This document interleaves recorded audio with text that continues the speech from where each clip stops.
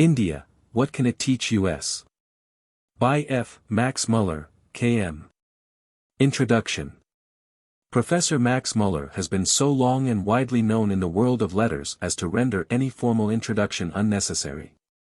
He has been from his early youth an assiduous student of philology, justly regarding it as an important key to history and an invaluable auxiliary to intellectual progress. A glance at his personal career will show the ground upon which his reputation is established. Friedrich Maximilian Müller, the son of Wilhelm Müller, the Saxon poet, was born at Dessau, December 6, 1823. He matriculated at Leipzig in his 18th year, giving his principal attention to classical philology, and receiving his degree in 1843. He immediately began a course of Oriental studies, chiefly Sanskrit, under the supervision of Professor Brockhaus, and in 1844 engaged in his translation of the Hypopadesa. He removed from Leipzig to Berlin, and attended the lectures of Bopp, Rucker, and Schelling. The next year he went to Paris to listen to Eugène Burnouf at the Collège de France. He now began the collecting of material for his great quarto edition of the Rig Veda Sanhita, and the Commentary of Saganadranja. He visited England for this purpose to examine the manuscripts in the Bodleian Library and at the Indian House. At the recommendation of H. H. Wilson, the Orientalist, he was commissioned by the East India Company to publish his edition in England at their expense. The first volume appeared in 1849, and 5 others followed during the next few years. In 1850 he delivered a course of Lectures on Comparative Philology at Oxford, and the next year was made member of Christ Church, curator, etc., and appointed Taylorian Professor of Modern European Languages and Literature. He received also numerous other marks of distinction from universities, and was made one of the 8 foreign members of the Institute of France. The Volney Prize was awarded him by the French Academy for his essay on the comparative philology of Indo-European languages and its bearing on the early civilization of mankind. His writings have been numerous. Besides editing the translations of the sacred books of the principal religions, he has published a Handbook for the Study of Sanskrit, Sanskrit-English Dictionary and Grammar, Lectures upon the Science of Language, An Introduction to the Science of Religion, Essays on Mythology, Chips from a German Workshop, etc. He seems to have no intermission, but penetrates where others would not have ventured, or have faltered from utter weariness. In the field of philology he has few peers, while in early Sanskrit learning he has virtually taken the part of an innovator. While reverently following after Sir William Jones, Colebrooke, Windishman, Bopp, and others of equal distinction, he sets aside the received views in regard to chronology and historical occurrences. The era of Vikramaditya and the golden age of Sanskrit literature, bearing a date almost simultaneous with the Augustan period at the West, are postponed by him to a later century. It may be that he has overlooked some canon of interpretation that would have modified his results. Those, however, who hesitate to accept his conclusions freely acknowledge his scholarly enthusiasm, persistent energy, and great erudition. Sanskrit in his judgment constitutes an essential element of a liberal education. While heartily admiring the employment of some of the best talent and noblest genius of our age in the study of development in the outward world, from the first growth of the earth and the beginning of organic life to the highest stages, he pleads earnestly that there is an inward and intellectual world also to be studied in its historical development in strict analogy with the other, leading up to the beginning of rational thought in its steady progress from the lowest to the highest stages. In that study of the history of the human mind, in that study of ourselves, our true selves, India occupies a place which is second to no other country. Whatever sphere of the human mind may be selected for special study, whether language, religion, mythology, or philosophy, whether laws, customs, primitive art or primitive science, we must go to India. Because some of the most valuable and most instructive materials in the history of man are treasured up there, and there only. He inveighs most eloquently against the narrowing of our horizon to the history of Greeks and Romans, Saxons and Celts, with a dim background of Palestine, Egypt, and Babylon, leaving out of sight our nearest intellectual relatives. The Aryans of India, the framers of that most wonderful language the Sanskrit, the fellow workers in the construction of our fundamental concepts, the fathers of the most natural of natural religions. The makers of the most transparent of mythologies, the inventors of the most subtle philosophy, and the givers of the most elaborate laws. It is the purpose of historical study to enable each generation to profit from the experience of those who came before, and advance toward higher aims, without being obliged to start anew from the same point as its ancestors after the manner of every race of brutes. He who knows little of those who preceded is very likely to care little for those coming after. Life would be to him a chain of sand, while it ought to be a kind of electric chain that makes our hearts tremble and vibrate with the most ancient thoughts of the past, as well as with the most distant hopes of the future. In no just sense is this an exaggeration. Deep as science and research have explored, extensive as is the field which genius and art have occupied, they have an Herculean labor yet to perform before India will have yielded up all her opulence of learning. The literature of the world in all ages has been richly furnished, if not actually inspired, from that fountain. The wisdom of the ancients, so much lauded in the earlier writings of Hebrews, Greeks, and Phoenicians, was abundantly represented in the lore of these wise men of the East. The first Ionian sages lighted the torch of philosophy at the altar of Zoroaster. The conquest of Asia Minor by the Persians brought Thales, Anaximenes, and Heraclitus into contact with the Iranian dogmas. The leaven thus imparted had a potent influence upon the entire mass of Grecian thought. We find it easy to trace its action upon opinions in later periods and among the newer nations. Kant, Hegel, Stuart, and Hamilton, as well as Plato, Zeno, and Aristotle, had their prototypes in the world and antiquity beyond. Even the first Zarathustra was an exponent and not the originator of the religion and science of light. We are thus carried by this route back to the ancient Aryan home for the sources from which so many golden streams have issued. In the Sanskrit books and mantras we must look for the treasures that make human souls rich. Perhaps we have been too much disposed to regard that former world as a wonderland, a repertory of folklore, or a theater of gross and revolting superstition. We are now required by candor and justice to revise such notions.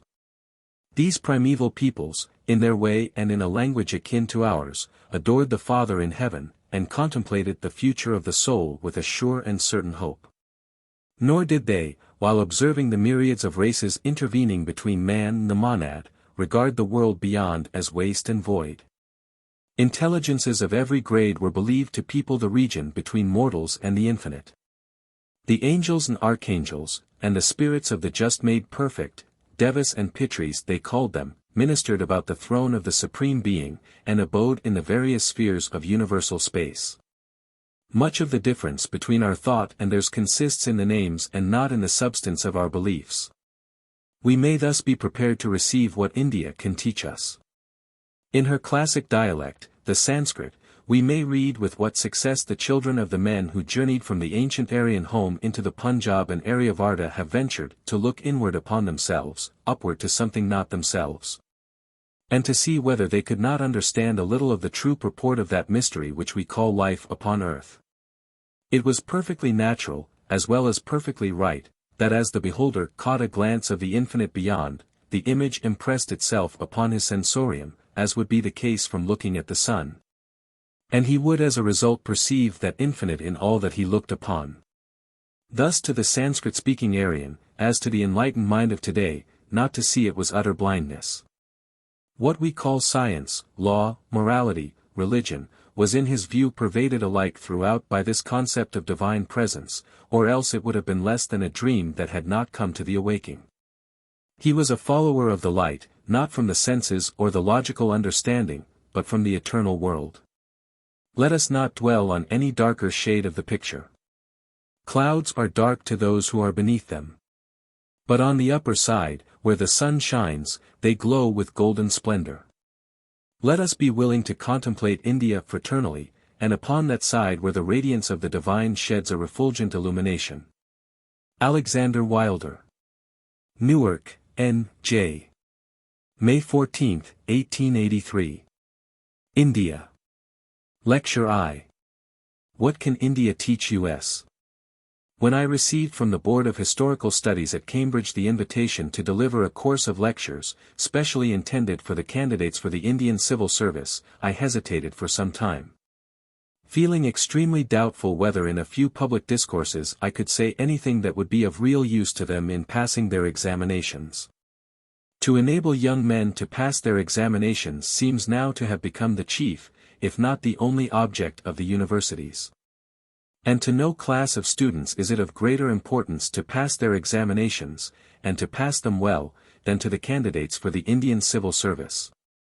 But although I was afraid that attendance on a few public lectures, such as I could give, would hardly benefit a candidate who was not already fully prepared to pass through the fiery ordeal of the 3 London examinations, I could not on the other hand shut my eyes completely to the fact that, after all, universities were not meant entirely, or even chiefly, as stepping stones to an examination. But that there is something else which universities can teach and ought to teach, nay, which I feel quite sure they were originally meant to teach, something that may not have a marketable value before a board of examiners, but which has a permanent value for the whole of our life, and that is a real interest in our work, and, more than that, a love of our work, and, more than that, a true joy and happiness in our work. If a university can teach that, if it can engraft that one small living germ in the minds of the young men who come here to study and to prepare themselves for the battle of life, and, for what is still more difficult to encounter, the daily dull drudgery of life, then, I feel convinced, a university has done more, and conferred a more lasting benefit on its pupils than by helping them to pass the most difficult examinations, and to take the highest place among senior wranglers or first-class men. Unfortunately, that kind of work which is now required for passing one examination after another, that process of cramming and crowding which has of late been brought to the highest pitch of perfection, has often the very opposite effect. And instead of exciting an appetite for work, it is apt to produce an indifference, if not a kind of intellectual nausea, that may last for life. And nowhere is this so much to be feared as in the case of candidates for the Indian Civil Service.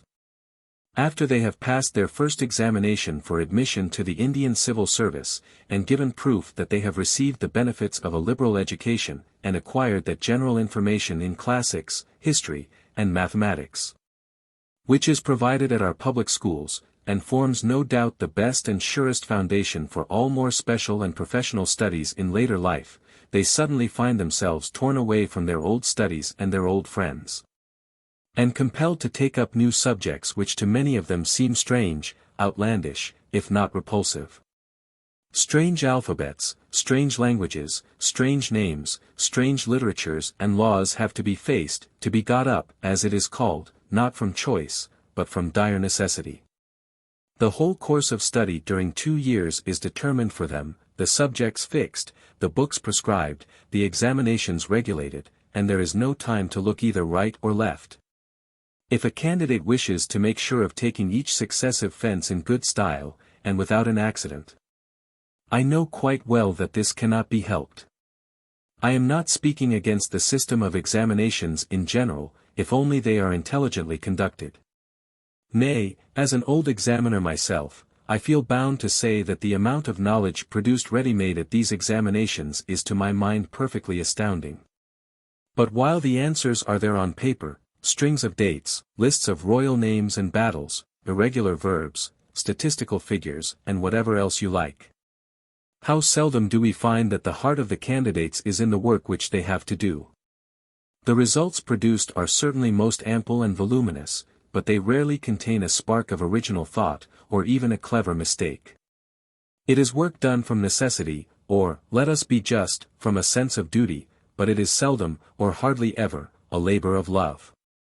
Now why should that be? Why should a study of Greek or Latin, of the poetry, the philosophy, the laws, and the art of Greece and Italy, seem congenial to us? Why should it excite even a certain enthusiasm, and command general respect, while a study of Sanskrit, and of the ancient poetry, the philosophy, the laws, and the art of India is looked upon, in the best case, as curious, but is considered by most people as useless, tedious, if not absurd? And, strange to say, this feeling exists in England more than in any other country. In France, Germany, and Italy, even in Denmark, Sweden, and Russia, there is a vague charm connected with the name of India. One of the most beautiful poems in the German language is the Weisheit der Brahmanen, the Wisdom of the Brahmins, by Ruckert, to my mind more rich in thought and more perfect in form than even Goethe's Westostlicher Divan. A scholar who studies Sanskrit in Germany is supposed to be initiated in the deep and dark mysteries of ancient wisdom, and a man who has traveled in India, even if he has only discovered Calcutta, or Bombay, or Madras, is listened to like another Marco Polo. In England a student of Sanskrit is generally considered a bore, and an old Indian civil servant, if he begins to describe the marvels of Elephanta or the Towers of Silence, runs the risk of producing a count-out. There are indeed a few Oriental scholars whose works are read, and who have acquired a certain celebrity in England, because they were really men of uncommon genius, and would have ranked among the great glories of the country. But for the misfortune that their energies were devoted to Indian literature, I mean Sir William Jones, one of the most enlightened of the sons of men, as Dr. Johnson called him, and Thomas Colebrook. But the names of others who have done good work in their day also, men such as Ballantyne, Buchanan, Carey, Crawford, Davis, Eliot, Ellis, Houghton, Leyden, Mackenzie, Marsden, Muir, Prinsep, Rennell, Turnauer, Upham, Wallach, Warren, Wilkins, Wilson, and many others, are hardly known beyond the small circle of Oriental scholars. And their works are looked for in vain in libraries which profess to represent with a certain completeness the principal branches of scholarship and science in England. How many times, when I advised young men, candidates for the Indian civil service, to devote themselves before all things to a study of Sanskrit, have I been told, what is the use of our studying Sanskrit? There are translations of Sakuntala, Manu, and the Hitopadesa, and what else is there in that literature that is worth reading? Kalidasa may be very pretty, and the laws of Manu are very curious, and the fables of the Hitopadesa are very quaint. But you would not compare Sanskrit literature with Greek, or recommend us to waste our time in copying and editing Sanskrit texts which either teach us nothing that we do not know already, or teach us something which we do not care to know. This seems to me a most unhappy misconception, and it will be the chief object of my lectures to try to remove it, or at all events to modify it, as much as possible. I shall not attempt to prove that Sanskrit literature is as good as Greek literature. Why should we always compare? A study of Greek literature has its own purpose, and a study of Sanskrit literature has its own purpose. But what I feel convinced of, and hope to convince you of, is that Sanskrit literature, if studied only in a right spirit, is full of human interests, full of lessons which even Greek could never teach us, a subject worthy to occupy the leisure. And more than the leisure, of every Indian civil servant. And certainly the best means of making any young man who has to spend 25 years of his life in India, feel at home among the Indians, as a fellow worker among fellow workers, and not as an alien among aliens. There will be abundance of useful and most interesting work for him to do, if only he cares to do it, work such as he would look for in vain, whether in Italy or in Greece, or even among the pyramids of Egypt or the palaces of Babylon. You will now understand why I have chosen as the title of my lectures, What Can India Teach Us? True, there are many things which India has to learn from us. But there are other things, and, in one sense, very important things, which we too may learn from India. If I were to look over the whole world to find out the country most richly endowed with all the wealth, power, and beauty that nature can bestow, in some parts a very paradise on earth, I should point to India. If I were asked under what sky the human mind has most full developed some of its choicest gifts, has most deeply pondered on the greatest problems of life, and has found solutions of some of them which well deserve the attention even of those who have studied Plato and Kant, I should point to India. And if I were to ask myself from what literature we, here in Europe, we who have been nurtured almost exclusively on the thoughts of Greeks and Romans, and of one Semitic race, the Jewish, may draw that corrective which is most wanted in order to make our inner life more perfect, more comprehensive, more universal, in fact more truly human, a life, not for this life only, but a transfigured and eternal life, again I should point to India. I know you will be surprised to hear me say this. I know that more particularly those who have spent many years of active life in Calcutta, or Bombay, or Madras, will be horror-struck at the idea that the humanity they meet with there, whether in the bazaars or in the courts of justice, or in so-called native society, should be able to teach us any lessons. Let me therefore explain at once to my friends who may have lived in India for years, as civil servants, or officers, or missionaries, or merchants, and who ought to know a great deal more of that country than one who has never set foot on the soil of Aryavarta, that we are speaking of two very different Indias. I am thinking chiefly of India such as it was 1,000, 2,000, it may be 3,000 years ago. They think of the India of today. And again, when thinking of the India of today, they remember chiefly the India of Calcutta, Bombay, or Madras, the India of the towns. I look to the India of the village communities, the true India of the Indians. What I wish to show to you, I mean more especially the candidates for the Indian civil service, is that this India of 1,000, or 2,000, or 3,000 years ago, the India of today also, if only you know where to look for it, is full of problems, the solution of which concerns all of us, even us in this Europe of the 19th century. If you have acquired any special tastes here in England, you will find plenty to satisfy them in India. And whoever has learned to take an interest in any of the great problems that occupy the best thinkers and workers at home, need certainly not be afraid of India proving to him an intellectual exile.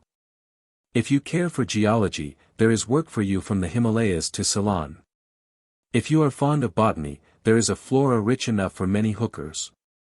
If you are a zoologist, think of Haeckel, who is just now rushing through Indian forests and dredging in Indian seas, and to whom his stay in India is like the realization of the brightest dream of his life. If you are interested in ethnology, why India is like a living ethnological museum. If you are fond of archaeology, if you have ever assisted at the opening of a barrow in England, and know the delight of finding a fibula, or a knife, or a flint in a heap of rubbish, read only General Cunningham's Annual Reports of the Archaeological Survey of India, and you will be impatient for the time when you can take your spade and bring to light the ancient viharas or colleges built by the Buddhist monarchs of India. If ever you amused yourselves with collecting coins, why the soil of India teems with coins, Persian, Carian, Thracian, Parthian, Greek, Macedonian, Scythian, Roman, and Mohammedan. When Warren Hastings was Governor-General, an earthen pot was found on the bank of a river in the province of Benares, containing 172 gold darics. Warren Hastings considered himself as making the most munificent present to his masters that he might ever have it in his power to send them, by presenting those ancient coins to the court of directors. The story is that they were sent to the melting pot. At all events they had disappeared when Warren Hastings returned to England. It rests with you to prevent the revival of such vandalism. In one of the last numbers of the Asiatic Journal of Bengal you may read of the discovery of a treasure as rich in gold almost as some of the tombs opened by Dr. Schliemann at Mycenae, nay, I should add, perhaps, not quite unconnected with some of the treasures found at Mycenae, yet hardly anyone has taken notice of it in England. The study of mythology has assumed an entirely new character, chiefly owing to the light that has been thrown on it by the ancient Vedic mythology of India. But though the foundation of a true science of mythology has been laid, all the detail has still to be worked out, and could be worked out nowhere better than in India. Even the study of fables owes its new life to India, from whence the various migrations of fables have been traced at various times and through various channels from east to west. Buddhism is now known to have been the principal source of our legends and parables. But here, too, many problems still wait for their solution. Think, for instance, of the allusion to the fable of the donkey in the lion's skin, which occurs in Plato's Cratylus. Was that borrowed from the East? Or take the fable of the weasel changed by Aphrodite into a woman who, when she saw a mouse, could not refrain from making a spring at it. This, too, is very like a Sanskrit fable. But how then could it have been brought into Greece early enough to appear in one of the comedies of Stratus, about 400 BC? Here, too, there is still plenty of work to do. We may go back even farther into antiquity, and still find strange coincidences between the legends of India and the legends of the West, without as yet being able to say how they traveled, whether from east to west, or from west to east. That at the time of Solomon there was a channel of communication open between India and Syria and Palestine is established beyond doubt, I believe, by certain Sanskrit words which occur in the Bible as names of articles of export from Ophir. Articles such as ivory, apes, peacocks, and sandalwood, which, taken together, could not have been exported from any country but India. Nor is there any reason to suppose that the commercial intercourse between India, the Persian Gulf, the Red Sea and the Mediterranean was ever completely interrupted, even at the time when the Book of Kings is supposed to have been written. Now you remember the judgment of Solomon, which has always been admired as a proof of great legal wisdom among the Jews. I must confess that, not having a legal mind, I never could suppress a certain shudder when reading the decision of Solomon, divide the living child in two, and give half to the one, and half to the other. Let me now tell you the same story as it is told by the Buddhists, whose sacred canon is full of such legends and parables. In the Kanjur, which is the Tibetan translation of the Buddhist Tripitaka, we likewise read of two women who claimed each to be the mother of the same child. The king, after listening to their quarrels for a long time, gave it up as hopeless to settle who was the real mother. Upon this Visakha stepped forward and said, "What is the use of examining and cross-examining these women? Let them take the boy and settle it among themselves." Thereupon both women fell on the child, and when the fight became violent the child was hurt and began to cry. Then one of them let him go, because she could not bear to hear the child cry. That settled the question. The king gave the child to the true mother, and had the other beaten with a rod. This seems to me, if not the more primitive, yet the more natural form of the story, showing a deeper knowledge of human nature and more wisdom than even the wisdom of Solomon. Many of you may have studied not only languages, but also the science of language, and is there any country in which some of the most important problems of that science, say only the growth and decay of dialects, or the possible mixture of languages, with regard not only to words, but to grammatical elements also, can be studied to greater advantage than among the Aryan, the Dravidian, and the Munda inhabitants of India? When brought in contact with their various invaders and conquerors, the Greeks, the Yuechai, the Arabs, the Persians, the Moguls, and lastly the English? Again, if you are a student of jurisprudence, there is a history of law to be explored in India, very different from what is known of the history of law in Greece, in Rome, and in Germany. Yet both by its contrasts and by its similarities full of suggestions to the student of comparative jurisprudence. New materials are being discovered every year, as, for instance, the so-called Dharma or Samyakarika Sutras, which have supplied the materials for the later metrical law books, such as the famous Laws of Manu. What was once called the Code of Laws of Manu, and confidently referred to 1200, or at least 500 BC, is now hesitatingly referred to perhaps the 4th century AD. And called neither a code, nor a code of laws, least of all, the Code of Laws of Manu. If you have learned to appreciate the value of recent researches into the antecedents of all law, namely the foundation and growth of the simplest political communities, and nowhere could you have had better opportunities for it than here at Cambridge, you will find a field of observation open before you in the still existing village estates in India that will amply repay careful research.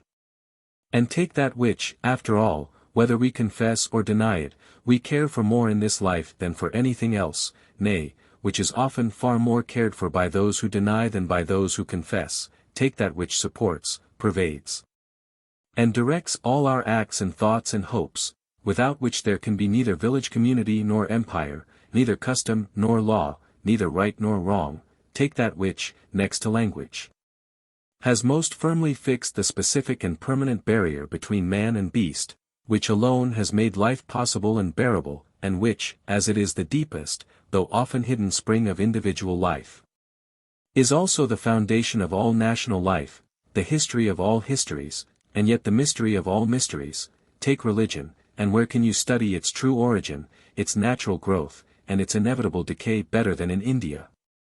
The home of Brahmanism, the birthplace of Buddhism, and the refuge of Zoroastrianism, even now the mother of new superstitions, and why not, in the future, the regenerate child of the purest faith? if only purified from the dust of 19 centuries. You will find yourselves everywhere in India between an immense past and an immense future, with opportunities such as the old world could but seldom, if ever, offer you. Take any of the burning questions of the day: popular education, higher education, parliamentary representation, codification of laws, finance, emigration, poor law. And whether you have anything to teach and to try, or anything to observe and to learn, India will supply you with a laboratory such as exists nowhere else. That very Sanskrit, the study of which may at first seem so tedious to you and so useless, if only you will carry it on, as you may carry it on here at Cambridge better than anywhere else, will open before you large layers of literature, as yet almost unknown and unexplored, and allow you an insight into strata of thought deeper than any you have known before, and rich in lessons that appeal to the deepest sympathies of the human heart. Depend upon it, if only you can make leisure, you will find plenty of work in India for your leisure hours. India is not, as you may imagine, a distant, strange, or, at the very utmost, a curious country. India for the future belongs to Europe. It has its place in the Indo-European world, it has its place in our own history, and in what is the very life of history, the history of the human mind. You know how some of the best talent and the noblest genius of our age has been devoted to the study of the development of the outward or material world, the growth of the earth, the first appearance of living cells. Their combination and differentiation, leading up to the beginning of organic life, and its steady progress from the lowest to the highest stages. Is there not an inward and intellectual world also which has to be studied in its historical development, from the first appearance of predicative and demonstrative roots, their combination and differentiation, leading up to the beginning of rational thought in its steady progress from the lowest to the highest stages?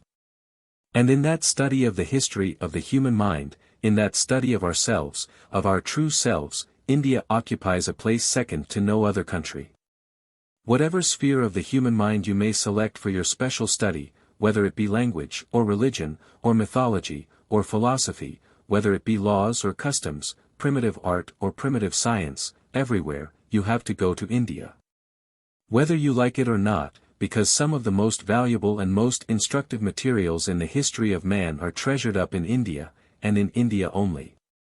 And while thus trying to explain to those whose lot will soon be cast in India the true position which that wonderful country holds or ought to hold in universal history, I may perhaps be able at the same time to appeal to the sympathies of other members of this university, by showing them how imperfect our knowledge of universal history, our insight into the development of the human intellect, must always remain. If we narrow our horizon to the history of Greeks and Romans, Saxons and Celts, with a dim background of Palestine, Egypt, and Babylon, and leave out of sight our nearest intellectual relatives, the Aryans of India, the framers of the most wonderful language, the Sanskrit, the fellow workers in the construction of our fundamental concepts, the fathers of the most natural of natural religions, the makers of the most transparent of mythologies, the inventors of the most subtle philosophy, and the givers of the most elaborate laws. There are many things which we think essential in a liberal education, whole chapters of history which we teach in our schools and universities, that cannot for one moment compare with the chapter relating to India, if only properly understood and freely interpreted. In our time, when the study of history threatens to become almost an impossibility, such is the mass of details which historians collect in archives and pour out before us in monographs, it seems to me more than ever the duty of the true historian to find out the real proportion of things, to arrange his materials according to the strictest rules of artistic perspective, and to keep completely out of sight all that may be rightly ignored by us in our own passage across the historical stage of the world. It is this power of discovering what is really important that distinguishes the true historian from the mere chronicler, in whose eyes everything is important, particularly if he has discovered it himself. I think it was Frederick the Great who, when sighing for a true historian of his reign, complained bitterly that those who wrote the history of Prussia never forgot to describe the buttons on his uniform. And it is probably of such historical works that Carlyle was thinking when he said that he had waded through them all, but that nothing should ever induce him to hand even their names and titles down to posterity. And yet how much is there even in Carlyle's histories that might safely be consigned to oblivion? Why do we want to know history? Why does history form a recognized part of our liberal education?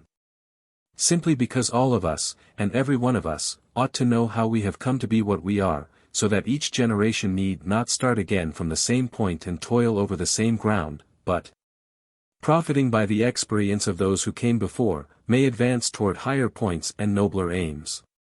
As a child when growing up might ask his father or grandfather who had built the house they lived in, or who had cleared the field that yielded them their food, we ask the historian whence we came, and how we came into possession of what we call our own. History may tell us afterward many useful and amusing things, gossip, such as a child might like to hear from his mother or grandmother. But what history has to teach us before all and everything, is our own antecedents, our own ancestors, our own descent. Now our principal intellectual ancestors are, no doubt, the Jews, the Greeks, the Romans, and the Saxons, and we, here in Europe, should not call a man educated or enlightened who was ignorant of the debt which he owes to his intellectual ancestors in Palestine, Greece, Rome, and Germany. The whole past history of the world would be darkness to him, and not knowing what those who came before him had done for him, he would probably care little to do anything for those who are to come after him. Life would be to him a chain of sand, while it ought to be a kind of electric chain that makes our hearts tremble and vibrate with the most ancient thoughts of the past, as well as with the most distant hopes of the future. Let us begin with our religion. No one can understand even the historical possibility of the Christian religion without knowing something of the Jewish race, which must be studied chiefly in the pages of the Old Testament. And in order to appreciate the true relation of the Jews to the rest of the ancient world, and to understand what ideas were peculiarly their own, and what ideas they shared in common with the other bears of the Semitic stock, or what moral and religious impulses they received from their historical contact with other nations of antiquity, it is absolutely necessary that we should pay some attention to the history of Babylon, Nineveh, Phoenicia, and Persia. These may seem distant countries and forgotten people, and many might feel inclined to say, "Let the dead bury their dead, what are those mummies to us?"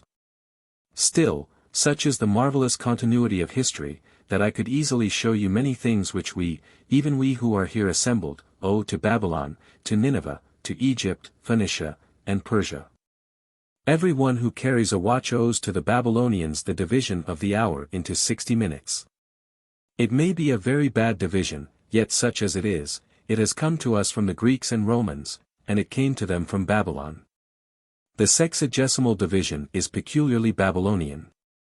Hipparchus, 150 BC, adopted it from Babylon. Ptolemy, 150 AD, gave it wider currency, and the French, when they decimated everything else, respected the dial plates of our watches, and left them with their 60 Babylonian minutes.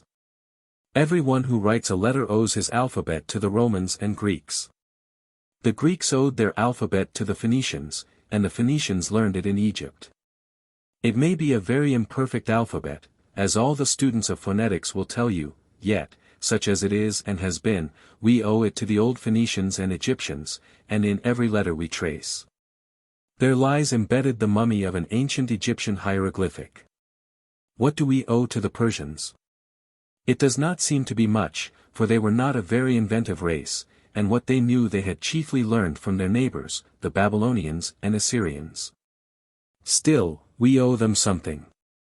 First of all, we owe them a large debt of gratitude for having allowed themselves to be beaten by the Greeks. For think what the world would have been if the Persians had beaten the Greeks at Marathon, and had enslaved, that means, annihilated, the genius of ancient Greece. However, this may be called rather an involuntary contribution to the progress of humanity, and I mention it only in order to show how narrowly, not only Greeks and Romans, but Saxons and Anglo-Saxons too, escaped becoming Parsis or fire worshippers. But I can mention at least one voluntary gift which came to us from Persia, and that is the relation of silver to gold in our bimetallic currency. That relation was, no doubt, first determined in Babylonia, but it assumed its practical and historical importance in the Persian Empire, and spread from there to the Greek colonies in Asia, and thence to Europe, where it has maintained itself with slight variation to the present day. A talent was divided into 60 minae, a mina, into 60 shekels. Here we have again the Babylonian sexagesimal system, a system which owes its origin and popularity, I believe, to the fact that 60 has the greatest number of divisors. Shekel was translated into Greek by stater, and an Athenian gold stater, like the Persian gold stater, down to the times of Croesus, Darius, and Alexander, was the 60th part of a mina of gold, not very far therefore from our sovereign. The proportion of silver to gold was fixed as 13 or 13 and a third to 1, and if the weight of a silver shekel was made as 13 to 10, such a coin would correspond very nearly to our florin.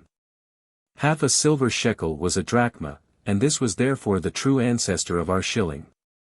Again you may say that any attempt at fixing the relative value of silver and gold is, and always has been, a great mistake.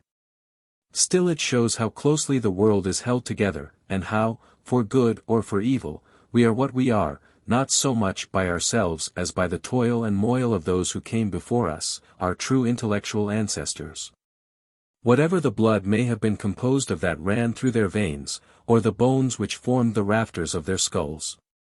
And if it is true, with regard to religion, that no one could understand it and appreciate its full purport without knowing its origin and growth, that is, without knowing something of what the cuneiform inscriptions of Mesopotamia, the hieroglyphic and hieratic texts of Egypt, and the historical monuments of Phoenicia and Persia can alone reveal to us, it is equally true with regard to all the other elements that constitute the whole of our intellectual life.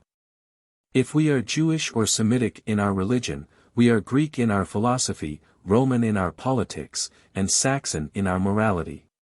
And it follows that a knowledge of the history of the Greeks, Romans, and Saxons, or of the flow of civilization from Greece to Italy, and through Germany to these isles, forms an essential element in what is called a liberal, that is, an historical and rational education. But then it might be said, let this be enough. Let us know by all means all that deserves to be known about our real spiritual ancestors in the great historical kingdoms of the world. Let us be grateful for all we have inherited from Egyptians, Babylonians, Phoenicians, Jews, Greeks, Romans, and Saxons. But why bring in India? Why add a new burden to what every man has to bear already, before he can call himself fairly educated? What have we inherited from the dark dwellers on the Indus and the Ganges, that we should have to add their royal names and dates and deeds to the archives of our already overburdened memory? There is some justice in this complaint. The ancient inhabitants of India are not our intellectual ancestors in the same direct way as Jews, Greeks, Romans, and Saxons are. But they represent, nevertheless, a collateral branch of that family to which we belong by language, that is, by thought. And their historical records extend in some respects so far beyond all other records and have been preserved to us in such perfect and such legible documents, that we can learn from them lessons which we can learn nowhere else. And supply missing links in our intellectual ancestry far more important than that missing link, which we can well afford to miss, the link between ape and man. I am not speaking as yet of the literature of India as it is, but of something far more ancient, the language of India, or Sanskrit. No one supposes any longer that Sanskrit was the common source of Greek, Latin, and Anglo-Saxon. This used to be said, but it has long been shown that Sanskrit is only a collateral branch of the same stem from which spring Greek, Latin, and Anglo-Saxon. And not only these, but all the Teutonic, all the Celtic, all the Slavonic languages, nay, the languages of Persia and Armenia also. What, then, is it that gives to Sanskrit its claim on our attention, and its supreme importance in the eyes of the historian? First of all, its antiquity, for we know Sanskrit at an earlier period than Greek. But what is far more important than its merely chronological antiquity is the antique state of preservation in which that Aryan language has been handed down to us.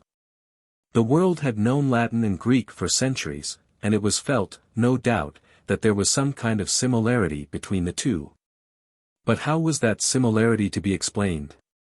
Sometimes Latin was supposed to give the key to the formation of a Greek word, sometimes Greek seemed to betray the secret of the origin of a Latin word. Afterward, when the ancient Teutonic languages, such as Gothic and Anglo-Saxon, and the ancient Celtic and Slavonic languages too, came to be studied, no one could help seeing a certain family likeness among them all.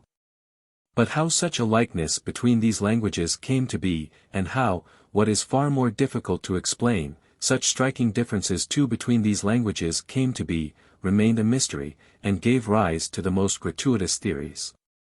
Most of them, as you know, devoid of all scientific foundation. As soon, however, as Sanskrit stepped into the midst of these languages, there came light and warmth and mutual recognition. They all ceased to be strangers, and each fell of its own accord into its right place. Sanskrit was the eldest sister of them all, and could tell of many things which the other members of the family had quite forgotten. Still, the other languages too had each their own tale to tell. And it is out of all their tales together that a chapter in the human mind has been put together which, in some respects, is more important to us than any of the other chapters, the Jewish, the Greek, the Latin, or the Saxon. The process by which that ancient chapter of history was recovered is very simple. Take the words which occur in the same form and with the same meaning in all the 7 branches of the Aryan family, and you have in them the most genuine and trustworthy records in which to read the thoughts of our true ancestors. Before they had become Hindus, or Persians, or Greeks, or Romans, or Celts, or Teutons, or slaves. Of course, some of these ancient charters may have been lost in one or other of these 7 branches of the Aryan family, but even then, if they are found in 6, or 5, or 4, or 3, or even 2 only of its original branches, the probability remains, unless we can prove a later historical contact between these languages, that these words existed before the great Aryan separation. If we find Agni, meaning fire, in Sanskrit, and Ignis, meaning fire, in Latin, we may safely conclude that fire was known to the undivided Aryans, even if no trace of the same name of fire occurred anywhere else. And why? Because there is no indication that Latin remained longer united with Sanskrit than any of the other Aryan languages, or that Latin could have borrowed such a word from Sanskrit, after these 2 languages had once become distinct. We have, however, the Lithuanian Ugnis, and the Scottish Ingle, to show that the Slavonic and possibly the Teutonic languages also knew the same word for fire, though they replaced it in time by other words. Words, like all other things, will die, and why they should live on in one soil and wither away and perish in another, is not always easy to say. What has become of Ignis, for instance, in all the Romance languages? It has withered away and perished, probably because, after losing its final unaccentuated syllable, it became awkward to pronounce, and another word, focus, which in Latin meant fireplace, hearth, altar, has taken its place. Suppose we wanted to know whether the ancient Aryans before their separation knew the mouse, we should only have to consult the principal Aryan dictionaries, and we should find in Sanskrit mush, in Greek mu, in Latin mus, in Old Slavonic se, in Old High German mus, enabling us to say that, at a time so distant from us that we feel inclined to measure it by Indian rather than by our own chronology, the mouse was known, that is, was named. Was conceived and recognized as a species of its own, not to be confounded with any other vermin. And if we were to ask whether the enemy of the mouse, the cat, was known at the same distant time, we should feel justified in saying decidedly, no. The cat is called in Sanskrit Margara and Vidala. In Greek and Latin the words usually given as names of the cat, gamma alpha lambda eta and alpha lambda omicron upsilon rho omicron, mustela and feels, did not originally signify the tame cat, but the weasel or marten. The name for the real cat in Greek was kappa tau tau alpha, in Latin catus, and these words have supplied the names for cat in all the Teutonic, Slavonic, and Celtic languages. The animal itself, so far as we know at present, came to Europe from Egypt, where it had been worshipped for centuries and tamed, and as this arrival probably dates from the 4th century AD. We can well understand that no common name for it could have existed when the Aryan nations separated. In this way a more or less complete picture of the state of civilization, previous to the Aryan separation, can be and has been reconstructed, like a mosaic put together with the fragments of ancient stones. And I doubt whether, in tracing the history of the human mind, we shall ever reach to a lower stratum than that which is revealed to us by the converging rays of the different Aryan languages. Nor is that all. For even that Proto-Aryan language, as it has been reconstructed from the ruins scattered about in India, Greece, Italy, and Germany, is clearly the result of a long, long process of thought. One shrinks from chronological limitations when looking into such distant periods of life. But if we find Sanskrit as a perfect literary language, totally different from Greek and Latin, 1500 BC. Where can those streams of Sanskrit, Greek, and Latin meet, as we trace them back to their common source? And then, when we have followed these mighty national streams back to their common meeting point, even then that common language looks like a rock washed down and smoothed for ages by the ebb and flow of thought. We find in that language such a compound, for instance, as osmi, I am, Greek sigma mu iota. What would other languages give for such a pure concept as I am? They may say, I stand, or I live, or I grow, or I turn, but it is given to few languages only to be able to say I am. To us nothing seems more natural than the auxiliary verb I am. But, in reality, no work of art has required greater efforts than this little word I am. And all those efforts lie beneath the level of the common Proto-Aryan speech. Many different ways were tried, too, in order to arrive at such a compound as osmi, and such a concept as I am. But all were given up, and this one alone remained, and was preserved forever in all the languages and all the dialects of the Aryan family. In asmi, as is the root, and in the compound asmi, the predicative root as, to be, is predicated of me, I. But no language could ever produce at once so empty, or, if you like, so general a root as, to be. As meant originally to breathe, and from it we have asu, breath, spirit, life, also as the mouth, Latin os, oris. By constant wear and tear this root as, to breathe, had first to lose all signs of its original material character, before it could convey that purely abstract meaning of existence, without any qualification. Which has rendered to the higher operations of thought the same service which the not, likewise the invention of Indian genius, has to render in arithmetic. Who will say how long the friction lasted which changed as, to breathe, into as, to be? And even a root as, to breathe, was an Aryan root, not Semitic, not Turanian. It possessed an historical individuality, it was the work of our forefathers, and represents a thread which unites us in our thoughts and words with those who first thought for us, with those who first spoke for us. And whose thoughts and words men are still thinking and speaking, though divided from them by thousands, it may be by hundreds of thousands of years.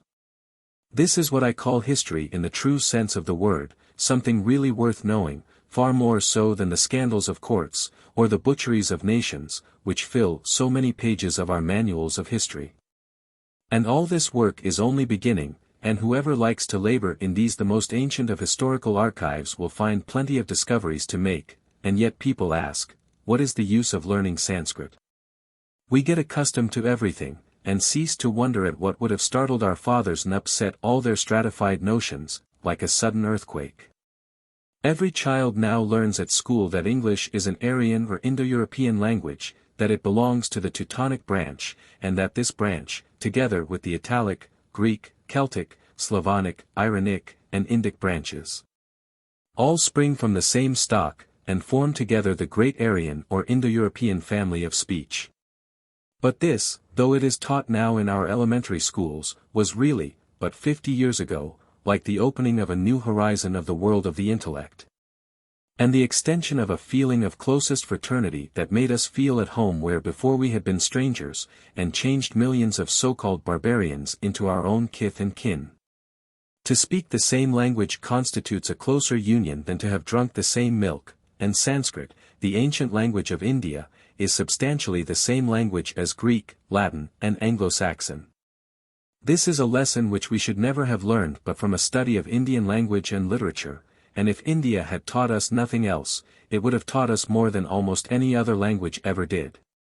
It is quite amusing, though instructive also, to read what was written by scholars and philosophers when this new light first dawned on the world. They would not have it, they would not believe that there could be any community of origin between the people of Athens and Rome, and the so-called niggers of India. The classical scholar scouted the idea, and I myself still remember the time, when I was a student at Leipzig, and began to study Sanskrit, with what contempt any remarks on Sanskrit or comparative grammar were treated by my teachers.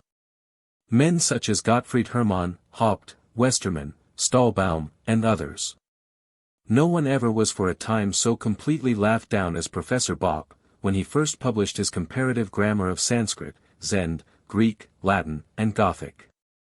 All hands were against him. And if in comparing Greek and Latin with Sanskrit, Gothic, Celtic, Slavonic, or Persian, he happened to have placed one single accent wrong, the shouts of those who knew nothing but Greek and Latin, and probably looked in their Greek dictionaries to be quite sure of their accents, would never end. Dougald Stewart, rather than admit a relationship between Hindus and Scots, would rather believe that the whole Sanskrit language and the whole of Sanskrit literature, a literature extending over 3,000 years and larger than the ancient literature of either Greece or Rome, was a forgery of those wily priests, the Brahmins. I remember too how, when I was at school at Leipzig, and a very good school it was, with such masters as Knob, Forbiger, Funkheinel, and Palm, an old school too, which could boast of Leibniz among its former pupils, I remember, I say. One of our masters, Dr. Klee, telling us one afternoon, when it was too hot to do any serious work, that there was a language spoken in India, which was much the same as Greek and Latin, nay, as German and Russian. At first we thought it was a joke, but when one saw the parallel columns of numerals, pronouns, and verbs in Sanskrit, Greek, and Latin written on the blackboard, one felt in the presence of facts, before which one had to bow. All one's ideas of Adam and Eve, and the paradise, and the Tower of Babel, and Shem, Ham, and Japhet, with Homer and Ennius and Virgil too, seemed to be whirling round and round. Till at last one picked up the fragments and tried to build up a new world, and to live with a new historical consciousness. Here you will see why I consider a certain knowledge of India an essential portion of a liberal or an historical education. The concept of the European man has been changed and widely extended by our acquaintance with India, and we know now that we are something different from what we thought we were. Suppose the Americans, owing to some cataclysmal events, had forgotten their English origin, and after 2,000 or 3,000 years found themselves in possession of a language and of ideas which they could trace back historically to a certain date, but which, at that date, seemed, as it were, fallen from the sky, without any explanation of their origin and previous growth. What would they say if suddenly the existence of an English language and literature were revealed to them, such as they existed in the 18th century, explaining all that seemed before almost miraculous, and solving almost every question that could be asked? Well, this is much the same as what the discovery of Sanskrit has done for us. It has added a new period to our historical consciousness, and revived the recollections of our childhood, which seemed to have vanished forever. Whatever else we may have been, it is quite clear now that, many thousands of years ago, we were something that had not yet developed into an Englishman, or a Saxon, or a Greek, or a Hindu either.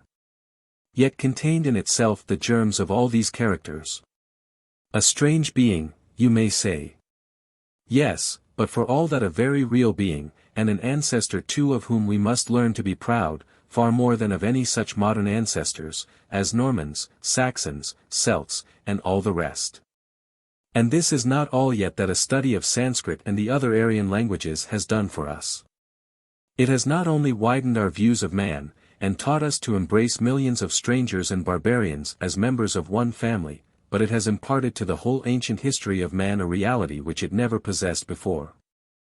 We speak and write a great deal about antiquities, and if we can lay hold of a Greek statue or an Egyptian sphinx or a Babylonian bull, our heart rejoices, and we build museums grander than any royal palaces to receive the treasures of the past. This is quite right. But are you aware that every one of us possesses what may be called the richest and most wonderful museum of antiquities, older than any statues, sphinxes, or bulls? And where? Why, in our own language. When I use such words as father or mother, heart or tear, 1, 2, 3, here and there, I am handling coins or counters that were current before there was one single Greek statue, one single Babylonian bull, one single Egyptian sphinx. Yes, each of us carries about with him the richest and most wonderful museum of antiquities. And if he only knows how to treat those treasures, how to rub and polish them till they become translucent again, how to arrange them and read them, they will tell him marvels more marvelous than all hieroglyphics and cuneiform inscriptions put together. The stories they have told us are beginning to be old stories now. Many of you have heard them before. But do not let them cease to be marvels, like so many things which cease to be marvels because they happen every day. And do not think that there is nothing left for you to do. There are more marvels still to be discovered in language than have ever been revealed to us. Nay, there is no word, however common, if only you know how to take it to pieces, like a cunningly contrived work of art, fitted together thousands of years ago by the most cunning of artists, the human mind. That will not make you listen and marvel more than any chapter of the Arabian Nights. But I must not allow myself to be carried away from my proper subject.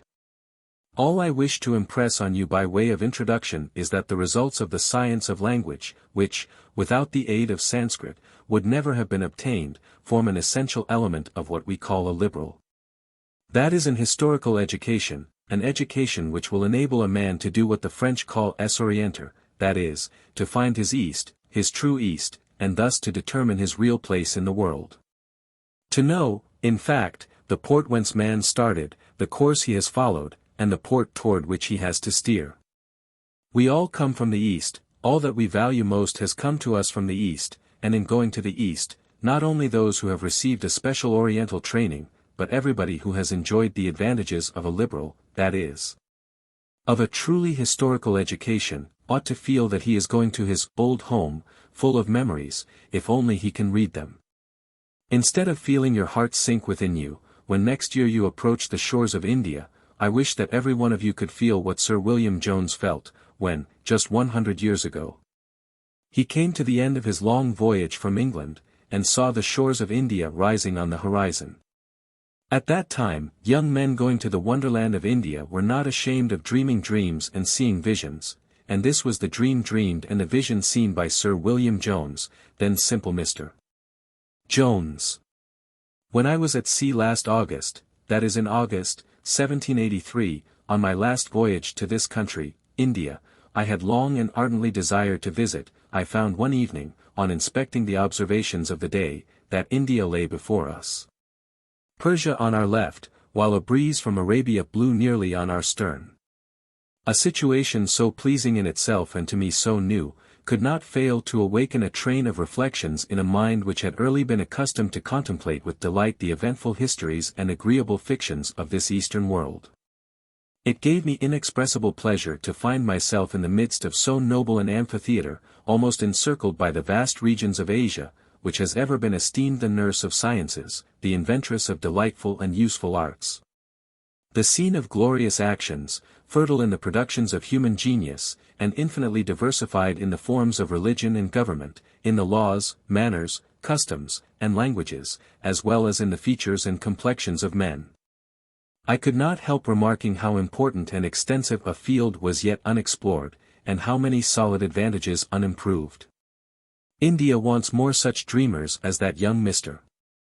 Jones, standing alone on the deck of his vessel and watching the sun diving into the sea, with the memories of England behind and the hopes of India before him, feeling the presence of Persia and its ancient monarchs, and breathing the breezes of Arabia and its glowing poetry.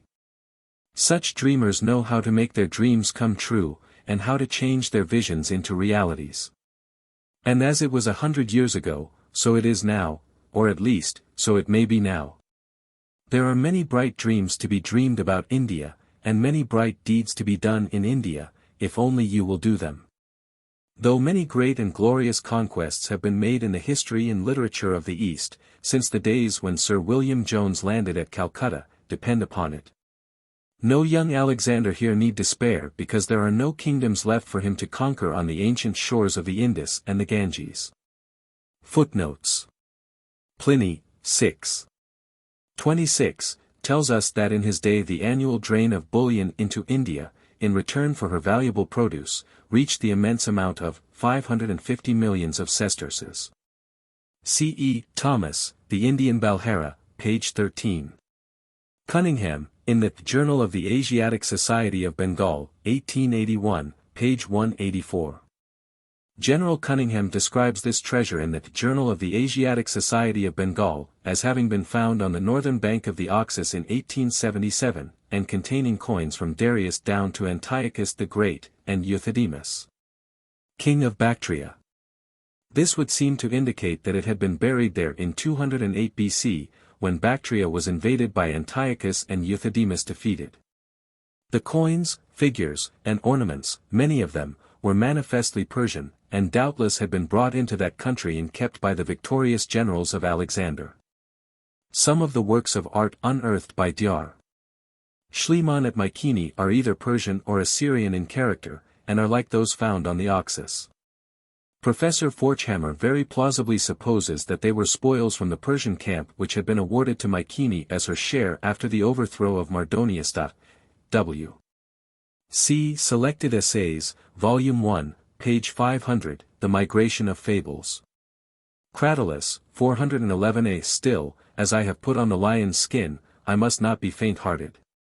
Possibly, however, this may refer to Hercules, and not to the fable of the donkey in the lion's or the tiger's skin. In the Hytopadesa, a donkey, being nearly starved, is sent by his master into a cornfield to feed. In order to shield him he puts a tiger's skin on him. All goes well till a watchman approaches, hiding himself under his grey coat, and trying to shoot the tiger. The donkey thinks it is a grey female donkey, begins to bray, and is killed. On a similar fable in Aesop, see Benfey, Panskatantra, Volume I, page 463, M. Selected Essays, Volume 1, page 513. See, Fragmenta Comic, Die. Page 302, Benfey, L. C. Volume 1, page 374. Lectures on the Science of Language, Volume 1, page 231. The names employed in the Hebrew text of the Bible are said to be Tamil. W. 1 Kings 3 verse 25. The Bible story is dramatic, the other is not. The shudder is a tribute to the dramatic power of the Bible narrative. The child was in no danger of being cut in twain. In the Buddhist version the child is injured. Why does not Professor Müller shudder when the child is hurt and cries? The Solomonic child is not hurt and does not cry. Is not the Bible story the more humane, the more dignified, the more dramatic? And no canon of criticism requires us to believe that a poor version of a story is the more primitive. Am. Pubs. See some excellent remarks on this subject in Rhys David's Buddhist Birth Stories, Volume 1, pages 13 and 44. The learned scholar gives another version of the story from a Sinhalese translation of the Gataka, dating from the 14th century, and he expresses a hope that Dr. Fossbull will soon publish the Pali original. This is true of what theologians call natural religion, which is assumed to be a growth out of human consciousness, but the Christian religion is not a natural religion. Am. Pubs. There are traces of Aryan occupation at Babylon, Rawlinson assures us, about 20 centuries BC. This would suggest a possible interchange of religious ideas between the earlier Aryan and Akkadian peoples. W. C. Cunningham, Journal of the Asiatic Society of Bengal, 1881, pages 162 to 168. Sim, the Persian word for silver, has also the meaning of 1/13. C. Cunningham, L. C., page 165. The common domestic cat is first mentioned by Caesarius, the physician, brother of Gregory of Nazianzus, about the middle of the 4th century. It came from Egypt, where it was regarded as sacred. Herodotus denominates it Alpha Lambda Omicron Upsilon Rho Omicron, which was also the designation of the weasel and marten. Callimachus employs the same title, which his commentator explains as Kappa Tau Tau Omicron. In later times this name of uncertain etymology has superseded every other. The earlier Sanskrit writers appear to have had no knowledge of the animal, but the Margara is named by Manu, and the Vidala by Panini. W. Sir William Jones was 37 years of age when he sailed for India. He received the honor of knighthood in March, 1783, on his appointment as judge of the Supreme Court of Judicature at Fort William, at Bengal. W. Lecture 2. Truthful Character of the Hindus. In my first lecture I endeavored to remove the prejudice that everything in India is strange, and so different from the intellectual life which we are accustomed to in England. That the 20 or 25 years which a civil servant has to spend in the East seem often to him a kind of exile that he must bear as well as he can. But that severs him completely from all those higher pursuits by which life is made enjoyable at home. This need not be so and ought not to be so, if only it is clearly seen how almost every one of the higher interests that make life worth living here in England, may find as ample scope in India as in England. Today I shall have to grapple with another prejudice which is even more mischievous, because it forms a kind of icy barrier between the Hindus and their rulers, and makes anything like a feeling of true fellowship between the two utterly impossible. That prejudice consists in looking upon our stay in India as a kind of moral exile, and in regarding the Hindus as an inferior race, totally different from ourselves in their moral character, and more particularly in what forms the very foundation of the English character, respect for truth. I believe there is nothing more disheartening to any high-minded young man than the idea that he will have to spend his life among human beings whom he can never respect or love, natives, as they are called. Not to use even more offensive names, men whom he is taught to consider as not amenable to the recognized principles of self-respect, uprightness, and veracity, and with whom therefore any community of interests and action, much more any real friendship, is supposed to be out of the question. So often has that charge of untruthfulness been repeated, and so generally is it now accepted, that it seems almost quixotic to try to fight against it. Nor should I venture to fight this almost hopeless battle, if I were not convinced that such a charge, like all charges brought against a whole nation, rests on the most flimsy induction, and that it has done, is doing, and will continue to do more mischief than anything that even the bitterest enemy of English dominion in India could have invented. If a young man who goes to India as a civil servant or as a military officer, goes there fully convinced that the people whom he is to meet with are all liars, liars by nature or by national instinct, never restrained in their dealings by any regard for truth, never to be trusted on their word, need we wonder at the feelings of disgust with which he thinks of the Hindus, even before he has seen them? The feelings of distrust with which he approaches them, and the contemptuous way in which he treats them when brought into contact with them for the transaction of public or private business.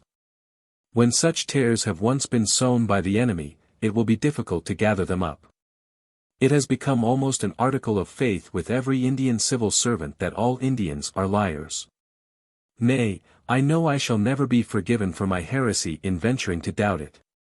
Now, quite apart from India, I feel most strongly that every one of these international condemnations is to be deprecated, not only for the sake of the self-conceited and uncharitable state of mind from which they spring, and which they serve to strengthen and confirm, but for purely logical reasons also, namely for the reckless and slovenly character of the induction on which such conclusions rest. Because a man has traveled in Greece and has been cheated by his dragoman, or been carried off by brigands, does it follow that all Greeks, ancient as well as modern, are cheats and robbers, or that they approve of cheating and robbery? And because in Calcutta, or Bombay, or Madras, Indians who are brought before judges, or who hang about the law courts and the bazaars, are not distinguished by an unreasoning and uncompromising love of truth? Is it not a very vicious induction to say, in these days of careful reasoning, that all Hindus are liars, particularly if you bear in mind that, according to the latest census, the number of inhabitants of that vast country amounts to 253 millions. Are all these 253 millions of human beings to be set down as liars, because some hundreds, say even some thousands of Indians, when they are brought to an English court of law, on suspicion of having committed a theft or a murder, do not speak the truth, the whole truth, and nothing but the truth? Would an English sailor, if brought before a dark-skinned judge, who spoke English with a strange accent, bow down before him and confess at once any misdeed that he may have committed? And would all his mates rush forward and eagerly bear witness against him, when he had got himself into trouble? The rules of induction are general, but they depend on the subjects to which they are applied.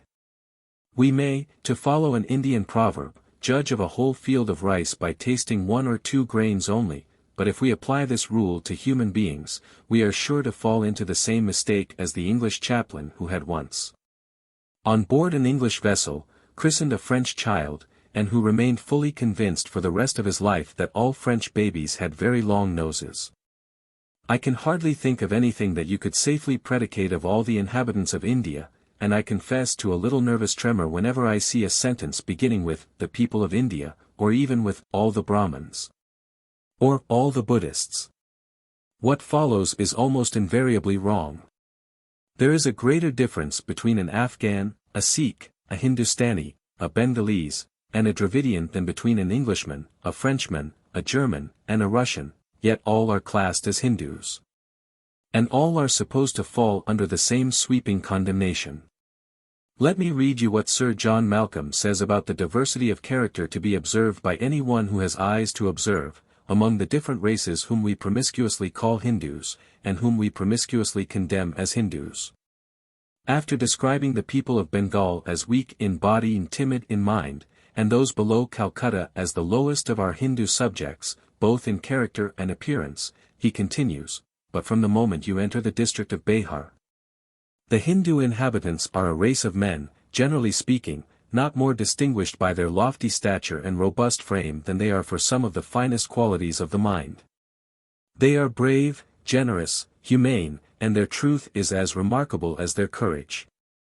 But because I feel bound to protest against the indiscriminating abuse that has been heaped on the people of India from the Himalaya to Ceylon, do not suppose that it is my wish or intention to draw an ideal picture of India, leaving out all the dark shades, and giving you nothing but sweetness and light. Having never been in India myself, I can only claim for myself the right and duty of every historian, namely, the right of collecting as much information as possible, and the duty to sift it according to the recognized rules of historical criticism. My chief sources of information with regard to the national character of the Indians in ancient times will be the works of Greek writers and the literature of the ancient Indians themselves. For later times we must depend on the statements of the various conquerors of India, who are not always the most lenient judges of those whom they may find it more difficult to rule than to conquer. For the last century to the present day, I shall have to appeal, partly to the authority of those who, after spending an active life in India and among the Indians, have given us the benefit of their experience in published works. Partly to the testimony of a number of distinguished civil servants and of Indian gentlemen also, whose personal acquaintance I have enjoyed in England, in France, and in Germany. As I have chiefly to address myself to those who will themselves be the rulers and administrators of India in the future, allow me to begin with the opinions which some of the most eminent, and, I believe, the most judicious among the Indian civil servants of the past have formed and deliberately expressed on the point which we are today discussing, namely, the veracity or want of veracity among the Hindus.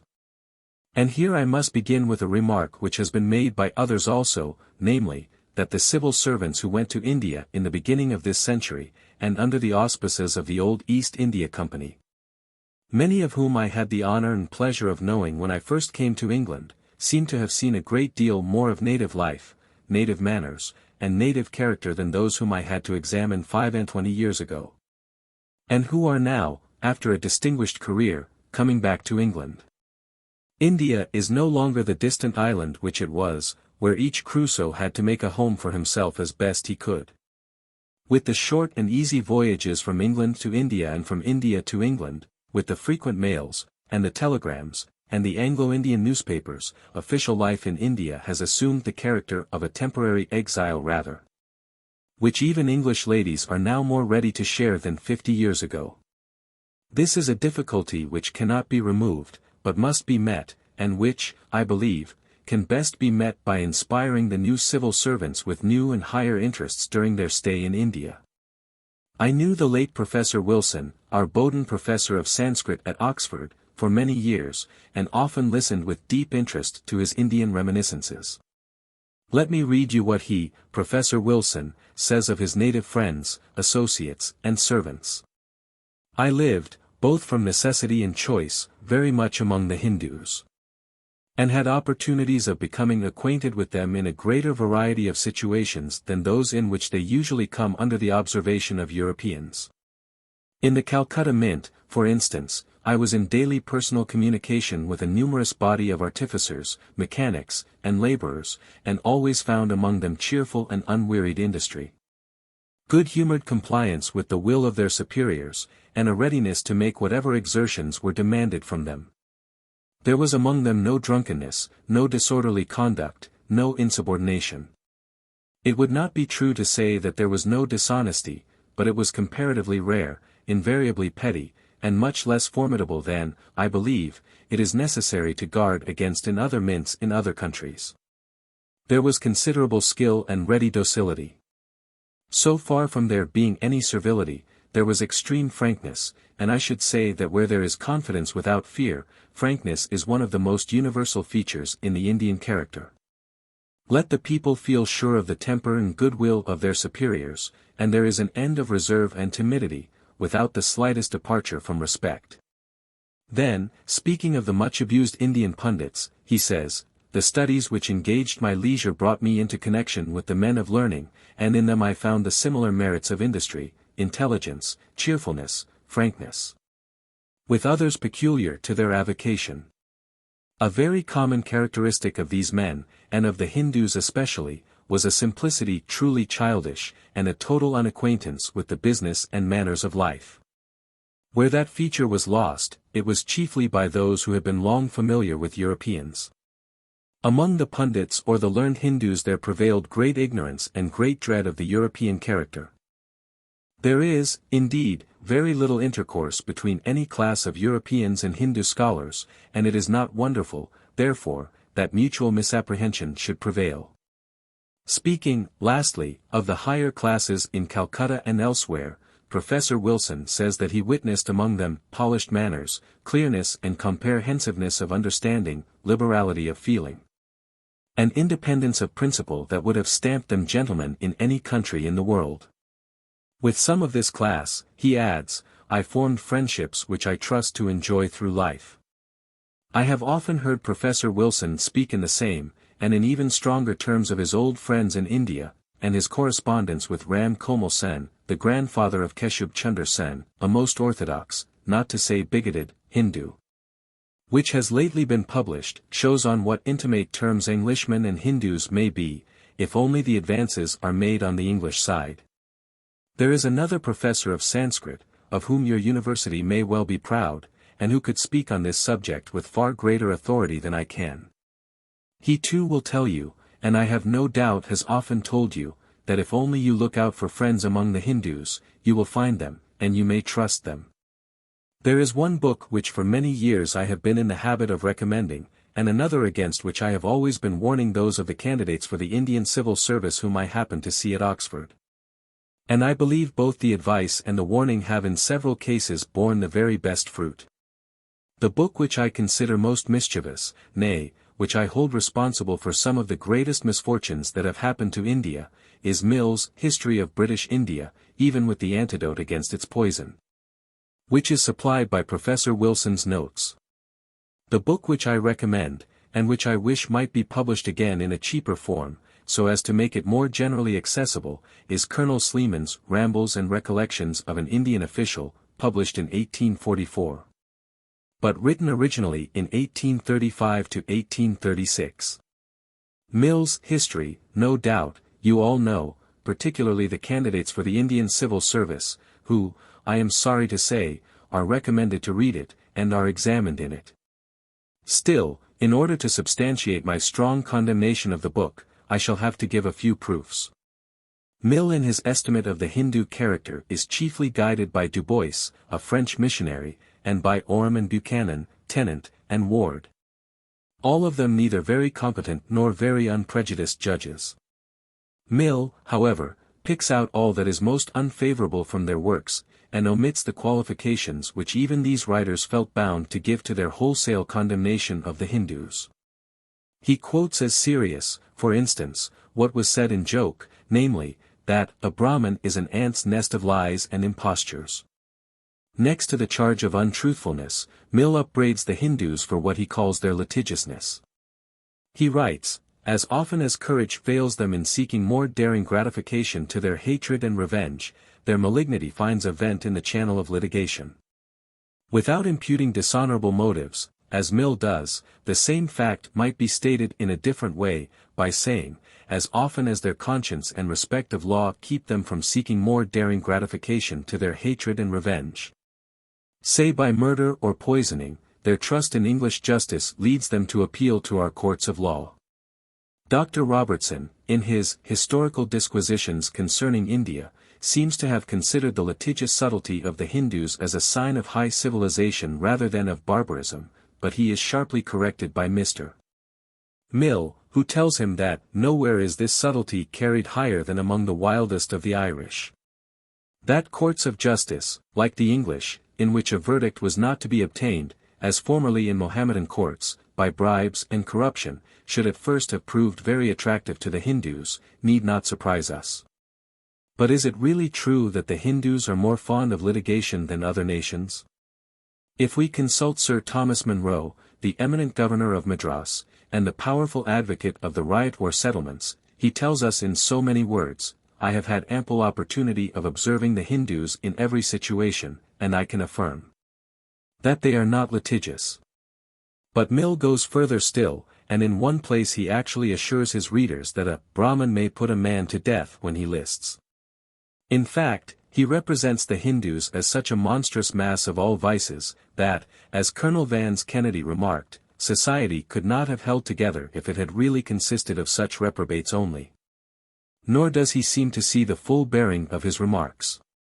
Surely, if a Brahmin might, as he says, put a man to death whenever he lists, it would be the strongest testimony in their favor that you hardly ever hear of their availing themselves of such a privilege. To say nothing of the fact, and a fact it is, that, according to statistics, the number of capital sentences was 1 in every 10,000 in England, but only 1 in every million in Bengal. Colonel Sleeman's rambles are less known than they deserve to be. To give you an idea of the man, I must read you some extracts from the book. His sketches being originally addressed to his sister, this is how he writes to her. My dear sister, were any one to ask your countrymen in India, what had been their greatest source of pleasure while there? Perhaps 9 in 10 would say the letters which they receive from their sisters at home. And while thus contributing so much to our happiness, they no doubt tend to make us better citizens of the world and servants of government than we should otherwise be. For in our struggles through life, in India, we have all, more or less, an eye to the approbation of those circles which our kind sisters represent, who may therefore be considered in the exalted light of a valuable species of unpaid magistracy to the government of India. There is a touch of the old English chivalry even in these few words addressed to a sister whose approbation he values, and with whom he hoped to spend the winter of his days. Having been, as he confesses, idle in answering letters, or rather, too busy to find time for long letters, he made use of his enforced leisure, while on his way from the Narbutta River to the Himalaya Mountains, in search of health, to give to his sister a full account of his impressions and experiences in India. Though what he wrote was intended at first to interest and amuse his sister only and the other members of his family at home, he adds, in a more serious tone, of one thing I must beg you to be assured, that I have nowhere indulged in fiction, either in the narrative, the recollections, or the conversations. What I relate on the testimony of others, I believe to be true, and what I relate on my own, you may rely upon as being so. When placing his volumes before the public at large in 1844, he expresses a hope that they may tend to make the people of India better understood by those of our countrymen whose destinies are cast among them, and inspire more kindly feelings toward them.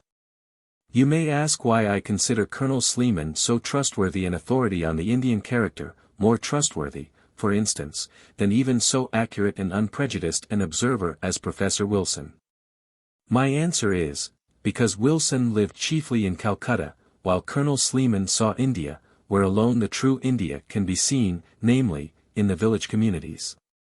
For many years he was employed as commissioner for the suppression of thuggee. The thugs were professional assassins, who committed their murders under a kind of religious sanction. They were originally all Mohammedans, but for a long time past Mohammedans and Hindus had been indiscriminately associated in the gangs, the former class, however, still predominating. In order to hunt up these gangs, Colonel Sleeman had constantly to live among the people in the country, to gain their confidence, and to watch the good as well as the bad features in their character. Now what Colonel Sleeman continually insists on is that no one knows the Indians who does not know them in their village communities, what we should now call their communes. It is that village life which in India has given its peculiar impress to the Indian character, more so than in any other country we know.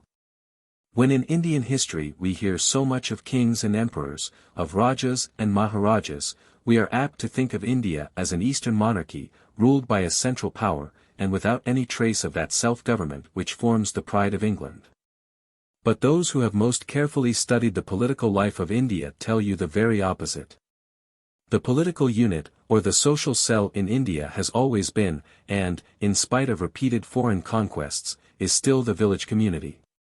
Some of these political units will occasionally combine or be combined for common purposes, such a confederacy being called a gramagala, but each is perfect in itself. When we read in the laws of Manu of officers appointed to rule over 10, 20, 100, or 1,000 of these villages, that means no more than that they were responsible for the collection of taxes. And generally for the good behavior of these villages. And when, in later times, we hear of circles of 84 villages, the so-called churasis, Kachrasidi, and of 360 villages, this too seems to refer to fiscal arrangements only. To the ordinary Hindu, I mean to 99 in every 100, the village was his world, and the sphere of public opinion, with its beneficial influences on individuals, seldom extended beyond the horizon of his village.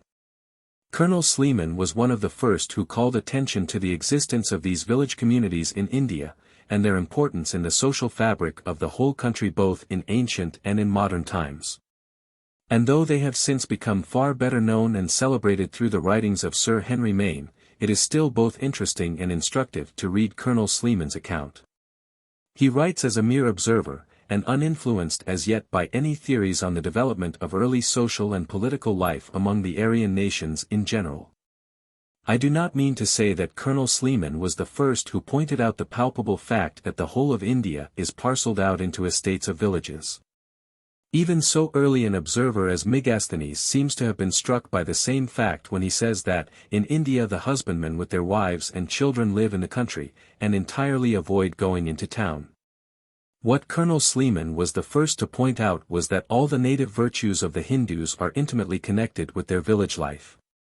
That village life, however, is naturally the least known to English officials, nay. The very presence of an English official is often said to be sufficient to drive away those native virtues which distinguish both the private life and the public administration of justice and equity in an Indian village. Take a man out of his village community, and you remove him from all the restraints of society. He is out of his element, and, under temptation, is more likely to go wrong than to remain true to the traditions of his home life. Even between village and village the usual restraints of public morality are not always recognized. What would be called theft or robbery at home is called a successful raid or conquest if directed against distant villages. And what would be falsehood or trickery in private life is honored by the name of policy and diplomacy if successful against strangers. On the other hand, the rules of hospitality applied only to people of other villages, and a man of the same village could never claim the right of an athi, or guest. Let us hear now what Colonel Sleeman tells us about the moral character of the members of these village communities. And let us not forget that the Commissioner for the Suppression of Thuggee had ample opportunities of seeing the dark as well as the bright side of the Indian character. He assures us that falsehood or lying between members of the same village is almost unknown. Speaking of some of the most savage tribes, the Gonds, for instance, he maintains that nothing would induce them to tell a lie, though they would think nothing of lifting a herd of cattle from a neighboring plain. Of these men it might perhaps be said that they have not yet learned the value of a lie, yet even such blissful ignorance ought to count in a nation's character. But I am not pleading here for Gonds, or Bhils, or Santhals, and other non-Aryan tribes. I am speaking of the Aryan and more or less civilized inhabitants of India. Now among them, where rights, duties, and interests begin to clash in one and the same village, public opinion, in its limited sphere, seems strong enough to deter even an evil-disposed person from telling a falsehood. The fear of the gods also has not yet lost its power. In most villages there is a sacred tree, a people tree, Ficus indica, and the gods are supposed to delight to sit among its leaves, and listen to the music of their rustling. The deponent takes one of these leaves in his hand, and invokes the god, who sits above him, to crush him, or those dear to him, as he crushes the leaf in his hand, if he speaks anything but the truth. He then plucks and crushes the leaf, and states what he has to say. The people tree is generally supposed to be occupied by one of the Hindu deities, while the large cotton tree, particularly among the wilder tribes, is supposed to be the abode of local gods. All the more terrible because entrusted with the police of a small settlement only. In their panchayats, Sleeman tells us, men adhere habitually and religiously to the truth, and I have had before me hundreds of cases, he says, in which a man's property, liberty, and life has depended upon his telling a lie. And he has refused to tell it. Could many an English judge say the same? In their own tribunals under the people tree or cotton tree, imagination commonly did what the deities, who were supposed to preside, had the credit of doing. If the deponent told a lie, he believed that the God who sat on his sylvan throne above him, and searched the heart of man, must know it, and from that moment he knew no rest, he was always in dread of his vengeance. If any accident happened to him, or to those dear to him, it was attributed to this offended deity, and if no accident happened, some evil was brought about by his own disordered imagination. It was an excellent superstition, inculcated in the ancient law books, that the ancestors watched the answer of a witness, because, according as it was true or false, they themselves would go to heaven or to hell. Allow me to read you the abstract of a conversation between an English official and a native law officer as reported by Colonel Sleeman. The native lawyer was asked what he thought would be the effect of an act to dispense with oaths on the Quran and Ganges water, and to substitute a solemn declaration made in the name of God, and under the same penal liabilities as if the Quran or Ganges water had been in the deponent's hand. I have practiced in the courts, the native said, for 30 years, and during that time I have found only 3 kinds of witnesses, 2 of whom would, by such an act, be left precisely where they were, while the 3rd would be released by it from a very salutary check. And, pray, what are the 3 classes into which you divide the witnesses in our courts? First, sir, are those who will always tell the truth, whether they are required to state what they know in the form of an oath or not. Do you think this a large class? Yes, I think it is, and I have found among them many whom nothing on earth could make to swerve from the truth. Do what you please, you could never frighten or bribe them into a deliberate falsehood. The second are those who will not hesitate to tell a lie when they have a motive for it, and are not restrained by an oath. In taking an oath, they are afraid of 2 things, the anger of God and the odium of men. Only 3 days ago, he continued, I required a power of attorney from a lady of rank, to enable me to act for her in a case pending before the court in this town. It was given to me by her brother, and 2 witnesses came to declare that she had given it. Now, said I, this lady is known to live under the curtain, and you will be asked by the judge whether you saw her give this paper. What will you say? They both replied, if the judge asks us the question without an oath, we will say, yes, it will save much trouble, and we know that she did give the paper, though we did not really see her give it. But if he puts the Quran into our hands, we must say, no, for we should otherwise be pointed at by all the town as perjured wretches. Our enemies would soon tell everybody that we had taken a false oath. Now, the native lawyer went on, the form of an oath is a great check on this sort of persons. The 3rd class consists of men who will tell lies whenever they have a sufficient motive, whether they have the Quran or Ganges water in their hand or not. Nothing will ever prevent their doing so.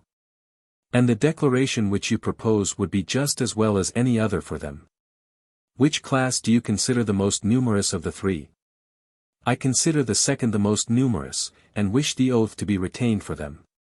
That is, of all the men you see examined in our courts, you think the most come under the class of those who will, under the influence of strong motives, tell lies, if they have not the Quran or Ganges water in their hands? Yes. But do not a great many of those whom you consider to be included among the second class come from the village communities, the peasantry of the country? Yes. And do you not think that the greatest part of those men who will tell lies in the court, under the influence of strong motives, unless they have the Quran or Ganges water in their hands, would refuse to tell lies? If questioned before the people of their villages, among the circle in which they live? Of course I do. 3/4 of those who do not scruple to lie in the courts, would be ashamed to lie before their neighbors, or the elders of their village. You think that the people of the village communities are more ashamed to tell lies before their neighbors than the people of towns? Much more, there is no comparison. And the people of towns and cities bear in India but a small proportion to the people of the village communities? I should think a very small proportion indeed. Then you think that in the mass of the population of India, out of our courts, the first class, or those who speak truth, whether they have the Quran or Ganges water in their hands or not, would be found more numerous than the other two? Certainly I do, if they were always to be questioned before their neighbors or elders, so that they could feel that their neighbors and elders could know what they say. It was from a simple sense of justice that I felt bound to quote this testimony of Colonel Sleeman as to the truthful character of the natives of India, when left to themselves. My interest lies altogether with the people of India, when left to themselves, and historically I should like to draw a line after the year 1000 after Christ.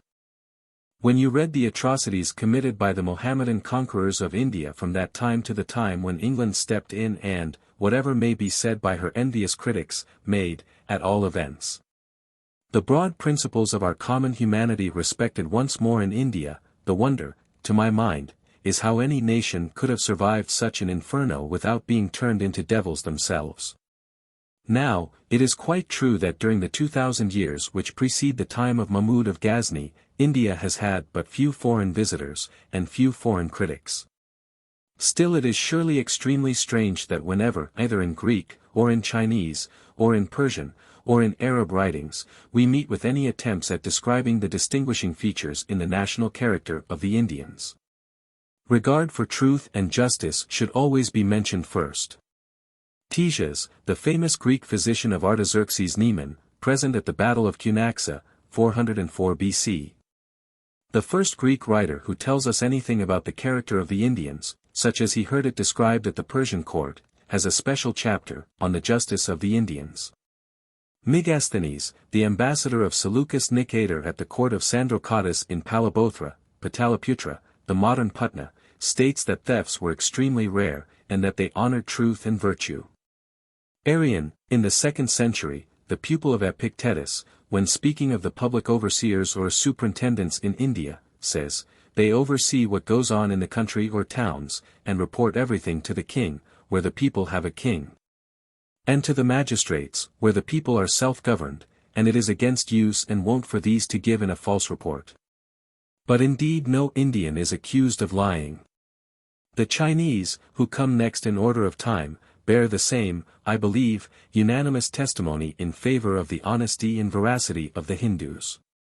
The earliest witness is Suwi, a relative of Fanshan, king of Siam, who between 222 and 227 AD sailed round the whole of India, till he reached the mouth of the Indus, and then explored the country. After his return to Sinto, he received 4 Yuchi horses, sent by a king of India as a present to the king of Siam and his ambassador. At the time when these horses arrived in Siam, it took them 4 years to travel there. There was staying at the court of Siam an ambassador of the Emperor of China, Kang Tai. And this is the account which he received of the kingdom of India. It is a kingdom in which the religion of Buddha flourishes. The inhabitants are straightforward and honest, and the soil is very fertile. The king is called Mayuluan, and his capital is surrounded by walls, etc. This was in about 231 AD. In 605 we hear again of the Emperor Yang Ti sending an ambassador, Fei Tu, to India, and this is what among other things he points out as peculiar to the Hindus: they believe in solemn oaths. Let me quote Huan Tsang, the most famous of the Chinese Buddhist pilgrims, who visited India in the 7th century. Though the Indians, he writes, are of a light temperament, they are distinguished by the straightforwardness and honesty of their character. With regard to riches, they never take anything unjustly. With regard to justice, they make even excessive concessions. Straightforwardness is the distinguishing feature of their administration. If we turn to the accounts given by the Mohammedan conquerors of India, we find Idrisi, in his geography, written in the 11th century, summing up their opinion of the Indians in the following words. The Indians are naturally inclined to justice, and never depart from it in their actions. Their good faith, honesty, and fidelity to their engagements are well known, and they are so famous for these qualities that people flock to their country from every side. Again, in the 13th century, Shemseddin Abu Abdullah quotes the following judgment of Badi-e-Zr Zenon: the Indians are innumerable, like grains of sand, free from all deceit and violence. They fear neither death nor life. In the 13th century we have the testimony of Marco Polo, who thus speaks of the Abrahman, a name by which he seems to mean the Brahmins who, though not traders by profession, might well have been employed for great commercial transactions by the king. This was particularly the case during times which the Brahmins would call times of distress, when many things were allowed which at other times were forbidden by the laws. You must know, Marco Polo says, that these Abrahman are the best merchants in the world, and the most truthful, for they would not tell a lie for anything on earth. In the 14th century we have Friar Jordanus, who goes out of his way to tell us that the people of Lesser India, South and Western India, are true in speech and eminent in justice. In the 15th century, Kamaluddin Abd-Razak Samarkandi, 1413–1482, who went as ambassador of the Kokand to the Prince of Calicut and to the King of Vijayanagara, about 1440–1445, bears testimony to the perfect security which merchants enjoy in that country. In the 16th century, Abu Fazl, the minister of the Emperor Akbar, says in his Ayan-e-Akbari, the Hindus are religious, affable, cheerful, lovers of justice, given to retirement, able in business, admirers of truth, grateful and of unbounded fidelity. And their soldiers know not what it is to fly from the field of battle. And even in quite modern times the Mohammedans seem willing to admit that the Hindus, at all events in their dealings with Hindus, are more straightforward than Mohammedans in their dealings with Mohammedans. Thus Mir Sulamat Ali, a venerable old Mussulman, and, as Colonel Sleeman says, a most valuable public servant, was obliged to admit that a Hindu may feel himself authorized to take in a Mussulman, and might even think it meritorious to do so. But he would never think it meritorious to take in one of his own religion. There are no less than 72 sects of Mohammedans. And every one of these sects would not only take in the followers of every other religion on earth, but every member of every one of the other 71 sects. And the nearer that sect is to his own, the greater the merit of taking in its members. So I could go on quoting from book after book, and again we should see how it was love of truth that struck all the people who came in contact with India, as the prominent feature in the national character of its inhabitants. No one ever accused them of falsehood.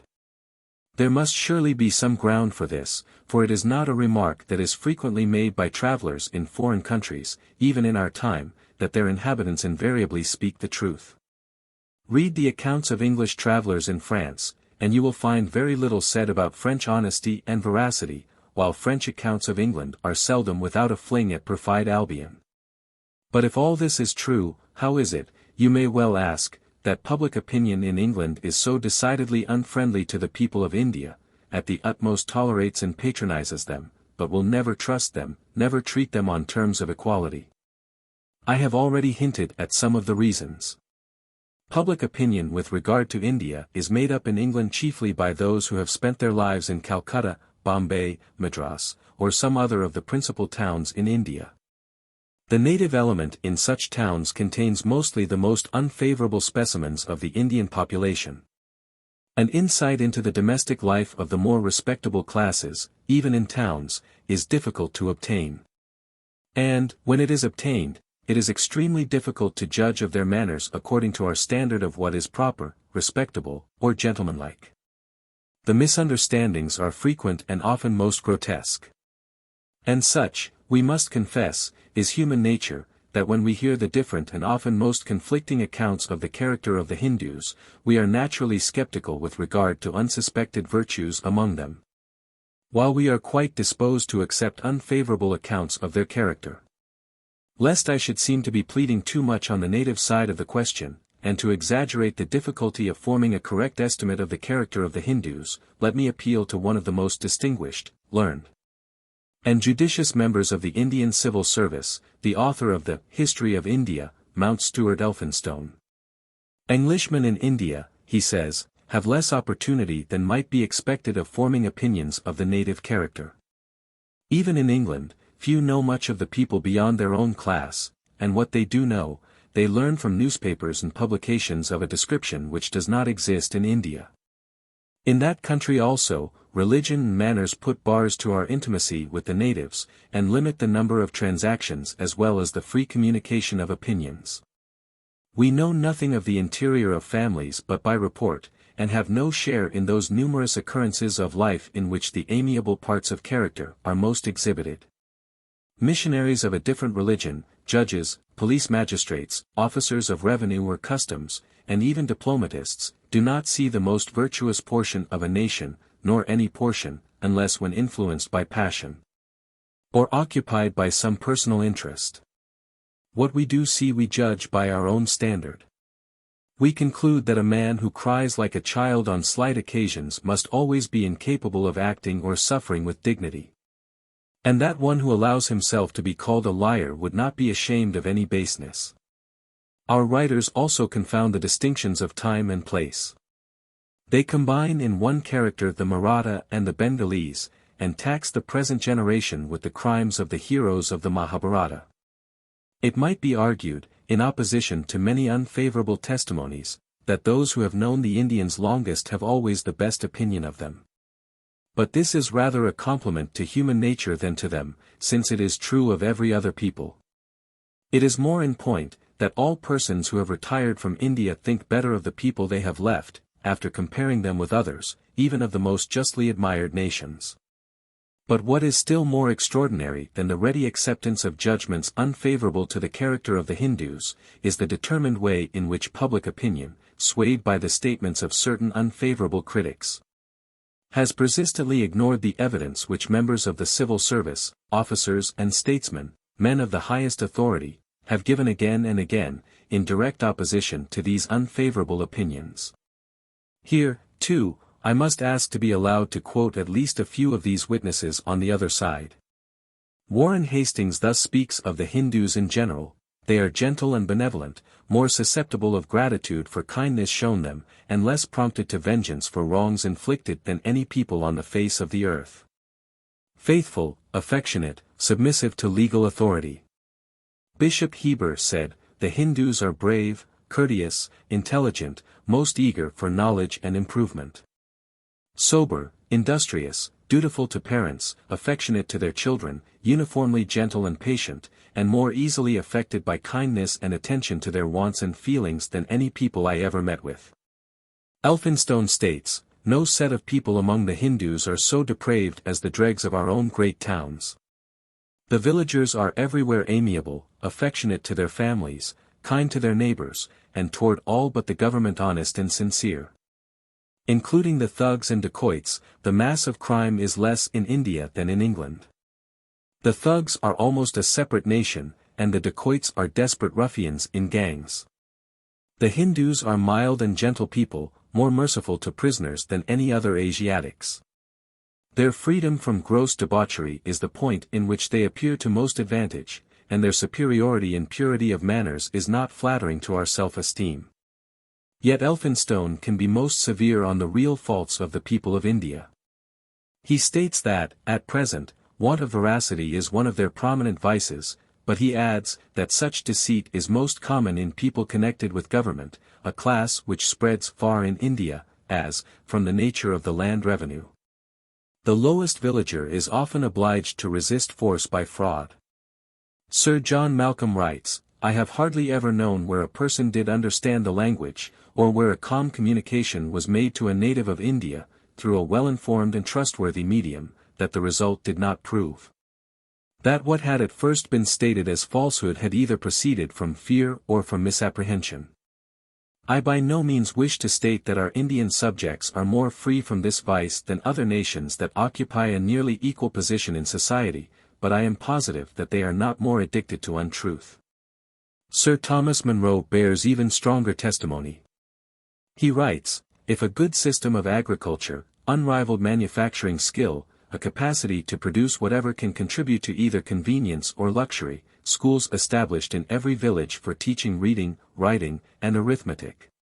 The general practice of hospitality and charity among each other, and, above all, a treatment of the female sex full of confidence, respect, and delicacy, are among the signs which denote a civilized people, then the Hindus are not inferior to the nations of Europe, and if civilization is to become an article of trade between England and India, I am convinced that England will gain by the import cargo." My own experience with regard to the native character has been, of course, very limited.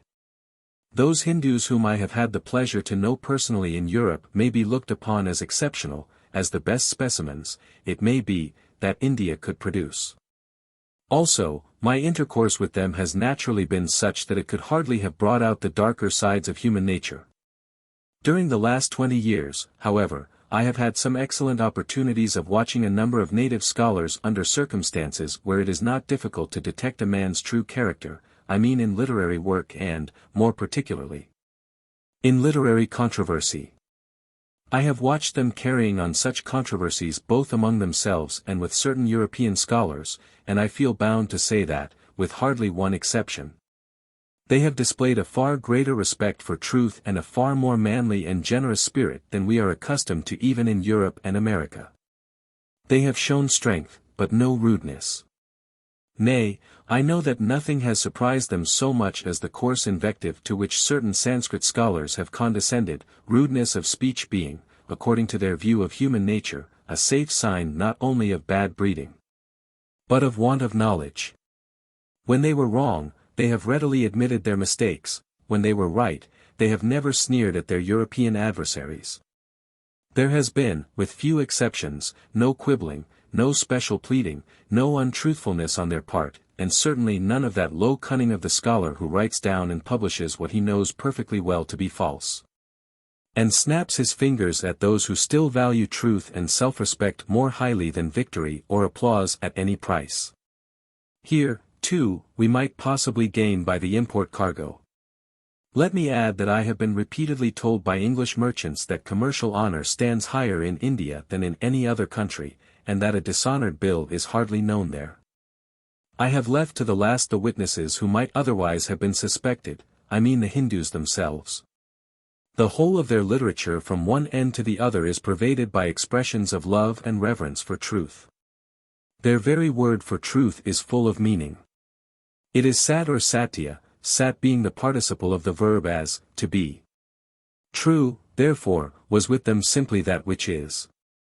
The English sooth is connected with sat, also the Greek nu for sigma omicron nu, and the Latin sens, in presens. We are all very apt to consider truth to be what is trod by others, or believed in by large majorities. That kind of truth is easy to accept. But whoever has once stood alone, surrounded by noisy assertions, and overwhelmed by the clamor of those who ought to know better, or perhaps who did know better, call him Galileo or Darwin, Colenso or Stanley, or any other name, he knows what a real delight it is to feel in his heart of hearts, this is true, this is sat, whatever daily, weekly, or quarterly papers, whatever bishops, archbishops, or popes, may say to the contrary. Another name for truth is the Sanskrit rita, which originally seems to have meant straight, direct, while anrita is untrue, false. Now one of the highest praises bestowed upon the gods in the Veda is that they are satya, true, truthful, trustworthy. And it is well known that both in modern and ancient times, men always ascribe to God or to their gods those qualities which they value most in themselves. Other words applied to the gods as truthful beings are, adroga, lit. not deceiving. Adrogavak means, he whose word is never broken. Thus Indra, the Vedic Jupiter, is said to have been praised by the fathers, as reaching the enemy, overcoming him, standing on the summit, true of speech, most powerful in thought. Drogavak, on the contrary, is used for deceitful men. Thus Vasishtha, one of the great Vedic poets, says, "If I had worshipped false gods, or if I believed in the gods vainly, but why art thou angry with us, O Gadavidas? May liars go to destruction." Satyam, as a neuter, is often used as an abstract, and is then rightly translated by truth. But it also means that which is, the true, the real. And there are several passages in the Rig Veda where, instead of truth, I think we ought simply to translate Satyam by the true, that is, the real, Tau Nu Tau Omega Nu. It sounds, no doubt, very well to translate Satina Utabita Bhumi by, the earth is founded on truth, and I believe every translator has taken Satya in that sense here. Ludwig translates, Von der Wahrheit ist die Erde gestützt. But such an idea, if it conveys any tangible meaning at all, is far too abstract for those early poets and philosophers. They meant to say, the earth, such as we see it, is held up, that is, rests on something real, though we may not see it, on something which they called the real, and to which, in course of time, they gave many more names, such as Rita, the right, Brahman, etc.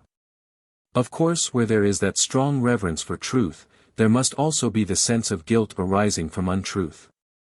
And thus we hear one poet pray that the waters may wash him clean, and carry off all his sins and all untruth. Carry away, ye waters, whatever evil there is in me, wherever I may have deceived, or may have cursed, and also all untruth, Anritam. Or again, in the Atharvaveda 4:16. May all thy fatal snares, which stand spread out 7 by 7 and threefold, catch the man who tells a lie, may they pass by him who tells the truth. From the Brahmanas, or theological treatises of the Brahmins, I shall quote a few passages only. Whosoever speaks the truth, makes the fire on his own altar blaze up, as if he poured butter into the lighted fire. His own light grows larger, and from tomorrow to tomorrow he becomes better. But whosoever speaks untruth, he quenches the fire on his altar, as if he poured water into the lighted fire. His own light grows smaller and smaller, and from tomorrow to tomorrow he becomes more wicked. Let man therefore speak truth only. And again, a man becomes impure by uttering falsehood. And again, as a man who steps on the edge of a sword placed over a pit cries out, I shall slip into the pit, so let a man guard himself from falsehood, or sin. In later times we see the respect for truth carried to such an extreme, that even a promise, unwittingly made, is considered to be binding. In the Kathopanishad, for instance, a father is introduced offering what is called an all-sacrifice, where everything is supposed to be given up. His son, who is standing by, taunts his father with not having altogether fulfilled his vow, because he has not sacrificed his son. Upon this, the father, though angry and against his will, is obliged to sacrifice his son. Again, when the son arrives in the lower world, he is allowed by the judge of the dead to ask for 3 favors. He then asks to be restored to life, to be taught some sacrificial mysteries, and, as the 3rd boon, he asks to know what becomes of man after he is dead.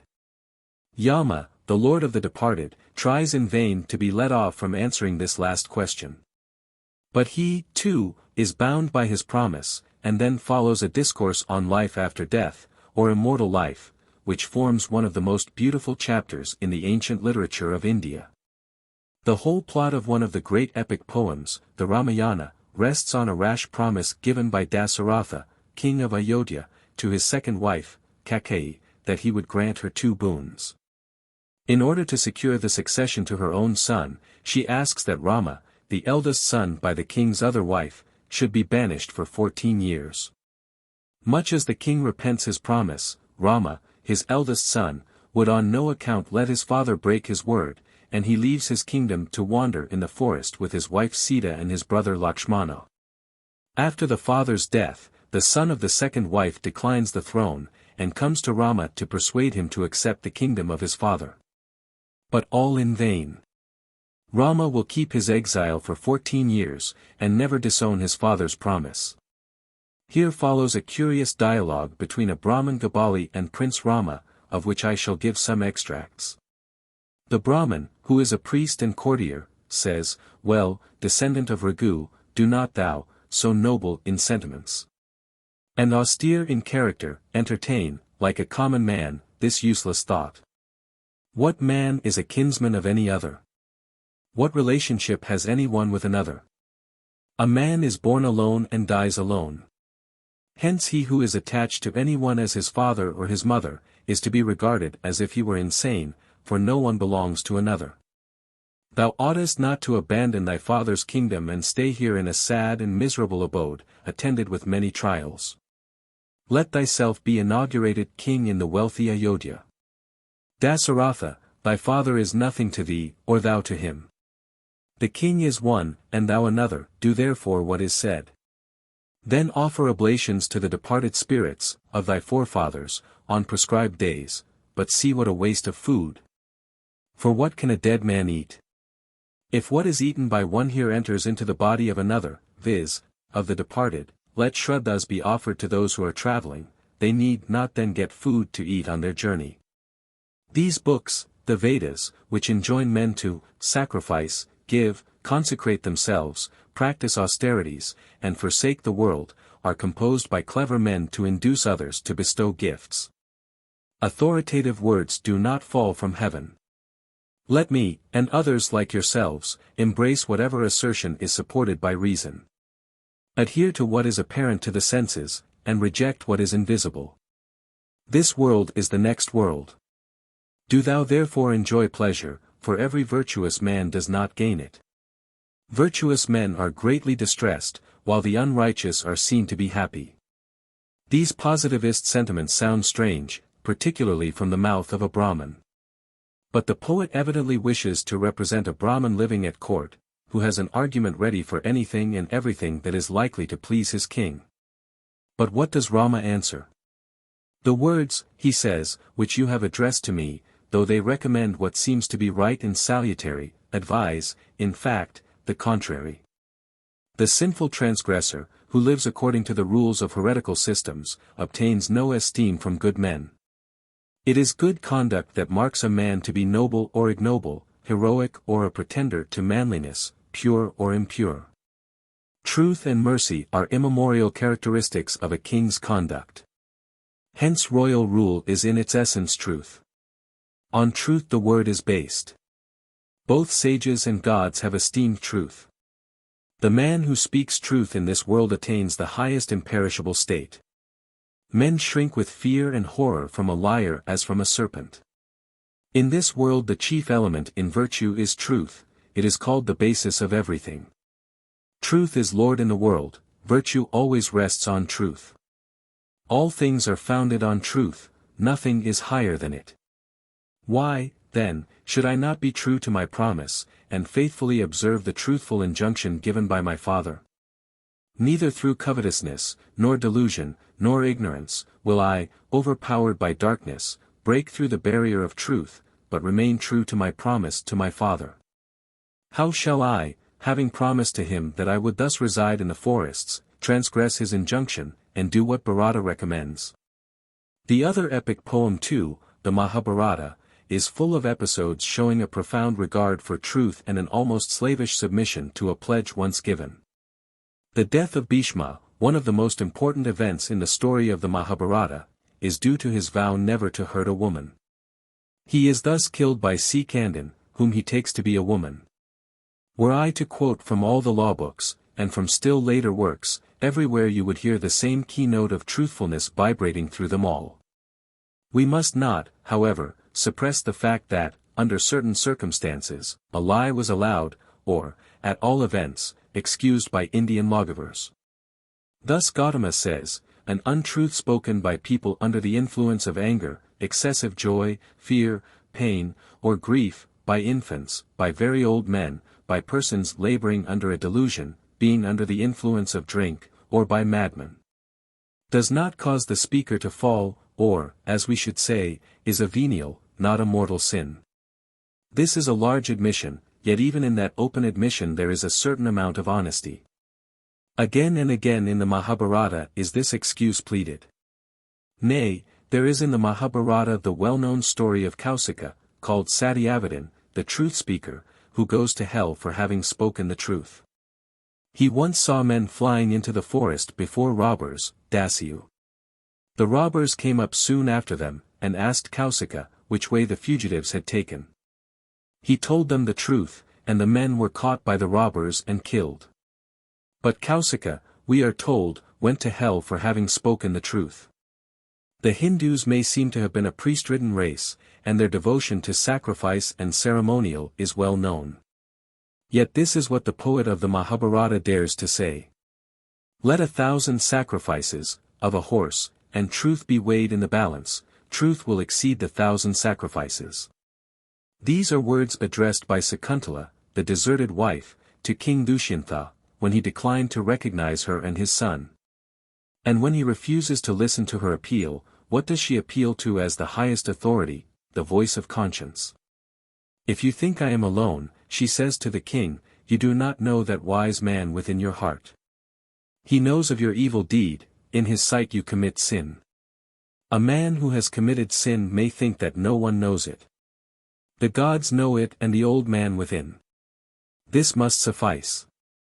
I say once more that I do not wish to represent the people of India as 253 millions of angels, but I do wish it to be understood and to be accepted as a fact.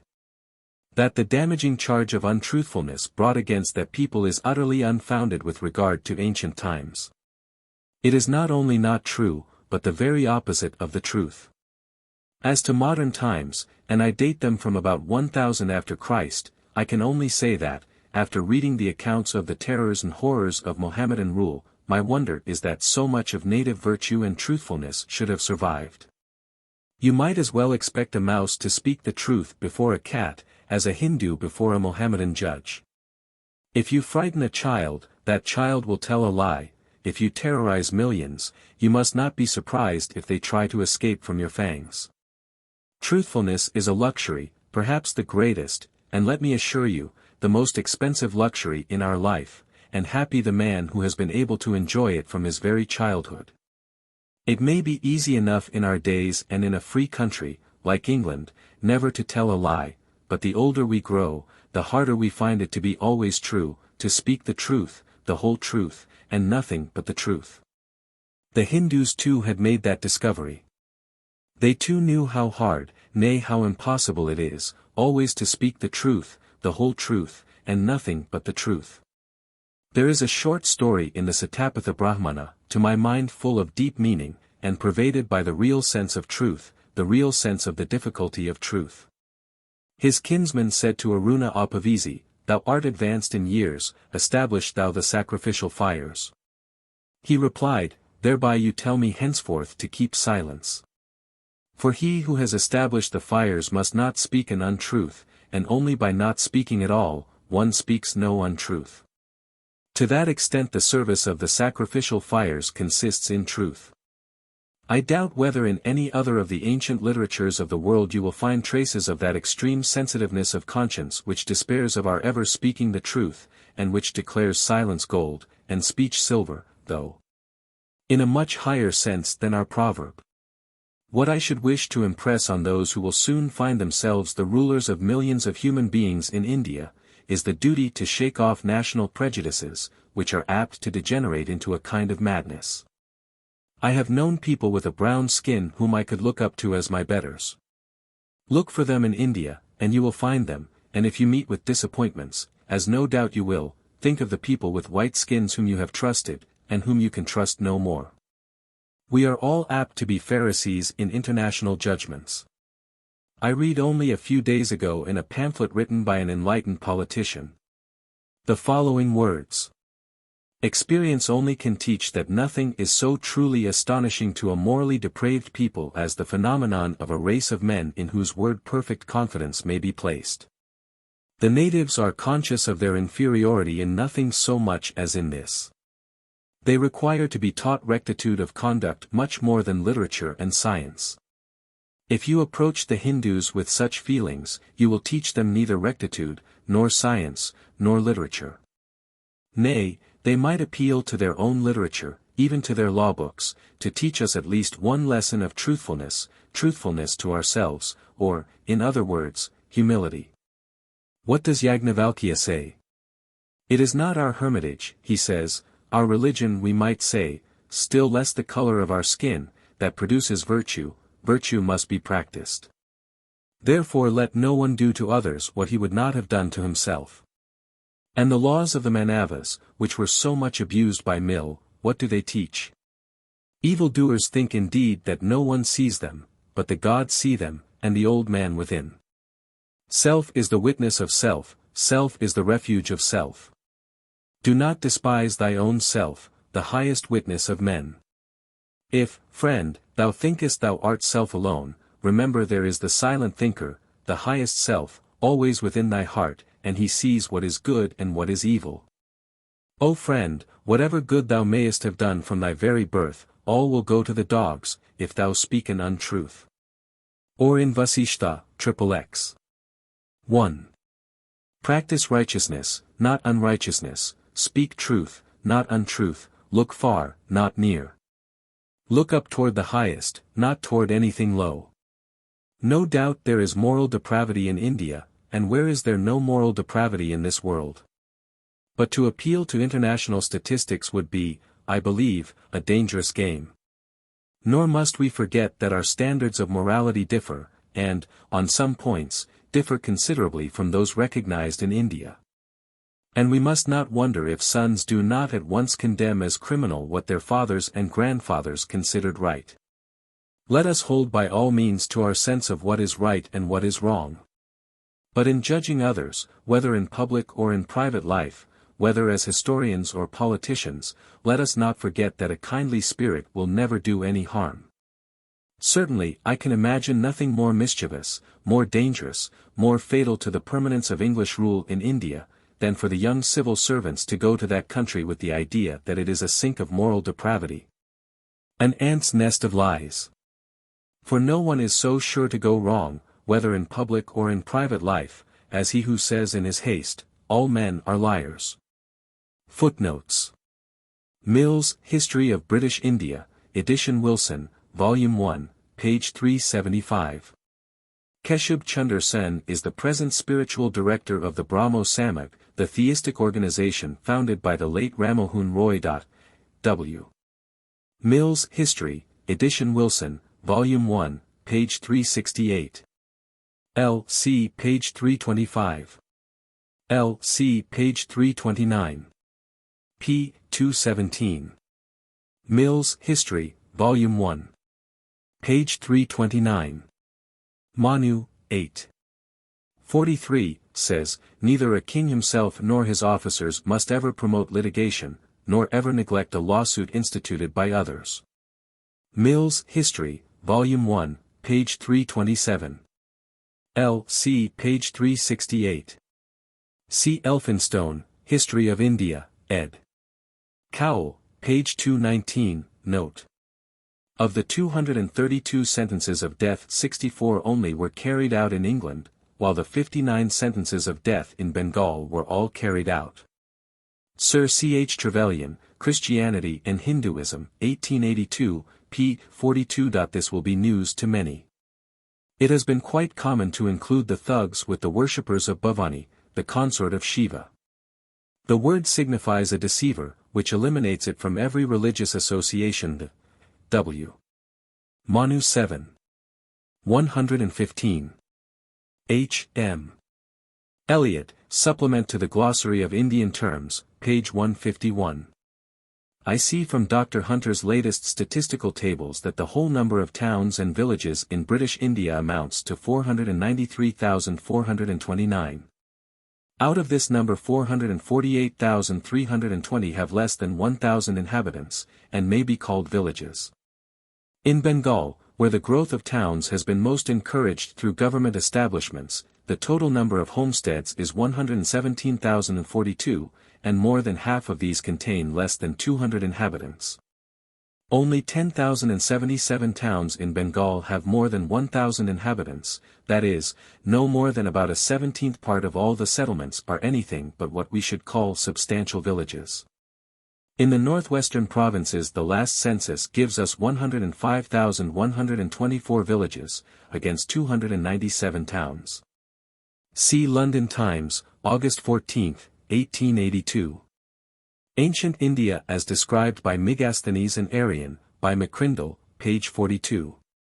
Perjury seems to be committed by the meanest and encouraged by some of the better sort among the Hindus and Mussulmans, with as little remorse as if it were a proof of ingenuity, or even a merit. Sir W. Jones, Address to Grand Jury at Calcutta, in Mill's History of India, Volume 1, page 324. The longer we possess a province, the more common and grave does perjury become. Sir G. Campbell, quoted by Rev. Samuel Johnson, Oriental Religions, India, page 288. Vasishtha, translated by Buehler, 8. Mr. J. D. Baldwin, author of Prehistoric Nations, declares that this system of village communities existed in India long before the Aryan conquest. He attributes it to Kushite or Ethiopic influence, and with great plausibility. Nevertheless, the same system flourished in prehistoric Greece, even till the Roman conquests. Mr. Palgrave observed it existing in Arabia. Oman is less a kingdom than an aggregation of municipalities, he remarks. Each town, each village has its separate existence and corporation, while towns and villages, in their turn, are subjected to one or other of the ancestral chiefs. The Ionian and Phoenician cities existed by a similar tenure, as did also the free cities of Europe. It appears, indeed, to have been the earlier form of rule. Megasthenes noticed it in India.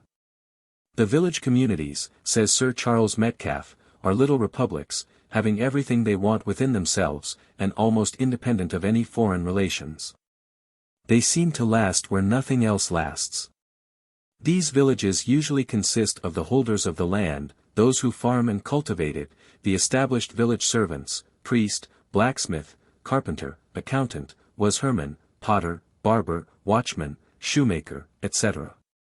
The tenure and law of inheritance varies with the different native races, but tenantship for a specific period seems to be the most common. W. Sleeman, Volume 2, page 111. Sleeman, Rambles, Volume 2, page 116. Vasishtha 16. 32. Ktizii Fragmenta, Edition Didat, page 81. See, Indian Antiquary, 1876, page 333. Megasthenes Fragmenta, Edition Didat, in Fragm. Hister. Grake. Volume 2, page 426b, Alpha Lambda Theta Epsilon Iota Nu Tau Epsilon Nu Omicron Omega Kappa Alpha Rho Epsilon Tau Nu Pi Omicron Delta Epsilon Chi Omicron Nu Tau Alpha Iota. Indica, Cap. 12, 6. See McCrindle in Indian Antiquary, 1876, page 92. See Stanislas Julian, Journal Asiatique, 1847, 8, pages 98, 105. Volume 2, page 83. Eliot, History of India, Volume 1, page 88. See Marin, Manuel de la Cosmographie du Moyen Age, Traduction de l'Ouvrage de Shemz ed-Din Abu Abdullah de Damas. Paris, Leroux, 1874, page 371. Marco Polo, Edition H. Yule, Volume 2, page 350. Marco Polo, Volume 2, page 354. Notices de Manuscrits, Tom. 14, page 436. He seems to have been one of the first to state that the Persian text of the Kalila and Dimna was derived from the wise people of India. Samuel Johnson, India, page 294. Sleeman, Rambles, Volume 1, p. 63. Elphinstone's History of India, Edition Cowell, page 213. This statement may well be doubted. The missionary staff in India is very large and has been for years past. There is no reason to doubt that many of its members are well informed respecting Hindu character in all grades of society. Am. Pubs. Samuel Johnson, India, page 293. See History of India, pages 375 to 381. L.C., page 215. History of India, page 218. Mills, History of India, edition Wilson, volume 1, page 370. L.C., page 371. Sir Thomas Munro estimated the children educated at public schools in the Madras Presidency as less than 1 in 3. But low as it was, as he justly remarked, a higher rate than existed till very lately in most countries of Europe. Elphinstone, History of India, page 205. In Bengal there existed no less than 80,000 native schools, though, doubtless, for the most part, of a poor quality. According to a government report of 1835, there was a village school for every 400 persons. Missionary Intelligencer, 9. 183 to 193. Ludlow, British India, I. 62, writes, "In every Hindu village which has retained its old form I am assured that the children generally are able to read, write, and cipher. But where we have swept away the village system, as in Bengal, there the village school has also disappeared." Rig Veda I. 87, 4, 145, 5, 174, 1, v. 23, 2. Rig Veda 3. 32, 9, 6. 5, 1. Rig Veda 6. 22, 2. Rig Veda 3. 14, 6. This is the favorite expression of Plato for the divine, which Carey, Davis, and others render real being. A. W. Sometimes they trace even this Satya or Rita, the real or right, to a still higher cause, and say, Rigveda X. 190, 1. The right and real was born from the lighted heat, from thence was born night, and thence the billowy sea. From the sea was born Samvatsara, the year, he who ordereth day and night, the Lord of all that moves, winks. The Maker, Dhatri, shaped sun and moon in order, he shaped the sky, the earth, the welkin, and the highest heaven. Rig Veda I. 23, 22. Or it may mean, wherever I may have deceived, or sworn false. Satapatha Brahmana 2. 2, 3, 19. Cf. Muir, Metrical Translations, page 268. Saturday. Br 3. 1, 2, 10. Tate. Aranyaka X, 9. Muir, Metrical Translations, page 218.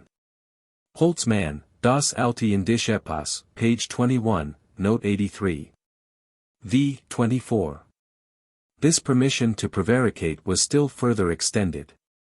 The following 5 untruths are enumerated by various writers as not constituting mortal sins, namely, at the time of marriage, during dalliance, when life is in danger, when the loss of property is threatened, and for the sake of a Brahmana. Again, another writer cites the declaration that an untruth is venial if it is spoken at the time of marriage, during dalliance, in jest, or while suffering great pain. It is evident that Venus laughed at lovers' oaths in India as well as elsewhere. And that false testimony extracted by torture was excused. Manu declared that in some cases the giver of false evidence from a pious motive would not lose his seat in heaven. Indeed, that whenever the death of a man of any of the 4 castes would be occasioned by true evidence, falsehood was even better than truth. He gives as the primeval rule, to say what is true and what is pleasant, but not what is true and unpleasant, or what is pleasant and not true. The Vishnu Purana gives like counsel, adding the following aphorism: a considerate man will always cultivate, in act, thought, and speech, that which is good for living beings, both in this world and in the next. About the same license appears to be used in this country and winked at.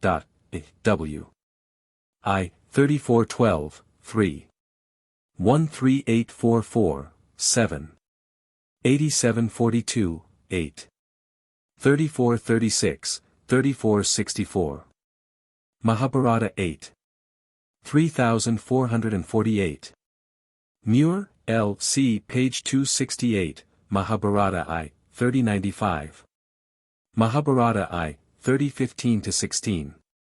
This explains satisfactorily how the Hindus became liars, and of course admits that they did become so. Am. Pubs. Satapatha Brahmana, translated by Egling, Sacred Books of the East, Volume 12, page 313, Section 20. Sir Charles Trevelyan, Christianity and Hinduism, page 81. 4, 65. 8, 85. 8, 90. 8, 92. Lecture 3. Human Interest of Sanskrit Literature. My first lecture was intended to remove the prejudice that India is and always must be a strange country to us, and that those who have to live there will find themselves stranded and far away from that living stream of thoughts and interests which carries us along in England and in other countries of Europe. My second lecture was directed against another prejudice, namely, that the people of India with whom the young civil servants will have to pass the best years of their life are a race so depraved morally, and more particularly so devoid of any regard for truth, that they must always remain strangers to us, and that any real fellowship or friendship with them is quite out of the question. Today I shall have to grapple with a third prejudice, namely, that the literature of India, and more especially the classical Sanskrit literature, whatever may be its interest to the scholar and the antiquarian, has little to teach us which we cannot learn better from other sources, and that at all events it is of little practical use to young civilians. If only they learn to express themselves in Hindustani or Tamil, that is considered quite enough. Nay, as they have to deal with men and with the ordinary affairs of life, and as, before everything else, they are to be men of the world and men of business, it is even supposed to be dangerous if they allowed themselves to become absorbed in questions of abstruse scholarship or in researches on ancient religion, mythology, and philosophy. I take the very opposite opinion, and I should advise every young man who wishes to enjoy his life in India, and to spend his years there with profit to himself and to others, to learn Sanskrit, and to learn it well. I know it will be said, what can be the use of Sanskrit at the present day? Is not Sanskrit a dead language? And are not the Hindus themselves ashamed of their ancient literature? Do they not learn English, and do they not prefer Locke, and Hume, and Mill to their ancient poets and philosophers? No doubt Sanskrit, in one sense, is a dead language. It was, I believe, a dead language more than 2,000 years ago. Buddha, about 500 BC, commanded his disciples to preach in the dialects of the people, and King Asoka, in the 3rd century BC. When he put up his edicts, which were intended to be read, or at least to be understood by the people, had them engraved on rocks and pillars in the various local dialects from Kabul in the north to Balabi in the south. From the sources of the Ganges and the Jumna to Allahabad and Patna, nay even down to Orissa. These various dialects are as different from Sanskrit as Italian is from Latin, and we have therefore good reason to suppose that, in the 3rd century BC, if not earlier, Sanskrit had ceased to be the spoken language of the people at large. There is an interesting passage in the Kulavagga, where we are told that, even during Buddha's lifetime, some of his pupils, who were Brahmins by birth, complained that people spoiled the words of Buddha by every one repeating them in his own dialect, Niruti. They proposed to translate his words into Sanskrit, but he declined, and commanded that each man should learn his doctrine in his own language. And there is another passage, quoted by Hardy in his Manual of Buddhism, p. 186, where we read that at the time of Buddha's first preaching each of the countless listeners thought that the sage was looking toward him, and was speaking to him in his own tongue, though the language used was Magadhi. Sanskrit, therefore, as a language spoken by the people at large, had ceased to exist in the 3rd century BC. Yet such is the marvelous continuity between the past and the present in India, that in spite of repeated social convulsions, religious reforms, and foreign invasions, Sanskrit may be said to be still the only language that is spoken over the whole extent of that vast country. Though the Buddhist sovereigns published their edicts in the vernaculars, public inscriptions and private official documents continued to be composed in Sanskrit during the last 2,000 years. And though the language of the sacred writings of Buddhists and Jainas was borrowed from the vulgar dialects, the literature of India never ceased to be written in Paninian Sanskrit, while the few exceptions, as, for instance, the use of Prakrit by women and inferior characters in the plays of Kalidasa and others, are themselves not without an important historical significance. Even at the present moment, after a century of English rule and English teaching, I believe that Sanskrit is more widely understood in India than Latin was in Europe at the time of Dante. Whenever I receive a letter from a learned man in India, it is written in Sanskrit. Whenever there is a controversy on questions of law and religion, the pamphlets published in India are written in Sanskrit. There are journals written in Sanskrit which must entirely depend for their support on readers who prefer that classical language to the vulgar dialects. There is the Pundit, published at Benares, containing not only editions of ancient texts, but treatises on modern subjects, reviews of books published in England, and controversial articles, all in Sanskrit. Another paper of the same kind is the Pratnakamra Nandini, the delight of lovers of old things, published likewise at Benares, and full of valuable materials. There is also the Vidyodaya, the Rise of Knowledge, a Sanskrit journal published at Calcutta, which sometimes contains important articles.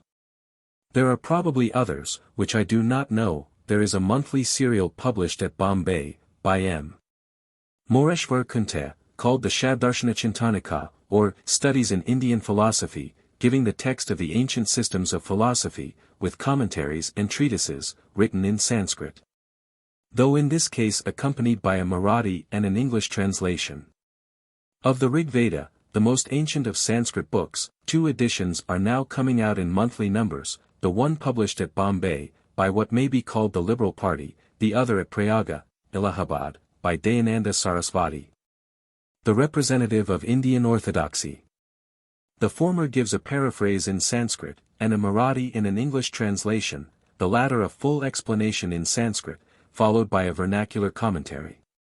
These books are published by subscription, and the list of subscribers among the natives of India is very considerable. There are other journals, which are chiefly written in the spoken dialects, such as Bengali, Marathi, or Hindi. But they contain occasional articles in Sanskrit, as, for instance, the Hariskandra published at Benares, the Tatvabodhini, published at Calcutta, and several more. It was only the other day that I saw in the Liberal, the journal of Keshub Chunder Sen's party, an account of a meeting between Brahmavrata Samadhyay, a Vedic scholar of Nadia, and Kashinath Trimbak Telung, M.A. of the University of Bombay. The one came from the east, the other from the west, yet both could converse fluently in Sanskrit. Still more extraordinary is the number of Sanskrit texts, issuing from native presses, for which there seems to be a large demand, for if we write for copies to be sent to England, we often find that, after a year or two, all the copies have been bought up in India itself. That would not be the case with Anglo-Saxon texts in England, or with Latin texts in Italy. But more than this, we are told that the ancient epic poems of the Mahabharata and Ramayana are still recited in the temples for the benefit of visitors, and that in the villages large crowds assemble around the Kathaka. The reader of these ancient Sanskrit poems, often interrupting his recitations with tears and sighs, when the hero of the poem is sent into banishment, while when he returns to his kingdom, the houses of the village are adorned with lamps and garlands. Such a recitation of the whole of the Mahabharata is said to occupy 90 days, or sometimes half a year. The people at large require, no doubt, that the Brahman narrator, Kathaka, should interpret the old poem, but there must be some few people present who understand, or imagine they understand, the old poetry of Vyasa and Valmiki. There are thousands of Brahmins even now, when so little inducement exists for Vedic studies, who know the whole of the Rig Veda by heart and can repeat it, and what applies to the Rig Veda applies to many other books. But even if Sanskrit were more of a dead language than it really is, all the living languages of India, both Aryan and Dravidian, draw their very life and soul from Sanskrit. On this point, and on the great help that even a limited knowledge of Sanskrit would render in the acquisition of the vernaculars, I, and others better qualified than I am, have spoken so often, though without any practical effect. That I need not speak again. Any candidate who knows but the elements of Sanskrit grammar will well understand what I mean, whether his special vernacular may be Bengali, Hindustani, or even Tamil. To a classical scholar I can only say that between a civil servant who knows Sanskrit and Hindustani, and another who knows Hindustani only, there is about the same difference in their power of forming an intelligent appreciation of India and its inhabitants, as there is between a traveller who visits Italy with a knowledge of Latin, and a party personally conducted to Rome by Messrs. Cook and Company. Let us examine, however, the objection that Sanskrit literature is a dead or an artificial literature, a little more carefully, in order to see whether there is not some kind of truth in it. Some people hold that the literary works which we possess in Sanskrit never had any real life at all, that they were altogether scholastic productions, and that therefore they can teach us nothing of what we really care for, namely, the historical growth of the Hindu mind. Others maintain that at the present moment, at all events, and after a century of English rule, Sanskrit literature has ceased to be a motive power in India, and that it can teach us nothing of what is passing now through the Hindu mind and influencing it for good or for evil. Let us look at the facts. Sanskrit literature is a wide and a vague term. If the Vedas, such as we now have them, were composed about 1500 BC, and if it is a fact that considerable works continue to be written in Sanskrit even now, we have before us a stream of literary activity extending over 3,400 years. With the exception of China, there is nothing like this in the whole world. It is difficult to give an idea of the enormous extent and variety of that literature. We are only gradually becoming acquainted with the untold treasures which still exist in manuscripts, and with the titles of that still larger number of works which must have existed formerly, some of them being still quoted by writers of the last 3 or 4 centuries. The Indian government has of late years ordered a kind of bibliographical survey of India to be made, and has sent some learned Sanskrit scholars, both European and native, to places where collections of Sanskrit MSS are known to exist, in order to examine and catalogue them. Some of these catalogues have been published, and we learn from them that the number of separate works in Sanskrit, of which missas are still in existence, amounts to about 10,000. This is more, I believe, than the whole classical literature of Greece and Italy put together. Much of it, no doubt, will be called mere rubbish. But then you know that even in our days the writings of a very eminent philosopher have been called mere rubbish. What I wish you to see is this, that there runs through the whole history of India, through its 3,000 or 4,000 years, a high road, or, it is perhaps more accurate to say, a high mountain path of literature. It may be remote from the turmoil of the plain, hardly visible perhaps to the millions of human beings in their daily struggle of life. It may have been trodden by a few solitary wanderers only. But to the historian of the human race, to the student of the development of the human mind, those few solitary wanderers are after all the true representatives of India from age to age. Do not let us be deceived. The true history of the world must always be the history of the few. And as we measure the Himalaya by the height of Mount Everest, we must take the true measure of India from the poets of the Veda, the sages of the Upanishads, the founders of the Vedanta and Sankhya philosophies, and the authors of the oldest law books, and not from the millions who are born and die in their villages, and who have never for one moment been roused out of their drowsy dream of life. To large multitudes in India, no doubt, Sanskrit literature was not merely a dead literature, it was simply non-existent, but the same might be said of almost every literature, and more particularly of the literatures of the ancient world. Still, even beyond this, I am quite prepared to acknowledge to a certain extent the truth of the statement, that a great portion of Sanskrit literature has never been living and national, in the same sense in which the Greek and Roman literatures reflected at times the life of a whole nation. And it is quite true besides, that the Sanskrit books which are best known to the public at large, belong to what might correctly be called the Renaissance period of Indian literature, when those who wrote Sanskrit had themselves to learn the language, as we learn Latin, and were conscious that they were writing for a learned and cultivated public only, and not for the people at large. This will require a fuller explanation. We may divide the whole of Sanskrit literature, beginning with the Rig Veda and ending with Dayananda's introduction to his edition of the Rig Veda, his by no means uninteresting Rig Veda Bhumika. Into two great periods, that preceding the great Turanian invasion, and that following it. The former comprises the Vedic literature and the ancient literature of Buddhism, the latter all the rest. If I call the invasion which is generally called the invasion of the Sakas, or the Scythians, or Indo-Scythians, or Turushkas, the Turanian invasion, it is simply because I do not as yet wish to commit myself more than I can help as to the nationality of the tribes who took possession of India, or, at least, of the government of India, from about the 1st century B.C. to the 3rd century AD. They are best known by the name of Yuchi, this being the name by which they are called in Chinese chronicles. These Chinese chronicles form the principal source from which we derive our knowledge of these tribes, both before and after their invasion of India. Many theories have been started as to their relationship with other races.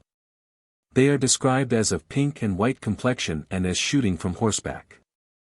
And as there was some similarity between their Chinese name Yuchi and the Gothi or Goths, they were identified by Remusat with those German tribes, and by others with the Geti, the neighbors of the Goths. Todd went even a step farther, and traced the Gats in India and the Rajputs back to the Yuchi and Geti. Some light may come in time out of all this darkness, but for the present we must be satisfied with the fact that, between the 1st century before and the 3rd century after our era, the greatest political revolution took place in India owing to the repeated inroads of Turanian, or, to use a still less objectionable term, of northern tribes. Their presence in India, recorded by Chinese historians, is fully confirmed by coins, by inscriptions, and by the traditional history of the country, such as it is. But to my mind nothing attests the presence of these foreign invaders more clearly than the break, or, I could almost say, the blank in the Brahmanical literature of India from the 1st century before to the 3rd century after our era. If we consider the political and social state of that country, we can easily understand what would happen in a case of invasion and conquest by a warlike race. The invaders would take possession of the strongholds or castles, and either remove the old Rajas, or make them their vassals and agents. Everything else would then go on exactly as before. The rents would be paid, the taxes collected, and the life of the villagers, that is, of the great majority of the people of India, would go on almost undisturbed by the change of government. The only people who might suffer would be, or, at all events, might be the priestly caste, unless they should come to terms with the new conquerors. The priestly caste, however, was also to a great extent the literary caste, and the absence of their old patrons, the native Rajas, might well produce for a time a complete cessation of literary activity. The rise of Buddhism and its formal adoption by King Asoka had already considerably shaken the power and influence of the old Brahmanic hierarchy. The northern conquerors, whatever their religion may have been, were certainly not believers in the Veda. They seem to have made a kind of compromise with Buddhism, and it is probably due to that compromise, or to an amalgamation of Saka legends with Buddhist doctrines, that we owe the so-called Mahayana form of Buddhism, and more particularly the Amitabha worship, which was finally settled at the council under Kanishk, one of the Turanian rulers of India in the 1st century A.D. If then we divide the whole of Sanskrit literature into these two periods, the one anterior to the great Turanian invasion, the other posterior to it, we may call the literature of the former period ancient and natural, that of the latter modern and artificial. Of the former period we possess, first, what has been called the Veda, i.e., knowledge, in the widest sense of the word, a considerable mass of literature, yet evidently a wreck only, saved out of a general deluge. Secondly, the works collected in the Buddhist Tripitaka, now known to us chiefly in what is called the Pali dialect, the Gatha dialects, and Sanskrit, and probably much added to in later times. The second period of Sanskrit literature comprehends everything else. Both periods may be subdivided again, but this does not concern us at present. Now I am quite willing to admit that the literature of the second period, the modern Sanskrit literature, never was a living or national literature. It here and there contains remnants of earlier times, adapted to the literary, religious, and moral tastes of a later period. And whenever we are able to disentangle those ancient elements, they may serve to throw light on the past, and, to a certain extent, supplement what has been lost in the literature of the Vedic times. The metrical law books, for instance, contain old materials which existed during the Vedic period, partly in prose, as sutras, partly in more ancient meters, as gathas. The epic poems, the Mahabharata and Ramayana, have taken the place of the old Itihasas and Akhyanas. The Puranas, even, may contain materials, though much altered, of what was called in Vedic literature the Purana. But the great mass of that later literature is artificial or scholastic, full of interesting compositions, and by no means devoid of originality and occasional beauty. Yet with all that, curious only, and appealing to the interests of the Oriental scholar far more than the broad human sympathies of the historian and the philosopher. It is different with the ancient literature of India, the literature dominated by the Vedic and the Buddhistic religions. That literature opens to us a chapter in what has been called the education of the human race, to which we can find no parallel anywhere else. Whoever cares for the historical growth of our language, that is, of our thoughts. Whoever cares for the first intelligible development of religion and mythology, whoever cares for the first foundation of what in later times we call the sciences of astronomy, metronomy, grammar, and etymology. Whoever cares for the first intimations of philosophical thought, for the first attempts at regulating family life, village life, and state life, as founded on religion, ceremonial tradition and contract, samaya, must in future pay the same attention to the literature of the Vedic period as to the literatures of Greece and Rome and Germany. As to the lessons which the early literature of Buddhism may teach us, I need not dwell on them at present.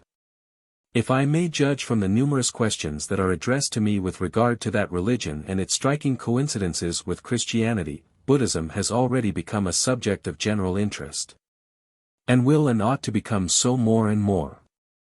On that whole class of literature, however, it is not my intention to dwell in this short course of lectures, which can hardly suffice even for a general survey of Vedic literature, and for an elucidation of the principal lessons which, I think, we may learn from the hymns, the Brahmanas, the Upanishads, and the Sutras.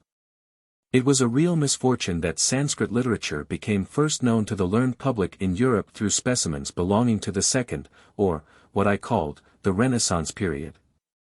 The Bhagavad Gita, the plays of Kalidasa, such as Sakuntala or Urvasi, a few episodes from the Mahabharata and Ramayana, such as those of Nala and the Yajnadanabada, the fables of the Hitopadesa, and the sentences of Bhartrihari are, no doubt, extremely curious. And as, at the time when they first became known in Europe, they were represented to be of extreme antiquity, and the work of a people formerly supposed to be quite incapable of high literary efforts, they naturally attracted the attention of men such as Sir William Jones in England, Herder and Goethe in Germany, who were pleased to speak of them in terms of highest admiration.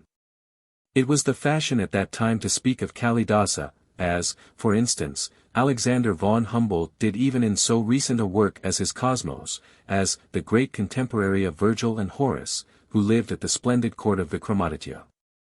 This Vikramaditya being supposed to be the founder of the Sambat era, 56 B.C. But all this is now changed. Whoever the Vikramaditya was who is supposed to have defeated the Sakas, and to have founded another era, the Sambat era, 56 BC, he certainly did not live in the 1st century BC. Nor are the Indians looked upon any longer as an illiterate race, and their poetry as popular and artless. On the contrary, they are judged now by the same standards as Persians and Arabs, Italians or French. And, measured by that standard, such works as Kalidasa's plays are not superior to many plays that have long been allowed to rest in dust and peace on the shelves of our libraries. Their antiquity is no longer believed in by any critical Sanskrit scholar. Kalidasa is mentioned with Bharvi as a famous poet in an inscription dated AD 585-6, 507 Saka era, and for the present I see no reason to place him much earlier. As to the laws of Manu, which used to be assigned to a fabulous antiquity, and are so still sometimes by those who write at random or at second hand, I doubt whether, in their present form, they can be older than the 4th century of our era. Nay, I am quite prepared to see an even later date assigned to them. I know this will seem heresy to many Sanskrit scholars, but we must try to be honest to ourselves. Is there any evidence to constrain us to assign the Manavadharmasastra, such as we now possess it, written in continuous slokas, to any date anterior to 300 AD? And if there is not, why should we not openly state it, challenge opposition, and feel grateful if our doubts can be removed? That Manu was a name of high legal authority before that time, and that Manu and the Manavam are frequently quoted in the ancient legal sutras, is quite true. But this serves only to confirm the conviction that the literature which succeeded the Turanian invasion is full of wrecks saved from the intervening deluge. If what we call the laws of Manu had really existed as a code of laws, like the Code of Justinian, during previous centuries, is it likely that it should nowhere have been quoted and appealed to? Varahamihara, who died 587 AD. Refers to Manu several times, but not to a Manavadharmasastra, and the only time where he seems actually to quote a number of verses from Manu, these verses are not to be met with in our text. I believe it will be found that the century in which Varahamihara lived and wrote was the age of the literary renaissance in India. That Kalidasa and Bharvi were famous at that time, we know from the evidence of inscriptions. We also know that during that century the fame of Indian literature had reached Persia, and that the king of Persia, Khosrow Nushirvan, sent his physician, Barzoi, to India, in order to translate the fables of the Panchatantra. Or rather their original, from Sanskrit into Pahlavi. The famous 9 gems, or the 9 classics, as we should say, have been referred, at least in part, to the same age, and I doubt whether we shall be able to assign a much earlier date to anything we possess of Sanskrit literature. Excepting always the Vedic and Buddhistic writings. Although the specimens of this modern Sanskrit literature, when they first became known, served to arouse a general interest, and serve even now to keep alive a certain superficial sympathy for Indian literature. More serious students had soon disposed of these compositions, and while gladly admitting their claim to be called pretty and attractive, could not think of allowing to Sanskrit literature a place among the world literatures. A place by the side of Greek and Latin, Italian, French, English, or German. There was indeed a time when people began to imagine that all that was worth knowing about Indian literature was known. And that the only ground on which Sanskrit could claim a place among the recognized branches of learning in a university was its usefulness for the study of the science of language. At that very time, however, now about 40 years ago, a new start was made, which has given to Sanskrit scholarship an entirely new character. The chief author of that movement was Burnouf, then professor at the Collège de France in Paris, an excellent scholar, but at the same time a man of wide views and true historical instincts.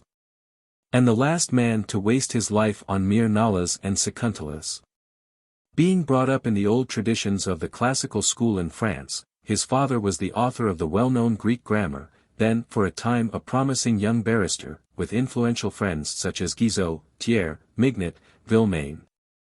At his side, and with a brilliant future before him, he was not likely to spend his life on pretty Sanskrit ditties.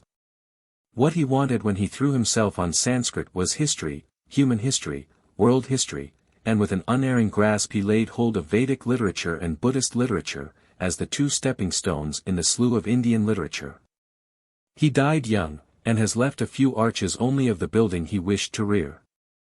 But his spirit lived on in his pupils and his friends, and few would deny that the first impulse, directly or indirectly, to all that has been accomplished since by the students of Vedic and Buddhist literature, was given by Burnouf and his lectures at the Collège de France.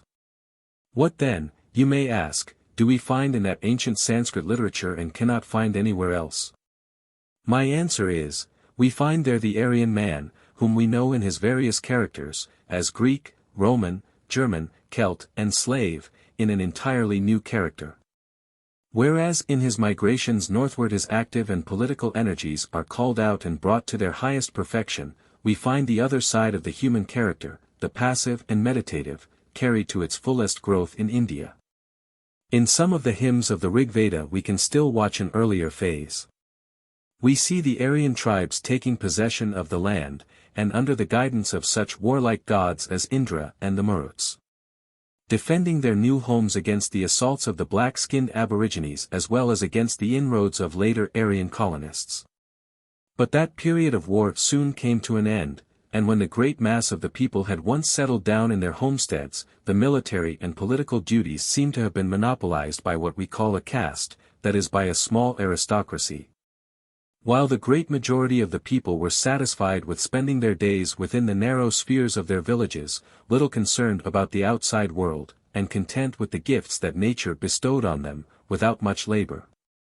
We read in the Mahabharata, 13:22, there is fruit on the trees in every forest, which everyone who likes may pluck without trouble. There is cool and sweet water in the pure rivers here and there. There is a soft bed made of the twigs of beautiful creepers. And yet wretched people suffer pain at the door of the rich. At first sight we may feel inclined to call this quiet enjoyment of life, this mere looking on, a degeneracy rather than a growth. It seems so different from what we think life ought to be. Yet, from a higher point of view it may appear that those southern Aryans have chosen the good part, or at least the part good for them, while we, northern Aryans, have been careful and troubled about many things.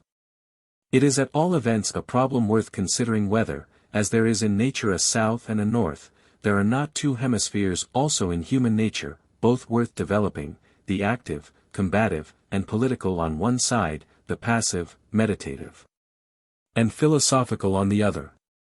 And for the solution of that problem no literature furnishes such ample materials as that of the Veda, beginning with the hymns and ending with the Upanishads. We enter into a new world, not always an attractive one, least of all to us. But it possesses one charm, it is real, it is of natural growth, and like everything of natural growth, I believe it had a hidden purpose, and was intended to teach us some kind of lesson that is worth learning. And that certainly we could learn nowhere else. We are not called upon either to admire or to despise that ancient Vedic literature, we have simply to study and to try to understand it. There have been silly persons who have represented the development of the Indian mind as superior to any other, nay, who would make us go back to the Veda or to the sacred writings of the Buddhists in order to find there a truer religion, a purer morality, and a more sublime philosophy than our own. I shall not even mention the names of these writers or the titles of their works. But I feel equally impatient when I see other scholars criticizing the ancient literature of India as if it were the work of the 19th century, as if it represented an enemy that must be defeated, and that can claim no mercy at our hands. That the Veda is full of childish, silly, even to our minds monstrous concept tie-ins, who would deny? But even these monstrosities are interesting and instructive.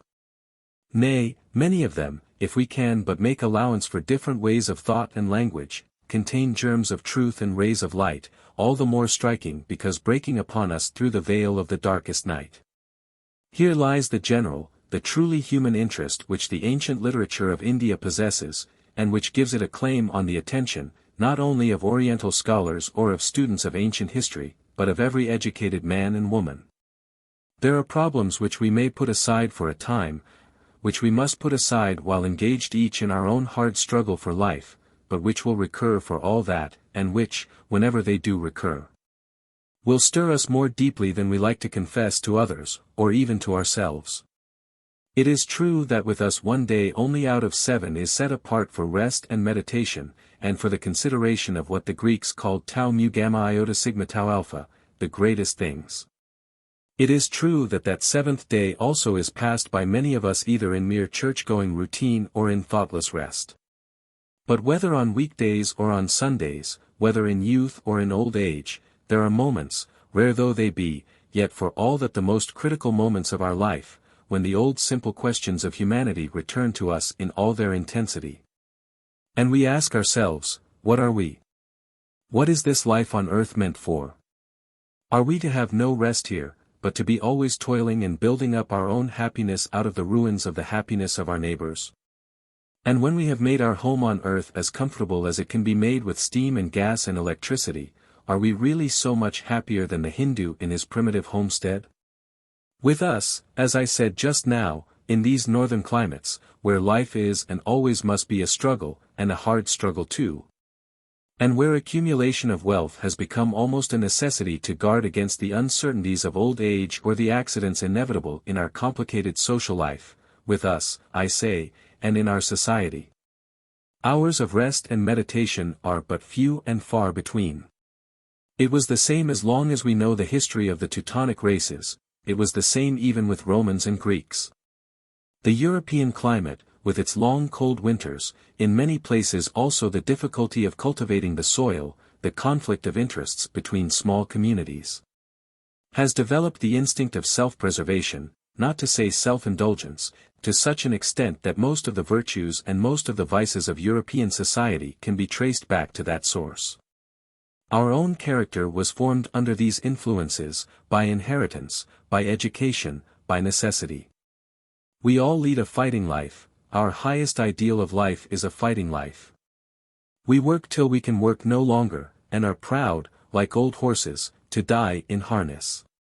We point with inward satisfaction to what we and our ancestors have achieved by hard work, in founding a family or a business, a town or a state. We point to the marvels of what we call civilization, our splendid cities, our high roads and bridges, our ships, our railways, our telegraphs, our electric light, our pictures, our statues, our music, our theaters. We imagine we have made life on earth quite perfect, in some cases so perfect that we are almost sorry to leave it again. But the lesson which both Brahmins and Buddhists are never tired of teaching is that this life is but a journey from one village to another, and not a resting place. Thus we read. As a man journeying to another village may enjoy a night's rest in the open air, but, after leaving his resting place, proceeds again on his journey the next day, thus father, mother, wife, and wealth are all but like a night's rest to us, wise people do not cling to them forever. Instead of simply despising this Indian view of life, might we not pause for a moment and consider whether their philosophy of life is entirely wrong, and ours entirely right? Whether this earth was really meant for work only, for with us pleasure also has been changed into work, for constant hurry and flurry. Or whether we, sturdy northern Aryans, might not have been satisfied with a little less of work, and a little less of so-called pleasure, but with a little more of thought and a little more of rest. For, short as our life is, we are not mere mayflies, that are born in the morning to die at night. We have a past to look back to and a future to look forward to, and it may be that some of the riddles of the future find their solution in the wisdom of the past. Then why should we always fix our eyes on the present only? Why should we always be racing, whether for wealth or for power or for fame? Why should we never rest and be thankful? I do not deny that the manly vigor, the silent endurance, the public spirit, and the private virtues too, of the citizens of European states represent one side, it may be a very important side, of the destiny which man has to fulfill on earth. But there is surely another side of our nature, and possibly another destiny open to man in his journey across this life, which should not be entirely ignored. If we turn our eyes to the east and particularly to India, where life is, or at all events was, no very severe struggle, where the climate was mild, the soil fertile, where vegetable food in small quantities sufficed to keep the body in health and strength, where the simplest hut or cave in a forest was all the shelter required, and where social life never assumed the gigantic, monstrous proportions of a London or Paris, but fulfilled itself within the narrow boundaries of village communities, was it not, I say, natural there, or, if you like, was it not intended there? That another side of human nature should be developed, not the active, the combative, and acquisitive, but the passive, the meditative, and reflective? Can we wonder that the Aryans, who stepped as strangers into some of the happy fields and valleys along the Indus or the Ganges, should have looked upon life as a perpetual Sunday or holiday, or a kind of long vacation? Delightful so long as it lasts, but which must come to an end sooner or later. Why should they have accumulated wealth?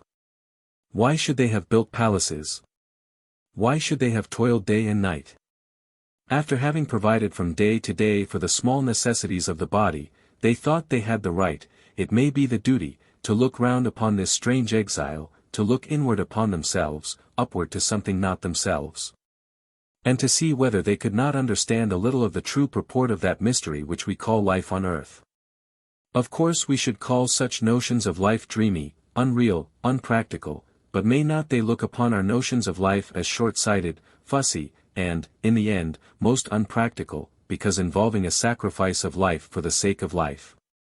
No doubt these are both extreme views, and they have hardly ever been held or realized in that extreme form by any nation, whether in the East or in the West. We are not always plodding, we sometimes allow ourselves an hour of rest and peace and thought, nor were the ancient people of India always dreaming and meditating on tau mu gamma iota sigma tau alpha, on the great problems of life, but, when called upon, we know that they too could fight like heroes, and that, without machinery, they could by patient toil raise even the meanest handiwork into a work of art, a real joy to the maker and to the buyer. All then that I wish to put clearly before you is this, that the Aryan man, who had to fulfill his mission in India, might naturally be deficient in many of the practical and fighting virtues, which were developed in the northern Aryans by the very struggle without which they could not have survived, but that his life on earth had not therefore been entirely wasted. His very view of life, though we cannot adopt it in this northern climate, may yet act as a lesson and a warning to us, not, for the sake of life, to sacrifice the highest objects of life.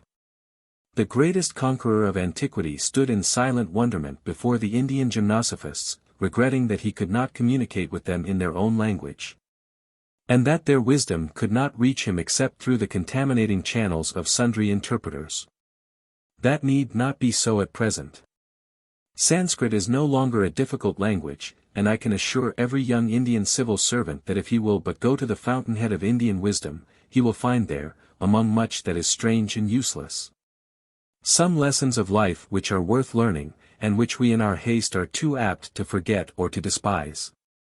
Let me read you a few sayings only, which you may still hear repeated in India when, after the heat of the day, the old and the young assemble together under the shadow of their village tree, sayings which to them seem truth. To us, I fear, mere truism. As all have to sleep together laid low in the earth, why do foolish people wish to injure one another? A man seeking for eternal happiness, moksha, might obtain it by 100th part of the sufferings which a foolish man endures in the pursuit of riches. Poor men eat more excellent bread than the rich, for hunger gives it sweetness.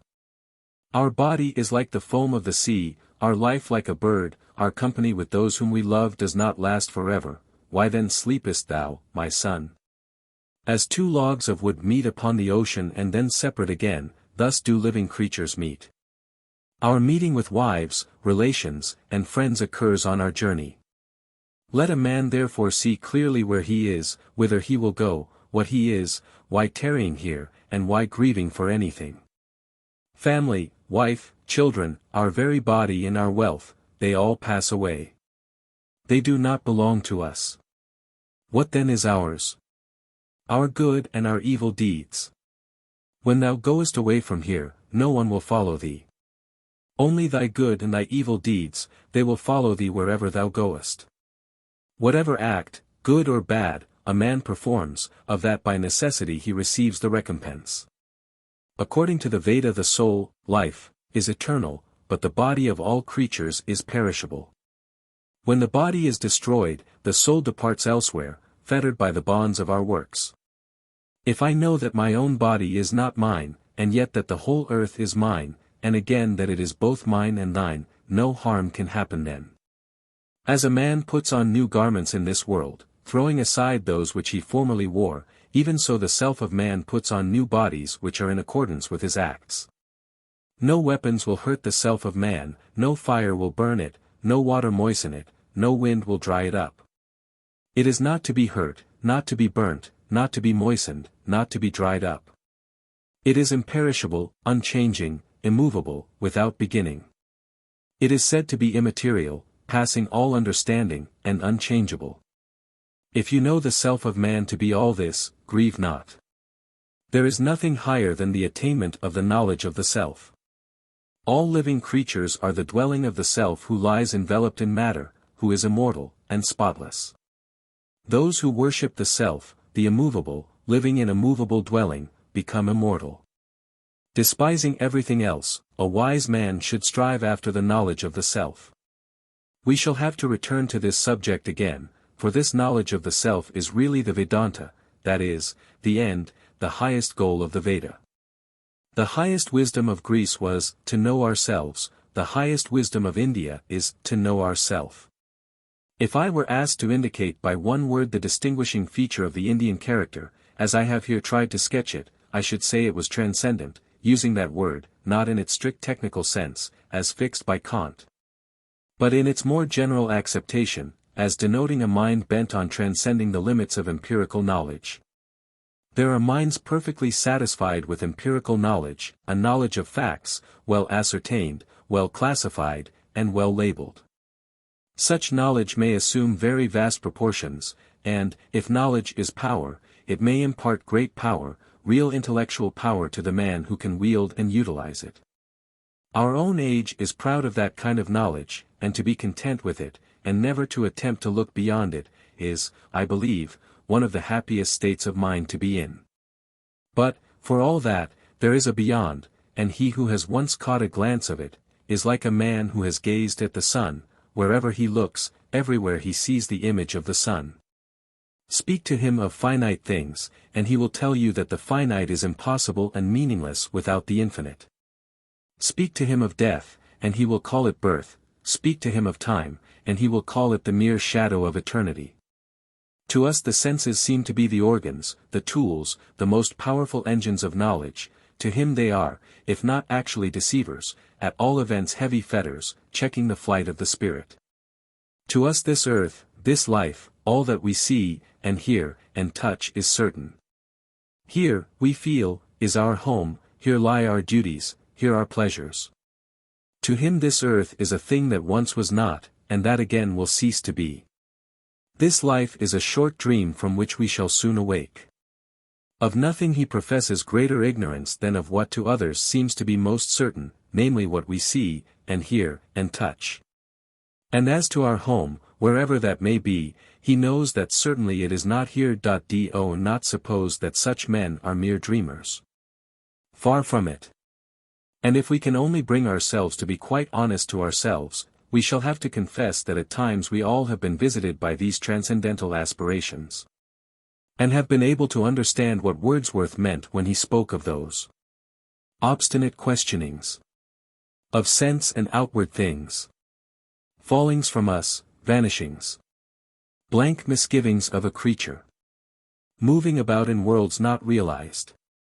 The transcendent temperament acquired no doubt a more complete supremacy in the Indian character than anywhere else. But no nation, and no individual, is entirely without that yearning beyond. Indeed we all know it under a more familiar name, namely, religion. It is necessary, however, to distinguish between religion and a religion, quite as much as in another branch of philosophy we have to distinguish between language and a language or many languages. A man may accept a religion, he may be converted to the Christian religion, and he may change his own particular religion from time to time, just as he may speak different languages. But in order to have a religion, a man must have religion. He must once at least in his life have looked beyond the horizon of this world, and carried away in his mind an impression of the infinite, which will never leave him again. A being satisfied with the world of sense, unconscious of its finite nature, undisturbed by the limited or negative character of all perceptions of the senses, would be incapable of any religious concepts. Only when the finite character of all human knowledge has been received is it possible for the human mind to conceive that which is beyond the finite, call it what you like, the beyond, the unseen, the infinite, the supernatural, or the divine. That step must have been taken before religion of any kind becomes possible. What kind of religion it will be, depends on the character of the race which elaborates it, its surroundings in nature, and its experience in history. Now we may seem to know a great many religions. I speak here, of course, of ancient religions only, of what are sometimes called national or autochthonous religions, not of those founded in later times by individual prophets or reformers. Yet, among those ancient religions we seldom know, what after all is the most important point, their origin and their gradual growth. The Jewish religion is represented to us as perfect and complete from the very first, and it is with great difficulty that we can discover its real beginnings and its historical growth. And take the Greek and the Roman religions, take the religions of the Teutonic, Slavonic, or Celtic tribes, and you will find that their period of growth has always passed, long before we know them, and that from the time we know them. All their changes are purely metamorphic, changes in form of substances ready at hand. Now let us look to the ancient inhabitants of India. With them, first of all, religion was not only one interest by the side of many. It was the all-absorbing interest. It embraced not only worship and prayer, but what we call philosophy, morality, law, and government, all was pervaded by religion. Their whole life was to them a religion, everything else was, as it were, a mere concession made to the ephemeral requirements of this life. What then can we learn from the ancient religious literature of India, or from the Veda? It requires no very profound knowledge of Greek religion and Greek language to discover in the Greek deities the original outlines of certain physical phenomena. Every schoolboy knows that in Zeus there is something of the sky, in Poseidon of the sea, in Hades of the lower world, in Apollo of the sun, in Artemis of the moon, in Hephaestos of the fire. But for all that, there is, from a Greek point of view, a very considerable difference between Zeus and the sky, between Poseidon and the sea, between Apollo and the sun, between Artemis and the moon. Now what do we find in the Veda?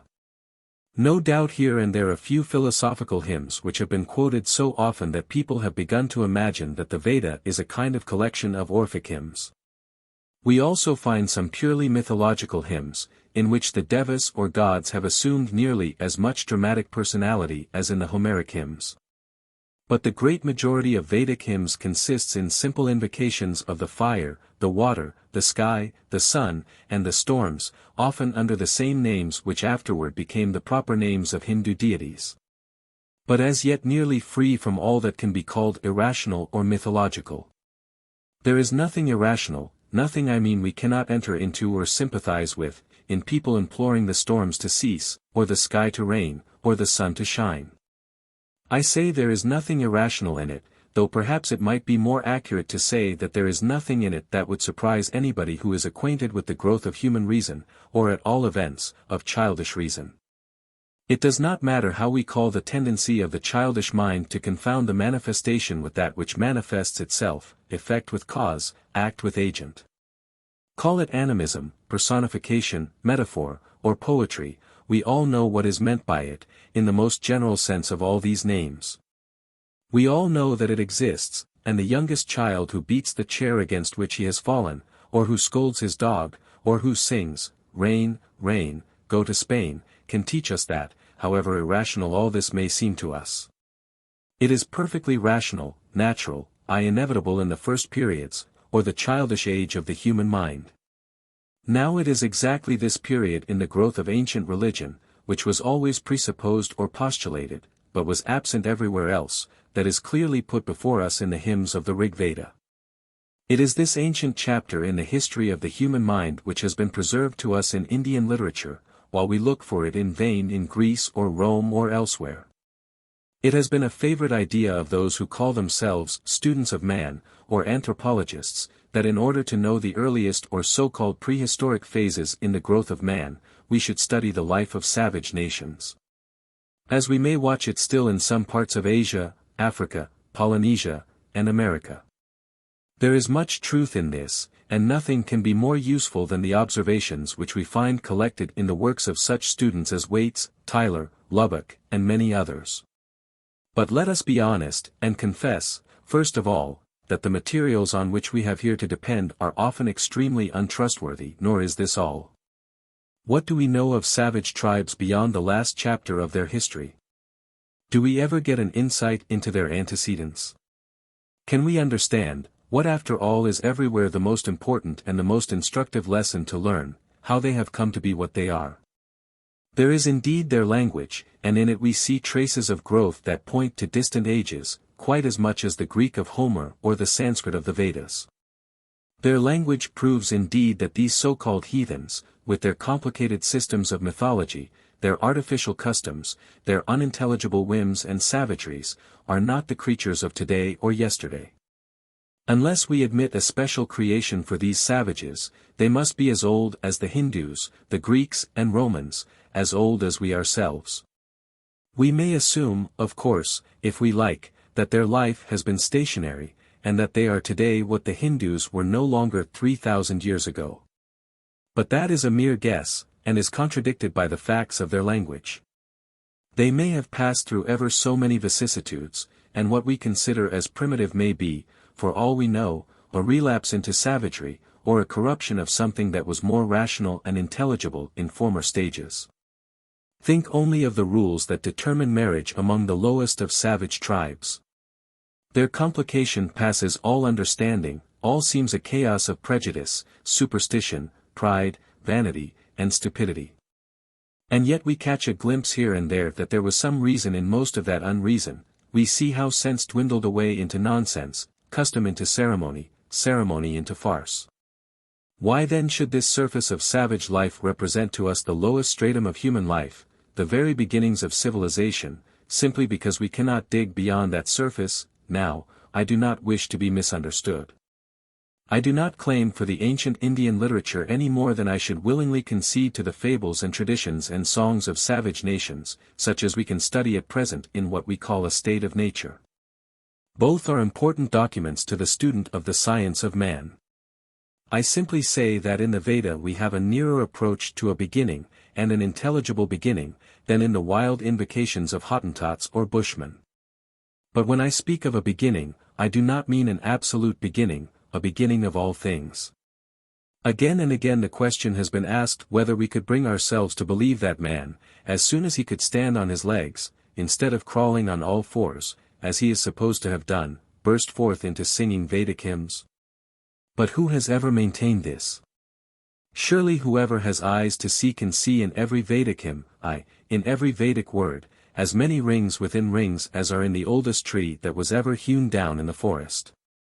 I shall say even more, and I have said it before, namely, that supposing that the Vedic hymns were composed between 1500 and 1000 BC, we can hardly understand how, at so early a date, the Indians had developed ideas which to us sound decidedly modern. I should give anything if I could escape from the conclusion that the collection of the Vedic hymns, a collection in 10 books, existed at least 1000 BC, that is, about 500 years before the rise of Buddhism. I do not mean to say that something may not be discovered hereafter to enable us to refer that collection to a later date.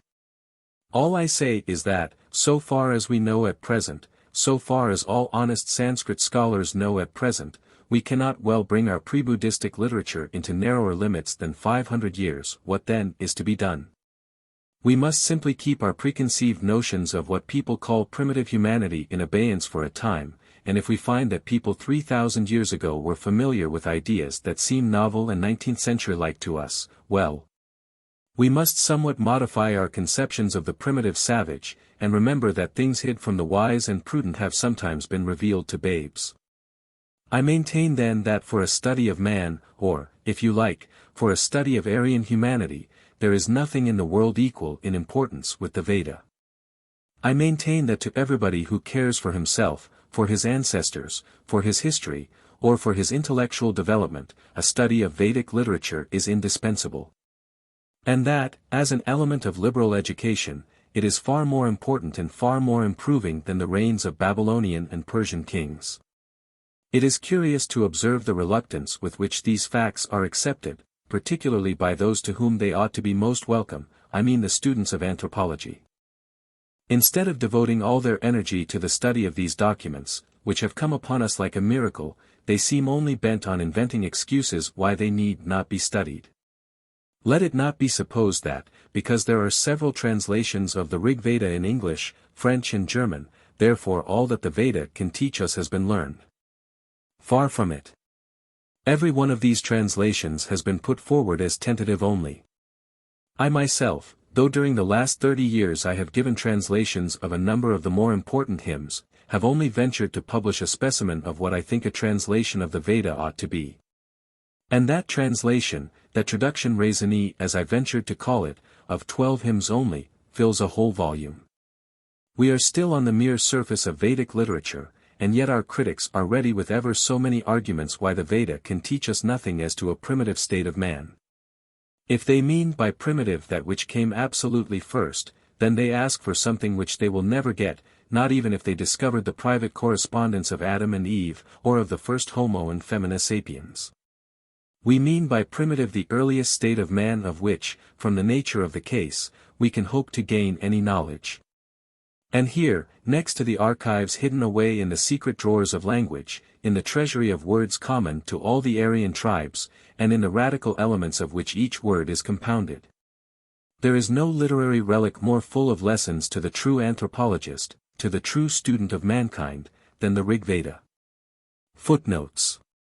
C. Cunningham, Corpus Inscriptionum Indicarum, Volume 1, 1877. Colavaga v. 33, 1. The expression used is Candaso Arapimati. C. Rhys Davids, Buddhist Suttas, Sacred Books of the East, Volume 11, page 142. The Brahmosamaj, A Theistic School. A. W. The Liberal, March 12, 1882. C. R. G. Bundarkar, Consideration of the Date of the Mahabharata, Journal of the R. A. S. of Bombay, 1872, Talboys Wheeler, History of India, 2. 365, 572. Holtzmann, Über das alte Indische Epas, 1881, page 1, Fear, The Aryan Village in India and Ceylon, page 19. That the Mahabharata was publicly read in the 7th century AD, we learn from Bana. See Journal of the Royal Asiatic Society, Bombay, Volume 10, page 87, note. A. W. Hibbert Lectures, page 157. Every person acquainted with the spoken speech of India knows perfectly well that its elevation to the dignity and usefulness of written speech has depended, and must still depend, upon its borrowing largely from its parent or kindred source. That no man who is ignorant of Arabic or Sanskrit can write Hindustani or Bengali with elegance, or purity, or precision. And that the condemnation of the classical languages to oblivion would consign the dialects to utter helplessness and irretrievable barbarism. H. H. Wilson, Asiatic Journal, January, 1836, Vol. 19, page 15. It would be a most useful work for any young scholar to draw up a list of Sanskrit books which are quoted by later writers, but have not yet been met with in Indian libraries. Hibbert Lectures, page 133. This vague term, Turanian, so much used in the Parsi scriptures, is used here in the sense of unclassified ethnically. W. Recherches sur les langues tartares, 1820, Volume 1, page 327, Lassen, I. A., Volume 2, page 359. Lassen, who at first rejected the identification of Gats and Yuchi, was afterward inclined to accept it. The Yuchi appear to have begun their invasion about 130 BC. At this period the Grecian kingdom of Bactria, after a brilliant existence of a century, had fallen before the Tochari, a Scythian people. The new invaders, called Epsilon Phi Theta Alpha Lambda Tau Alpha Iota by the Greeks, had been driven out of their old abodes and now occupied the country lying between Parthia at the west, the Oxus and Sircap, and extending into Little Thibet. They were herdsmen and nomads. At this time India was governed by the descendants of Asoka, the great propagandist of Buddhism. About 20 years before the Christian era, or probably earlier, the Yuchi, under Kuranos, crossed the Indus and conquered the country, which remained subject to them for 3 centuries. The Chinese historians Zima Chen and Hanyo give these accounts, which are however confirmed by numismatic and other evidence. W. Hibbert Lectures, page 154, note. In June, 1882, a conference on Buddhism was held at Shaun College, to discuss the real or apparent coincidences between the religions of Buddha and Christ.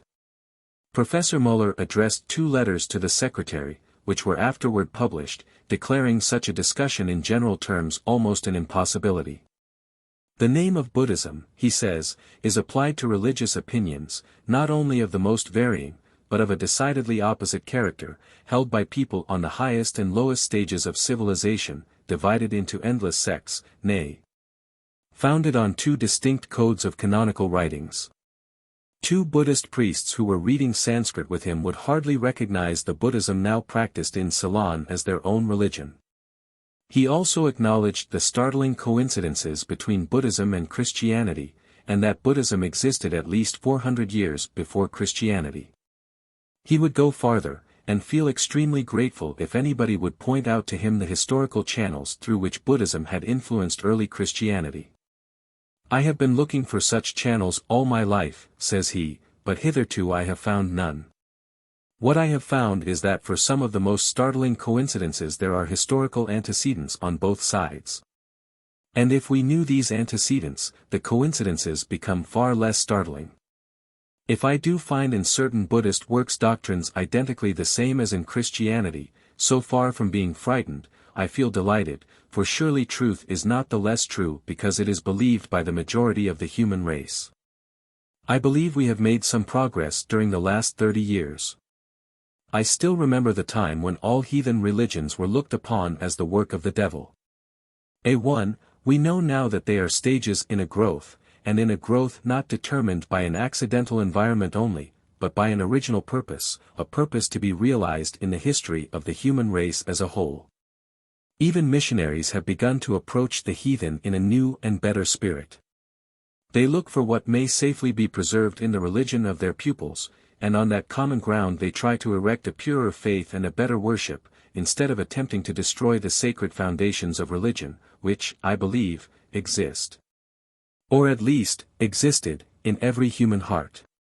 He also states that the publishing of the Rig Veda and commentary, his life work, had produced a complete revolution both in our views of ancient religions and in the religious life of the Hindus themselves.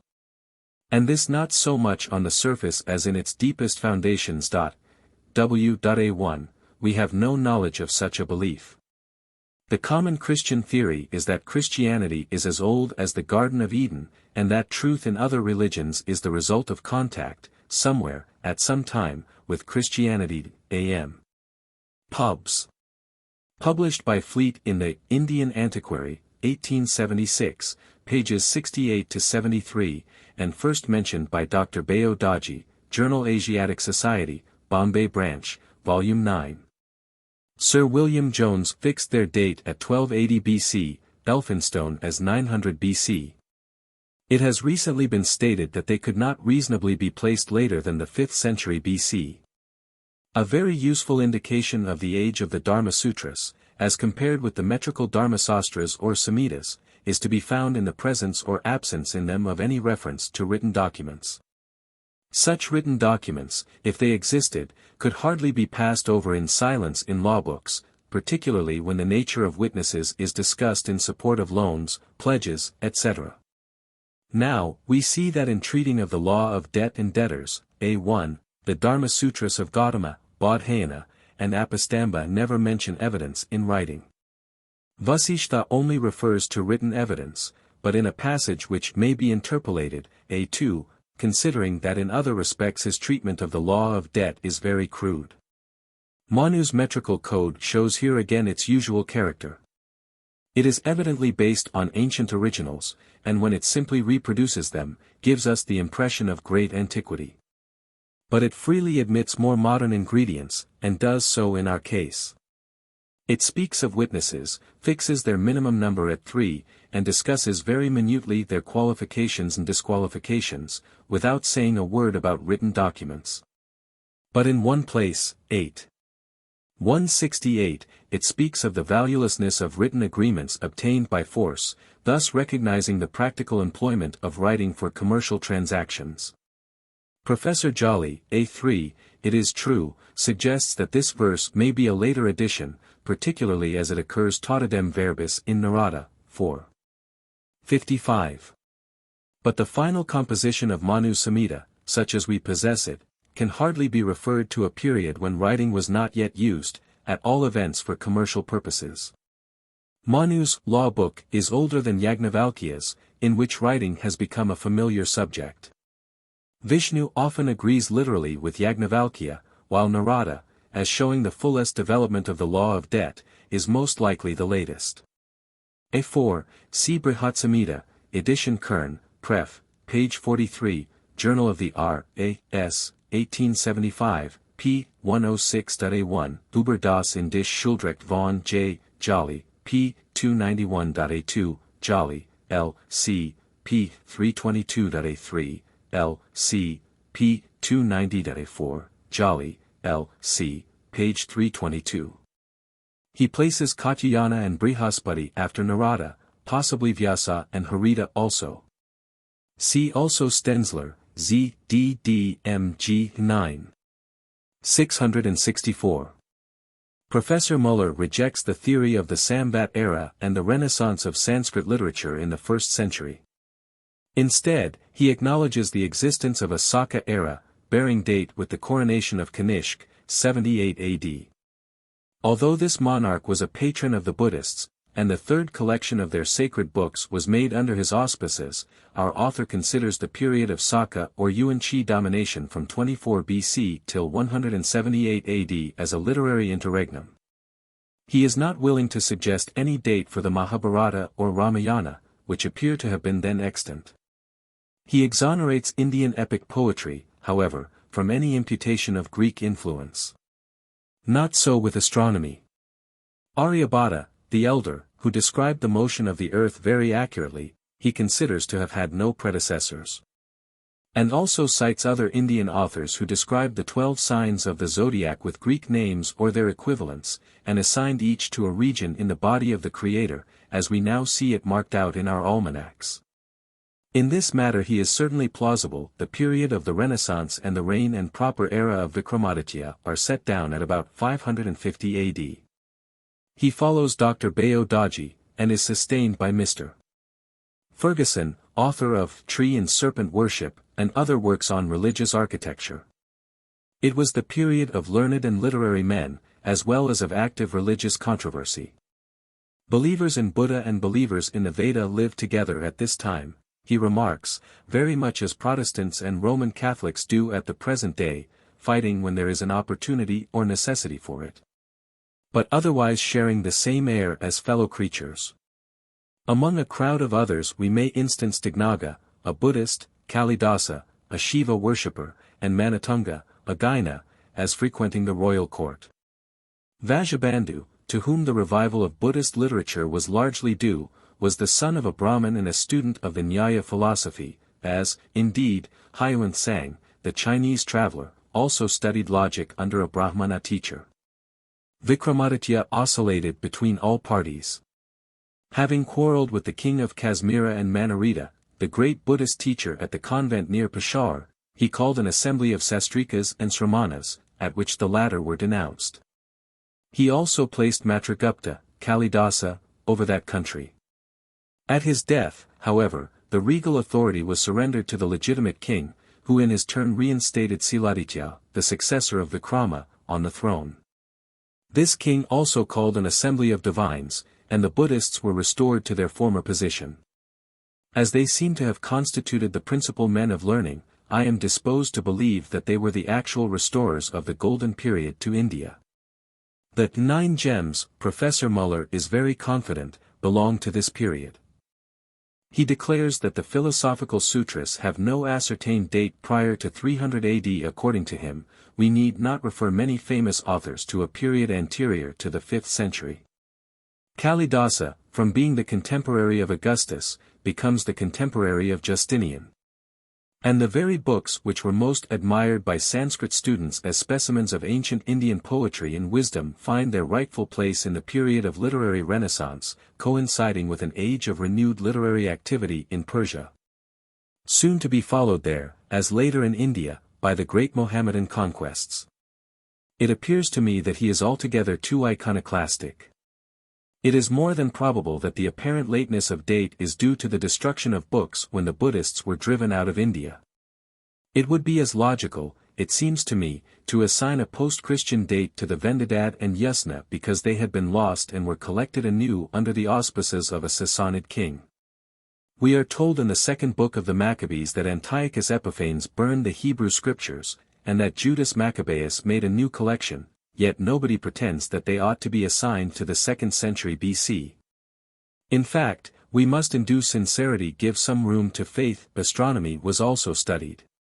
Aryabhata the elder had described the earth as making a revolution which produced the daily rising and setting of the sun. Professor Müller thinks he had no predecessors. Varahamihara wrote during the reign of Vikramaditya, and employs the Yuga in opposition to the Saka era. It is apparent, however, that the Greek zodiac was employed. Badarayana describes the pictorial representations of the 12 signs and their relation to the body of Brahman or the Creator. The ram is the head, the face of the Creator is the bull, the breast would be the man-pair, the heart, the crab. The lion, the stomach, the maid, the hip, the balance-bearer, the belly, the eighth, scorpion, the membrum, the archer, his pair of thighs, the makara, his pair of knees, the pot, his pair of legs, the fish pair, his 2 feet. Another writer gives them in like series as the members of Kala or time. Other evidence seems even more conclusive, Varahamihara giving the actual Greek names in a Sanskrit dresta. W. Curran, Preface to Brihatsamahita, page 20. During times of conquest and migration, such as are represented to us in the hymns of the Rig Veda, the system of castes, as it is described, for instance, in the laws of Manu, would have been a simple impossibility. It is doubtful whether such a system was ever more than a social ideal, but even for such an ideal the materials would have been wanting during the period when the Aryas were first taking possession of the land of the 7 rivers. On the other hand, even during that early period, there must have been a division of labor, and hence we expect to find and do find in the gramas of the 5 nations, warriors, sometimes called nobles, leaders, kings, counselors, sometimes called priests, prophets, judges, and working men, whether plowers, or builders, or roadmakers. These 3 divisions we can clearly perceive even in the early hymns of the Rig Veda. Boatlink, Sprush, 5101. Mahab. 11. 121. Pankat. 2, 127, 117. Mahab. V. 1144. LC 12. 12,050. LC 12. 869. LC 12. 872. LC 12. 12,453. LC 12. 12,456. LC 3. 13846. 239. LC 3. 13,864. Cam. Needies, 1, 23, Boatlink, 918. Atman, see Lecture 7. A.W. Vishnu Sutras XX. 50-53. Apastamba Dharma Sutras I. 8, 22. Can a state be justly regarded as one of happiness, in which the essential being is overlooked and not regarded? Whereas that subtler essence is the reality which gives life, energy, and purity to all our motives. Is to be, of the earth, earthy, a greater felicity than to acknowledge that which is from heaven? I trow not. A.W. Lecture 4. Objections. It may be quite true that controversy often does more harm than good, that it encourages the worst of all talents, that of plausibility, not to say dishonesty, and generally leaves the world at large worse confounded than it was before.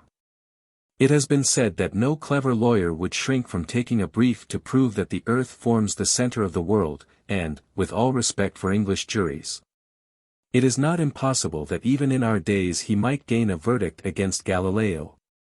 Nor do I deny that there is a power and vitality in truth which in the end overcomes and survives all opposition. As shown by the very doctrine of Galileo, which at present is held by hundreds and thousands who would find it extremely difficult to advance one single argument in its support. I am ready to admit also that those who have done the best work, and have contributed most largely toward the advancement of knowledge and the progress of truth, have seldom wasted their time in controversy, but have marched on straight, little concerned either about applause on the right or abuse on the left. All this is true, perfectly true. And yet I feel that I cannot escape from devoting the whole of a lecture to the answering of certain objections which have been raised against the views which I have put forward with regard to the character and the historical importance of Vedic literature. We must not forget that the whole subject is new, the number of competent judges small, and mistakes not only possible, but almost inevitable.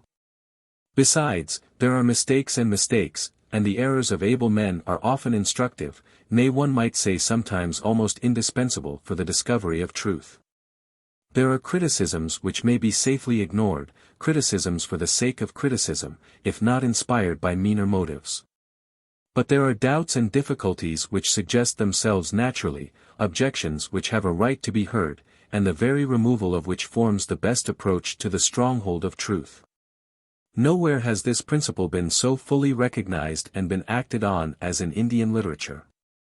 Whatever subject is started, the rule is that the argument should begin with the purvapaksha, with all that can be said against a certain opinion.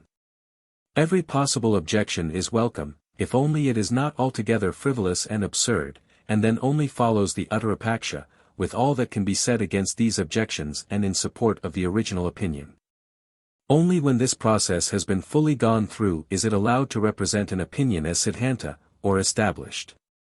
Therefore, before opening the pages of the Veda, and giving you a description of the poetry, the religion, and philosophy of the ancient inhabitants of India, I thought it right and necessary to establish, first of all, certain points without which it would be impossible to form a right appreciation of the historical value of the Vedic hymns, and of their importance even to us who live at so great a distance from those early poets. The first point was purely preliminary, namely that the Hindus in ancient, and in modern times also, are a nation deserving of our interest and sympathy, worthy also of our confidence. And by no means guilty of the charge so recklessly brought against them, the charge of an habitual disregard of truth.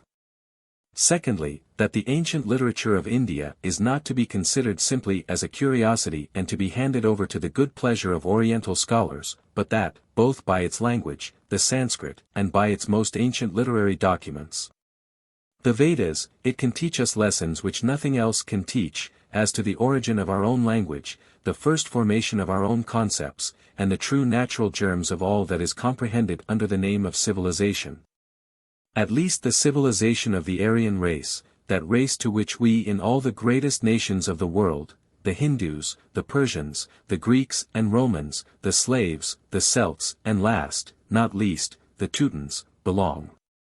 A man may be a good and useful plowman without being a geologist, without knowing the stratum on which he takes his stand, or the strata beneath that give support to the soil on which he lives and works, and from which he draws his nourishment.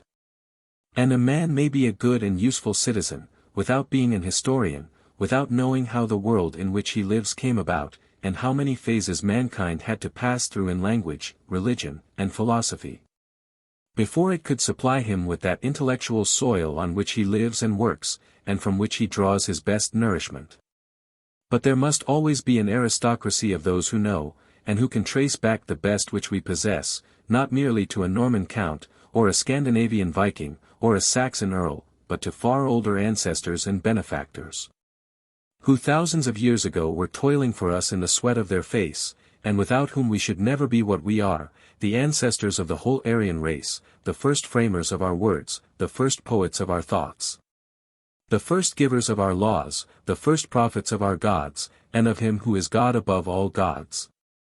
That aristocracy of those who know, decolor che sano, or try to know, is open to all who are willing to enter, to all who have a feeling for the past, an interest in the genealogy of our thoughts, and a reverence for the ancestry of our intellect, who are in fact historians in the true sense of the word, i.e., inquirers into that which is past, but not lost. Thirdly, having explained to you why the ancient literature of India, the really ancient literature of that country, I mean that of the Vedic period, deserves the careful attention, not of Oriental scholars only, but of every educated man and woman who wishes to know how we, even we here in England and in this 19th century of ours, came to be what we are, I tried to explain to you the difference, and the natural and inevitable difference, between the development of the human character in such different climates as those of India and Europe.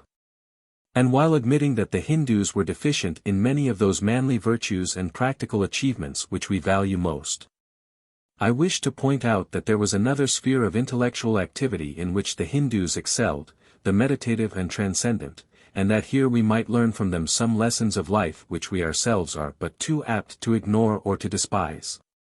Fourthly, fearing that I might have raised too high expectations of the ancient wisdom, the religion and philosophy of the Vedic Indians, I felt it my duty to state that, though primitive in one sense, we must not expect the Vedic religion to be primitive in the anthropological sense of the word, as containing the utterances of beings who had just broken their shells, and were wonderingly looking out for the first time upon this strange world.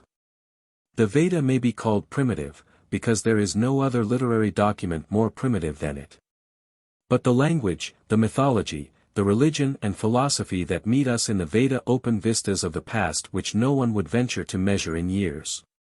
Nay, they contain, by the side of simple, natural, childish thoughts, many ideas which to us sound modern, or secondary and tertiary, as I called them, but which nevertheless are older than any other literary document, and give us trustworthy information of a period in the history of human thought of which we knew absolutely nothing before the discovery of the Vedas. But even thus our path is not yet clear. Other objections have been raised against the Veda as an historical document. Some of them are important, and I have at times shared them myself. Others are at least instructive, and will give us an opportunity of testing the foundation on which we stand.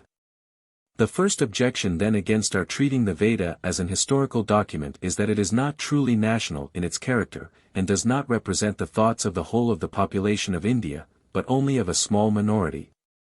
Namely of the Brahmins, and not even of the whole class of Brahmins, but only of a small minority of them, namely of the professional priests. Objections should not be based on demands which, from the nature of the case, are unreasonable. Have those who maintain that the Vedic hymns do not represent the whole of India, that is the whole of its ancient population, in the same manner as they say that the Bible represents the Jews or Homer the Greeks, considered what they are asking for. So far from denying that the Vedic hymns represent only a small and, it may be, a priestly minority of the ancient population of India, the true historian would probably feel inclined to urge the same cautions against the Old Testament and the Homeric poems also.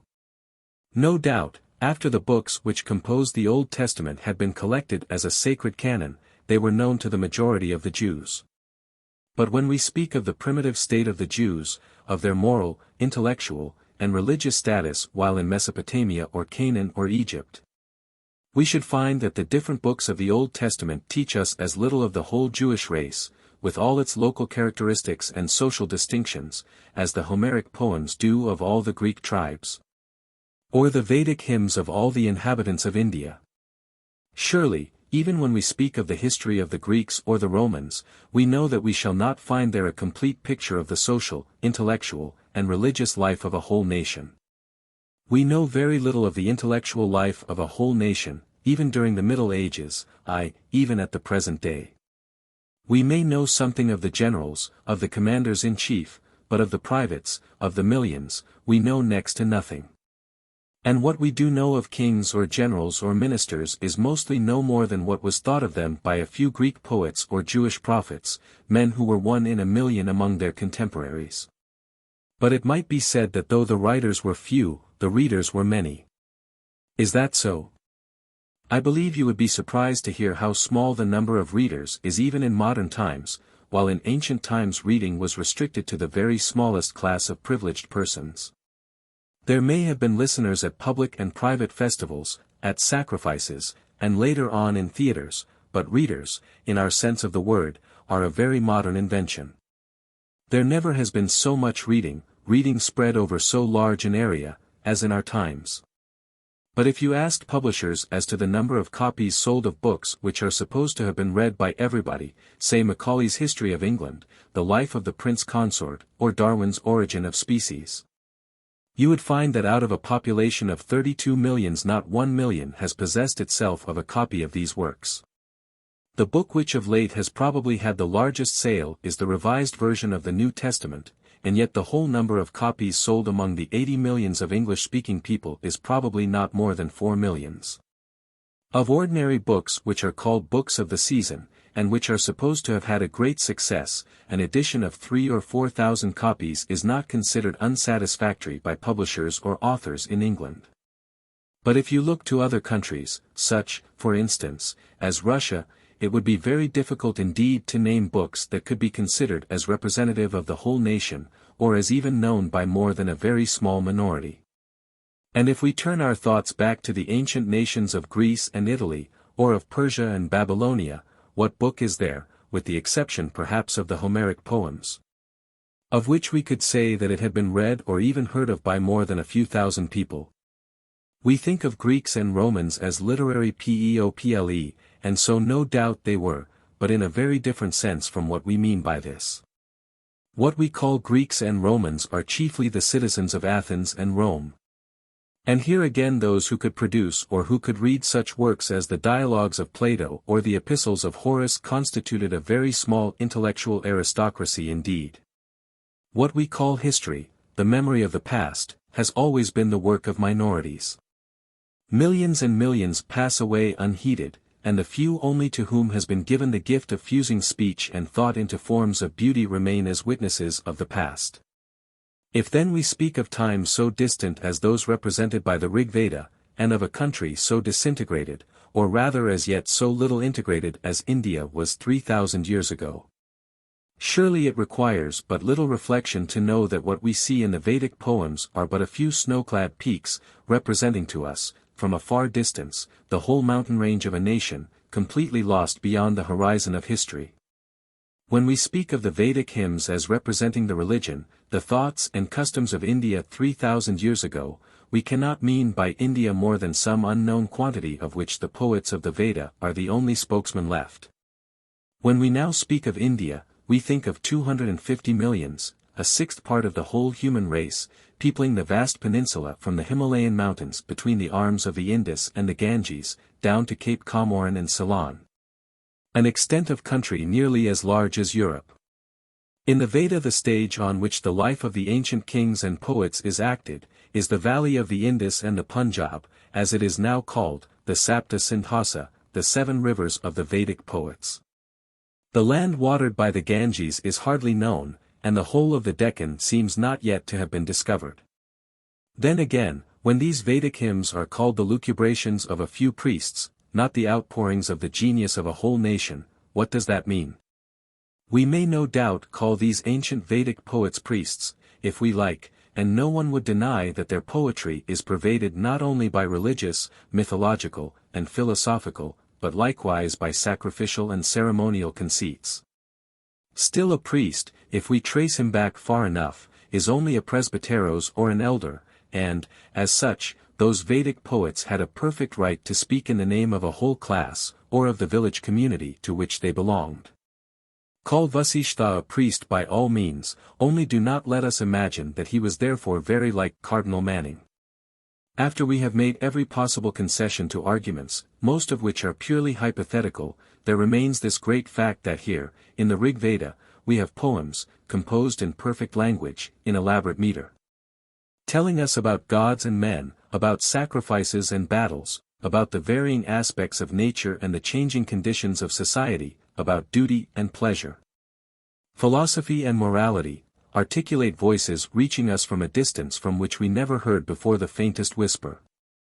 And instead of thrilling with delight at this almost miraculous discovery, some critics stand aloof and can do nothing but find fault, because these songs do not represent to us primitive men exactly as they think they ought to have been. Not like Papuas or Bushmen, with arboraceous habits and half-animal cliques, not as worshipping stocks or stones, or believing in fetishes, as according to Kant's inner consciousness they ought to have done, but rather, I must confess, as beings whom we can understand, with whom to a certain extent we can sympathize, and to whom, in the historical progress of the human intellect, we may assign a place not very far behind the ancient Jews and Greeks. Once more then, if we mean by primitive, people who inhabited this earth as soon as the vanishing of the glacial period made this earth inhabitable, the Vedic poets were certainly not primitive. If we mean by primitive, people who were without a knowledge of fire, who used unpolished flints, and ate raw flesh, the Vedic poets were not primitive. If we mean by primitive, people who did not cultivate the soil, had no fixed abodes, no kings, no sacrifices, no laws, again, I say, the Vedic poets were not primitive. But if we mean by primitive the people who have been the first of the Aryan race to leave behind literary relics of their existence on earth, then I say the Vedic poets are primitive, the Vedic language is primitive, the Vedic religion is primitive. And, taken as a whole, more primitive than anything else that we are ever likely to recover in the whole history of our race.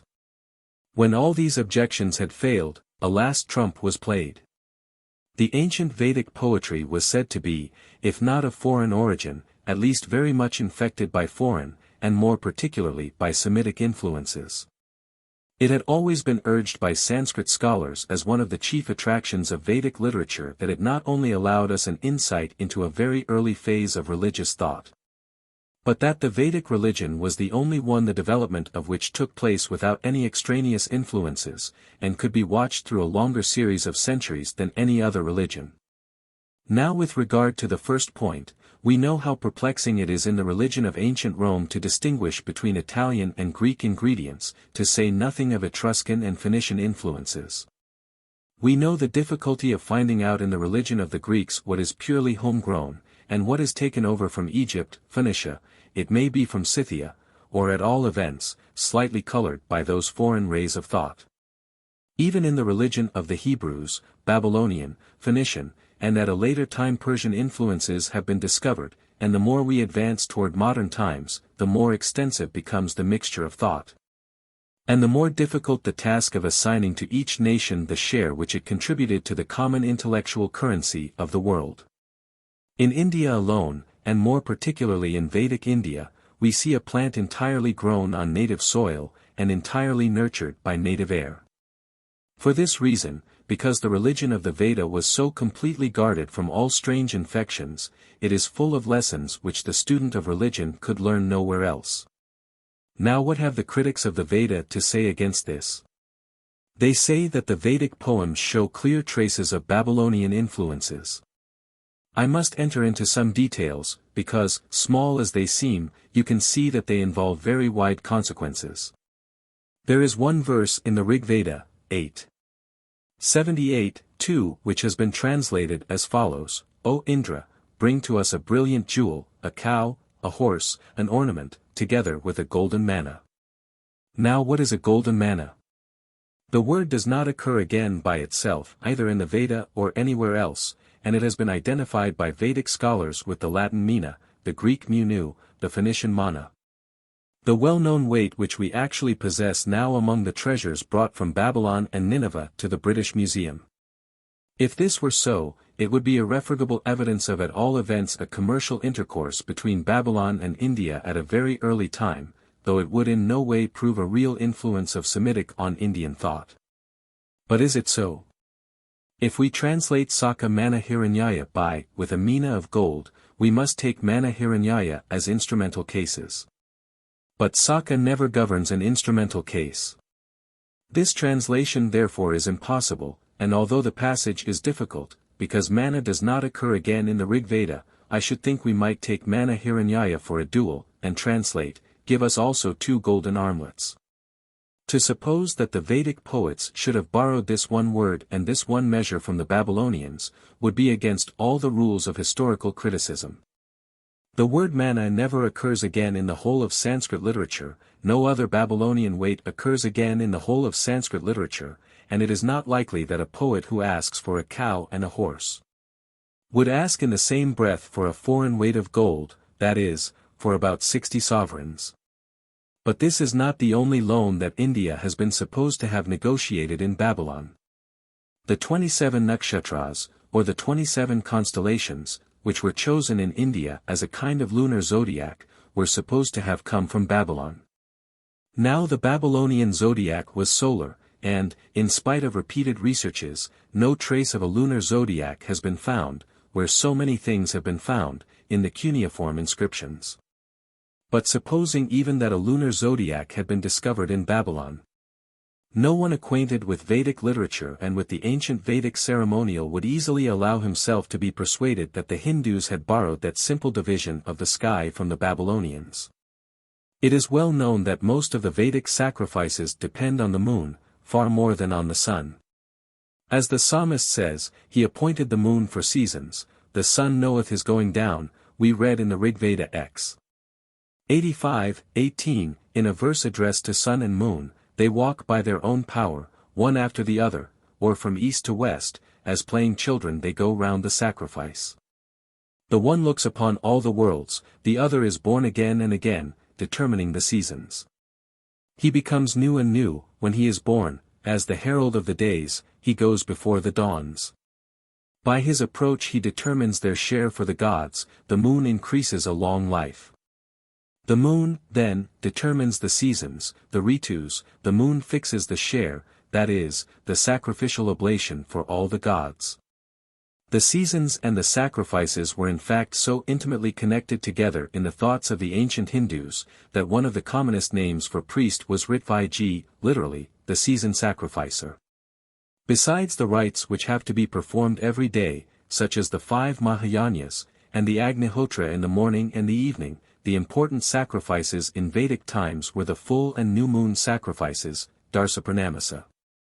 The season sacrifices, Chaturmasya, each season consisting of 4 months, and the half-yearly sacrifices, at the 2 solstices. There are other sacrifices, Agrayana, etc. to be performed in autumn and summer, others in winter and spring, whenever rice and barley are ripening. The regulation of the seasons, as one of the fundamental conditions of an incipient society, seems in fact to have been so intimately connected with the worship of the gods, as the guardians of the seasons and the protectors of law and order, that it is sometimes difficult to say whether in their stated sacrifices the maintenance of the calendar or the maintenance of the worship of the gods was more prominent in the minds of the old Vedic priests. The 27 nakshatras then were clearly suggested by the moon's passage. Nothing was more natural for the sake of counting days, months, or seasons than to observe the 27 places which the moon occupied in her passage from any point of the sky back to the same point.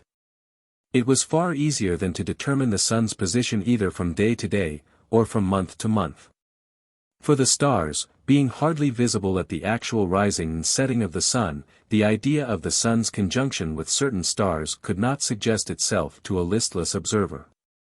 The moon, on the contrary, progressing from night to night, and coming successively in contact with certain stars, was like the finger of a clock, moving round a circle, and coming in contact with one figure after another on the dial plate of the sky. Nor would the portion of about 1/3 of a lunation in addition to the 27 stars from new moon to new moon, create much confusion in the minds of the rough and ready reckoners of those early times. All they were concerned with were the 27 celestial stations which, after being once traced out by the moon, were fixed, like so many milestones, for determining the course of all the celestial travelers that could be of any interest for signs and for seasons, and for days and for years. A circle divided into 27 sections, or any 27 poles planted in a circle at equal distances round a house, would answer the purpose of a primitive Vedic observatory. All that was wanted to be known was between which pair of poles the moon, or afterward the sun also, was visible at their rising or setting, the observer occupying the same central position on every day. Our notions of astronomy cannot in fact be too crude and too imperfect if we wish to understand the first beginnings in the reckoning of days and seasons and years. We cannot expect in those days more than what any shepherd would know at present of the sun and moon, the stars and seasons. Nor can we expect any observations of heavenly phenomena unless they had some bearing on the practical wants of primitive society. If then we can watch in India the natural, nay inevitable, growth of the division of the heaven into 27 equal divisions, each division marked by stars, which may have been observed and named long before they were used for this new purpose, if, on the other hand, we could hardly understand the growth and development of the Indian ceremonial except as determined by a knowledge of the lunar asterisms. The lunar months, and the lunar seasons, surely it would be a senseless hypothesis to imagine that the Vedic shepherds or priests went to Babylonia in search of a knowledge which every shepherd might have acquired on the banks of the Indus. And that, after their return from that country only, where a language was spoken which no Hindu could understand, they set to work to compose their sacred hymns and arrange their simple ceremonial. We must never forget that what is natural in one place is natural in other places also, and we may sum up without fear of serious contradiction. That no case has been made out in favor of a foreign origin of the elementary astronomical notions of the Hindus as found or presupposed in the Vedic hymns. The Arabs, as is well known, have 28 lunar stations, the manzil, and I can see no reason why Muhammad and his Bedouins in the desert should not have made the same observation as the Vedic poets in India. Though I must admit at the same time that Colebrooke has brought forward very cogent arguments to prove that, in their scientific employment at least, the Arabic manzil were really borrowed from an Indian source. The Chinese, too, have their famous lunar stations, the Siu, originally 24 in number, and afterward raised to 28. But here again there is no necessity whatever for admitting, with Bayat, Lassen, and others, that the Hindus went to China to gain their simplest elementary notions of lunar chrononomy. First of all, the Chinese began with 24, and raised them to 28, the Hindus began with 27, and raised them to 28. Secondly, out of these 28 asterisms, there are 17 only which can really be identified with the Hindu stars, taras. Now if a scientific system is borrowed, it is borrowed complete. But, in our case, I see really no possible channel through which Chinese astronomical knowledge could have been conducted to India so early as 1000 before our era. In Chinese literature India is never mentioned before the middle of the 2nd century before Christ. And if the kinnis in the later Sanskrit literature are meant for Chinese, which is doubtful, it is important to observe that that name never occurs in Vedic literature. When therefore the impossibility of so early a communication between China and India had at last been recognized, a new theory was formed, namely, that the knowledge of Chinese astronomy was not imported straight from China to India, but was carried, together with the Chinese system of division of the heavens into 28 mansions, into Western Asia, at a period not much later than 1100 B.C., and was then adopted by some Western people, either Semitic or Iranian.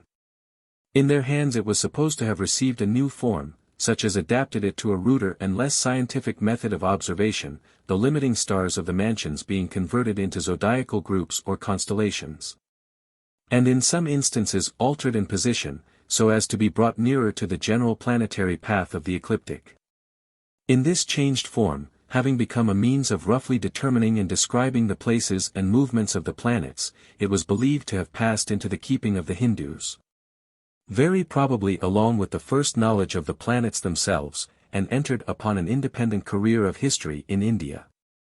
It still maintained itself in its old seat, leaving its traces later in the Bundahash, and made its way so far westward as finally to become known and adopted by the Arabs. With due respect for the astronomical knowledge of those who hold this view, all I can say is that this is a novel, and nothing but a novel, without any facts to support it. And that the few facts which are known to us do not enable a careful reasoner to go beyond the conclusions stated many years ago by Colebrooke. That the Hindus had undoubtedly made some progress at an early period in the astronomy cultivated by them for the regulation of time. Their calendar, both civil and religious, was governed chiefly, not exclusively, by the moon and the sun. And the motions of these luminaries were carefully observed by them, and with such success that their determination of the moon's synodical revolution, which was what they were principally concerned with, is a much more correct one than the Greeks ever achieved. They had a division of the ecliptic into 27 and 28 parts, suggested evidently by the moon's period in days, and seemingly their own. It was certainly borrowed by the Arabians. There is one more argument which has been adduced in support of a Babylonian, or, at all events, a Semitic influence to be discovered in Vedic literature which we must shortly examine. It refers to the story of the deluge. That story, as you know, has been traced in the traditions of many races, which could not well have borrowed it from one another. And it was rather a surprise that no allusion even to a local deluge should occur in any of the Vedic hymns, particularly as very elaborate accounts of different kinds of deluges are found in the later epic poems, and in the still later Puranas. And form in fact a very familiar subject in the religious traditions of the people of India. 3 of the avatars or incarnations of Vishnu are connected with a deluge, that of the fish, that of the tortoise, and that of the boar, Vishnu in each case rescuing mankind from destruction by water, by assuming the form of a fish, or a tortoise, or a boar. This being so, it seemed a very natural conclusion to make that, as there was no mention of a deluge in the most ancient literature of India, that legend had penetrated into India from without at a later time. When, however, the Vedic literature became more generally known, stories of a deluge were discovered, if not in the hymns, at least in the prose writings, belonging to the second period, commonly called the Brahmana period. Not only the story of Manu and the fish, but the stories of the tortoise and of the boar also, were met with there in a more or less complete form, and with this discovery the idea of a foreign importation lost much of its plausibility. I shall read you at least one of these accounts of a deluge which is found in the Satapatha Brahmana, and you can then judge for yourselves whether the similarities between it and the account in Genesis are really such as to require, nay as to admit, the hypothesis that the Hindus borrowed their account of the deluge from their nearest Semitic neighbors. We read in the Satapatha Brahmana I. 8:1. In the morning they brought water to Manu for washing, as they bring it even now for washing our hands. While he was thus washing, a fish came into his hands. 2. The fish spoke this word to Manu, "Keep me, and I shall save thee." Manu said, "From what wilt thou save me?" The fish said, "A flood will carry away all these creatures, and I shall save thee from it." Manu said, "How canst thou be kept?" 3. The fish said, "So long as we are small, there is much destruction for us, for fish swallows fish. Keep me therefore first in a jar. When I outgrow that, dig a hole and keep me in it. When I outgrow that, take me to the sea, and I shall then be beyond the reach of destruction." 4. He became soon a large fish, Dasha, for such a fish grows largest. The fish said, "In such and such a year the flood will come. Therefore when thou hast built a ship, thou shalt meditate on me. And when the flood has risen, thou shalt enter into the ship, and I will save thee from the flood." 5. Having thus kept the fish, Manu took him to the sea. Then in the same year which the fish had pointed out, Manu, having built the ship, meditated on the fish. And when the flood had risen, Manu entered into the ship. Then the fish swam toward him, and Manu fastened the rope of the ship to the fish's horn, and he thus hastened toward the northern mountain. 6. The fish said, "I have saved thee, bind the ship to a tree. May the water not cut thee off, while thou art on the mountain. As the water subsides, do thou gradually slide down with it." Manu then slid down gradually with the water, and therefore this is called the slope of Manu, on the northern mountain. Now the flood had carried away all these creatures, and thus Manu was left there alone. 7. Then Manu went about singing praises and toiling, wishing for offspring. And he sacrificed there also with a paka sacrifice. He poured clarified butter, thickened milk, whey, and curds in the water as a libation. In 1 year a woman arose from it. She came forth as if dripping, and clarified butter gathered on her step. Mitra and Varuna came to meet her. 8. They said to her, "Who art thou?" She said, "The daughter of Manu." They rejoined, "Say that thou art ours." "No," she said, "he who has begotten me, his I am." Then they wished her to be their sister, and she half agreed and half did not agree, but went away, and came to Manu. 9. Manu said to her, "Who art thou?" She said, "I am thy daughter." "How, lady, art thou my daughter?" he asked. She replied, "The libations which thou hast poured into the water, clarified butter, thickened milk, whey and curds, by them thou hast begotten me. I am a benediction, perform me this benediction at the sacrifices. If thou perform me, it at the sacrifice, thou wilt be rich in offspring and cattle. And whatever blessing thou wilt ask by me, will always accrue to thee. He therefore performed that benediction in the middle of the sacrifice, for the middle of the sacrifice is that which comes between the introductory and the final offerings. 10. Then Manu went about with her, singing praises and toiling, wishing for offspring. And with her he begot that offspring which is called the offspring of Manu, and whatever blessing he asked with her, always accrued to him. She is indeed Ida, and whosoever, knowing this, goes about, sacrifices, with Ida, begets the same offspring which Manu begot, and whatever blessing he asks with her, always accrues to him. This, no doubt, is the account of a deluge, and Manu acts in some respects the same part which is assigned to Noah in the Old Testament. But if there are similarities, think of the dissimilarities, and how they are to be explained. It is quite clear that, if this story was borrowed from a Semitic source, it was not borrowed from the Old Testament, for in that case it would really seem impossible to account for the differences between the two stories. That it may have been borrowed from some unknown Semitic source cannot, of course, be disproved, because no tangible proof has ever been produced that would admit of being disproved. But if it were, it would be the only Semitic loan in ancient Sanskrit literature, and that alone ought to make us pause. The story of the boar and the tortoise too, can be traced back to the Vedic literature. For we read in the Taittiriya Samhita. At first this was water, fluid. Pragapati, the lord of creatures, having become wind, moved on it. He saw this earth, and becoming a boar, he took it up.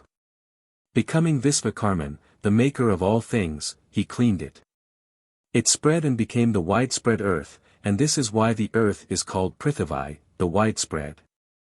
And we find in the Satapatha Brahmana the following slight allusion at least to the tortoise myth. Pragapati, assuming the form of a tortoise, Kurm, brought forth all creatures. In so far as he brought them forth, he made them, Akarat, and because he made them he was, called, tortoise, Kurm. A tortoise is, called, Kasyapa, and therefore all creatures are called Kasyapa, tortoise-like.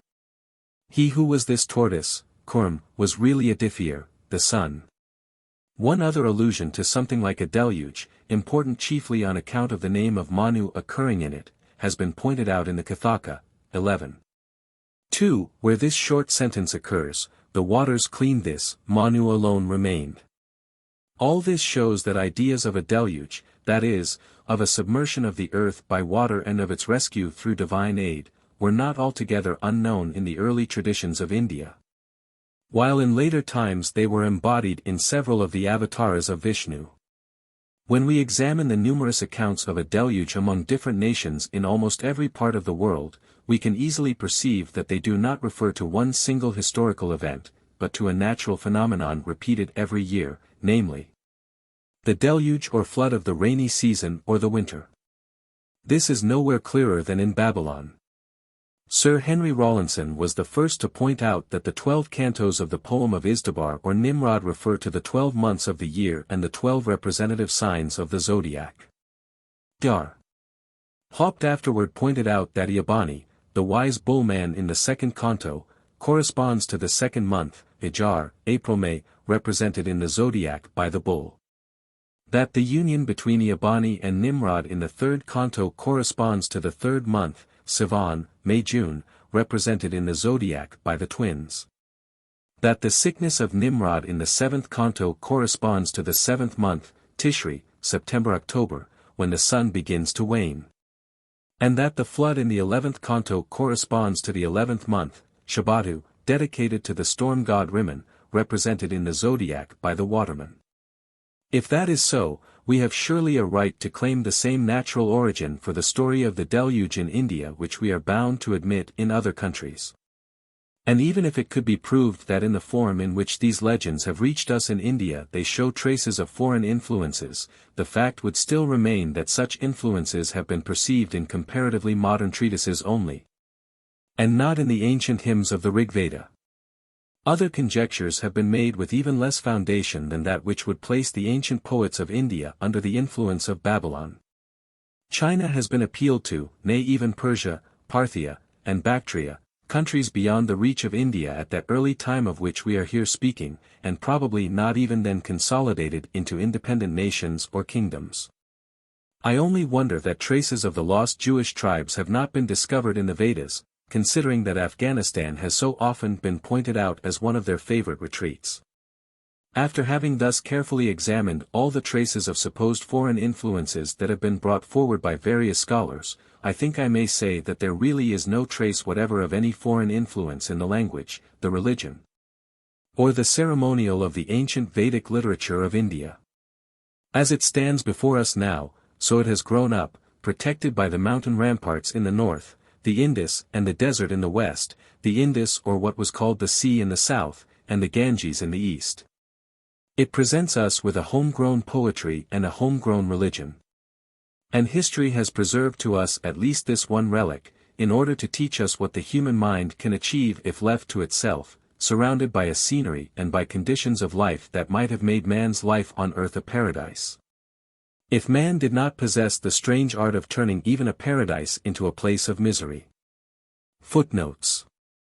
If we applied the name of literature to the cylinders of Babylon and the papyri of Egypt, we should have to admit that some of these documents are more ancient than any date we dare as yet assign to the hymns collected in the 10 books of the Rig Veda. Ena Bharavayanganam Gam Asvam Abhyanganam Saka Mana Hiranyaya. Grassman translates, Zugleich mit Goldenem Gareth, Ludwig, Zusamt mit Goldenem Zereth, Zimmer, und ein Mana Gold. The Petersburg Dictionary explains mana by ein bestimmtes Gareth oder Gewicht, gold. According to Dr. Haupt, Die Sumerishakadish Sprache, page 272, mana is an Akkadian word. According to the weights of the lions and ducks preserved in the British Museum, an Assyrian mina was equals 7,747 grains. The same difference is still preserved to the present day, as the man of Shiraz and Baghdad is just double that of Tabriz and Bushehr, the average of the former being 14.0 and that of the latter only 6.985. C. Cunningham, Journal of the Asiatic Society, Calcutta, 1881, page 163. Preface to the 4th volume of my edition of the Rig Veda, P. Lee. Vaisvadevam on the full moon of Fulguna, Varanapragasa on the full moon of Ashada, Sakameta on the full moon of Kritika, see Boatlink, Dictionary, S.V. See Vishnu Smurti, edition Jolly LAX. 4. Aryabhata, Introduction. See Preface to Volume 4. Of Rig Veda, P. Lee, 1862. C. Zimmer, Altindisches Leben, pages 352 to 357. L. C. page 70. C. Zimmer, Altindisches Leben, page 47. In the Mahabharata and elsewhere the Kinnis are mentioned among the Dasyas or non-Aryan races in the north and in the east of India. King Bhagadatta is said to have had an army of Kinnis and Kiratas, B1, and the Pandavas are said to reach the town of the king of the Kalindas, after having passed through the countries of Kinnis, Takaras, and Daradas. All this is as vague as ethnological indications generally are in the late epic poetry of India. The only possibly real element is that Kirata and Kina soldiers are called Kankana, gold or yellow colored, B2, and compared to a forest of Karnakaras, which were trees with yellow flowers, B3, in Mahab. 6, 9, v. 373, Volume 2, p. 344, the Kinnis occur in company with Kambogas and Yavnas, which again conveys nothing definite. B1, Lassen, I, page 1029, Mahab. 3, 117, v. 12350, Volume 1, p. 619. B2, Mahab. v. 18, v. 584, Volume 2. p. 106. B3, Sivakaspatia S.V. Casket Karnakaragora, Chinese scholars tell us that the name of China is of modern origin, and only dates from the Xin dynasty or from the famous Emperor Shi Hongti, 247 BC. But the name itself, though in a more restricted sense, occurs in earlier documents, and may, as Lassen thinks, before, have become known to the western neighbors of China. It is certainly strange that the Sinim too, mentioned in Isaiah 49:12, have been taken by the old commentators for people of China, visiting Babylon as merchants and travelers. B4, Lassen, Volume 1, page 1029, n. 2. I prefer now the reading of the Kanvasaka, Abhidadrava, instead of Adidadrava or Adhidadrava of the other Mizas. See Weber, Eindistriefen, I, page 11. It is not necessary to establish literary borrowing. For on the theory of Bible inspiration and trustworthiness we must assume that the Aryans as well as the Semites were saved in the ark. The story of a flood supports the story of the flood to a certain extent. A.M. Pubs. 7, 1, 5, 1 Seek, Muir, I. Page 52, Colebrook, Essays, I, 75. 7, 5, 1, 5, Muir, Original Sanskrit Texts, I, page 54. Weber, Indisch-Striefen, I, page 11. See Lecture V, page 172. More accurately Ramanu, the Vul or storm god of George Smith. And the god of the mind and higher intellect at Babylon. His arcane name is said to have been Yav, or Iota Omega. A.W. See Haupt, Der Kielen Schriftlich sind Fluthbericht, 1881, page 10. C.M. M. Genesis and Avesta, German translation, I, page 148. No one is more competent than the learned author to give a verdict on all the evidence which has been gathered. But we are only at the beginning of research into the intercourse of mankind in remote times, and much that was once thought homegrown has already been traced to distant points. It is in the general line of progress in research that more evidence may be expected to connect Vedic thought with other cultures. A.M. Pubs. Lecture V. The Lessons of the Veda. Although there is hardly any department of learning which has not received new light and new life from the ancient literature of India, yet nowhere is the light that comes to us from India so important, so novel, and so rich as in the study of religion and mythology. It is to this subject therefore that I mean to devote the remaining lectures of this course. I do so, partly because I feel myself most at home in that ancient world of Vedic literature in which the germs of Aryan religion have to be studied, partly because I believe that for a proper understanding of the deepest convictions, or, if you like, the strongest prejudices of the modern Hindus, nothing is so useful as a knowledge of the Veda. It is perfectly true that nothing would give a falser impression of the actual Brahmanical religion than the ancient Vedic literature, supposing we were to imagine that 3,000 years could have passed over India without producing any change. Such a mistake would be nearly as absurd as to deny any difference between the Vedic Sanskrit and the spoken Bengali. But no one will gain a scholar-like knowledge or a true insight into the secret springs of Bengali who is ignorant of the grammar of Sanskrit. And no one will ever understand the present religious, philosophical, legal, and social opinions of the Hindus who is unable to trace them back to their true sources in the Veda.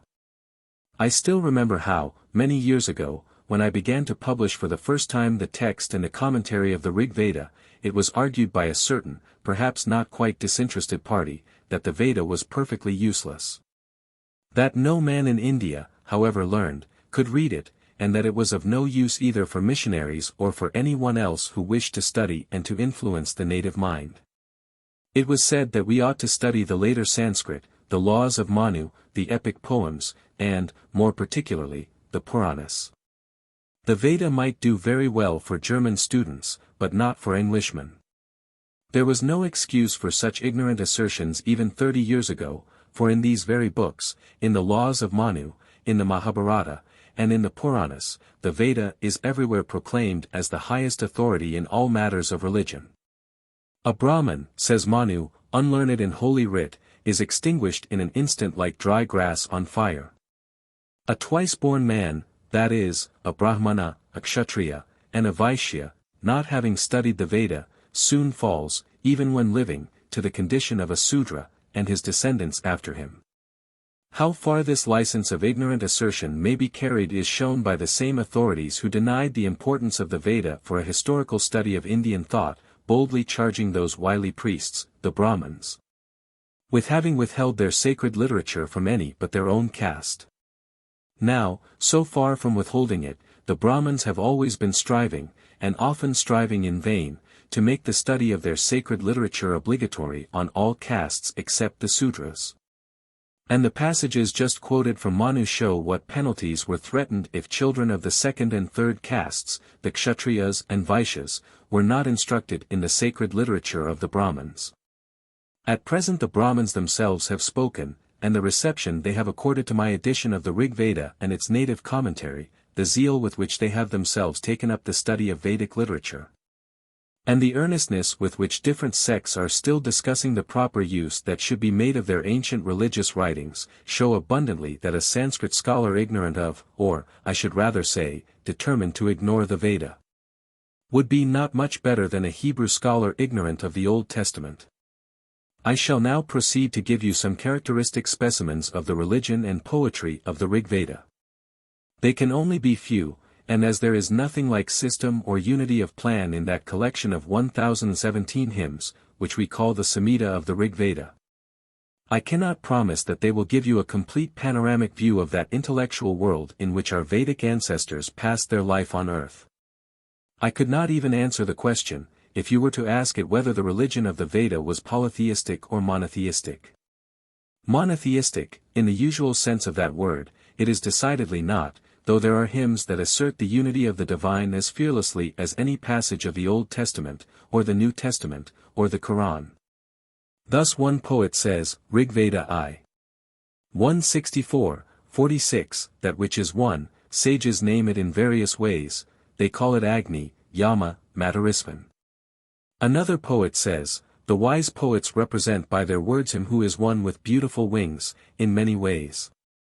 And again we hear of a being called Hiranyagarbha, the golden germ, whatever the original of that name may have been, of whom the poet says, in the beginning there arose Hiranyagarbha, he was the one-born lord of all this. He established the earth and this sky. Who is the God to whom we shall offer our sacrifice? That Hiranyagarbha, the poet says, is alone God above all gods, Yadaveshu Adi Diva Eka Asit, an assertion of the unity of the divine which could hardly be exceeded in strength by any passage from the Old Testament. But by the side of such passages, which are few in number, there are thousands in which ever so many divine beings are praised and prayed to. Even their number is sometimes given as, thrice 11 or 33, and one poet assigns 11 gods to the sky, 11 to the earth, and 11 to the waters here intended being those of the atmosphere and the clouds. These 33 gods have even wives apportioned to them, though few of these only have as yet attained to the honor of a name. These 33 gods, however, by no means include all the Vedic gods, for such important deities as Agni, the fire, Soma, the rain, the Maruts or storm gods, the Asvins, the gods of morning and evening, the waters, the dawn, the sun are mentioned separately. And there are not wanting passages in which the poet is carried away into exaggerations, till he proclaims the number of his gods to be, not only 33, but 3,339. If therefore there must be a name for the religion of the Rig Veda, polytheism would seem at first sight the most appropriate. Polytheism, however, has assumed with us a meaning which renders it totally inapplicable to the Vedic religion. Our ideas of polytheism being chiefly derived from Greece and Rome, we understand by it a certain more or less organized system of gods, different in power and rank, and all subordinate to a supreme god, a Zeus or Jupiter. The Vedic polytheism differs from the Greek and Roman polytheism, and, I may add, likewise from the polytheism of the Ural-Altaic, the Polynesian, the American, and most of the African races. In the same manner as a confederacy of village communities differs from a monarchy. There are traces of an earlier stage of village community life to be discovered in the later republican and monarchical constitutions, and in the same manner nothing can be clearer, particularly in Greece, than that the monarchy of Zeus was preceded by what may be called the septarchy of several of the great gods of Greece. The same remark applies to the mythology of the Teutonic nations also. In the Veda, however, the gods worshipped as supreme by each sept stand still side by side. No one is first always, no one is last always. Even gods of a decidedly inferior and limited character assume occasionally in the eyes of a devoted poet a supreme place above all other gods. It was necessary, therefore, for the purpose of accurate reasoning, to have a name, different from polytheism, to signify this worship of single gods, each occupying for a time a supreme position, and I proposed for it the name of Cathenotheism. That is, a worship of one god after another, or of henotheism, the worship of single gods. This shorter name of henotheism has found more general acceptance, as conveying more definitely the opposition between monotheism, the worship of one only god, and henotheism, the worship of single gods. And, if but properly defined, it will answer its purpose very well. However, in researches of this kind we cannot be too much on our guard against technical terms. They are inevitable, I know, but they are almost always misleading. There is, for instance, a hymn addressed to the Indus and the rivers that fall into it, of which I hope to read you a translation, because it determines very accurately the geographical scene on which the poets of the Veda passed their life. Now native scholars call these rivers devatas or deities, and European translators too speak of them as gods and goddesses. But in the language used by the poet with regard to the Indus and the other rivers, there is nothing to justify us in saying that he considered these rivers as gods and goddesses. Unless we mean by gods and goddesses something very different from what the Greeks called river gods and river goddesses, nymphs, Najades, or even muses. And what applies to these rivers applies more or less to all the objects of Vedic worship. They all are still oscillating between what is seen by the senses, what is created by fancy, and what is postulated by the understanding. They are things, persons, causes, according to the varying disposition of the poets. And if we call them gods or goddesses, we must remember the remark of an ancient native theologian, who reminds us that by devata or deity he means no more than the object celebrated in a hymn. While rishi or seer means no more than the subject or the author of a hymn. It is difficult to treat of the so-called gods celebrated in the Veda according to any system, for the simple reason that the concepts of these gods and the hymns addressed to them sprang up spontaneously and without any pre-established plan. It is best perhaps for our purpose to follow an ancient Brahmanical writer, who is supposed to have lived about 400 BC. He tells us of students of the Veda, before his time, who admitted 3 deities only, viz.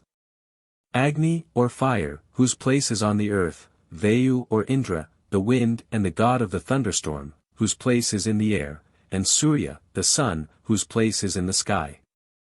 These deities, they maintained, received severally many appellations, in consequence of their greatness, or of the diversity of their functions, just as a priest, according to the functions which he performs at various sacrifices, receives various names. This is one view of the Vedic gods, and, though too narrow, it cannot be denied that there is some truth in it. A very useful division of the Vedic gods might be made, and has been made by Yaska, into terrestrial, aerial, and celestial. And if the old Hindu theologians meant no more than that all the manifestations of divine power in nature might be traced back to 3 centers of force, one in the sky, one in the air, and one on the earth, he deserves great credit for his sagacity. But he himself perceived evidently that this generalization was not quite applicable to all the gods, and he goes on to say, or, it may be, these gods are all distinct beings, for the praises addressed to them are distinct. And their appellations also. This is quite right. It is the very object of most of these divine names to impart distinct individuality to the manifestations of the powers of nature. And though the philosopher or the inspired poet might perceive that these numerous names were but names, while that which was named was one and one only, this was certainly not the idea of most of the Vedic rishis themselves. Still less of the people who listened to their songs at fairs and festivals. It is the peculiar character of that phase of religious thought which we have to study in the Veda, that in it the divine is conceived and represented as manifold, and that many functions are shared in common by various gods. No attempt having yet been made at organizing the whole body of the gods, sharply separating one from the other, and subordinating all of them to several or, in the end, to one supreme head. Availing ourselves of the division of the Vedic gods into terrestrial, aerial, and celestial, as proposed by some of the earliest Indian theologians, we should have to begin with the gods connected with the earth. Before we examine them, however, we have first to consider one of the earliest objects of worship and adoration, namely earth and heaven, or heaven and earth, conceived as a divine couple. Not only in India, but among many other nations, both savage, half-savage, or civilized, we meet with heaven and earth as one of the earliest objects, pondered on, transfigured, and animated by the early poets, and more or less clearly conceived by early philosophers.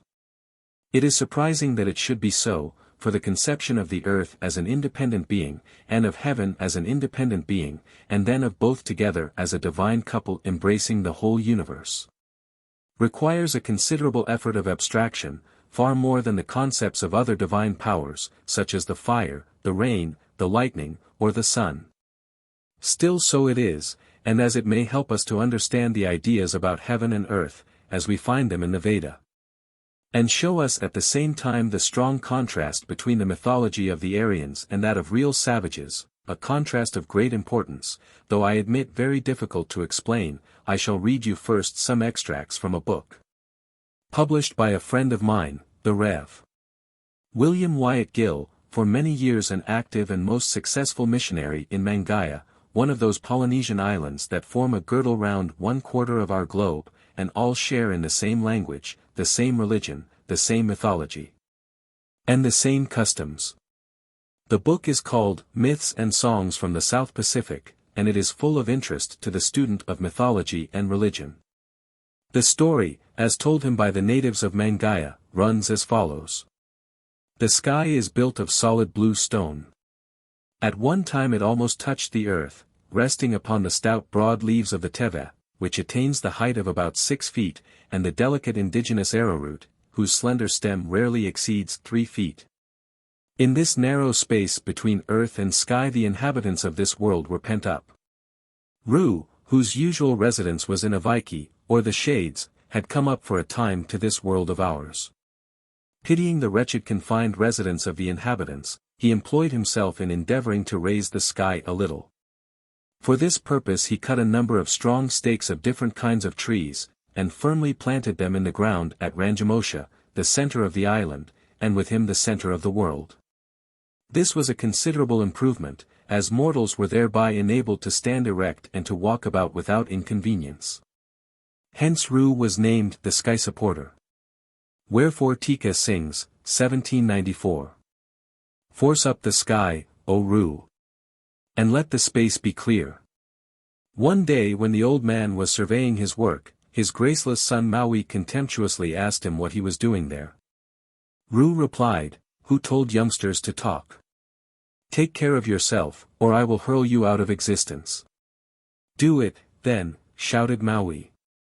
Ru was as good as his word, and forthwith seized Maui, who was small of stature, and threw him to a great height.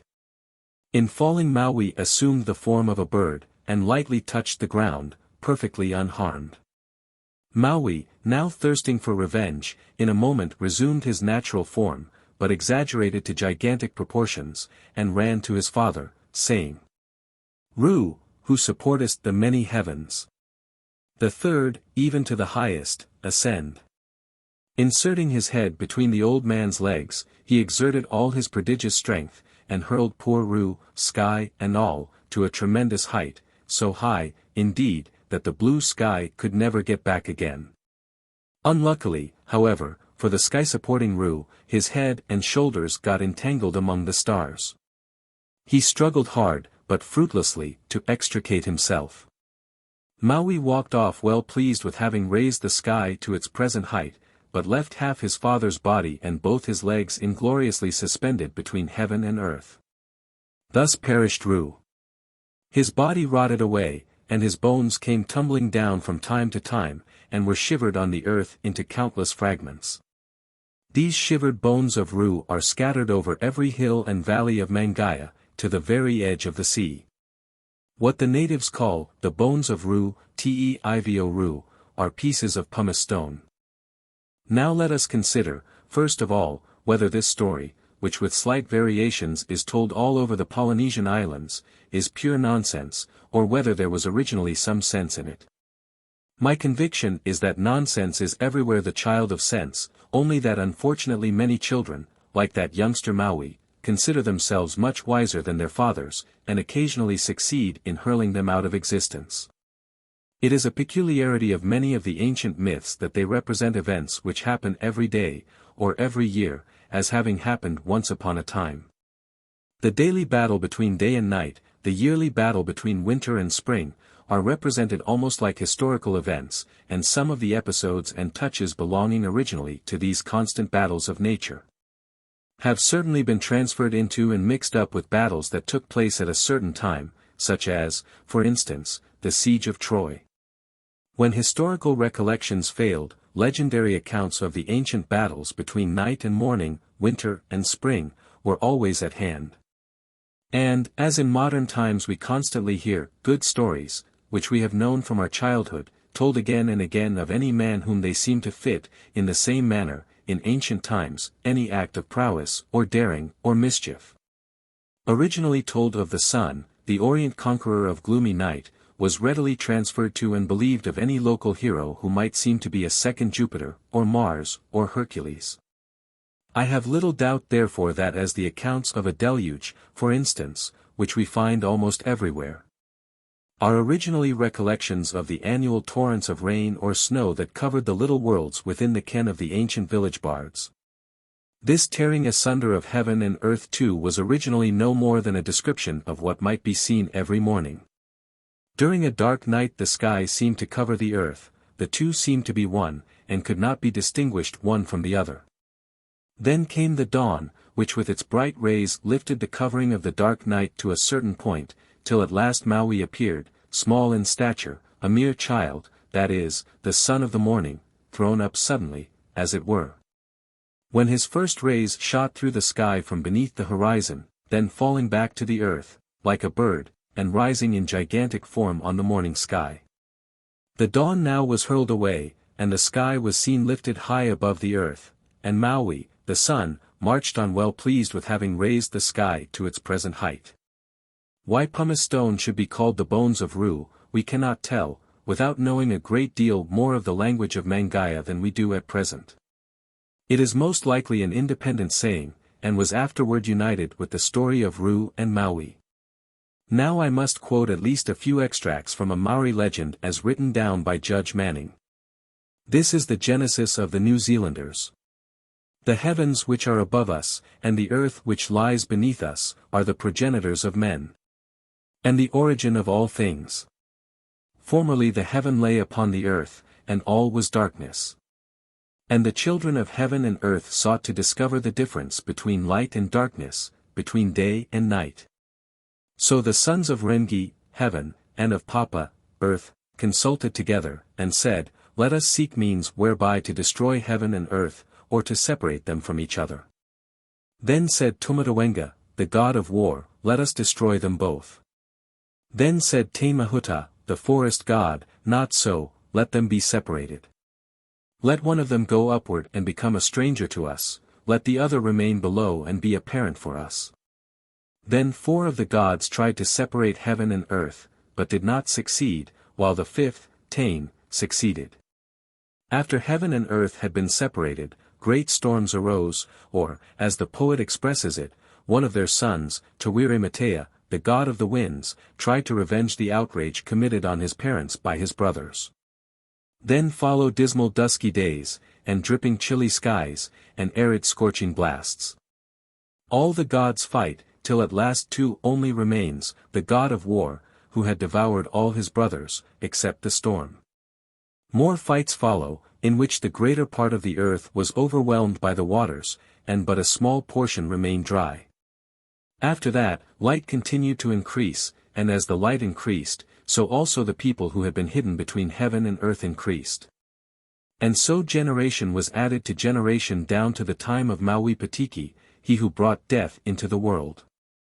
Now in these latter days heaven remains far removed from his wife, the earth. But the love of the wife rises upward in sighs toward her husband.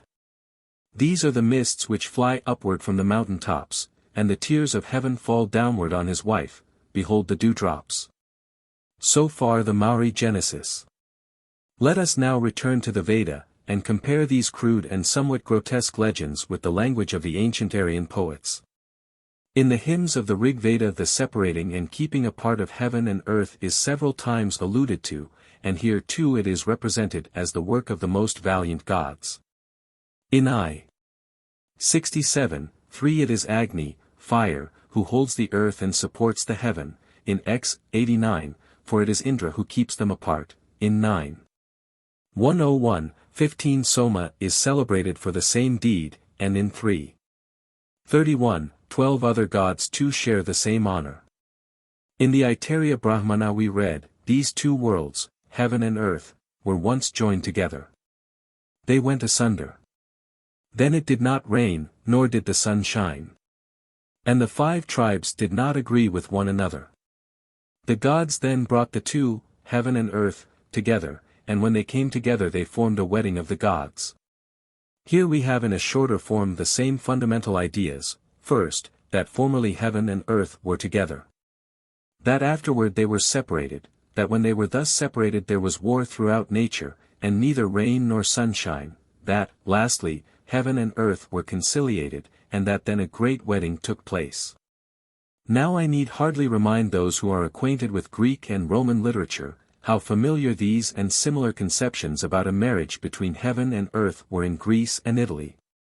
They seem to possess there a more special reference to the annual reconciliation between heaven and earth, which takes place in spring, and to their former estrangement during winter. But the first cosmological separation of the two always points to the want of light and the impossibility of distinction during the night, and the gradual lifting up of the blue sky through the rising of the sun. In the Homeric hymns the earth is addressed as Mother of gods, the wife of the starry heaven. And the heaven or ether is often called the father. Their marriage too is described, as, for instance, by Euripides, when he says, there is the mighty earth, Jove's ether. He, the ether, is the creator of men and gods. The earth receiving the moist drops of rain bears mortals, bears food, and the tribes of animals. Hence she is not unjustly regarded as the mother of all. And what is more curious still is that we have evidence that Euripides received this doctrine from his teacher, the philosopher Anaxagoras. For Dionysius of Halicarnassus tells us that Euripides frequented the lectures of Anaxagoras. Now, it was the theory of that philosopher that originally all things were in all things, but that afterward they became separated. Euripides later in life associated with Socrates, and became doubtful regarding that theory. He accordingly propounds the ancient doctrine by the mouth of another, namely Melanippe, who says, this saying, myth, is not mine, but came from my mother, that formerly heaven and earth were one shape. But when they were separated from each other, they gave birth and brought all things into the light, trees, birds, beasts, and the fishes whom the sea feeds, and the race of mortals. Thus we have met with the same idea of the original union, of a separation, and of a subsequent reunion of heaven and earth in Greece, in India, and in the Polynesian islands. Let us now see how the poets of the Veda address these two beings, heaven and earth. They are mostly addressed in the dual, as two beings forming but one concept. We meet, however, with verses which are addressed to the earth by herself, and which speak of her as kind, without thorns, and pleasant to dwell on, while there are clear traces in some of the hymns that at one time Gyaush, the sky, was the supreme deity. When invoked together they are called Dayava Prithivyu, from Dayu, the sky, and Prithivai, the broad earth. If we examine their epithets, we find that many of them reflect simply the physical aspects of heaven and earth. Thus they are called Uru, wide, Uraviakas, widely expanded, Duranti, with limits far apart, Gabira, deep, Gritavat, giving fat, Madhaduga, yielding honey or dew, Piasvat, full of milk, Buriretas, rich in seed. Another class of epithets represents them already as endowed with certain human and superhuman qualities, such as Asasket, never tiring, Agara, not decaying, which brings us very near to immortal. Adro, not injuring or not deceiving, Prakitas, provident, and then Pitamata, father and mother, Devaputra, having the gods for their sons, Ritavrid and Ritavat, protectors of the Rita, of what is right, guardians of eternal laws. Here you see what is so interesting in the Veda, the gradual advance from the material to the spiritual, from the sensuous to the supersensuous, from the human to the superhuman and the divine. Heaven and earth were seen, and, according to our notions, they might simply be classed as visible and finite beings. But the ancient poets were more honest to themselves. They could see heaven and earth, but they never saw them in their entirety. They felt that there was something beyond the purely finite aspect of these beings, and therefore they thought of them, not as they would think of a stone, or a tree, or a dog, but as something not finite, not altogether visible or knowable. Yet as something important to themselves, powerful, strong to bless, but also strong to hurt. Whatever was between heaven and earth seemed to be theirs, their property, their realm, their dominion. They held and embraced all, they seemed to have produced all. The devas or bright beings, the sun, the dawn, the fire, the wind, the rain, were all theirs, and were called therefore the offspring of heaven and earth. Thus heaven and earth became the universal father and mother. Then we ask at once, were then these heaven and earth gods? But gods in what sense? In our sense of God. Why, in our sense, God is altogether incapable of a plural. Then in the Greek sense of the word? No, certainly not. For what the Greeks called gods was the result of an intellectual growth totally independent of the Veda or of India. We must never forget that what we call gods in ancient mythologies are not substantial, living, individual beings, of whom we can predicate this or that. Deva, which we translate by God, is nothing but an adjective, expressive of a quality shared by heaven and earth, by the sun and the stars and the dawn and the sea, namely brightness. And the idea of God, at that early time, contains neither more nor less than what is shared in common by all these bright beings. That is to say, the idea of God is not an idea ready-made, which could be applied in its abstract purity to heaven and earth and other such like beings. But it is an idea, growing out of the concepts of heaven and earth and of the other bright beings, slowly separating itself from them, but never containing more than what was contained, though confusedly, in the objects to which it was successively applied. Nor must it be supposed that heaven and earth, having once been raised to the rank of undecaying or immortal beings, of divine parents, of guardians of the laws, were thus permanently settled in the religious consciousness of the people. Far from it. When the ideas of other gods, and of more active and more distinctly personal gods had been elaborated, the Vedic rishis asked without hesitation, who then has made heaven and earth? Not exactly heaven and earth, as conceived before, but heaven and earth as seen every day, as a part of what began to be called nature or the universe. Thus one poet says, "He was indeed among the gods the cleverest workman who produced the two brilliant ones, heaven and earth, that gladden all things. He who measured out the two bright ones, heaven and earth, by his wisdom, and established them on everlasting supports." And again, "He was a good workman who produced heaven and earth. The wise, who by his might brought together these two, heaven and earth, the wide, the deep, the well-fashioned in the bottomless space." Very soon this great work of making heaven and earth was ascribed, like other mighty works, to the mightiest of their gods, to Indra. At first we read that Indra, originally only a kind of Jupiter Pluvius, or god of rain, stretched out heaven and earth, like a hide. That he held them in his hand, that he upholds heaven and earth, and that he grants heaven and earth to his worshippers. But very soon Indra is praised for having made heaven and earth. And then, when the poet remembers that heaven and earth had been praised elsewhere as the parents of the gods, and more especially as the parents of Indra, he does not hesitate for a moment, but says, "What poets living before us have reached the end of all thy greatness? For thou hast indeed begotten thy father and thy mother together from thy own body."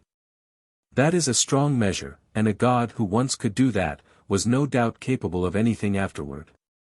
The same idea, namely that Indra is greater than heaven and earth, is expressed in a less outrageous way by another poet, who says that Indra is greater than heaven and earth, and that both together are only a half of Indra. Or again, the divine Gyaush bowed before Indra the great earth bowed with her wide spaces. At the birth of thy splendor Gyaush trembled, the earth trembled for fear of thy anger. Thus, from one point of view, heaven and earth were the greatest gods, they were the parents of everything, and therefore of the gods also, such as Indra and others. But, from another point of view, every god that was considered as supreme at one time or other, must necessarily have made heaven and earth, must at all events be greater than heaven and earth, and thus the child became greater than the father, became the father of his father. Indra was not the only god that created heaven and earth. In one hymn that creation is ascribed to Soma and Pushan, by no means very prominent characters, in another to Hiranyagarbha, the golden germ. In another again to a god who is simply called Dhatri, the creator, or Visvakarman, the maker of all things. Other gods, such as Mitra and Savitri, names of the sun, are praised for upholding heaven and earth, and the same task is sometimes performed by the old god Varuna also.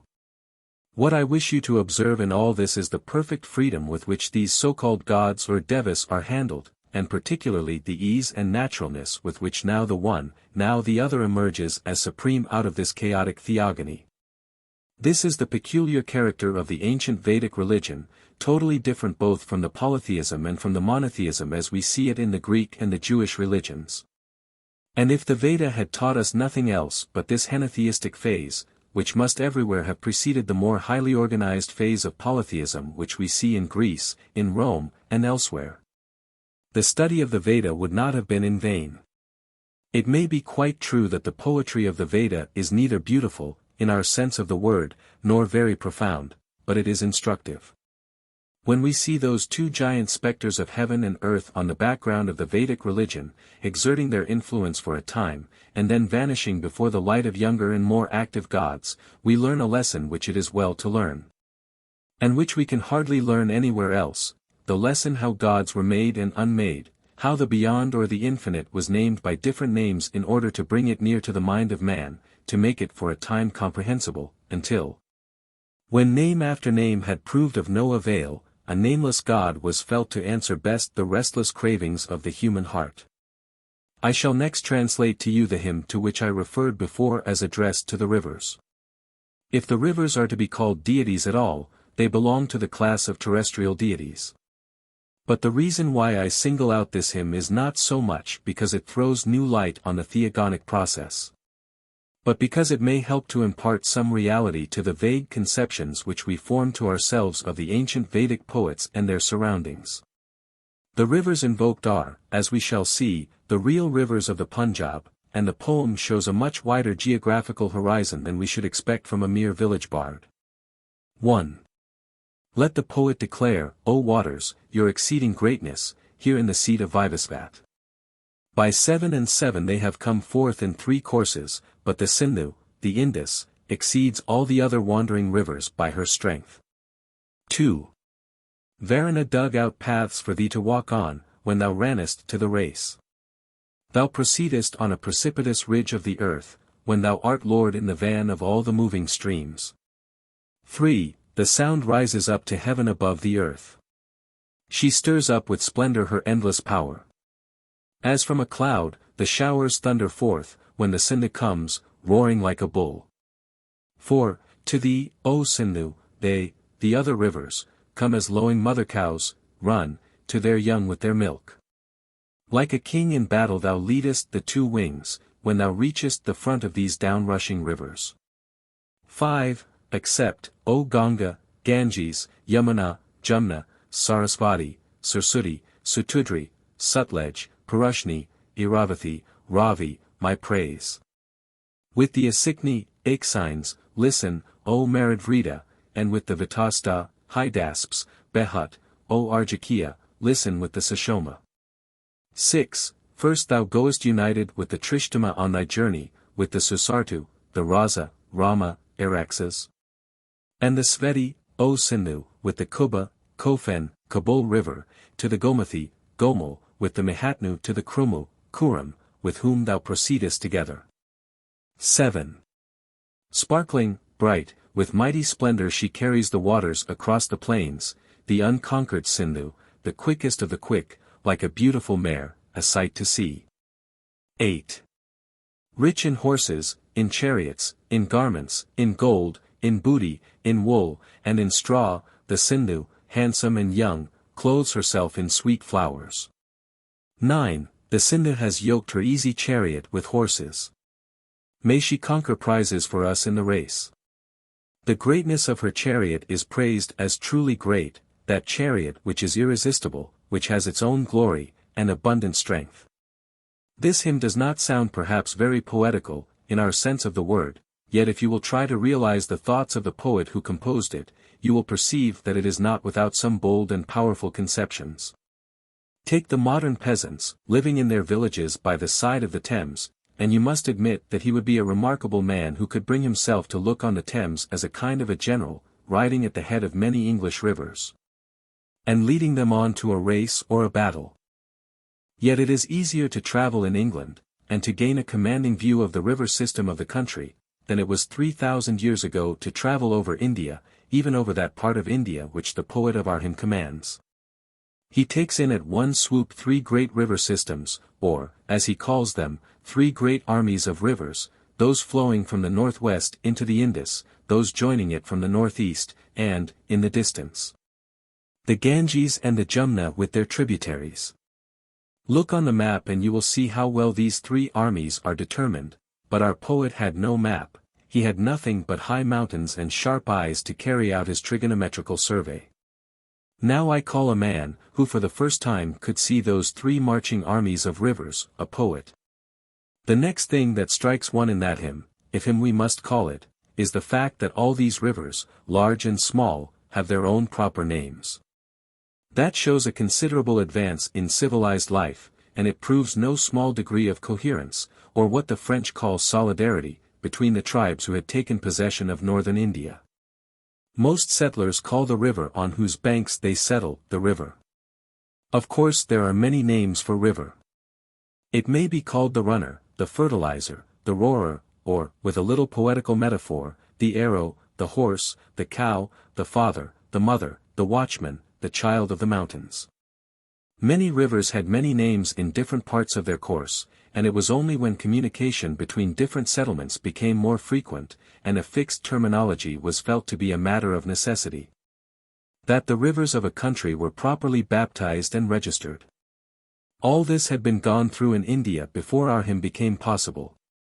And now we have to consider another, to my mind most startling fact. We here have a number of names of the rivers of India, as they were known to one single poet, say about 1000 BC. We then hear nothing of India till we come to the days of Alexander, and when we look at the names of the Indian rivers, represented as well as they could be by Alexander's companions, mere strangers in India, and by means of a strange language and a strange alphabet, we recognize, without much difficulty, nearly all of the old Vedic names. In this respect the names of rivers have a great advantage over the names of towns in India. What we now call Dili or Delhi was in ancient times called Indraprastha, in later times Shahjahanabad. Oud is Ayodhya, but the old name of Saketa is forgotten. The town of Pataliputra, known to the Greeks as Palambothra, is now called Putna. Now I can assure you this persistency of the Vedic river names was to my mind something so startling that I often said to myself, this cannot be, there must be something wrong here. I do not wonder so much at the names of the Indus and the Ganges being the same. The Indus was known to early traders, whether by sea or by land. Skylaks sailed from the country of the Paktis, i.e. the Pashtus, as the Afghans still call themselves, down to the mouth of the Industry. That was under Darius Hystaspes, 521 to 486.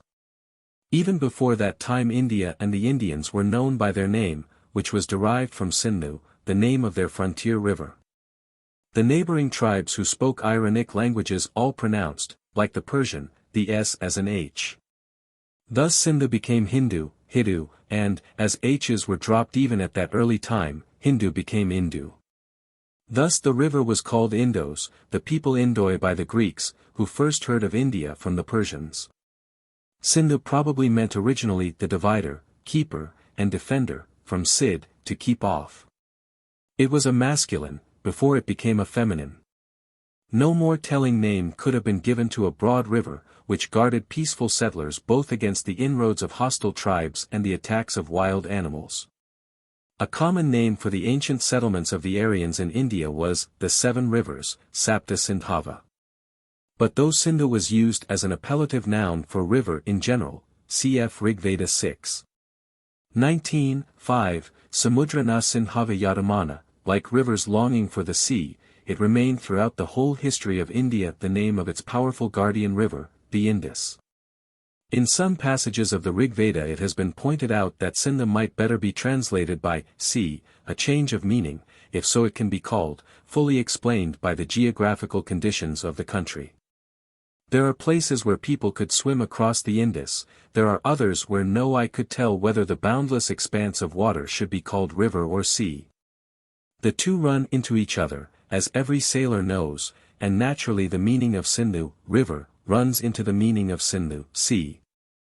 But besides the two great rivers, the Indus and the Ganges, in Sanskrit the Ganga, literally the Gogo, we have the smaller rivers, and many of their names also agree with the names preserved to us by the companions of Alexander.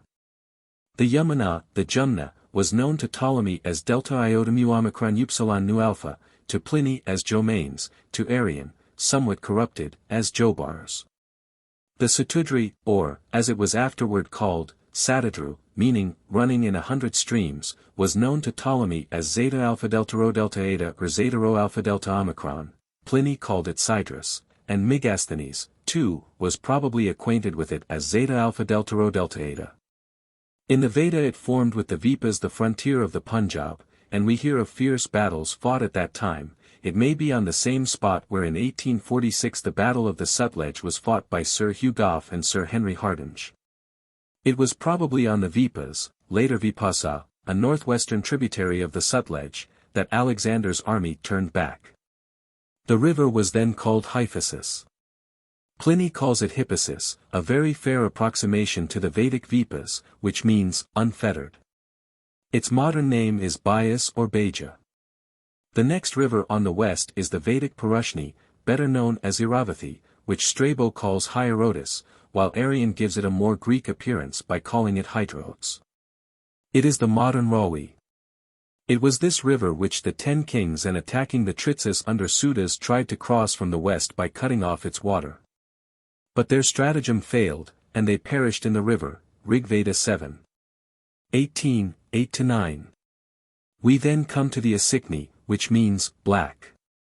That river had another name also, Chandrabhaga, which means, streak of the moon. The Greeks, however, pronounced that sigma alpha nu delta alpha rho omicron phi gamma omicron, and this had the unlucky meaning of, the devourer of Alexander. Hesychius tells us that in order to avert the bad omen Alexander changed the name of that river into alpha kappa epsilon sigma nu eta, which would mean, the healer. But he does not tell, what the Veda tells us, that this name Alpha Kappa Epsilon Sigma Nu Eta was a Greek adaptation of another name of the same river, namely Asikni, which had evidently supplied to Alexander the idea of calling the Asikni Alpha Kappa Epsilon Sigma Nu Eta. It is the modern Chenab. Next to the Euxines we have the Vedic Vitasta, the last of the rivers of the Punjab, changed in Greek into Hydasps. It was to this river that Alexander retired, before sending his fleet down the Indus and leading his army back to Babylon. It is the modern Behut or Jhelum. I could identify still more of these Vedic rivers, such as, for instance, the Kuba, the Greek Kophen, the modern Kabul River.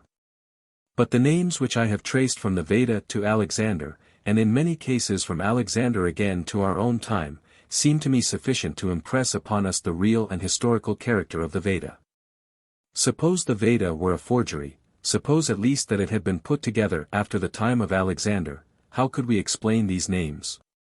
They are names that have mostly a meaning in Sanskrit, they are names corresponding very closely to their Greek corruptions, as pronounced and written down by people who did not know Sanskrit. How is a forgery possible here? I selected this hymn for two reasons. First, because it shows us the widest geographical horizon of the Vedic poets, confined by the snowy mountains in the north, the Indus and the range of the Suleiman Mountains in the west, the Indus or the seas in the south, and the valley of the Jumna and Ganges in the east. Beyond that, the world, though open, was unknown to the Vedic poets. Secondly, because the same hymn gives us also a kind of historical background to the Vedic age. These rivers, as we may see them today, as they were seen by Alexander and his Macedonians, were seen also by the Vedic poets. Here we have an historical continuity, almost living witnesses, to tell us that the people whose songs have been so strangely, you may almost say, so miraculously preserved to us, were real people, lairds with their clans, priests, or rather, servants of their gods, shepherds with their flocks, dotted about on the hills and valleys, with enclosures or palisades here and there, with a few strongholds, too, in case of need, living their short life on earth. As at that time life might be lived by men, without much pushing and crowding and trampling on each other, spring, summer, and winter leading them on from year to year. And the sun in his rising and setting lifting up their thoughts from their meadows and groves which they loved, to a world in the east, from which they had come, or to a world in the west, to which they were gladly hastening on. They had what I call religion, though it was very simple, and hardly reduced as yet to the form of a creed. There is a beyond, that was all they felt and knew, though they tried, as well as they could, to give names to that beyond, and thus to change religion into a religion. They had not as yet a name for God, certainly not in our sense of the word, or even a general name for the gods. But they invented name after name to enable them to grasp and comprehend by some outward and visible tokens powers whose presence they felt in nature, though their true and full essence was to them, as it is to us, invisible and incomprehensible. Footnotes. Wilson, Lectures, page 9.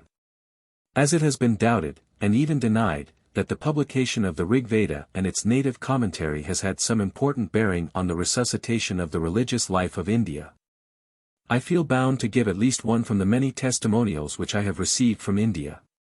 It comes from the Adi Brahma Samaj, founded by Ram Mohan Roy, and now represented by its three branches, the Adi Brahma Samaj, the Brahma Samaj of India, and the Sadharano Brahma Samaj.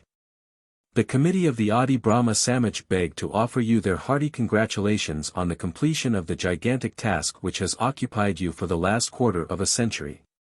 By publishing the Rig Veda at a time when Vedic learning has by some sad fatality become almost extinct in the land of its birth, you have conferred a boon upon us Hindus, for which we cannot but be eternally grateful. Rig Veda X 114, 5. Rig Veda X 121. Muir, 4. 9. Rig Veda I 139, 11. Rig Veda 3. 6. 9. The following names of Devapatnis or wives of the gods are given in the Vaitana Sutra 15. 3. Ed. Garbi Prithivai, the wife of Agni, Vak of Veda, Sena of Indra, Dina of Brihaspati, Pathya of Pushan, Gayatri of Vasu, Trishtub of Rudra, Gagadi of Adithir, Anushtub of Mitra, Vorag of Varuna, Punkti of Vishnu, Diksha of Soma. Rig Veda 3. 9. 9. Grimm showed that Thor is sometimes the supreme god, while at other times he is the son of Odin. This, as Professor Zimmer truly remarks, need not be regarded as the result of a revolution, or even of gradual decay, as in the case of Jiao Shentir, but simply as inherent in the character of a nascent polytheism. See Zeitschrift für D. A., Volume 12, page 174. Among not yet civilized races prayers are addressed to a god with a special object, and to that god who is supposed to be most powerful in a special domain. He becomes for the moment the highest god to whom all others must give place. He may be invoked as the highest and the only god, without any slight being intended for the other gods. Zimmer, L. C. page 175. Es handelt sich hier nicht amerikanisch oder afrikanisch Zersplitterung, sondern ein Überraschend Gleichartigkeit dent sich durch die White und Bright des Stillen Oceans. Und when we're Oceanian in der Vollen Auffassung nehmen mit Einschluss Mikro und Melanesians, bis Malaya, selbst weiter. Es lässt sich sagen, dass ein einheitlicher Gedankenbau, in etwa 120 Langen und 70 Breitgraden, Viertel unseres Erdglobus überholt. Bastian, die Heilige Sage der Polynesier, page 57. Henry S. King and Company, London, 1876. p. 58. There is a second version of the story even in the small island of Mangaya, see Myths and Songs, page 71. See before, page 158. This explanation is considered altogether inadequate by many scholars. It is, of course, not altogether a question of learning, but also one of judgment. The A.M. Pubs. The Sacred Books of the East, Volume 1, page 249, the first half is the earth, the second half the heaven, they're uniting the rain, the uniters Pargania. And so it is when it, Pargania, rains thus strongly, without ceasing, day and night together, then they say also, heaven and earth have come together. From the Iteria Aranyaka, 3. 2. A.W. Bastian, Heilige Sage der Polynesier, page 36. Bergain, La Religion Védique, page 240. 8. Br 4. 27, Muir, 4. Page 23. C. Muir, 4. Page 24. Homer, Hymn XXX. 17. Chi alpha rho epsilon theta epsilon nu mu tau eta rho, lambda omicron chi, omicron rho alpha nu omicron sigma tau epsilon rho epsilon nu tau omicron. Euripides, Chrysippus, Fragm. 6, edit. P. 824. Gamma alpha alpha mu epsilon gamma sigma tau eta kappa alpha delta iota alpha theta rho. Mu nu theta rho pi omega nu kappa alpha theta epsilon nu gamma epsilon nu tau omega rho. Delta, gamma rho omicron beta lambda omicron upsilon sigma tau alpha gamma nu omicron tau omicron upsilon. Pi alpha rho alpha delta epsilon xi alpha mu nu eta tau kappa tau epsilon iota theta nu alpha tau omicron. Tau kappa tau epsilon iota delta beta omicron rho nu, phi lambda tau epsilon theta eta rho nu. Theta epsilon nu omicron kappa delta kappa omega. Mu tau eta rho pi nu tau omega nu epsilon nu mu iota sigma tau alpha iota. Dionysius Halich, Volume 5, page 355. Muir, v. page 27. Rig Veda I, 22, 15. See Lectures on the Science of Language, Volume 2. Page 468. Rig Veda I, 160, 4. L.C. 4. 56, 3. L.C. 8. 6, 5. L.C. 3. 30, 5. L.C. 3. 34, 8. L.C. 3. 34, 8. L.C. 8. 36, 4. LCX 54, 3. CF 4. 17, 4. Where Jaush is the father of Indra, see however Muir, 4. 31, note. Rig Veda 6. 30, 1. LCI 131, 1. LC 4. 17, 2. LC 2. 40, 1. LCX 121, 9. LCX 190, 3. LCX 81, 2. Rig Veda 6. 70, 1. Rig Veda X 75. See Hibbert Lectures, Lect 4. Vivasvat is a name of the sun, and the seat or home of Vivasvat can hardly be anything but the earth, as the home of the sun, or, in a more special sense, the place where a sacrifice is offered. I formerly translated yet vegan Abhiyadrava Tvam by, when thou rannest for the prizes. Grassman had translated similarly, when thou, O Sindhu, rannest to the prize of the battle, while Ludwig wrote, when thou, O Sindhu, wast flowing on to greater powers. Vaga, connected with Vigio, Vigil, Wacker, C. Curtius, Grunzuj, No. 159, is one of the many difficult words in the Veda, the general meaning of which may be guessed, but in many places cannot yet be determined with certainty. Vaga occurs very frequently, both in the singular and the plural, and some of its meanings are clear enough. The Petersburg Dictionary gives the following list of them: swiftness, race, prize of race, gain, treasure, racehorse, etc. Here we perceive at once the difficulty of tracing all these meanings back to a common source, though it might be possible to begin with the meanings of strength, strife, contest, race, whether friendly or warlike. Then to proceed to what is won in a race or in war, viz. booty, treasure, and lastly to take vega in the more general sense of acquisitions, goods, even goods bestowed as gifts. We have a similar transition of meaning in the Greek thetalanda omicron, contest for a prize, and thetalanda omicron nu, the prize of contest, reward, gift, while in the plural tau thetalanda alpha stands again for contest, or even the place of combat. The Vedic Vagambara may in fact be rendered by thetalanda omicron phiro omicron, Vagasati by thetalanda omicron sigma nueta. The transition from fight to prize is seen in passages such as Rig Veda 6. 45:12, Vagan Indra Sravayan Tvaya Geshna Hidam Danam, may we with thy help, O Indra, win the glorious fights, the offered prize, cf thetalanda omicron theta taueta. Rig Veda 8. 19:18, Tayat Vaj by Gigyu Mahat Danam, they won great wealth by battles. What we want for a proper understanding of our verse, are passages where we have, as here, a movement toward Vegas in the plural. Such passages are few, for instance, X. 53:8, Atra Gahama ye asana siva sivan vim ut tarima abhi vegan, let us leave here those who were unlucky, the dead, and let us get up to lucky toils. No more is probably meant here when the Sindhu is said to run toward her Vegas, that is, her struggles, her fights, her race across the mountains with the other rivers. On Sushma, strength, see Rig Veda, translation, Volume 1, page 105. We find Subram Sushmam 2. 11:4, and Iardi with Sushmam 4. 17:12. See Muir, Sanskrit Texts, v. page 344.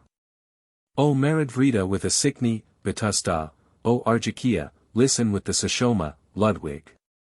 Asikni and Vitasta and Maradvrita, with the Sashoma, hear us, O Arjakia, Grassman. Maradvrita, a general name for river. According to Roth, the combined course of the Aexines and Hydasps, before the junction with the Hydrotes. According to Ludwig, the river after the junction with Hydrotes. Zimmer, Altendisches Leben, page 12, adopts Roth's, Kiepert in his maps follows Ludwig's opinion. According to Yaska, the Arjakia is the Vipas. Vivian de Saint Martin takes it for the country watered by the Suan, the Soanos of Megasthenes. According to Yaska, the Sashoma is the industry. Vivian de Saint Martin identifies it with the Suan. Zimmer, L. C. p. 14, points out that in Aryan, Indica, 4. 12, there is a various reading Somos for Soanos. Chips from a German Workshop, Volume 1, page 157. Vaginavadi is by no means an easy word. Hence all translators vary, and none settles the meaning. Muir translates, yielding nutriment, Zimmer, having plenty of quick horses, Ludwig, like a strong mare. Vagin, no doubt, means a strong horse, a racer, but Vagini never occurs in the Rig Veda in the sense of a mare, and the text is not Vaginavat, but Vaginavadi.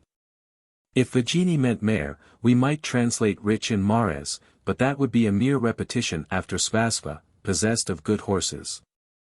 Vaginavadi is chiefly applied to Ushas, Sarasvati, and here to the river Sindhu. It is joined with Vaj by Rig Veda I, 3, 10, which, if Vajini meant mare, would mean rich in maras through horses. We also read, Rigveda I. 48, 16, Sam, Namamikshva, Bhagai Vajnavedi, which we can hardly translate by, give us horses, thou who art possessed of maras, nor, Rigveda I, 92, 15, Yukshva Hai Vajnavedi Asvan, harness the horses, thou who art rich in maras. In most of the passages where Vajnavedi occurs, the goddess thus addressed is represented as rich, and asked to bestow wealth, and I should therefore prefer to take Vajini, as a collective abstract noun, like Tritini, in the sense of wealth. Originally booty, and to translate Vajnavedi simply by rich, a meaning well adapted to every passage where the word occurs. Urnavadi, rich in wool, probably refers to the flocks of sheep for which the northwest of India was famous. See Rigveda I, 126, 7. Salamavadi does not occur again in the Rigveda. Muir translates, rich in plants, Zimmer, rich in water. Ludwig takes it as a proper name. Sayana states that salama is a plant which is made into ropes. That the meaning of Salamavadi was forgotten at an early time we see by the Atharvaveda 3. 12, 2, substituting Sunradavadi, for Salamavadi, as preserved in the Sankhayana Griya Sutras, 3, 3. I think salama means straw, from whatever plant it may be taken, and this would be equally applicable to a sala, a house, a stuna, a post, and to the river Indus. It may have been, as Ludwig conjectures, an old local name, and in that case it may possibly account for the name given in later times to the Suleiman range. Madhuvrid is likewise a word which does not occur again in the Rigveda. Sayana explains it by Nirgundi in similar plants, but it is doubtful what plant is meant. Gunda is the name of a grass, Madhuvrid therefore may have been a plant such as sugar cane, that yielded a sweet juice, the upper Indus being famous for sugar cane, see Hirunthang 2. Page 105. I take it Hivist with wrath in the sense, she dresses herself, as we might say, the river is dressed in heather.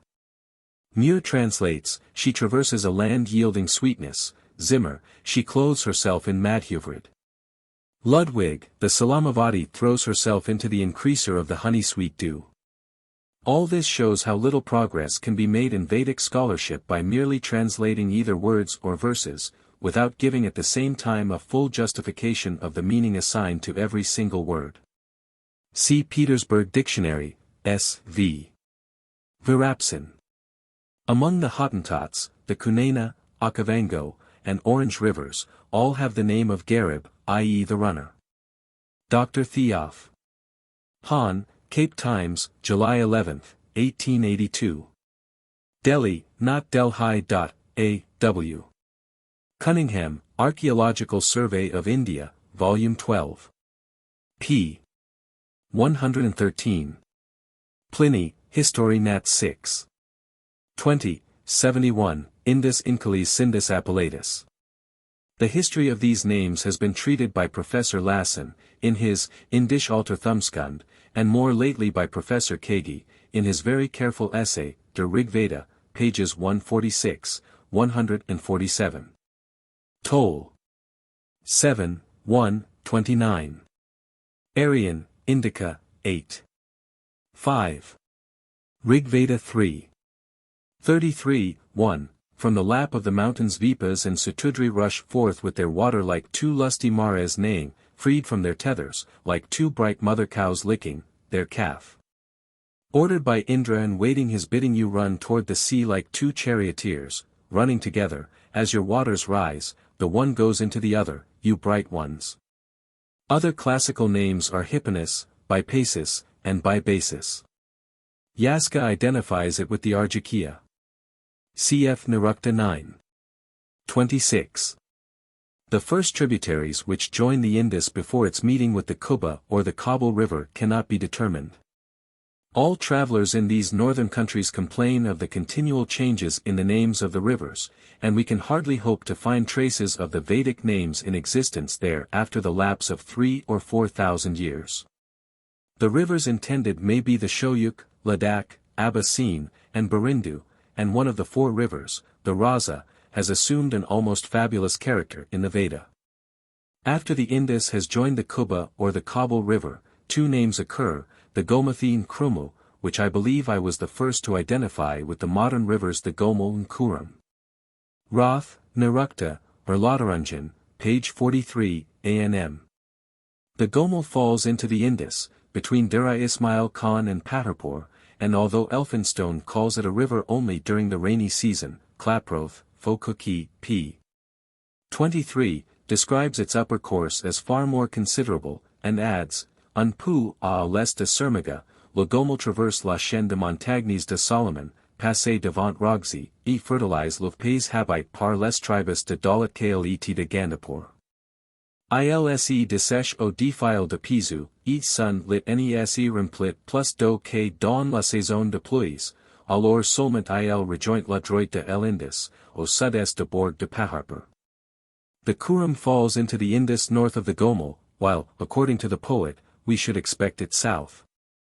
It might be urged that poets are not bound by the same rules as geographers, as we see, for instance, in the verse immediately preceding. But if it should be taken as a serious objection, it will be better to give up the Gomathi than the Krumu, the latter being the larger of the two, and we might then take Gomathi, rich in cattle, as an adjective belonging to Krumu. From a review of General Cunningham's Ancient Geography of India, in Nature, 1871, September 14. Lecture 6. Vedic Deities. The next important phenomenon of nature which was represented in the Veda as a terrestrial deity is fire, in Sanskrit Agni, in Latin ignis. In the worship which is paid to the fire and in the high praises bestowed on Agni we can clearly perceive the traces of a period in the history of man in which not only the most essential comforts of life, but life itself, depended on the knowledge of producing fire. To us fire has become so familiar that we can hardly form an idea of what life would be without it. But how did the ancient dwellers on earth get command and possession of fire?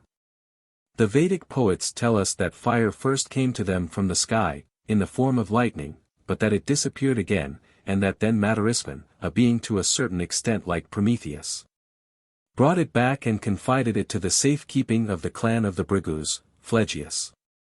In other poems we hear of the mystery of fire being produced by rubbing pieces of wood. And here it is a curious fact that the name of the wood thus used for rubbing is in Sanskrit pramantha, a word which, as Kuhn has shown, would in Greek come very near to the name of Prometheus. The possession of fire, whether by preserving it as sacred on the hearth, or by producing it at pleasure with the fire drill, represents an enormous step in early civilization. It enabled people to cook their meat instead of eating it raw. It gave them the power of carrying on their work by night, and in colder climates it really preserved them from being frozen to death. No wonder, therefore, that the fire should have been praised and worshipped as the best and kindest of gods, the only God who had come down from heaven to live on earth, the friend of man, the messenger of the gods, the mediator between gods and men, the immortal among mortals. He, it is said, protects the settlements of the Aryans, and frightens away the black-skinned enemies. Soon, however, fire was conceived by the Vedic poets under the more general character of light and warmth, and then the presence of Agni was perceived, not only on the hearth and the altar, but in the dawn, in the sun, and in the world beyond the sun, while at the same time his power was recognized as ripening, or as they called it, as cooking, the fruits of the earth, and as supporting also the warmth and the life of the human body.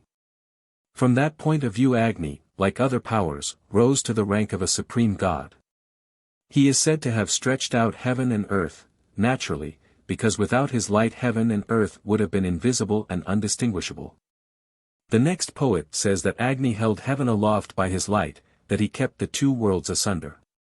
And in the end Agni is said to be the progenitor and father of heaven and earth, and the maker of all that flies, or walks, or stands, or moves on earth. Here we have once more the same process before our eyes. The human mind begins with being startled by a single or repeated event, such as the lightning striking a tree and devouring a whole forest, or a spark of fire breaking forth from wood being rubbed against wood, whether in a forest, or in the wheel of a carriage, or at last in a fire drill, devised on purpose. Man then begins to wonder at what to him is a miracle, none the less so because it is a fact, a simple, natural fact. He sees the effects of a power, but he can only guess at its cause, and if he is to speak of it, he can only do so by speaking of it as an agent, or as something like a human agent, and, if in some respects not quite human, in others more than human or superhuman. Thus the concept of fire grew, and while it became more and more generalized, it also became more sublime, more incomprehensible, more divine. Without Agni, without fire, light, and warmth, life would have been impossible. Hence he became the author and giver of life, of the life of plants and animals and of men. And his favor having once been implored for light and life and all things, what wonder that in the minds of some poets, and in the traditions of this or that village community he should have been raised to the rank of a supreme ruler. A god above all gods, their own true god.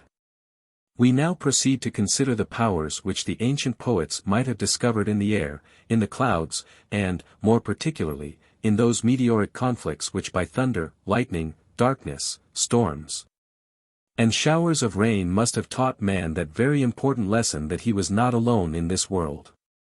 Many philosophers, as you know, believe that all religion arose from fear or terror, and that without thunder and lightning to teach us, we should never have believed in any gods or God. This is a one-sided and exaggerated view. Thunderstorms, no doubt, had a large share in arousing feelings of awe and terror, and in making man conscious of his weakness and dependence.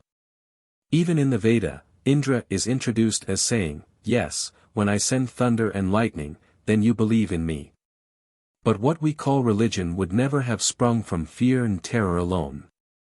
Religion is trust, and that trust arose in the beginning from the impressions made on the mind and heart of man by the order and wisdom of nature, and more particularly by those regularly recurring events, the return of the sun, the revival of the moon, the order of the seasons, the law of cause and effect, gradually discovered in all things, and traced back in the end to a cause of all causes, by whatever name we choose to call it.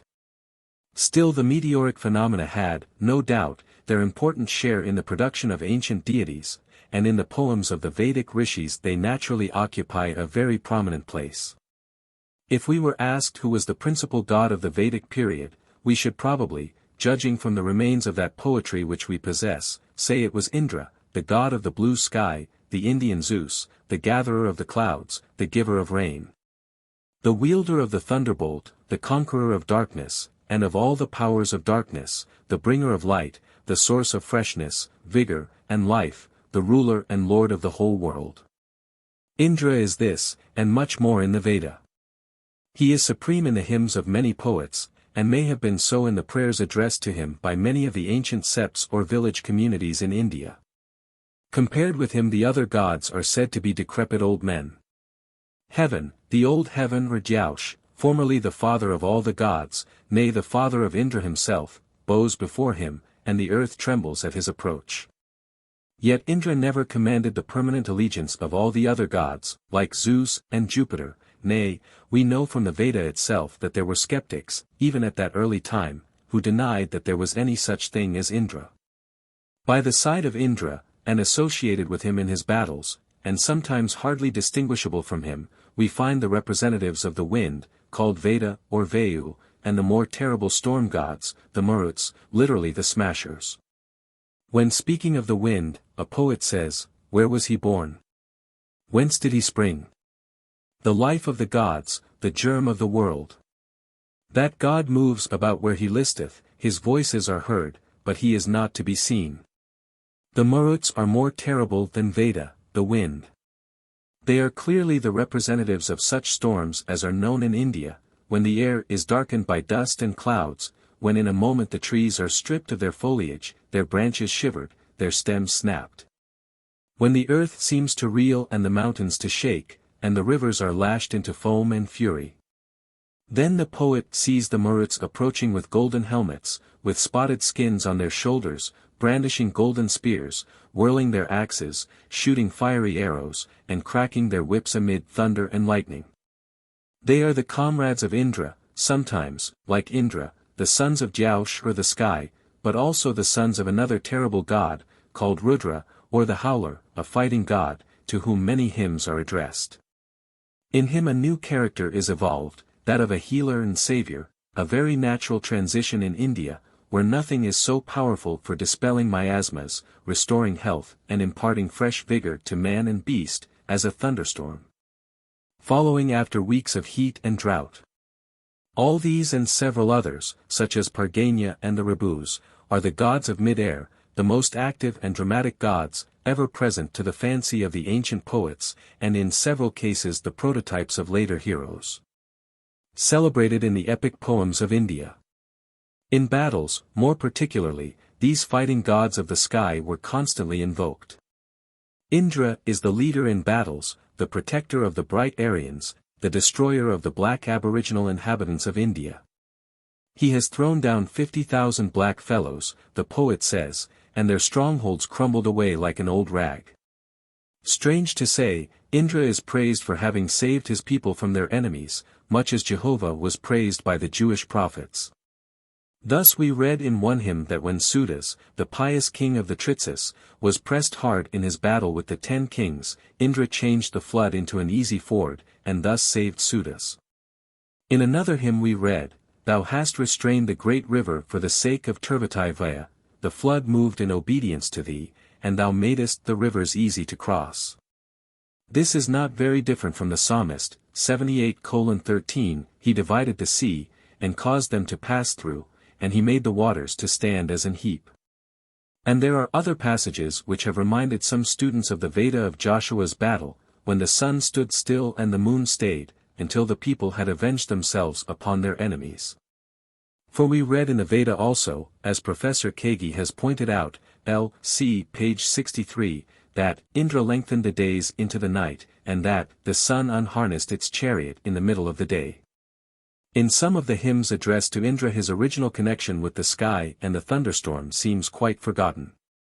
He has become a spiritual god, the only king of all worlds and all people, who sees and hears everything, nay, who inspires men with their best thoughts. No one is equal to him, no one excels him. The name of Indra is peculiar to India, and must have been formed after the separation of the great Aryan family had taken place, for we find it neither in Greek, nor in Latin, nor in German. There are Vedic gods, as I mentioned before, whose names must have been framed before that separation, and which occur therefore, though greatly modified in character, sometimes in Greek, sometimes in Latin, sometimes in the Celtic, Teutonic, and Slavonic dialects. Jaush, for instance, is the same word as Zeus or Jupiter, Ushas is Eos, Nakta is Nyx, Surya is Helios, Agni is Ignis, Baga is Baga in Old Persian, Bogu in Old Slavonic, Varana is Uranos, Veda is Votan, Vak is Vox, and in the name of the Maruts. Or the storm gods, the germs of the Italic god of war, Mars, have been discovered. Besides these direct coincidences, some indirect relations have been established between Hermes and Saramia, Dionysus and Dionysia, Prometheus and Pramantha, Orpheus and Ribu, Aranis and Saranu, Pan and Pava. But while the name of Indra as the god of the sky, also as the god of the thunderstorm, and the giver of rain, is unknown among the northwestern members of the Aryan family.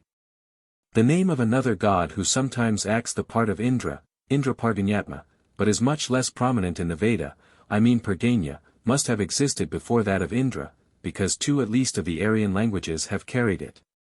As we shall see, to Germany, and to the very shores of the Baltic. Sometimes this Parganya stands in the place of Jaush, the sky. Thus we read in the Atharva Veda, 12:1-12, the earth is the mother, and I am the son of the earth. Parganya is the father, may he help us. In another place, 12:1-42, the earth, instead of being the wife of heaven or Jaush, is called the wife of Parganya. Now who or what is this Parganya? There have been long controversies about him, as to whether he is the same as Jaush, heaven, or the same as Indra, the successor of Jaush, whether he is the god of the sky, of the cloud, or of the rain. To me it seems that this very expression, God of the sky, God of the cloud, is so entire an anachronism that we could not even translate it into Vedic Sanskrit without committing a solecism. It is true, no doubt, we must use our modern ways of speaking when we wish to represent the thoughts of the ancient world. But we cannot be too much on our guard against accepting the dictionary representative of an ancient word for its real counterpart. Deva, no doubt, means gods, and God, and Parganya means cloud, but no one could say in Sanskrit Parganyasya Deva, the god of the cloud. The god, or the divine, or transcendental element, does not come from without, to be added to the cloud or to the sky or to the earth, but it springs from the cloud and the sky and the earth, and is slowly elaborated into an independent concept. As many words in ancient languages have an undefined meaning, and lend themselves to various purposes according to the various intentions of the speakers, the names of the gods also share in this elastic and plastic character of ancient speech. There are passages where Parganya means cloud, there are passages where it means rain. There are passages where Parganya takes the place which elsewhere is filled by Dyaush, the sky, or by Indra, the active god of the atmosphere. This may seem very wrong and very unscientific to the scientific mythologist. But it cannot be helped. It is the nature of ancient thought and ancient language to be unscientific, and we must learn to master it as well as we can, instead of finding fault with it, and complaining that our forefathers did not reason exactly as we do. There are passages in the Vedic hymns where Parganya appears as a supreme god. He is called Father, like Dyaush, the sky. He is called Ahura, the living or life-giving god, a name peculiar to the oldest and the greatest gods. One poet says, he rules as God over the whole world, all creatures rest in him, he is the life, Atma, of all that moves and rests. Surely it is difficult to say more of a supreme god than what is here said of Parganya. Yet in other hymns he is represented as performing his office, namely that of sending rain upon the earth, under the control of Mitra and Varun, who are then considered as the highest lords, the mightiest rulers of heaven and earth. There are other verses, again, where Parganya occurs with hardly any traces of personality, but simply as a name of cloud or rain. Thus we read, even by day the Maruts, the storm gods, produce darkness with the cloud that carries water, when they moisten the earth. Here cloud is Parganya, and it is evidently used as an appellative, and not as a proper name. The same word occurs in the plural also, and we read of many Parganyas or clouds vivifying the earth. When Devapi prays for rain in favor of his brother, he says, O Lord of my prayer, Brihapati, whether thou be Mitra or Varuna or Pushan, come to my sacrifice. Whether thou be together with the Adithyas, the Vasus or the Maruts, let the cloud, Parganya, rain for Santanu. And again, stir up the rainy cloud, Parganya. In several places it makes no difference whether we translate Parganya by cloud or by rain, for those who pray for rain, pray for the cloud, and whatever may be the benefits of the rain, they may nearly all be called the benefits of the cloud. There is a curious hymn, for instance, addressed to the frogs who, at the beginning of the rains, come forth from the dry ponds, and embrace each other and chatter together, and whom the poet compares to priests singing at a sacrifice. A not very complimentary remark from a poet who is himself supposed to have been a priest. Their voice is said to have been revived by Parganya, which we shall naturally translate, by rain, though, no doubt, the poet may have meant, for all we know, either a cloud, or even the god Parganya himself. I shall try to translate one of the hymns addressed to Parganya, when conceived as a god, or at least as so much of a god as it was possible to be at that stage in the intellectual growth of the human race. 1. Invoke the strong god with these songs. Praise Parganya, worship him with veneration. For he, the roaring bull, scattering drops, gives seed fruit to plants. 2. He cuts the trees asunder, he kills evil spirits. The whole world trembles before his mighty weapon. Even the guiltless flees before the powerful, when Parganya thundering strikes down the evildoers. 3. Like a charioteer, striking his horses with a whip, he puts forth his messenger of rain. From afar arise the roarings of the lion, when Parganya makes the sky full of rain. 4. The winds blow, the lightnings fly, plants spring up, the sky pours. Food is produced for the whole world, when Parganya blesses the earth with his seed. 5. O Parganya, thou at whose work the earth bows down, thou at whose work hoofed animals are scattered, thou at whose work the plants assume all forms, grant thou to us thy great protection. 6. O Maruts, give us the rain of heaven, make the streams of the strong horse run down. And come thou hither with thy thunder, pouring out water, for thou, O Parganya, art the living God, thou art our Father. 7. Do thou roar, and thunder, and give fruitfulness. Fly around us with thy chariot full of water. Draw forth thy water skin, when it has been opened and turned downward, and let the high and the low places become level. 8. Draw up the large bucket, and pour it out, let the streams pour forth freely. Soak heaven and earth with fatness. And let there be a good draught for the cows. 9. O Parganya, when roaring and thundering thou killest the evildoers, then everything rejoices, whatever lives on earth. 10. Thou hast sent rain, stop now. Thou hast made the deserts passable, thou hast made plants grow for food, and thou hast obtained praise from men. This is a Vedic hymn, and a very fair specimen of what these ancient hymns are. There is nothing very grand and poetical about them, and yet, I say, take thousands and thousands of people living in our villages, and depending on rain for their very life, and not many of them will be able to compose such a prayer for rain. Even though 3,000 years have passed over our heads since Parganya was first invoked in India. Nor are these verses entirely without poetical conceptions and descriptions. Whoever has watched a real thunderstorm in a hot climate will recognize the truth of those quick sentences: the winds blow, the lightnings fly, plants spring up, the hoofed cattle are scattered. Nor is the idea without a certain drastic reality, that Parganya draws a bucket of water from his well in heaven, and pours out skin after skin, in which water was then carried, down upon the earth. There is even a moral sentiment perceptible in this hymn.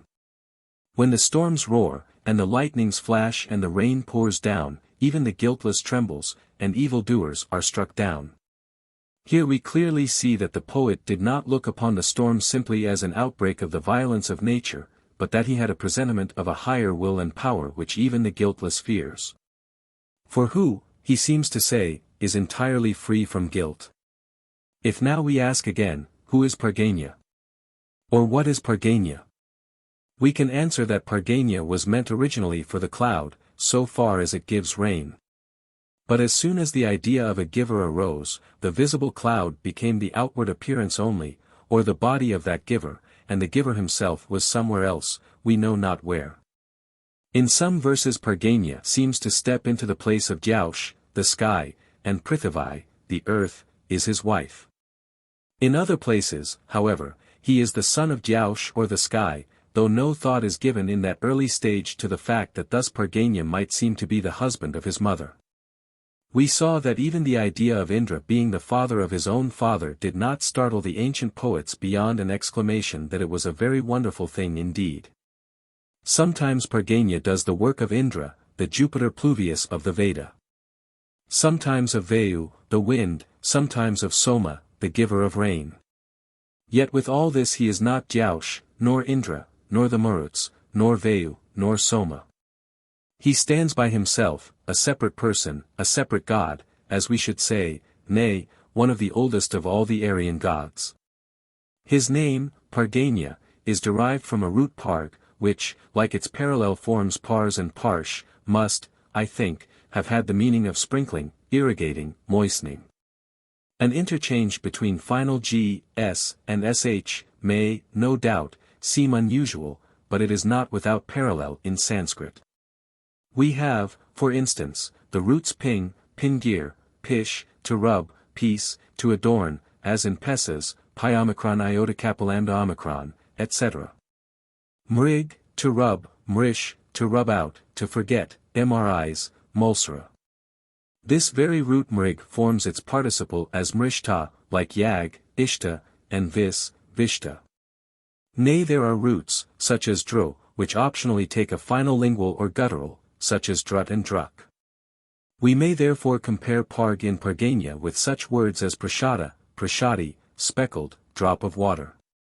Also parsu, cloud, prisni, speckled, cloud, earth, and in Greek pyros I, omega, pi epsilon rho kappa nu, etc. If derived from parg, to sprinkle, Pargania would have meant originally, he who irrigates or gives rain. When the different members of the Aryan family dispersed, they might all of them, Hindus as well as Greeks and Celts, and Teutons and slaves, have carried that name for cloud with them. But you know that it happened very often that out of the commonwealth of their ancient language, one and the same word was preserved, as the case might be, not by all, but by only 6, or 5, or 4, or 3, or 2, or even by one only of the 7 principal heirs. And yet, as we know that there was no historical contact between them, after they had once parted from each other, long before the beginning of what we call history. The fact that 2 of the Aryan languages have preserved the same finished word with the same finished meaning, is proof sufficient that it belonged to the most ancient treasure of Aryan thought. Now there is no trace, at least no very clear trace, of Pargania, in Greek, or Latin, or Celtic, or even in Teutonic. In Slavonic, too, we look in vain, till we come to that almost forgotten side branch called the Lettic, comprising the spoken Lithuanian and Lettish, and the now extinct Old Prussian. Lithuania is no longer an independent state, but it was once, not more than 6 centuries ago, a Grand Duchy, independent both of Russia and Poland.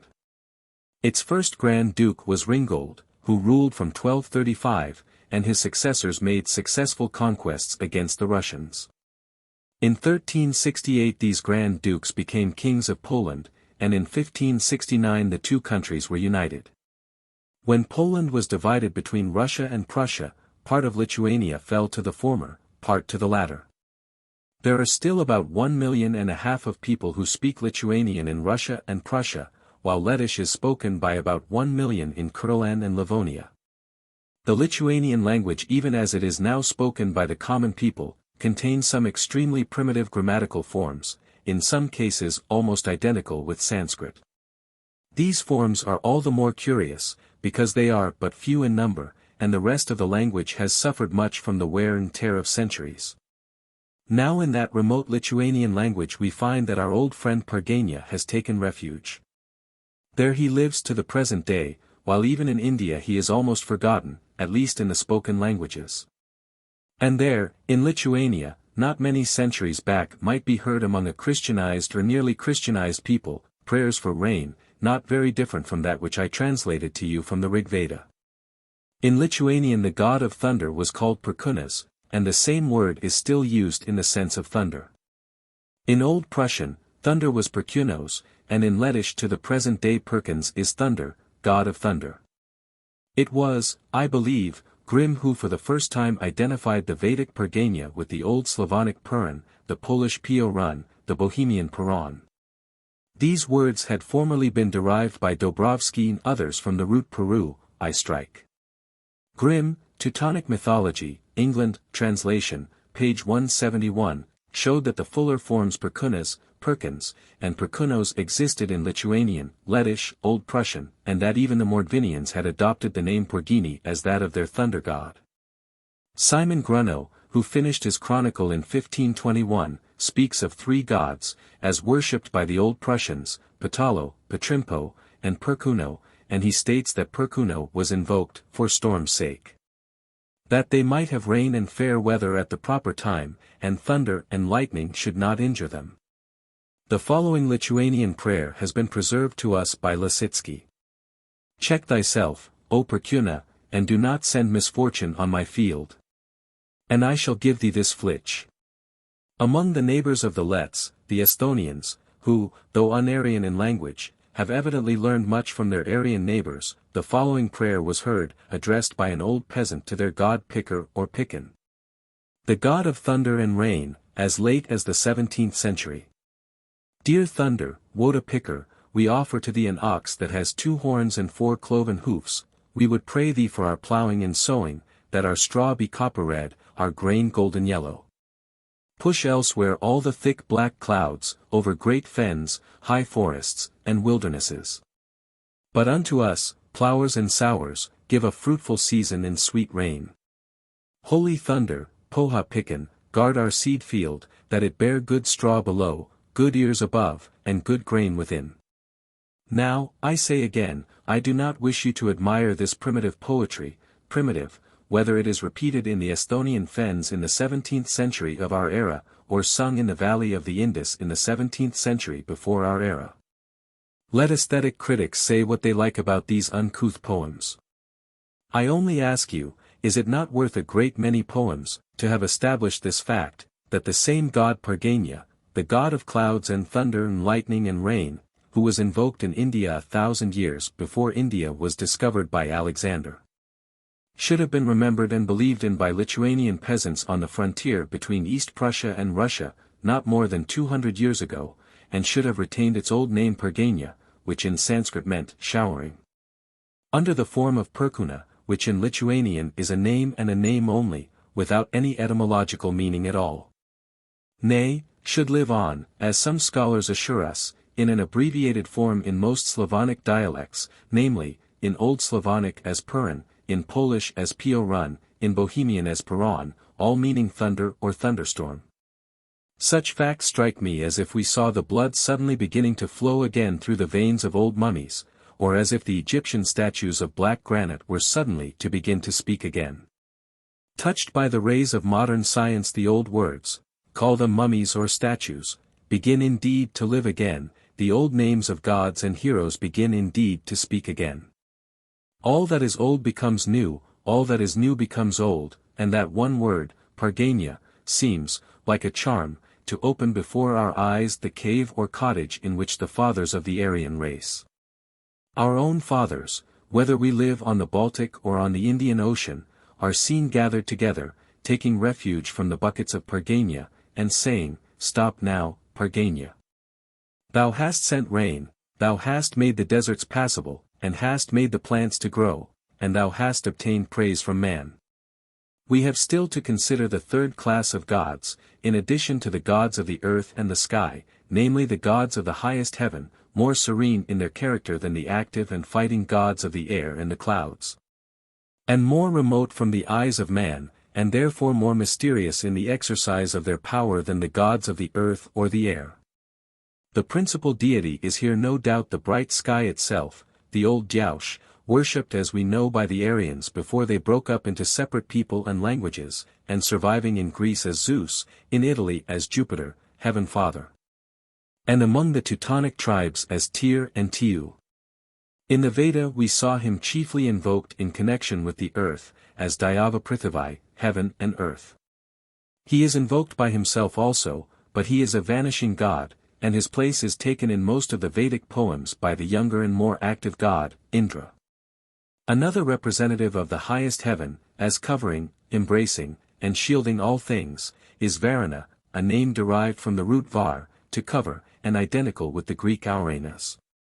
This god is one of the most interesting creations of the Hindu mind, because though we can still perceive the physical background from which he rises, the vast, starry, brilliant expanse above, his features, more than those of any of the Vedic gods, have become completely transfigured, and he stands before us as a god who watches over the world, punishes the evildoer, and even forgives the sins of those who implore his pardon. I shall read you one of the hymns addressed to him. Let us be blessed in thy service, O Varuna, for we always think of thee and praise thee, greeting thee day by day, like the fires lighted on the altar, at the approach of the rich dawns. 2. O Varuna, our guide, let us stand in thy keeping, thou who art rich in heroes and praised far and wide. And you, unconquered sons of Aditi, deign to accept us as your friends, O gods. 3. Adithier, the ruler, sent forth these rivers. They follow the law of Varuna. They tire not, they cease not, like birds they fly quickly everywhere. 4. Take from me my sin, like a fetter, and we shall increase, O Varuna, the spring of thy law. Let not the thread be cut while I weave my song. Let not the form of the workman break before the time. 5. Take far away from me this terror, O Varuna, thou, O righteous king, have mercy on me, Like as a rope from a calf, remove from me my sin. For away from thee I am not master even of the twinkling of an eye. 6. Do not strike us, Varuna, with weapons which at thy will hurt the evildoer. Let us not go where the light has vanished. Scatter our enemies, that we may live. 7. We did formerly, O Varuna, and do now, and shall in future also, sing praises to thee, O mighty one. For on thee, unconquerable hero, rest all statutes, immovable, as if established on a rock. 8. Move far away from me all self-committed guilt, and may I not, O king, suffer for what others have committed. Many dawns have not yet dawned, grant us to live in them, O Varuna. 9.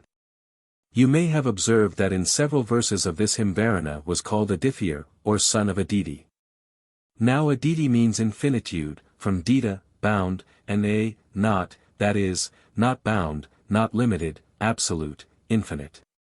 Aditi itself is now and then invoked in the Veda, as the beyond, as what is beyond the earth and the sky, and the sun and the dawn, a most surprising conception in that early period of religious thought.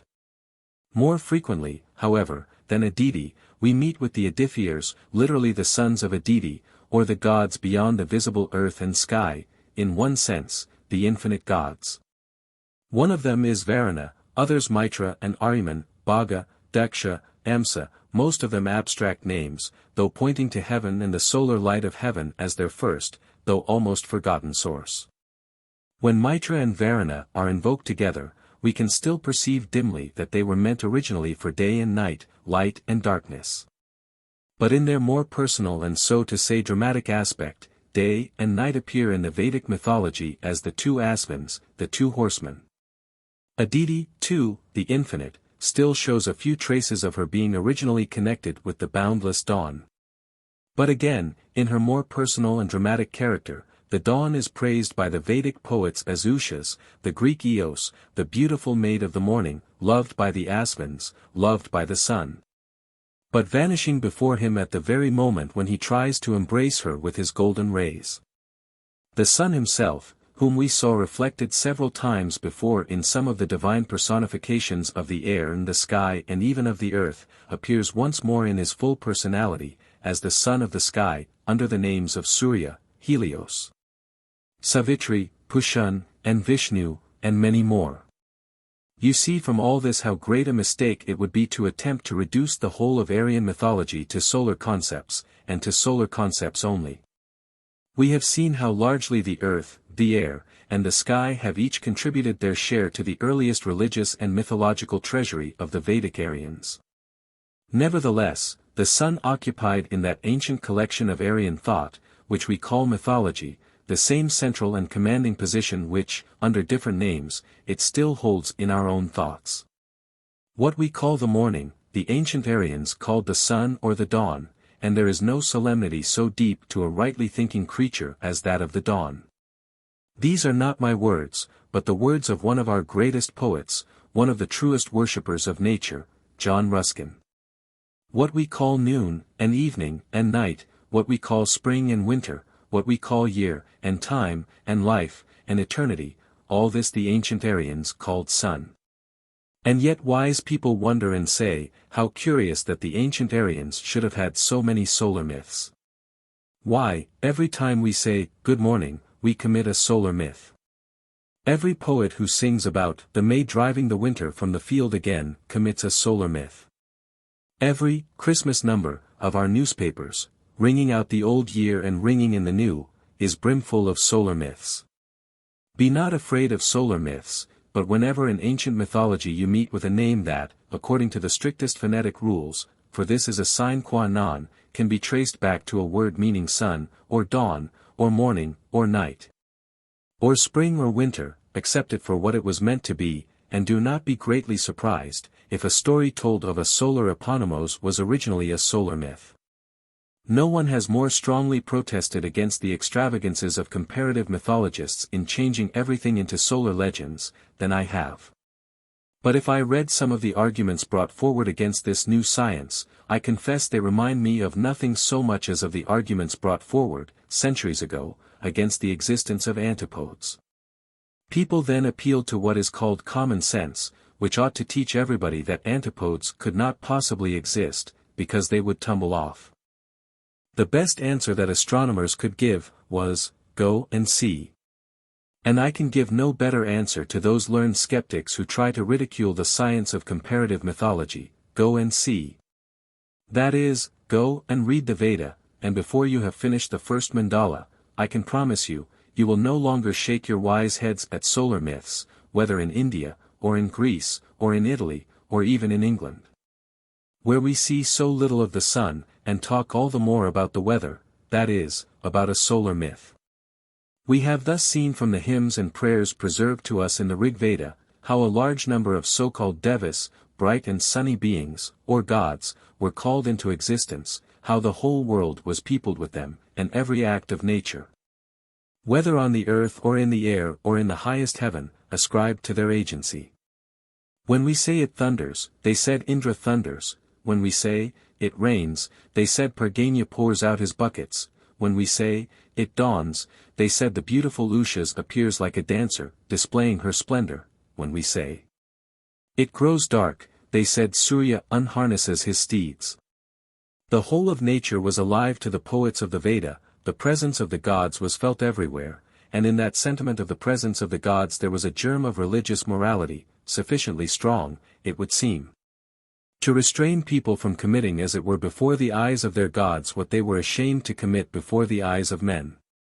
When speaking of Varuna, the old god of the sky, one poet says, Varuna, the great lord of these worlds, sees as if he were near. If a man stands or walks or hides, if he goes to lie down or to get up, what two people sitting together whisper to each other, King Varuna knows it, he is there as the third. This earth too belongs to Varuna, the king, and this wide sky with its ends far apart. The two seas, the sky and the ocean, are Varuna's loins, he is also contained in this small drop of water. He who should flee far beyond the sky, even he would not be rid of Varuna, the king. His spies proceed from heaven toward this world, with 1,000 eyes they overlook this earth. King Varuna sees all this, what is between heaven and earth, and what is beyond. He has counted the twinklings of the eyes of men. As a player throws down the dice, he settles all things, irrevocably. May all thy fatal snares which stand spread out 7 by 7 and threefold, catch the man who tells a lie, may they pass by him who speaks the truth. You see, this is as beautiful, and in some respects as true, as anything in the Psalms. And yet we know that there never was such a deva, or god, or such a thing as Varuna. We know it is a mere name, meaning originally, covering or all-embracing, which was applied to the visible starry sky, and afterward, by a process perfectly intelligible, developed into the name of a being, endowed with human and superhuman qualities. And what applies to Varuna applies to all the other gods of the Veda and the Vedic religion, whether 3 in number, or 33, or, as one poet said, 3,339 gods. They are all but names, quite as much as Jupiter and Apollo and Minerva, in fact, quite as much as all the gods of every religion who are called by such appellative titles. Possibly, if anyone had said this during the Vedic age in India, or even during the Periclean age in Greece, he would have been called, like Socrates, a blasphemer or an atheist. And yet nothing can be clearer or truer, and we shall see that some of the poets of the Veda too, and, still more, the later Vedantic philosopher, had a clear insight that it was so. Only let us be careful in the use of that phrase, it is a mere name. No name is a mere name. Every name was originally meant for something.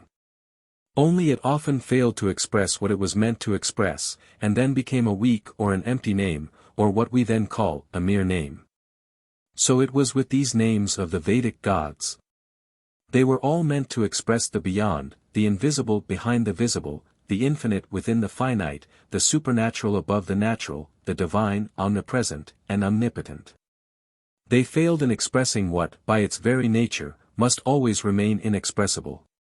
But that inexpressible itself remained, and in spite of all these failures, it never succumbed, or vanished from the mind of the ancient thinkers and poets, but always called for new and better names, nay calls for them even now.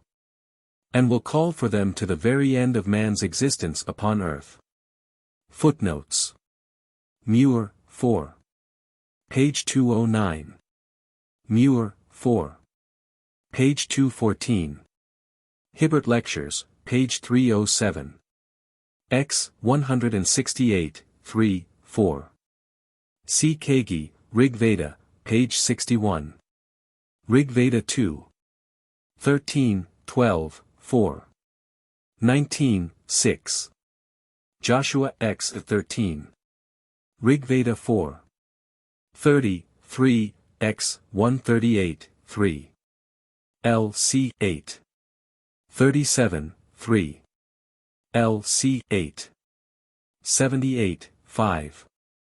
I am very strongly inclined to regard these names as Cushite or Semitic. Hermes, from the sun, Dionysus, from Dian, the judge, and Nisi, mankind, Orpheus, from Orpha, the Arabic name of Edessa, Prometheus, from Pro and Manthano, to learn.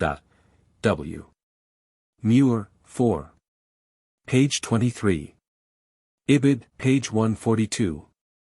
An excellent paper on Pargania was published by Buehler in 1862, Orient und Occident, Volume 1, page 214. Rig Veda 7. 101, 6.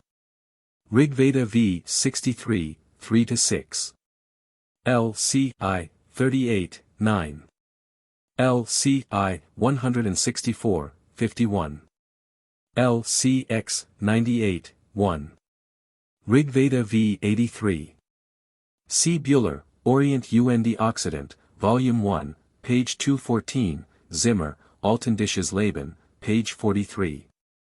Both Buehler, Orient und Occident, Volume 1, page 224, and Zimmer, ZFDA, 7. p. 169, say that the lightning is represented as the son of Pargania in Rig Veda 7. 101, 1. This seems doubtful. Rig Veda 7. 102, 1. LC 8. 6, 1. C. Max Müller, Sanskrit Grammar, Section 174, 10. Cf. Gob. Griya S. 3. 3, 15, Vidyut, Stanayitnu, Prishateshu. Ugvaladatta, in his commentary on the Anadi Sutras, 3. 103, admits the same transition of sh into g in the verb prish as the etymon of Pargania. For different etymologies, see Buehler, Orient und Occident, I, page 214, Müller, Original Sanskrit Texts, v. page 140, Grassmann, in his Dictionary to the Rig Veda, S.V., Zimmer, Zeitschrift für Deutsches Alterthum, Neue Falsch, 7. Page 164. In order to identify Perkunas with Pargania, we must go another step backward, and look upon G or G, in the root park, as a weakening of an original K in park. This, however, is a frequent phonetic process. See Buehler, in Benfey's Orient und Occident, 2. Page 717. Lithuanian Perkunkulka, Thunderbolt, Perkuno Geizes, Storm. See Volkel, Die Lettischen Sprachrecht, 1879, page 23. Perkuno, Wurde dritt Abgott und man in Anruft ums Guiters Willen, damit sie Regen hatten und schon wetter zu seiner Zeit, und in der Donner und Blix keen Schattendet. Cf. Gottesides bei den Alten Prussen, Berlin, 1870, page 23. The triad of the gods is called Triberti, Tribos, L.C. page 29. Grimm, Teutonic Mythology, page 175, and Lasitsky, Lasicius, Jonas de Russorum, Moscovitarum et Tartarorum Religioni, Sacrificius, Nuptiarum et Funerum Ritu, Spiri Nemitum, 1582. Idem de Dies Sagittarum. Grimm, L.C. page 176, quoting from Joe. Gutzlaff, Kaiserbericht und Unterricht von der Falsch Heilig Genannten Bach in Liefland Wohanda, Dorpat, 1644, pages 362 to 364. In modern Estonian Pitni, the Finnish Pitkäinen. On foreign influences in Estonian stories, see Estnisch Märchen, von T. Kreutzwald, 1869, Vorwort, by Schiefner, page 4. Grimm suggests in his Teutonic mythology that Pargania should be identified with the Gothic Ferguni, or mountain. He imagines that from being regarded as the abode of the god it had finally been called by his name. Fergana and Vergunia, two names of mountains in Germany, are relics of the name. The name of the god, if preserved in the Gothic, would have been Ferganais, and indeed in the Old Norse language Fjorgyn is the father of Frigg, the wife of Odin, and Fjorgynir, the earth goddess, is mother of Thor. Professor Zimmer takes the same view. Grimm thinks that the Greeks and Romans, by changing F into H, represented Ferguni by Hercynia, and, in fine, he traces the words Berg and Berg back to Pargania. W. Rig Veda 2. 28. Atharva Veda 4. 16. Psalm 66. 1, 2, O Lord, thou hast searched me and known me. Thou knowest my downsitting and mine uprising, thou understandest my thought afar off. Psalm 66. 9. If I take the wings of the morning, and dwell in the uttermost parts of the sea, even there shall thy hand lead me, and thy right hand shall hold me. Rig Veda 3. 9, 9, x. 52, 6. Lecture 7. Veda and Vedanta. I do not wonder that I should have been asked by some of my hearers to devote part of my last lecture to answering the question, how the Vedic literature could have been composed and preserved, if writing was unknown in India before 500 BC. While the hymns of the Rig Veda are said to date from 1500 BC, classical scholars naturally ask what is the date of our oldest misas of the Rig Veda, and what is the evidence on which so high an antiquity is assigned to its contents. I shall try to answer this question as well as I can, and I shall begin with a humble confession that the oldest misas of the Rig Veda, known to us at present, date not from 1500 BC, but from about 1500 AD. We have therefore a gap of 3,000 years, which it will require a strong arch of argument to bridge over. But that is not all.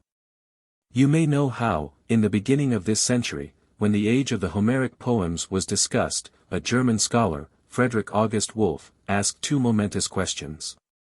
1. At what time did the Greeks first become acquainted with the alphabet and use it for inscriptions on public monuments, coins, shields, and for contracts, both public and private? 2. At what time did the Greeks first think of using writing for literary purposes, and what materials did they employ for that purpose? These two questions and the answers they elicited threw quite a new light on the nebulous periods of Greek literature. A fact more firmly established than any other in the ancient history of Greece is that the Ionians learned the alphabet from the Phoenicians. The Ionians always called their letters Phoenician letters, and the very name of alphabet was a Phoenician word. We can well understand that the Phoenicians should have taught the Ionians in Asia Minor a knowledge of the alphabet, partly for commercial purposes, i.e., for making contracts, partly for enabling them to use those useful little sheets, called periplus, or circumnavigations, which at that time were as precious to sailors as maps were to the adventurous seamen of the Middle Ages. But from that to a written literature, in our sense of the word, there is still a wide step. It is well known that the Germans, particularly in the north, had their runes for inscriptions on tombs, goblets, public monuments, but not for literary purposes. Even if a few Ionians at Miletus and other centers of political and commercial life acquired the art of writing, where could they find writing materials? And still more important, where could they find readers? The Ionians, when they began to write, had to be satisfied with a hide or pieces of leather, which they called diphthera, and until that was brought to the perfection of vellum or parchment. The occupation of an author cannot have been very agreeable. So far as we know at present the Ionians began to write about the middle of the 6th century BC. And, whatever may have been said to the contrary, Wolff's dictum still holds good that with them the beginning of a written literature was the same as the beginning of prose writing. Writing at that time was an effort, and such an effort was made for some great purpose only. Hence the first written skins were what we should call Murray's handbooks, called periegesis or periodos, or, if treating of sea voyages, periplus, that is, guidebooks, books to lead travelers round a country or round a town. Connected with these itineraries were the accounts of the foundations of cities, the Thesis. Such books existed in Asia Minor during the 6th and 5th centuries, and their writers were called by a general term, logography, or lambda gamma iota or lambda omicron gamma omicron pi omicron iota omicron, as opposed to omicron iota delta omicron, the poets. They were the forerunners of the Greek historians, and Herodotus, 443 BC, the so-called father of history, made frequent use of their works. The whole of this incipient literary activity belonged to Asia Minor. From guides through towns and countries, literature seems to have spread at an early time to guides through life, or philosophical dicta, such as are ascribed to Anaximander the Ionian, 610 to 547 BC, and Pharkides the Syrian, 540 BC. These names carry us into the broad daylight of history, for Anaximander was the teacher of Anaximenes, Anaximenes of Anaxagoras, and Anaxagoras of Pericles. At that time writing was a recognized art, and its cultivation had been rendered possible chiefly through trade with Egypt and the importation of papyrus. In the time of Aeschylus, 500 BC. The idea of writing had become so familiar that he could use it again and again in poetical metaphors, and there seems little reason why we should doubt that both Pisistratos, 528 BC, and Polycrates of Samos, 523 BC, were among the first collectors of Greek manuscripts. In this manner the simple questions asked by Wolff helped to reduce the history of ancient Greek literature to some kind of order, particularly with reference to its first beginnings. It would therefore seem but reasonable that the two first questions to be asked by the students of Sanskrit literature should have been: 1. At what time did the people of India become acquainted with an alphabet? 2. At what time did they first use such alphabet for literary purposes? Curiously enough, however, these questions remained in abeyance for a long time, and, as a consequence, it was impossible to introduce even the first elements of order into the chaos of ancient Sanskrit literature. I can here state a few facts only. There are no inscriptions to be found anywhere in India before the middle of the 3rd century BC. These inscriptions are Buddhist, put up during the reign of Asoka, the grandson of Chandragupta, who was the contemporary of Seleucus, and at whose court in Pataliputra Megasthenes lived as ambassador of Seleucus. Here, as you see, we are on historical ground. In fact, there is little doubt that Asoka, the king who put up these inscriptions in several parts of his vast kingdom, reigned from 259 to 222 BC. These inscriptions are written in two alphabets, one written from right to left, and clearly derived from an Aramaean, that is, a Semitic alphabet. The other written from left to right, and clearly an adaptation, and an artificial or systematic adaptation, of a Semitic alphabet to the requirements of an Indian language. That second alphabet became the source of all Indian alphabets, and of many alphabets carried chiefly by Buddhist teachers far beyond the limits of India. Though it is possible that the earliest Tamil alphabet may have been directly derived from the same Semitic source which supplied both the dextrorsum and the sinistrorsum alphabets of India. Here then we have the first fact, viz. That writing, even for monumental purposes, was unknown in India before the 3rd century BC. But writing for commercial purposes was known in India before that time. Megasthenes was no doubt quite right when he said that the Indians did not know letters, that their laws were not written, and that they administered justice from memory.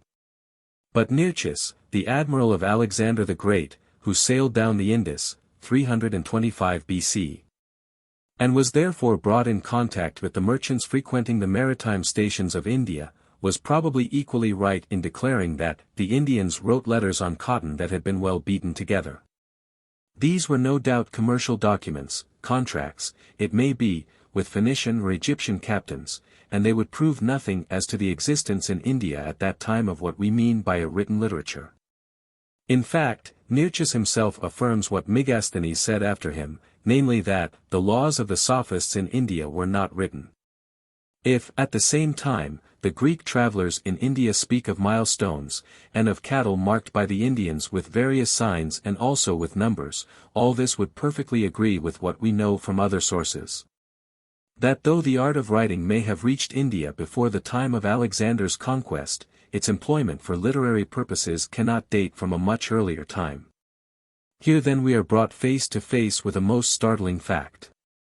Writing was unknown in India before the 4th century before Christ, and yet we are asked to believe that the Vedic literature in its 3 well-defined periods, the Mantra, Brahmana, and Sutra periods, goes back to at least 1,000 years before our era.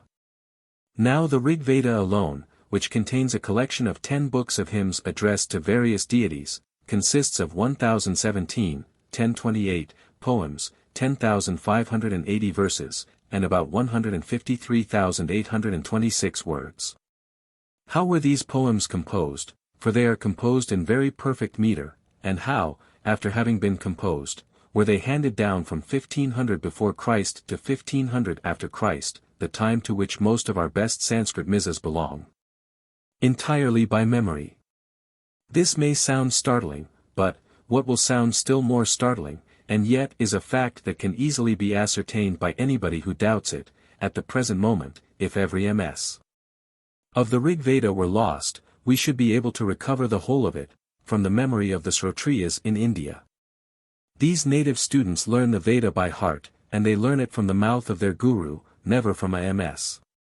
Still less from my printed edition, and after a time they teach it again to their pupils. I have had such students in my room at Oxford, who not only could repeat these hymns, but who repeated them with the proper accents, for the Vedic Sanskrit has accents like Greek, nay, who, when looking through my printed edition of the Rig Veda, could point out a misprint without the slightest hesitation. I can tell you more. There are hardly any various readings in our misas of the Rig Veda, but various schools in India have their own readings of certain passages, and they hand down those readings with great care. So, instead of collating MSS, as we do in Greek and Latin, I have asked some friends of mine to collate those Vedic students, who carry their own Rig Veda in their memory, and to let me have the various readings from these living authorities. Here then we are not dealing with theories, but with facts which anybody may verify. The whole of the Rig Veda, and a great deal more, still exists at the present moment in the oral tradition of a number of scholars who, if they liked, could write down every letter, and every accent, exactly as we find them in our old MSS. Of course, this learning by heart is carried on under a strict discipline. It is, in fact, considered as a sacred duty. A native friend of mine, himself a very distinguished Vedic scholar, tells me that a boy, who is to be brought up as a student of the Rig Veda, has to spend about 8 years in the house of his teacher. He has to learn 10 books, first, the hymns of the Rig Veda, then a prose treatise on sacrifices, called the Brahmana, then the so-called forest book or Aranyaka, then the rules on domestic ceremonies. And lastly, 6 treatises on pronunciation, grammar, etymology, meter, astronomy, and ceremonial. These 10 books, it has been calculated, contain nearly 30,000 lines, each line reckoned as 32 syllables. A pupil studies every day during the 8 years of his theological apprenticeship, except on the holidays, which are called non-reading days. There being 360 days in a lunar year, the 8 years would give him 2,880 days. Deduct from this 384 holidays, and you get 2,496 working days during the 8 years. If you divide the number of lines, 30,000, by the number of working days, you get about 12 lines to be learned each day, though much time is taken up, in addition, for practicing and rehearsing what has been learned before. Now this is the state of things at present, though I doubt whether it will last much longer, and I always impress on my friends in India, and therefore impress on those also who will soon be settled as civil servants in India, the duty of trying to learn all that can still be learned from those living libraries. Much ancient Sanskrit lore will be lost forever when that race of Kshatriyas becomes extinct. But now let us look back. About 1,000 years ago a Chinese of the name of I Tsing, a Buddhist, went to India to learn Sanskrit, in order to be able to translate some of the sacred books of his own religion, which were originally written in Sanskrit, into Chinese. He left China in 671, arrived at Tamarlipti in India in 673, and went to the great college and monastery of Nalanda, where he studied Sanskrit. He returned to China in 695, and died in 703. In one of his works which we still possess in Chinese, he gives an account of what he saw in India, not only among his own co-religionists, the Buddhists, but likewise among the Brahmins. Of the Buddhist priests he says that after they have learned to recite the 5 and the 10 precepts, they are taught the 400 hymns of Matrikita, and afterward the 150 hymns of the same poet. When they are able to recite these, they begin the study of the sutras of their sacred canon. They also learn by heart the Gata-kamala, which gives an account of Buddha in former states of existence. Speaking of what he calls the islands of the southern sea, which he visited after leaving India, Aitsing says, there are more than 10 islands in the South Sea. There both priests and laymen recite the Gata-kamala, as they recite the hymns mentioned before, but it has not yet been translated into Chinese. One of these stories, he proceeds to say, was versified by a king, Qi Zai, and set to music, and was performed before the public with a band and dancing, evidently a Buddhist mystery play. Aitsing then gives a short account of the system of education. Children, he says, learn the 49 letters and the 10,000 compound letters when they are 6 years old, and generally finish them in half a year. This corresponds to about 300 verses, each sloka of 32 syllables. It was originally taught by Mahasvara. At 8 years, children begin to learn the grammar of Panini, and know it after about 8 months.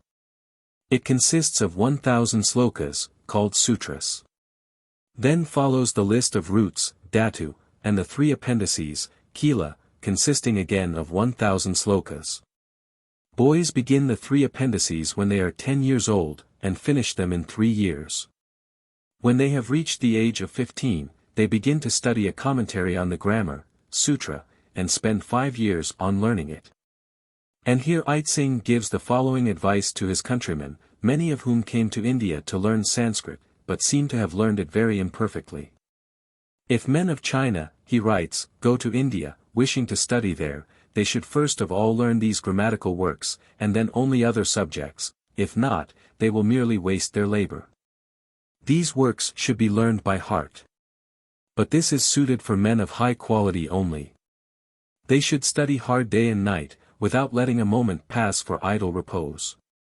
They should be like Confucius, through whose hard study the binding of his Yiking was 3 times cut asunder, being worn away, and like Sui Shi, who used to read a book repeatedly 100 times. Then follows a remark, more intelligible in Chinese than in English: the hairs of a bull are counted by thousands, the horn of a unicorn is only one. Aitsing then speaks of the high degree of perfection to which the memory of these students attained, both among Buddhists and heretics. Such men, he says, could commit to memory the contents of 2 volumes, learning them only once. And then turning to the heretics, or what we should call the orthodox Brahmins, he says, the Brahmanas are regarded throughout the 5 divisions of India as the most respectable. They do not walk with the other 3 castes, and other mixed classes of people are still further dissociated from them. They revere their scriptures, the 4 Vedas, containing about 100,000 verses. The Vedas are handed down from mouth to mouth, not written on paper. There are in every generation some intelligent Brahmins who can recite those 100,000 verses. I myself saw such men. Here then we have an eyewitness who, in the 7th century after Christ, visited India, learned Sanskrit, and spent about 20 years in different monasteries, a man who had no theories of his own about oral tradition, but who, on the contrary, as coming from China, was quite familiar with the idea of a written, nay, of a printed literature. And yet what does he say? The Vedas are not written on paper, but handed down from mouth to mouth. Now, I do not quite agree here with Aitsing. At all events, we must not conclude from what he says that there existed no Sanskrit misas at all at his time. We know they existed. We know that in the 1st century of our era Sanskrit misas were carried from India to China, and translated there. Most likely therefore there were misas of the Veda also in existence. But I'd Singh, for all that, was right in supposing that these misas were not allowed to be used by students, and that they had always to learn the Veda by heart and from the mouth of a properly qualified teacher. The very fact that in the later law books severe punishments are threatened against persons who copy the Veda or learn it from misas, shows that MSS existed, and that their existence interfered seriously with the ancient privileges of the Brahmins, as the only legitimate teachers of their sacred scriptures. If now, after having heard this account of Ait Singh, we go back for about another 1,000 years, we shall feel less skeptical in accepting the evidence which we find in the so-called Pratisakyas, that is, collections of rules which, so far as we know at present, go back to the 5th century before our era, and which tell us almost exactly the same as what we can see in India at the present moment, namely that the education of children of the 3 twice-born castes, the Brahmanas, Kshatriyas, and Vaishyas, consisted in their passing at least 8 years in the house of a guru, and learning by heart the ancient Vedic hymns. The art of teaching had even at that early time been reduced to a perfect system, and at that time certainly there is not the slightest trace of anything, such as a book or skin, or parchment, a sheet of paper, pen or ink, being known even by name to the people of India. While every expression connected with what we should call literature, points to a literature, we cannot help using that word, existing in memory only, and being handed down with the most scrupulous care by means of oral tradition. I had to enter into these details because I know that, with our ideas of literature, it requires an effort to imagine the bare possibility of a large amount of poetry, and still more of prose, existing in any but a written form. And yet here too we only see what we see elsewhere, namely that man, before the great discoveries of civilization were made, was able by greater individual efforts to achieve what to us, accustomed to easier contrivances, seems almost impossible. So-called savages were able to chip flints, to get fire by rubbing sticks of wood, which baffles our handiest workmen. Are we to suppose that, if they wished to preserve some songs which, as they believed, had once secured them the favor of their gods, had brought rain from heaven, or led them on to victory, they would have found no means of doing so? We have only to read such accounts as, for instance, Mr. William Wyatt Gill has given us in his Historical Sketches of Savage Life in Polynesia, to see how anxious even savages are to preserve the records of their ancient heroes, kings, and gods. Particularly when the dignity or nobility of certain families depends on these songs, or when they contain what might be called the title deeds to large estates. And that the Vedic Indians were not the only savages of antiquity who discovered the means of preserving a large literature by means of oral tradition, we may learn from Caesar, not a very credulous witness, who tells us that the Druids were said to know a large number of verses by heart, that some of them spent 20 years in learning them, and that they considered it wrong to commit them to writing, exactly the same story which we hear in India. We must return once more to the question of dates. We have traced the existence of the Veda, as handed down by oral tradition, from our days to the days of Ait Singh in the 7th century after Christ, and again to the period of the Pratisakyas, in the 5th century before Christ. In that 5th century BC took place the rise of Buddhism, a religion built up on the ruins of the Vedic religion, and founded, so to say, on the denial of the divine authority ascribed to the Veda by all orthodox Brahmins. Whatever exists, therefore, of Vedic literature must be accommodated within the centuries preceding the rise of Buddhism, and if I tell you that there are 3 periods of Vedic literature to be accommodated, the third presupposing the second, and the second the first, and that even that first period presents us with a collection, and a systematic collection of Vedic hymns, I think you will agree with me that it is from no desire for an extreme antiquity, but simply from a respect for facts, that students of the Veda have come to the conclusion that these hymns, of which the MSS do not carry us back beyond the 15th century after Christ, took their origin in the 15th century before Christ. One fact I must mention once more, because I think it may carry conviction even against the stoutest skepticism. I mentioned that the earliest inscriptions discovered in India belong to the reign of King Asoka, the grandson of Chandragupta, who reigned from 259 to 222 before Christ. What is the language of those inscriptions? Is it the Sanskrit of the Vedic hymns? Certainly not. Is it the later Sanskrit of the Brahmanas and Sutras? Certainly not. These inscriptions are written in the local dialects as then spoken in India, and these local dialects differ from the grammatical Sanskrit about as much as Italian does from Latin. What follows from this? First, that the archaic Sanskrit of the Veda had ceased to be spoken before the 3rd century BC. Secondly, that even the later grammatical Sanskrit was no longer spoken and understood by the people at large. That Sanskrit therefore had ceased, nay, we may say, had long ceased to be the spoken language of the country when Buddhism arose.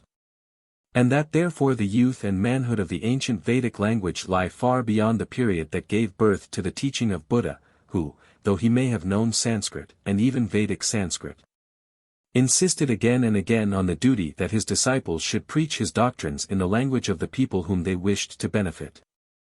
And now, when the time allotted to me is nearly at an end, I find, as it always happens, that I have not been able to say one half of what I hoped to say as to the lessons to be learned by us in India.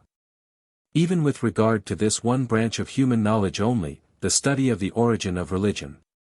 I hope, however, I may have succeeded in showing you the entirely new aspect which the old problem of the theogony, or the origin and growth of the devas or gods, assumes from the light thrown upon it by the Veda.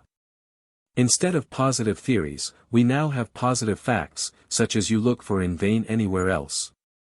And though there is still a considerable interval between the devas of the Veda, even in their highest form, and such concepts as Zeus, Apollon, and Athene, yet the chief riddle is solved. And we know now at last what stuff the gods of the ancient world were made of. But this theogonic process is but one side of the ancient Vedic religion, and there are 2 other sides of at least the same importance and of even a deeper interest to us. There are in fact 3 religions in the Veda, or, if I may say so, 3 naves in one great temple, reared, as it were, before our eyes by poets, prophets, and philosophers. Here too we can watch the work and the workman. We have not to deal with hard formulas only, with unintelligible ceremonies, or petrified fetishes. We can see how the human mind arrives by a perfectly rational process at all its later irrationalities. This is what distinguishes the Veda from all other sacred books. Much, no doubt, in the Veda also, and in the Vedic ceremonial, is already old and unintelligible, hard, and petrified. But in many cases the development of names and concepts, their transition from the natural to the supernatural, from the individual to the general, is still going on, and it is for that very reason that we find it so difficult, nay almost impossible, to translate the growing thoughts of the Veda into the full-grown and more than full-grown language of our time. Let us take one of the oldest words for God in the Veda, such as Deva, the Latin deus. The dictionaries tell you that Deva means God and gods, and so, no doubt, it does. But if we always translated Deva in the Vedic hymns by God, we should not be translating, but completely transforming the thoughts of the Vedic poets. I do not mean only that our idea of God is totally different from the idea that was intended to be expressed by Deva, but even the Greek and Roman concept of gods would be totally inadequate to convey the thoughts embedded in the Vedic Deva. Deva meant originally bright, and nothing else. Meaning bright, it was constantly used of the sky, the stars, the sun, the dawn, the day, the spring, the rivers, the earth. And when a poet wished to speak of all of these by one and the same word, by what we should call a general term, he called them devas. When that had been done, Deva did no longer mean the bright ones, but the name comprehended all the qualities which the sky and the sun and the dawn shared in common, excluding only those that were peculiar to each. Here you see how, by the simplest process, the devas, the bright ones, might become and did become the devas, the heavenly, the kind, the powerful, the invisible, the immortal, and, in the end, something very like the theta epsilon omicron, or di, of Greeks and Romans.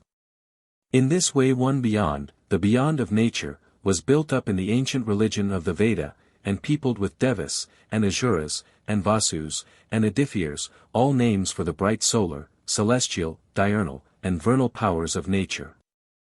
Without altogether excluding, however, even the dark and unfriendly powers, those of the night, of the dark clouds, or of winter, capable of mischief, but always destined in the end to succumb to the valor and strength of their bright antagonists. We now come to the second nave of the Vedic temple, the second beyond that was dimly perceived, and grasped and named by the ancient rishis, namely the world of the departed spirits. There was in India, as elsewhere, another very early faith, springing up naturally in the hearts of the people, that their fathers and mothers, when they departed this life, departed to a beyond, wherever it might be. Either in the east from whence all the bright devas seemed to come, or more commonly in the west, the land to which they seemed to go, called in the Veda the realm of Yama or the setting sun. The idea that beings which once had been, could ever cease to be, had not yet entered their minds. And from the belief that their fathers existed somewhere, though they could see them no more, there arose the belief in another beyond, and the germs of another religion. Nor was the actual power of the fathers quite imperceptible or extinct even after their death. Their presence continued to be felt in the ancient laws and customs of the family, most of which rested on their will and their authority. While their fathers were alive and strong, their will was law.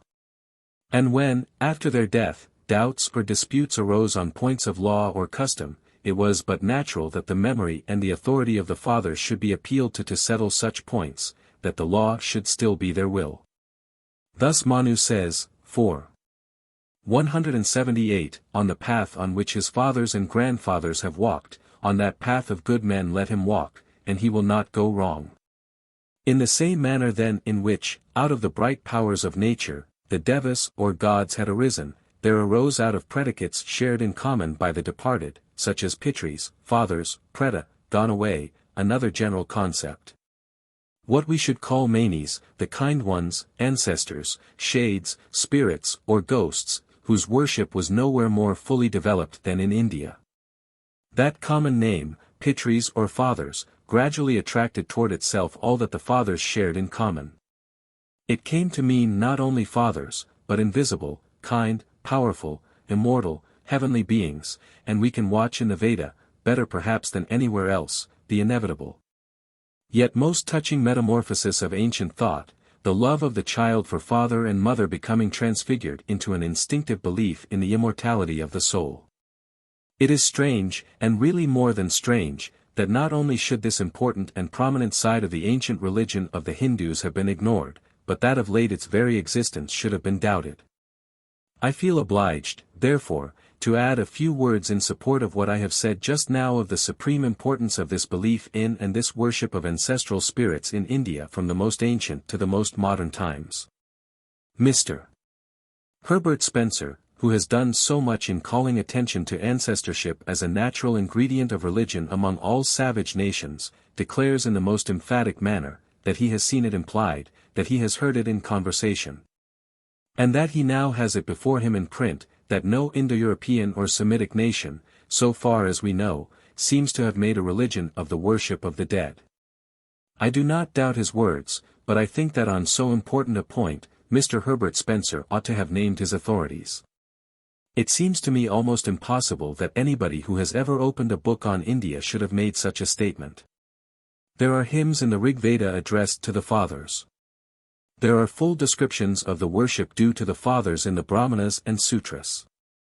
The epic poems, the law books, the Puranas, all are brimful of allusions to ancestral offerings. The whole social fabric of India, with its laws of inheritance and marriage, rests on a belief in the manes, and yet we are told that no Indo-European nation seems to have made a religion of the worship of the dead. The Persians had their Pravashis, the Greeks their epsilon delta omega lambda alpha, or rather their theta epsilon omicron pi alpha tau rho omicron iota and their delta alpha mu omicron nu epsilon. Sigma theta lambda omicron, pi iota chi theta nu iota omicron iota, phi lambda alpha kappa epsilon theta nu eta tau nu theta rho pi omega nu. Alpha phi upsilon lambda sigma sigma omicron upsilon sigma nu tau epsilon delta kappa alpha sigma chi tau lambda iota alpha rho gamma alpha. Rho alpha sigma sigma mu epsilon nu omicron iota pi nu tau eta phi omicron iota tau nu tau epsilon pi alpha alpha nu. Pi lambda omicron upsilon tau omicron delta tau alpha iota, Hesiode opera et dies, verses 122 to 126. While among the Romans the Lares Familiares and the Divi Manes were worshipped more zealously than any other gods. Manu goes so far as to tell us in one place, 3:203, an oblation by Brahmins to their ancestor transcends an oblation to the deities, and yet we are told that no Indo-European nation seems to have made a religion of the worship of the dead. Such things ought really not to be, if there is to be any progress in historical research, and I cannot help thinking that what Mr. Herbert Spencer meant was probably no more than that some scholars did not admit that the worship of the dead formed the whole of the religion of any of the Indo-European nations. That, no doubt, is perfectly true, but it would be equally true, I believe, of almost any other religion. And on this point again the students of anthropology will learn more, I believe, from the Veda than from any other book. In the Veda the Pitris, or fathers, are invoked together with the Devas, or gods, but they are not confounded with them. The Devas never become Pitris, and though such adjectives as Deva are sometimes applied to the Pitris, and they are raised to the rank of the older classes of Devas, Manu 3. 192, 284, Yagnavalkya I. 268, it is easy to see that the Pitris and Devas had each their independent origin, and that they represent two totally distinct phases of the human mind in the creation of its objects of worship. This is a lesson which ought never to be forgotten. We read in the Rig Veda, 6:52, for, may the rising dawns protect me, may the flowing rivers protect me, may the firm mountains protect me, may the fathers protect me at this invocation of the gods. Here nothing can be clearer than the separate existence of the fathers, apart from the dawns, the rivers, and the mountains, though they are included in one common Devahuti, however, or invocation of the gods. We must distinguish, however, from the very first, between two classes, or rather between two concepts of fathers, the one comprising the distant, half-forgotten, and almost mythical ancestors of certain families or of what would have been to the poets of the Veda, the whole human race, the other consisting of the fathers who had but lately departed, and who were still, as it were, personally remembered and revered. The old ancestors in general approach more nearly to the gods. They are often represented as having gone to the abode of Yama, the ruler of the departed, and to live there in company with some of the Devas, Rig Veda 7:76, 4, Devanam Sadhamada. Rig Veda X 16:1, Devanam Vasani. We sometimes read of the great-grandfathers being in heaven, the grandfathers in the sky, the fathers on the earth, the first in company with the Adithyas, the second with the Rudras, the last with the Vasus. All these are individual poetical conceptions.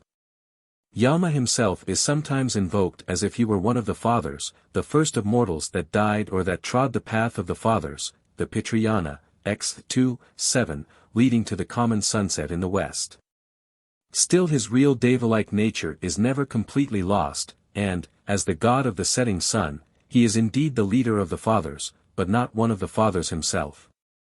Many of the benefits which men enjoyed on earth were referred to the fathers, as having first been procured and first enjoyed by them. They performed the first sacrifices, and secured the benefits arising from them. Even the great events in nature, such as the rising of the sun, the light of the day and the darkness of the night, were sometimes referred to them. And they were praised for having broken open the dark stable of the morning and having brought out the cows, that is, the days, X 68:11. They were even praised for having adorned the night with stars, while in later writing the stars are said to be the lights of the good people who have entered into heaven. Similar ideas, we know, prevailed among the ancient Persians, Greeks, and Romans. The fathers are called in the Veda truthful, Satya, wise, Subhadatra, righteous, Ritavat, poets, Kavi, leaders, Pathakrith, and one of their most frequent epithets is Somya, delighting in Soma. Soma being the ancient intoxicating beverage of the Vedic rishis, which was believed to bestow immortality, but which had been lost, or at all events had become difficult to obtain by the Aryans, after their migration into the Punjab. The families of the Bhrigus, the Angiras, the Atharvans all have their Pitris or fathers, who are invoked to sit down on the grass and to accept the offerings placed there for them. Even the name of Pitriyagna, sacrifice of the fathers, occurs already in the hymns of the Rig Veda. The following is one of the hymns of the Rig Veda by which those ancient fathers were invited to come to their sacrifice, Rig Veda X 15. 1. May the Soma-loving fathers, the lowest, the highest, and the middle, arise. May the gentle and righteous fathers who have come to life, again, protect us in these invocations. 2. May this salutation be for the fathers today, for those who have departed before or after, whether they now dwell in the sky above the earth, or among the blessed people. 3. I invited the wise fathers. May they come hither quickly, and sitting on the grass readily partake of the poured-out draught. 4. Come hither to us with your help, you fathers who sit on the grass. We have prepared these libations for you, accept them.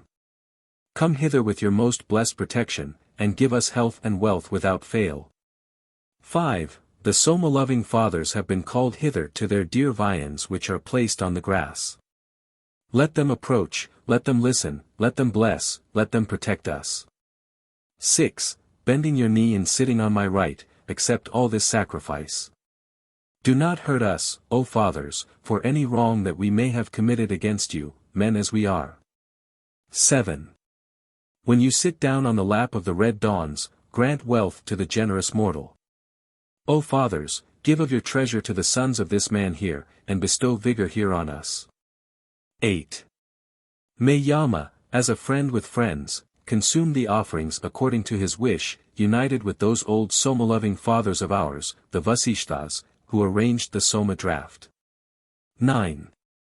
Come hither, O Agni, with those wise and truthful fathers who like to sit down near the hearth, who thirsted when yearning for the gods, who knew the sacrifice, and who were strong in praise with their songs. 10. Come, O Agni, with those ancient fathers who like to sit down near the hearth, who forever praise the gods, the truthful, who eat and drink our oblations, making company with Indra and the gods. 11. O fathers, you who have been consumed by Agni, come here, sit down on your seats, you kind guides. Eat of the offerings which we have placed on the turf, and then grant us wealth and strong offspring. 12. O Agni, O Gadavidas, at our request thou hast carried the offerings, having first rendered them sweet. Thou gavest them to the fathers, and they fed on their share. Eat also, O God, the proffered oblations. 13. The fathers who are here, and the fathers who are not here, those whom we know, and those whom we know not, thou Gadavidas, knowest how many they are, accept the well-made sacrifice with the sacrificial portions. 14. To those who, whether burned by fire or not burned by fire, rejoice in their share in the midst of heaven, grant thou, O King, that their body may take that life which they wish for.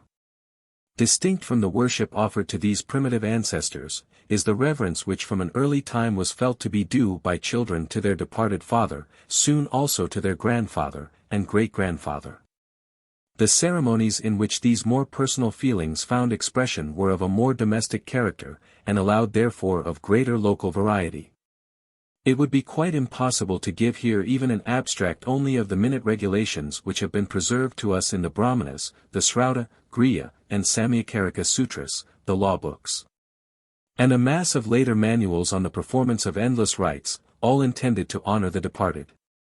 Such are the minute prescriptions as to times and seasons, as to altars and offerings, as to the number and shape of the sacrificial vessels, as to the proper postures of the sacrificers, and the different arrangements of the vessels. That it is extremely difficult to catch hold of what we really care for, namely, the thoughts and intentions of those who first devised all these intricacies. Much has been written on this class of sacrifices by European scholars also, beginning with Colebrooke's excellent essays on The Religious Ceremonies of the Hindus, first published in the Asiatic Researches, Volume 5, Calcutta, 1798. But when we ask the simple question, what was the thought from whence all this outward ceremonial sprang, and what was the natural craving of the human heart which it seemed to satisfy, we hardly get an intelligible answer anywhere. It is true that shraddhas continue to be performed all over India to the present day, but we know how widely the modern ceremonial has diverged from the rules laid down in the old sastras. And it is quite clear from the descriptions given to us by recent travelers that no one can understand the purport even of these survivals of the old ceremonial, unless he understands Sanskrit and can read the old sutras.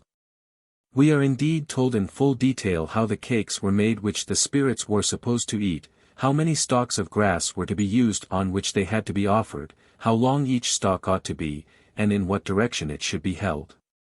All the things which teach us nothing are explained to us in abundance, but the few things which the true scholar really cares for are passed over, as if they had no interest to us at all, and have to be discovered under heaps of rubbish. In order to gain a little light, I think we ought to distinguish between 1. The daily ancestral sacrifice, the Pitriyagna, as one of the 5 great sacrifices, Mahayanyas. 2. The monthly ancestral sacrifice, the Pindapitriyagna, as part of the new and full moon sacrifice.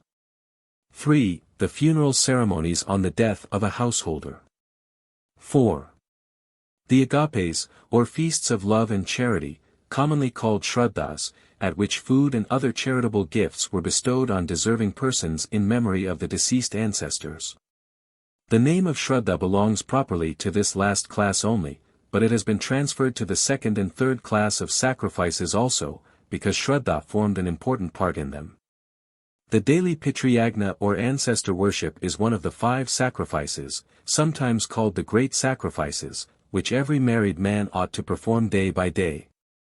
They are mentioned in the Griya Sutras, ASV. 3. 1. As Devayagna, for the Devas, Buddhayagna, for animals, etc., Pitriyagna, for the fathers, Brahmayagna, for Brahman, i.e. study of the Veda, and Manushayagna, for men, i.e. hospitality, etc. Manu, 3. 70, tells us the same, namely, that a married man has 5 great religious duties to perform. 1. The Brahma sacrifice, i.e. the studying and teaching of the Veda, sometimes called a Huda. 2. The Pitri sacrifice, i.e. the offering of cakes and water to the manis, sometimes called prasida.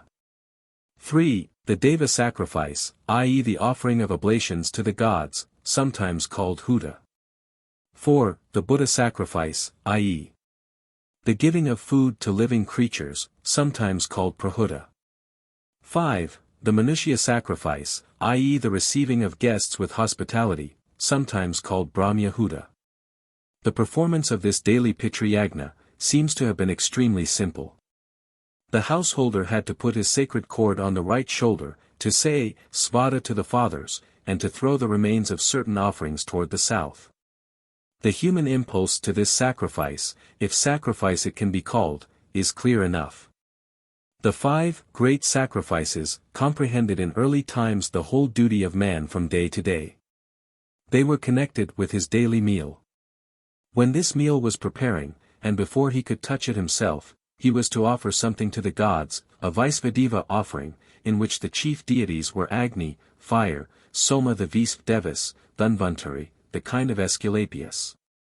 Kuhu and Anamdi, phases of the moon, Pragapati, lord of creatures, Dayava Prithivai, heaven and earth, and Svishtakrit, the fire on the hearth. After having thus satisfied the gods in the 4 quarters, the householder had to throw some oblations into the open air, which were intended for animals, and in some cases for invisible beings, ghosts, and such like. Then he was to remember the departed, the Pitris, with some offerings, but even after having done this he was not yet to begin his own repast, unless he had also given something to strangers, atis. When all this had been fulfilled, and when, besides, the householder, as we should say, had said his daily prayers, or repeated what he had learned of the Veda, then and then only was he in harmony with the world that surrounded him. The 5 great sacrifices had been performed by him, and he was free from all the sins arising from a thoughtless and selfish life. This Pitriyagna, as one of the 5 daily sacrifices, is described in the Brahmanas, the Griya and Samyakarika Sutras, and, of course, in the legal Samhitas. Rajendralal Mitra informs us that Orthodox Brahmins to this day profess to observe all these 5 ceremonies, but that in reality only the offerings to the gods and manis are strictly observed. while the reading is completed by the repetition of the Gayatri only, and charity and feeding of animals are casual and uncertain. Quite different from this simple daily ancestral offering is the Pitriyagna or Pindapitriyagna, which forms part of many of the statutable sacrifices, and, first of all, of the new and full moon sacrifice. Here again the human motive is intelligible enough. It was the contemplation of the regular course of nature, the discovery of order in the coming and going of the heavenly bodies. The growing confidence in some ruling power of the world which lifted man's thoughts from his daily work to higher regions, and filled his heart with a desire to approach these higher powers with praise, thanksgiving, and offerings. And it was at such moments as the waning of the moon that his thoughts would most naturally turn to those whose life had waned, whose bright faces were no longer visible on earth, his fathers or ancestors. Therefore at the very beginning of the new moon sacrifice, we are told in the Brahmanas and in the Srauta Sutras, that a Pitriyagna, a sacrifice to the fathers, has to be performed. A karu or pie had to be prepared in the Dakshinagni, the southern fire, and the offerings, consisting of water and round cakes, pindas, were specially dedicated to father, grandfather, and great-grandfather, while the wife of the sacrificer, if she wished for a son, was allowed to eat one of the cakes. Similar ancestral offerings took place during other sacrifices too, of which the new and full moon sacrifices form the general type. It may be quite true that these two kinds of ancestral sacrifices have the same object and share the same name, but their character is different. And if, as has often been the case, they are mixed up together, we lose the most important lessons which a study of the ancient ceremonial should teach us. I cannot describe the difference between these two Pitriyagnas more decisively than by pointing out that the former was performed by the father of a family, or, if we may say so, by a layman, the latter by a regular priest, or a class of priests, selected by the sacrificer to act in his behalf. As the Hindus themselves would put it, the former is a griya, a domestic, the latter a srauta, a priestly ceremony. We now come to a third class of ceremonies which are likewise domestic and personal, but which differ from the two preceding ceremonies by their occasional character, I mean the funeral, as distinct from the ancestral ceremonies.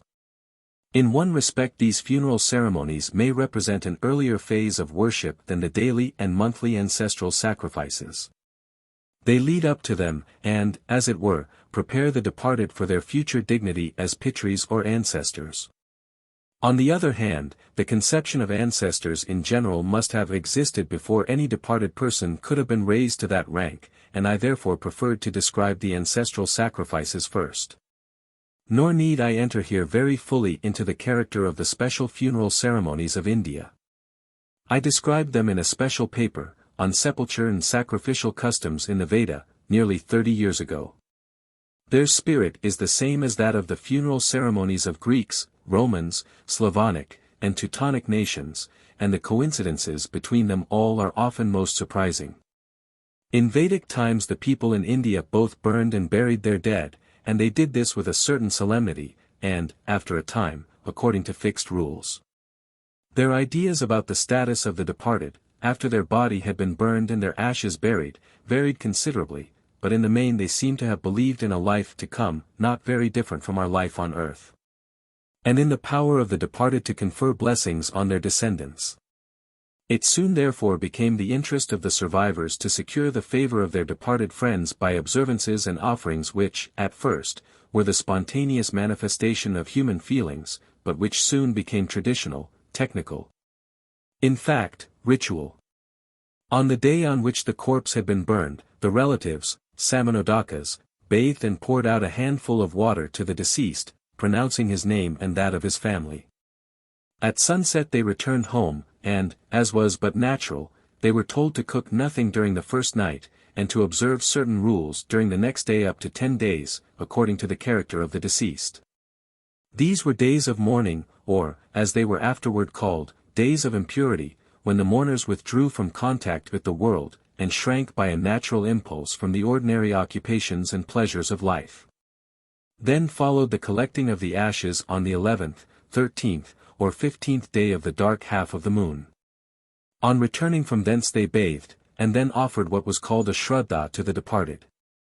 This word Shraddha, which meets us here for the first time, is full of interesting lessons, if only properly understood. First of all, it should be noted that it is absent, not only from the hymns, but, so far as we know at present, even from the ancient Brahmanas. It seems therefore a word of a more modern origin. There is a passage in Apastamba's Dharma Sutras which betrays, on the part of the author, a consciousness of the more modern origin of the Shraddhas. Formerly men and gods lived together in this world. Then the gods in reward of their sacrifices went to heaven, but men were left behind. Those men who performed sacrifices in the same manner as the gods did, dwelt, after death, with the gods and Brahman in heaven. Now, seeing men left behind, Manu revealed this ceremony which is designated by the word Shraddha. Shraddha has assumed many meanings, and Manu, for instance, uses it almost synonymously with Pitriyagna. But its original meaning seems to have been that which is given with Shraddha or faith, i.e. charity bestowed on deserving persons, and, more particularly, on Brahmanas. The gift was called Shraddha, but the act itself also was called by the same name. The word is best explained by Narayana in his commentary on the Griya Sutras of Asvalayana, 4. 7. Shraddha is that which is given in faith to Brahmins for the sake of the fathers. Such charitable gifts flowed most naturally and abundantly at the time of a man's death, or whenever his memory was revived by happy or unhappy events in a family. And hence Shraddha has become the general name for ever so many sacred acts commemorative of the departed. We hear of Shraddhas not only at funerals, but at joyous events also, when presents were bestowed in the name of the family, and therefore in the name of the ancestors also, on all who had a right to that distinction. It is a mistake therefore to look upon Shraddhas simply as offerings of water or cakes to the fathers. An offering to the fathers was, no doubt, a symbolic part of each Shraddha, but its more important character was charity bestowed in memory of the fathers. This, in time, gave rise to much abuse, like the alms bestowed on the church during the Middle Ages. But in the beginning the motive was excellent. It was simply a wish to benefit others, arising from the conviction, felt more strongly in the presence of death than at any other time, that as we can carry nothing out of this world, we ought to do as much good as possible in the world with our worldly goods. At Shraddhas the Brahmanas were said to represent the sacrificial fire into which the gifts should be thrown. If we translate here Brahmanas by priests, we can easily understand why there should have been in later times so strong a feeling against Shraddhas. But priest is a very bad rendering of Brahmana. The Brahmanas were, socially and intellectually, a class of men of high breeding. They were a recognized and, no doubt, a most essential element in the ancient society of India. As they lived for others, and were excluded from most of the lucrative pursuits of life, it was a social, and it soon became a religious duty, that they should be supported by the community at large. Great care was taken that the recipients of such bounty as was bestowed at Shraddhas should be strangers, neither friends nor enemies, and in no way related to the family. Thus Apastamba says, the food eaten, at a Shraddha, by persons related to the giver is a gift offered to goblins. It reaches neither the manes nor the gods. A man who tried to curry favor by bestowing Shraddhika gifts, was called by an opprobrious name, a Shraddhamitra. Without denying therefore that in later times the system of Shraddhas may have degenerated, I think we can perceive that it sprang from a pure source, and, what for our present purpose is even more important, from an intelligible source. Let us now return to the passage in the Griya Sutras of Asvalayana, where we met for the first time with the name of Shraddha. It was the Shraddha to be given for the sake of the departed, after his ashes had been collected in an urn and buried. This Shraddha is called Ekadishta, or, as we should say, personal. It was meant for one person only, not for the three ancestors, nor for all the ancestors. Its object was in fact to raise the departed to the rank of a Pitri, and this had to be achieved by Shraddha offerings continued during a whole year. This at least is the general, and, most likely, the original rule. Apastamba says that the Shraddha for a deceased relative should be performed every day during the year, and that after that a monthly Shraddha only should be performed or none at all, that is, no more personal Shraddha. because the departed shares henceforth in the regular Pravana Shraddhas. Sankayana says the same, namely that the personal Shraddha lasts for a year, and that then, the fourth, is dropped, i.e. the great-grandfather was dropped, the grandfather became the great-grandfather, the father the grandfather, while the lately departed occupied the father's place among the three principal pitris. This was called the Sapindakarana, i.e. the elevating of the departed to the rank of an ancestor. There are here, as elsewhere, many exceptions. Gobila allows 6 months instead of a year, or even a tripaksha, i.e. 3/2 months. And lastly, any auspicious event, vriddhi, may become the occasion of the Sapindakarana. The full number of shraddhas necessary for the Sapindana is sometimes given as 16, viz. the first, then one in each of the 12 months, then 2 semestral ones, and lastly the Sapindana. But here too much variety is allowed, though, if the Sapindana takes place before the end of the year, the number of 16 shraddhas has still to be made up. When the shraddha is offered on account of an auspicious event, such as a birth or a marriage, the fathers invoked are not the father, grandfather, and great-grandfather, who are sometimes called Asramukha, with tearful faces, but the ancestors before them, and they are called Nandamukha, or joyful. Colebrook, to whom we owe an excellent description of what a shraddha is in modern times, took evidently the same view. The first set of funeral ceremonies, he writes, is adapted to effect, by means of oblations, the re-embodying of the soul of the deceased, after burning his corpse. The apparent scope of the second set is to raise his shade from this world, where it would else, according to the notions of the Hindus, continue to roam among demons and evil spirits, up to heaven, and then deify him, as it were, among the manes of departed ancestors. For this end, a shraddha should regularly be offered to the deceased on the day after the mourning expires, 12 other shraddhas singly to the deceased in 12 successive months. Similar obsequies at the end of the 3rd fortnight, and also in the 6th month, and in the 12th, and the oblation called Sapindana on the 1st anniversary of his decease. At this Sapindana shraddha, which is the last of the Ekadishta shraddhas, for funeral cakes are offered to the deceased and his 3 ancestors, that consecrated to the deceased being divided into 3 portions and mixed with the other 3 cakes. The portion retained is often offered to the deceased, and the act of union and fellowship becomes complete. When this system of shraddhas had once been started, it seems to have spread very rapidly.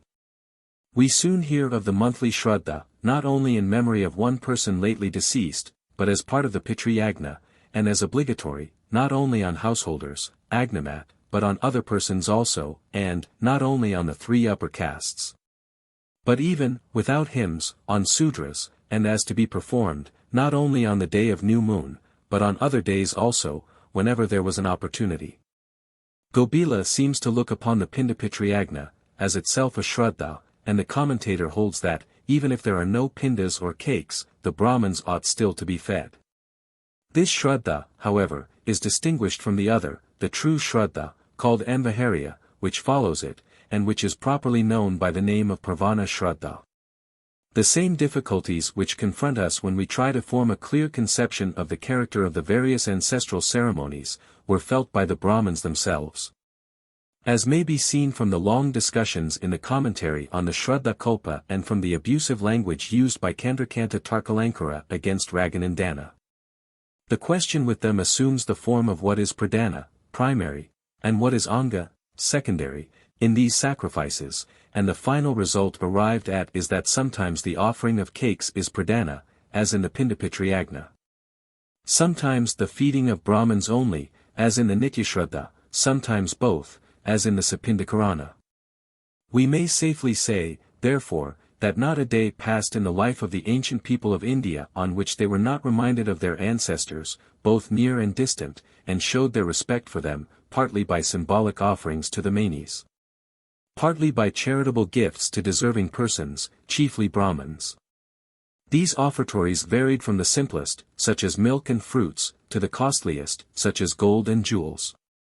The feasts given to those who were invited to officiate or assist at a shraddha seem in some cases to have been very sumptuous, and what is very important, the eating of meat, which in later times was strictly forbidden in many sects, must, when the sutras were written, have been fully recognized at these feasts, even to the killing and eating of a cow.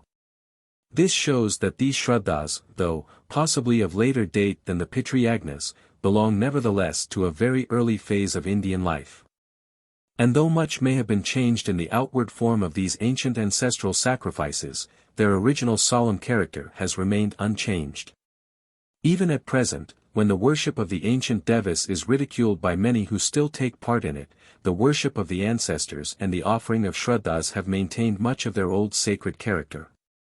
They have sometimes been compared to the communion in the Christian Church, and it is certainly true that many natives speak of their funeral and ancestral ceremonies with a hushed voice and with real reverence.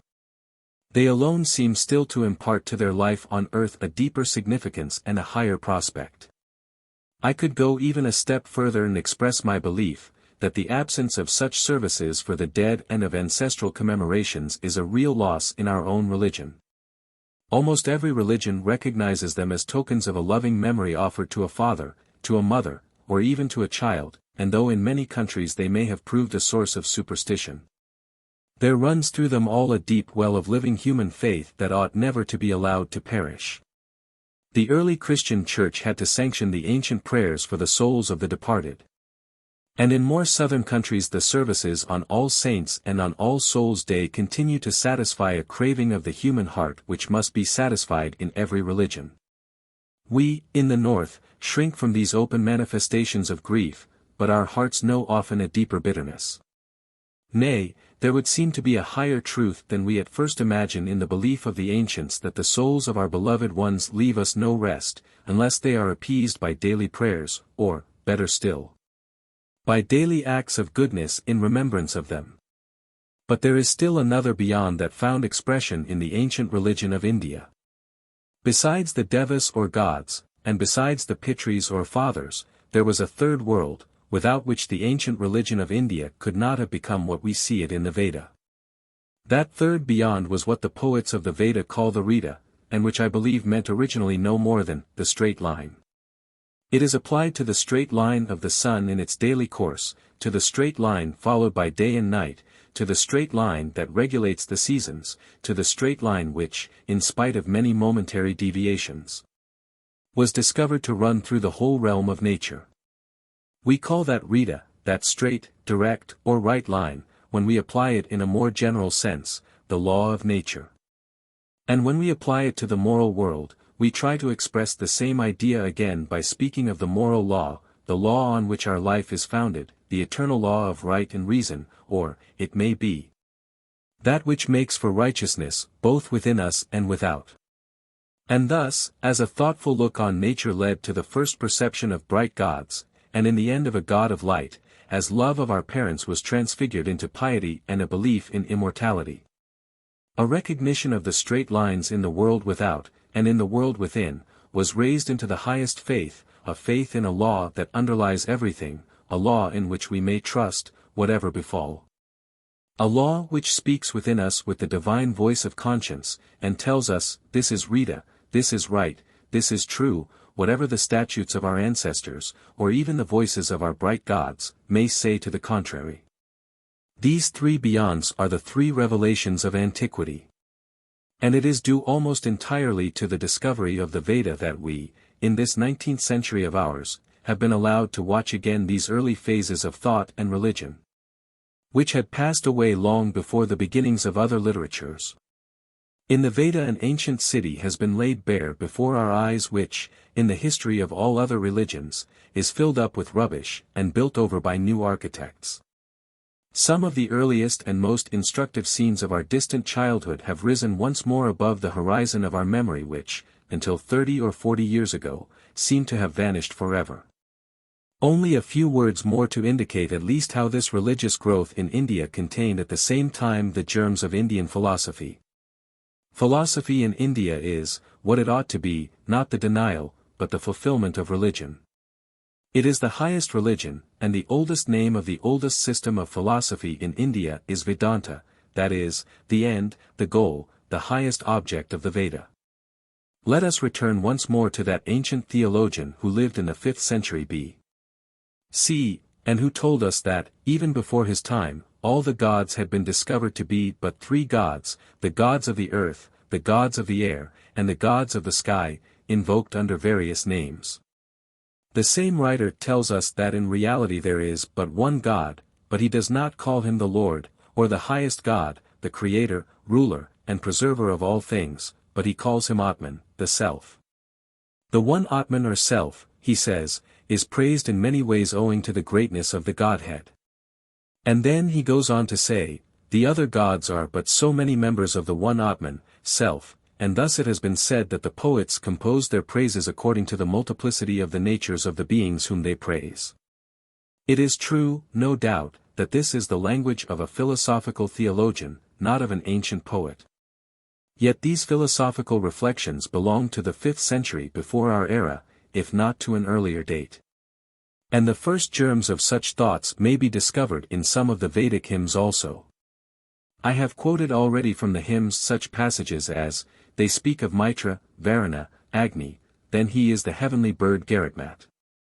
That which is and is one the poets call in various ways, they speak of Yama, Agni, Matarisvan. In another hymn, in which the sun is likened to a bird, we read, wise poets represent by their words the bird who is one, in many ways. All this is still tinged with mythology, but there are other passages from which a purer light beams upon us, as when one poet asks, who saw him when he was first born, when he who has no bones bore him who has bones? Where was the breath, the blood, the self of the world? Who went to ask this from any that knew it? Here, too, the expression is still helpless, but though the flesh is weak, the spirit is very willing.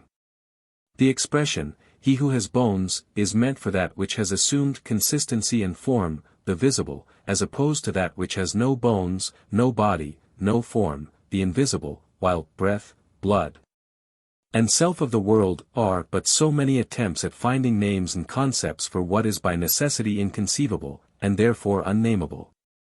In the second period of Vedic literature, in the so-called Brahmanas, and more particularly in what is called the Upanishads, or the Vedanta portion, these thoughts advanced to perfect clearness and definiteness. Here the development of religious thought, which took its beginning in the hymns, attains to its fulfillment. The circle becomes complete. Instead of comprehending the one by many names, the many names are now comprehended to be the one. The old names are openly discarded, even such titles as Prajapati, Lord of Creatures, Visvakarman, Maker of all things, Dhatri, Creator, are put aside as inadequate. The name now used is an expression of nothing but the purest and highest subjectiveness. It is Atman, the Self, far more abstract than our ego, the self of all things, the self of all the old mythological gods, for they were not mere names, but names intended for something. Lastly, the self in which each individual self must find rest, must come to himself, must find his own true self. You may remember that I spoke to you in my first lecture of a boy who insisted on being sacrificed by his father, and who, when he came to Yama, the ruler of the departed, was granted 3 boons, and who then requested, as his third boon, that Yama should tell him what became of man after death. That dialogue forms part of one of the Upanishads. It belongs to the Vedanta, the end of the Veda, the highest aim of the Veda. I shall read you a few extracts from it. Yama, the king of the departed, says, men who are fools, dwelling in ignorance, though wise in their own sight, and puffed up with vain knowledge, go round and round, staggering to and fro, like blind led by the blind. The future never rises before the eyes of the careless child, deluded by the delusions of wealth. This is the world, he thinks, there is no other, thus he falls again and again under my sway, the sway of death. The wise, who by means of meditating on his self, recognizes the old man within, who is difficult to see, who has entered into darkness, who is hidden in the cave, who dwells in the abyss, as God. He indeed leaves joy and sorrow far behind. That self, the knower, is not born, it dies not, it came from nothing, it never became anything. The old man is unborn, from everlasting to everlasting, he is not killed, though the body be killed. That self is smaller than small, greater than great, hidden in the heart of the creature. A man who has no more desires and no more griefs, sees the majesty of the self by the grace of the Creator. Though sitting still, he walks far. Though lying down, he goes everywhere. Who save myself is able to know that God, who rejoices, and rejoices not. That self cannot be gained by the Veda, nor by the understanding, nor by much learning. He whom the self chooses, by him alone the self can be gained. The self chooses him as his own. But he who has not first turned away from his wickedness, who is not calm and subdued, or whose mind is not at rest, he can never obtain the self, even by knowledge. No mortal lives by the breath that goes up and by the breath that goes down.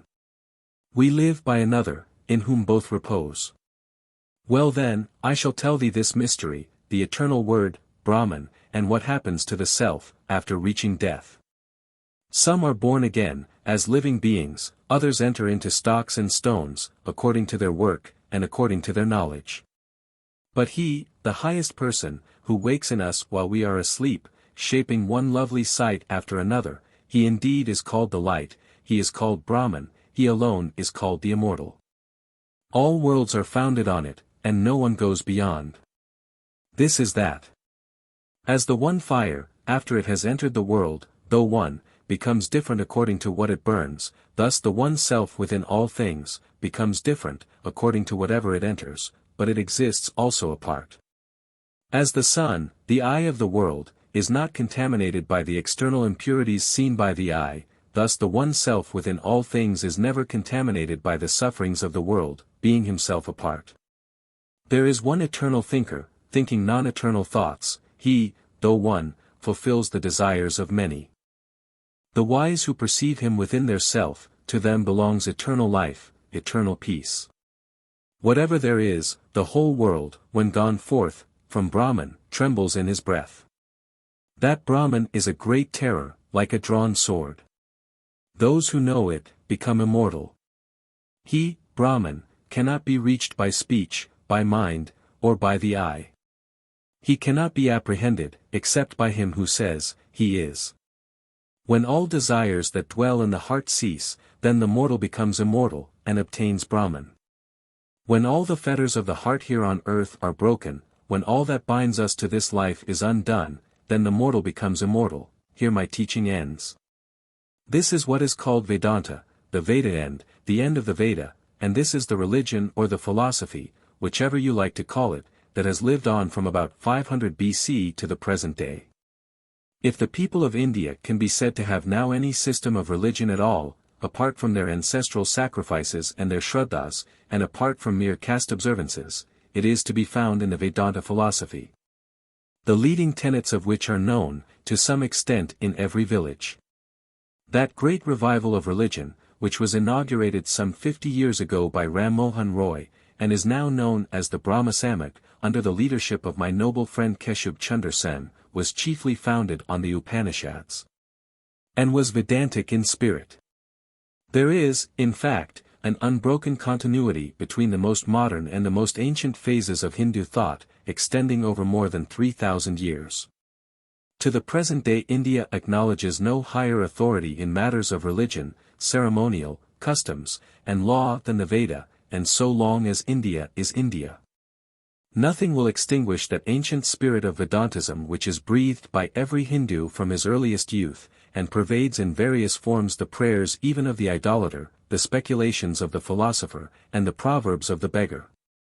For purely practical reasons therefore, I mean for the very practical object of knowing something of the secret springs which determine the character, the thoughts and deeds of the lowest as well as of the highest among the people in India, an acquaintance with their religion, which is founded on the Veda, and with their philosophy, which is founded on the Vedanta, is highly desirable. It is easy to make light of this, and to ask, as some statesmen have asked, even in Europe, what has religion, or what has philosophy, to do with politics? In India, in spite of all appearances to the contrary, and notwithstanding the indifference on religious matters so often paraded before the world by the Indians themselves, religion, and philosophy too, are great powers still. Read the account that has lately been published of two native statesmen, the administrators of two first-class states in Saurashtra, Junagadh, and Bhavnagar, Gokulaji in Gaurisankara. And you will see whether the Vedanta is still a moral and a political power in India or not. But I claim even more for the Vedanta, and I recommend its study, not only to the candidates for the Indian civil service, but to all true students of philosophy. It will bring before them a view of life, different from all other views of life which are placed before us in the history of philosophy. You saw how behind all the devas or gods, the authors of the Upanishads discovered the Atman or self. Of that self they predicated three things only, that it is, that it perceives, and that it enjoys eternal bliss. All other predicates were negative: it is not this, it is not that, it is beyond anything that we can conceive or name. But that self, that highest self, the Paramatman, could be discovered after a severe moral and intellectual discipline only, and those who had not yet discovered it were allowed to worship lower gods, and to employ more poetical names to satisfy their human wants. Those who knew the other gods to be but names or persons, personae or masks, in the true sense of the word, pratikas, as they call them in Sanskrit, knew also that those who worshipped these names or persons, worshipped in truth the highest self, though ignorantly. This is a most characteristic feature in the religious history of India. Even in the Bhagavad Gita, a rather popular and exoteric exposition of Vedantic doctrines, the Supreme Lord or Bhagavat himself is introduced as saying, "Even those who worship idols, worship me." But that was not all. As behind the names of Agni, Indra, and Prajapati, and behind all the mythology of nature, the ancient sages of India had discovered the Atman, let us call it the objective self, they perceived also behind the veil of the body, behind the senses, behind the mind, and behind our reason, in fact behind the mythology of the soul, which we often call psychology, another Atman, or the subjective self.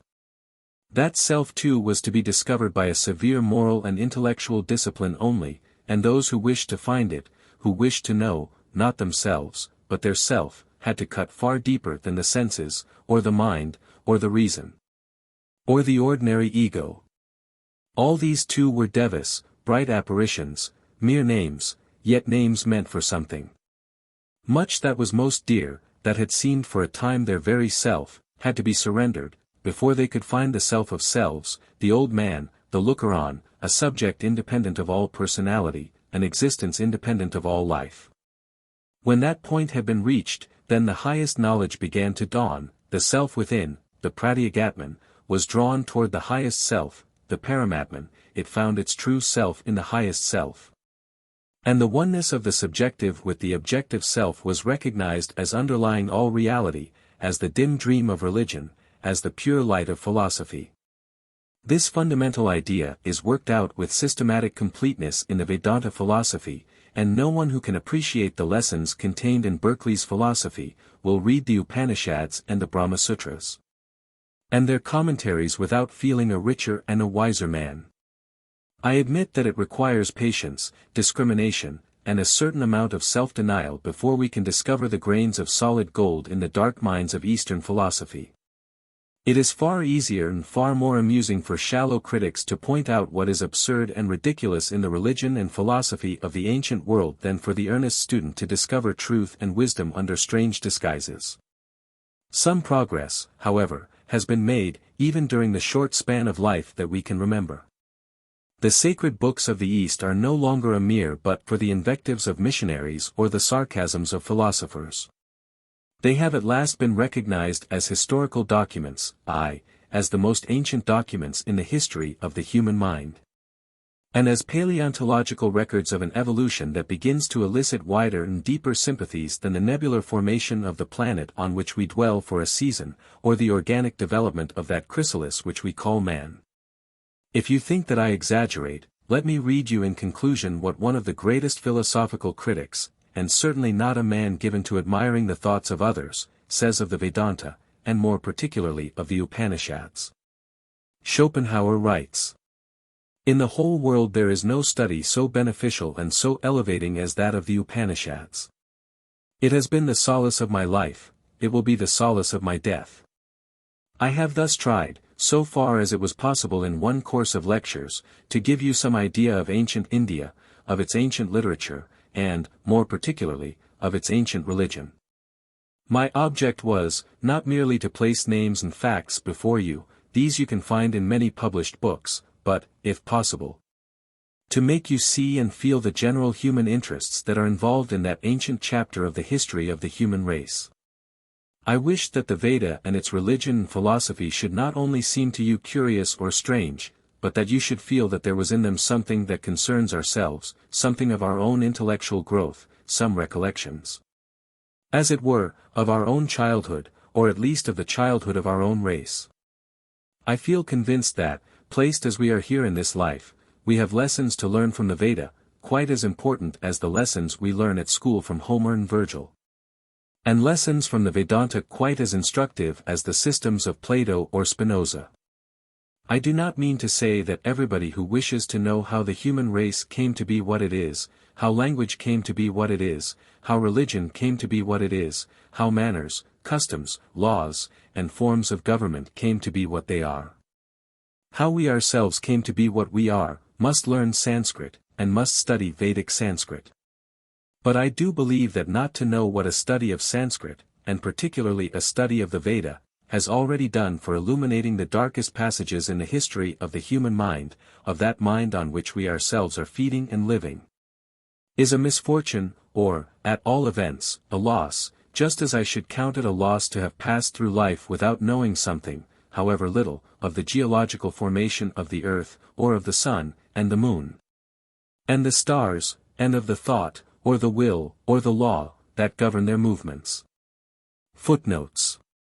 On the early use of letters for public inscriptions, see Heyman, Journal of Philology, 1879, pages 141, 142, 150, Hicks, Manual of Greek Historical Inscriptions, pages 1 sec.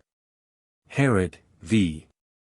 59, says, I saw Phoenician letters on certain tripods in a temple of the Ismenian Apollo at Thebes in Boeotia, the most of them like the Ionian letters.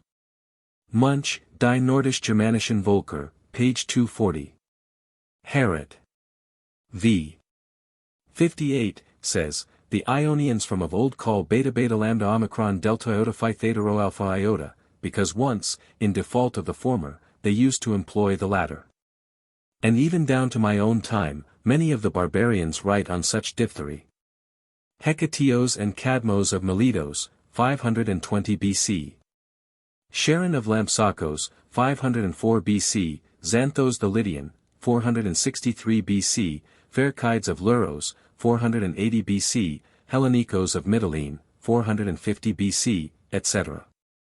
Lewis, Astronomy, page 92.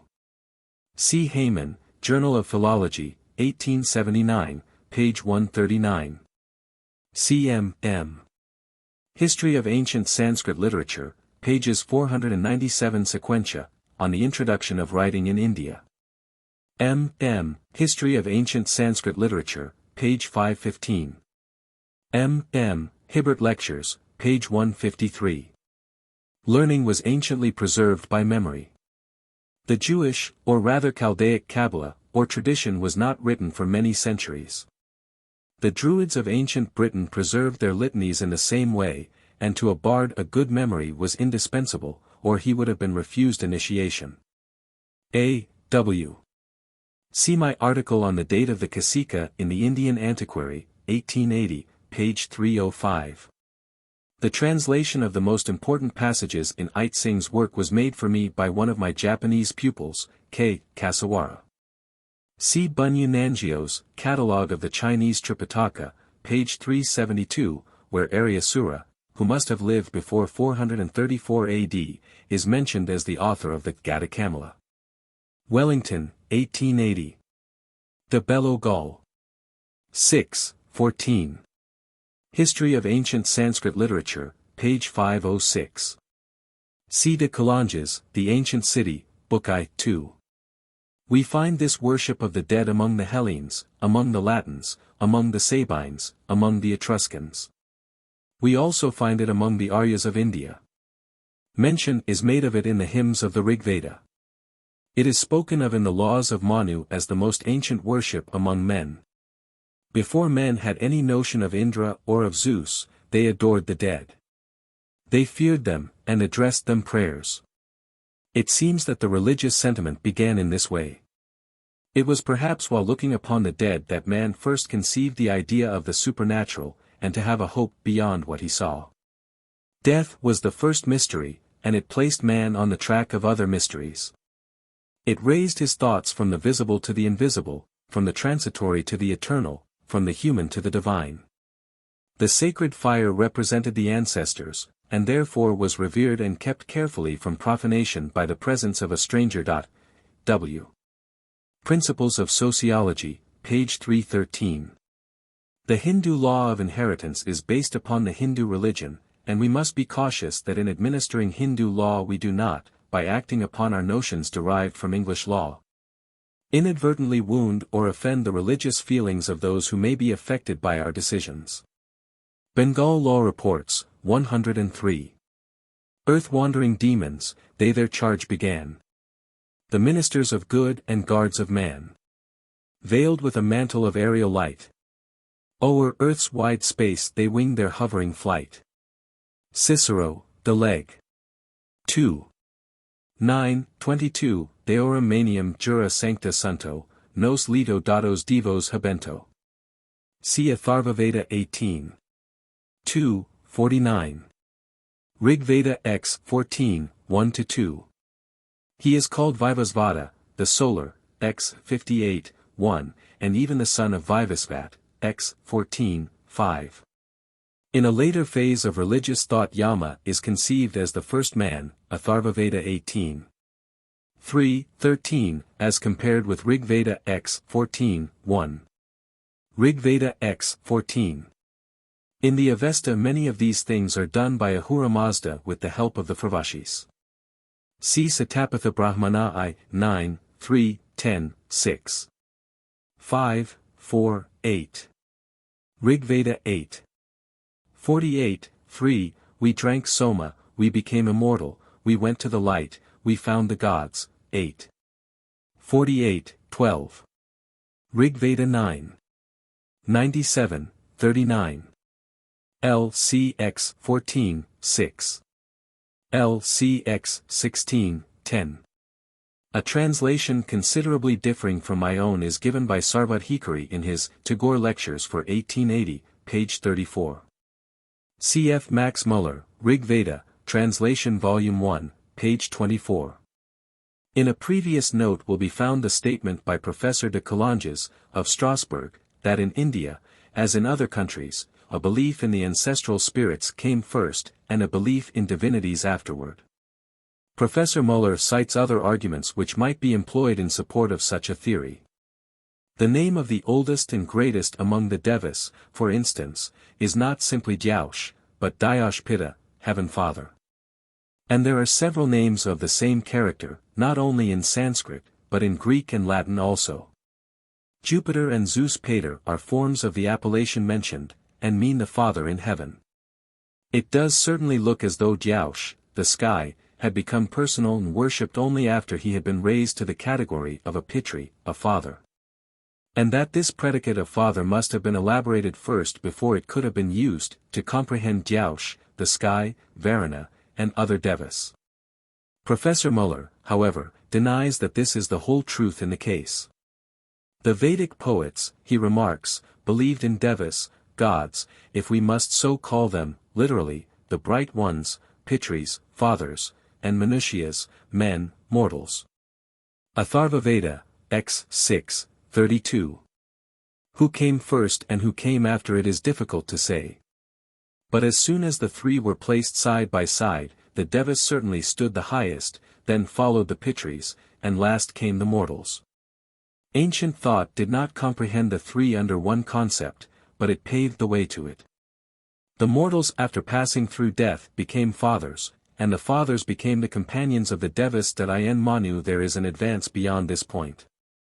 The world, all that moves and rests, we are told, Manu 3, 201, has been made by the devas. But the devas and danavas were born of the Pitris, and the Pitris of the rishis. Originally the rishis were the poets of the Vedas, 7 in number, and we are not told how they came to be placed above the devas and pitris. It does not, however, appear utterly beyond the power to solve. The Vedas were the production of the rishis, and the pitris, being perpetuated thus to human memory, became by a figure of speech their offspring. The devas sprung from the pitris, because it was usual to apotheosize the dead. Our ancestors desired, says Cicero, that the men who had quitted this life should be counted in the number of gods. Again, the conception of patrons or pitris to each family and tribe naturally led to the idea of a providence over all, and so the pitri begot the deva. This religion preceded and has outlasted the other. A.W. Satapatha Brahmana 11. 5, 6, 1, Tate. A.R. 2, 11, 10, Asvalayana Griya Sutras 3. 1, 1, Paraskara Griya Sutras 2. 9, 1, Apastamba, Dharma Sutras, translated by Buehler, pages 47 seek. In the Sankayana Griya, 5, 4 Pakayagnas are mentioned, called Huda, Ahuda, Prahuda, Prasita. ASV. Griya Sutras 3, 10. Manu 3. 117 to 118. L.C. 3. 85. C. Des Calanges, Ancient City, 3. Especially were the meals of the family religion's acts. The god, the sacred fire, presided there. He had cooked the bread and prepared the food. A prayer, therefore, was due at the beginning and end of the repast. Before eating, they placed upon the altar the first fruits of the food. Before drinking, they poured out a libation of wine. This was the god's portion. No one doubted that he was present, that he ate and drank, for did they not see the flame increase as if it had been nourished by the provisions offered? Thus the meal was divided between the man and the god. It was a sacred ceremony, by which they held communion with each other. The religion of the sacred fire dates from the distant and dim epoch when there were yet no Greeks, no Italians, no Hindus, when there were only Aryas. When the tribes separated they carried this worship with them, some to the banks of the Ganges, others to the shores of the Mediterranean. Each group chose its own gods, but all preserved as an ancient legacy the first religion which they had known and practiced in the common cradle of their race. The fire in the house denoted the ancestor, or pitri, and in turn the serpent was revered as a living fire, and so an appropriate symbol of the first father. W. Taittiririranyaka, Preface, page 23. Masi Masi V.O. Sanam Iti Sruta. Gabaliya Griya Sutras, page 1055. C. Pindapitriagna, Vaughan Dr. O. Donner, 1870. The restriction to 3 ancestors, father, grandfather, and great-grandfather, occurs in the Vagasanya Samhita, 19. 36-37. There is, however, great variety in these matters, according to different sakas. Thus, according to the Gobila Saka, the Pinda Pitriyagna is to be considered as smarta, not as srauta, Pinda Pitriyagna kalv as makakayam nasti. While others maintain that an agnamat should perform the smarta, a srautagnamat the srauta pitriyagna, see Gabaliya Griya Sutras, page 671. On page 667 we read, Anagnar Amavasius Rata, Nanvaharium ity Adoraniam. Über Totenbestatung und die Opfergebrauch im Veda, in Zeitschrift der Deutschen Morgenländischen Gesellschaft, Volume 9. 1856. Asvalayana Griya Sutras 4. 4, 10. Manu v. 64-65. Buehler, Apastamba, Sacred Books of the East, Volume 2, page 138. Also, Sraddha page 890. Though the Shraddha is prescribed in the Gabaliya Griya Sutras, 4. 2-3, it is not described there, but in a separate treatise, the Shraddha Kalpa. As meaning the food, Shraddha occurs in Sraddhabhug and similar words. As meaning the sacrificial act, it is explained, Yatratak Kradhaya Diet Tad Eva Karma Sraddha Sabdabidhayam. Pretam pitrams ka nerdisya bogium yet priyam atmana sradhaya diet yatra tak kratam parakirtatam. Gabaliya Griya Sutras, page 892. We also read Sradhanvita Sradham Kurvita, let a man perform the Shraddha with faith. Gabaliya Griya Sutras, page 1053. Manu 3. 82. Pitran Adisya yad diet Brahmanebhya Sradhaya tak kradham. Apastamba 2. 16, 3, Brahmanas TV Ahavanyarth. L.C. page 142. Manu 3. 138, 140. ASV. Griya Sutras 4. 5, 8. It is described as a Vikriti of the Parvana Shraddha in Gabaliya Griya Sutras, p. 1011. One of the differences between the acts before and after the Sapindakarana is noted by Salankayana, Sapindakaranam yavad ragudarbe patrikriya Sapindakaranad urdvam dvigyaner vidhivad bhavit. Gabaliya Griya Sutras, page 930. Gabaliya Griya Sutras, page 1023. Griya Sutras, edition Oldenburg, page 83. A Pratyabdikam Ekadashtam on the anniversary of the deceased is mentioned by Gabaliya, L.C. page 1011. Gabaliya Griya Sutras, page 1039. Sank. Griya, page 83, Gab. Griya, page 1024. According to some authorities the Ekadishta is called Nava, new, during 10 days, Navamisra, mixed, for 6 months, and Purana, old, afterward. Gabaliya Griya Sutras, page 1020.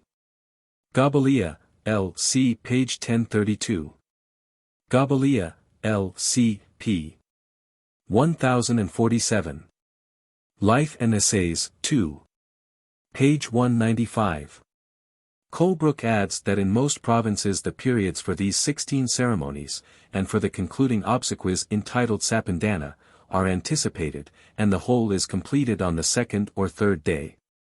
After which they are again performed at the proper times, but in honor of the whole set of progenitors instead of the deceased singly. It is this which Dr. Donner, in his learned paper on the Pindapitriyagna, page 11, takes as the general rule. See this subject most exhaustively treated, particularly in its bearings on the law of inheritance, in Rajkumar Sarvadhikari's Tagore Law Lectures for 1880, page 93. Gabaliya Griya Sutras, page 892. L.C. page 897. See page 666, and page 1008. Grihyakara Pindapitriyagnasya Sradhatvamaha.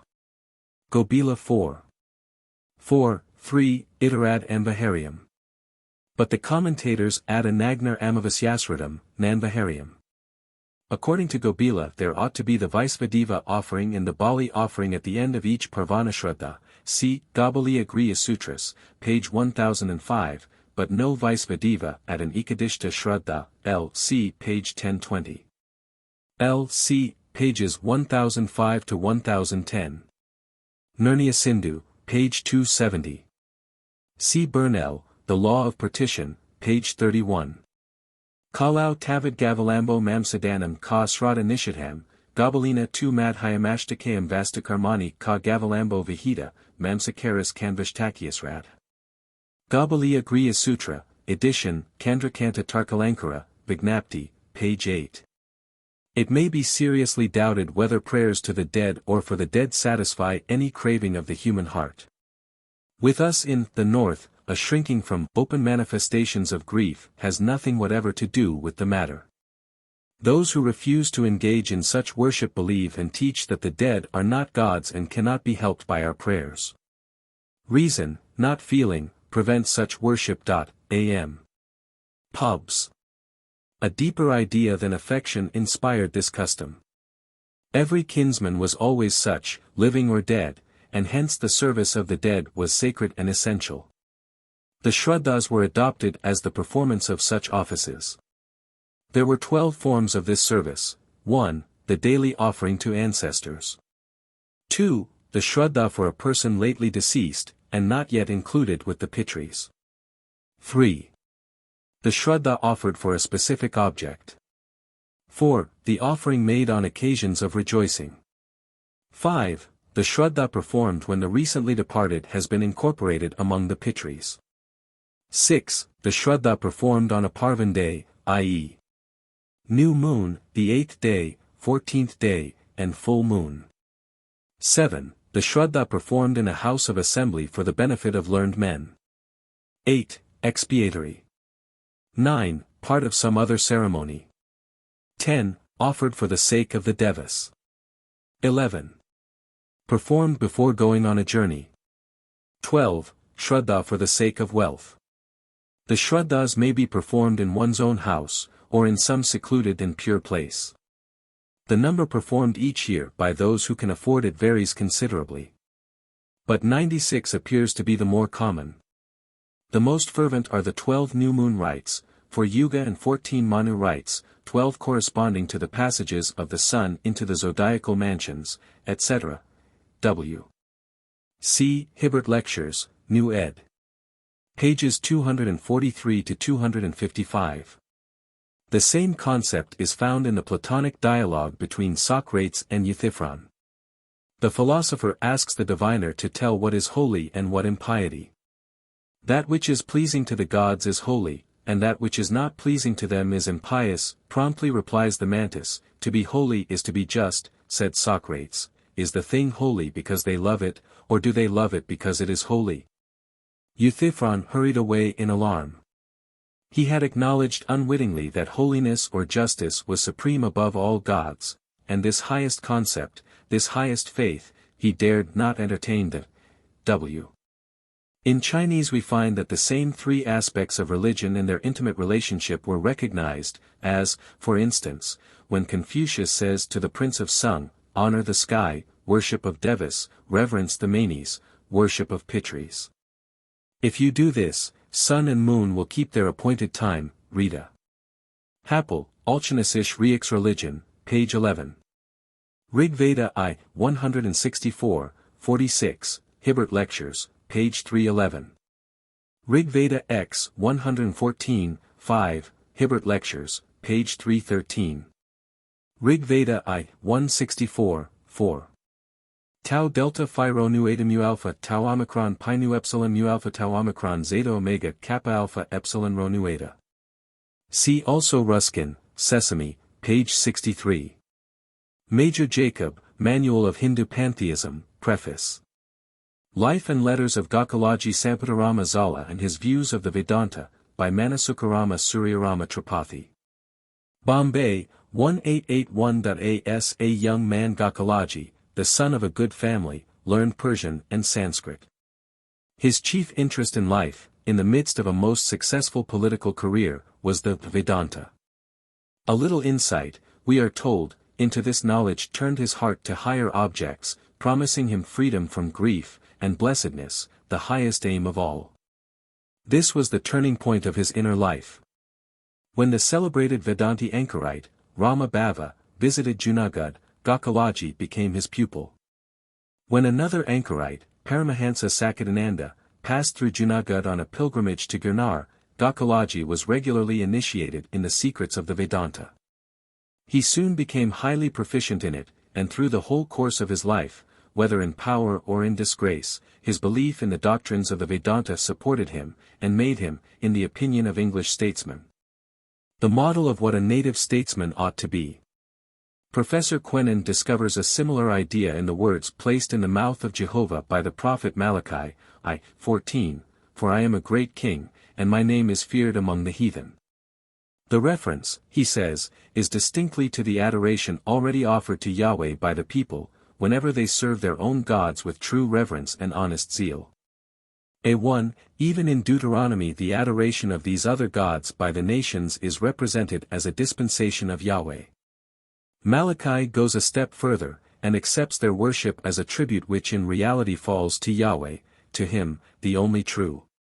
Thus the opposition between Yahweh and the other gods, and afterward between the one true God and the imaginary gods, makes room here for the still higher conception that the adoration of Yahweh is the essence and the truth of all religion.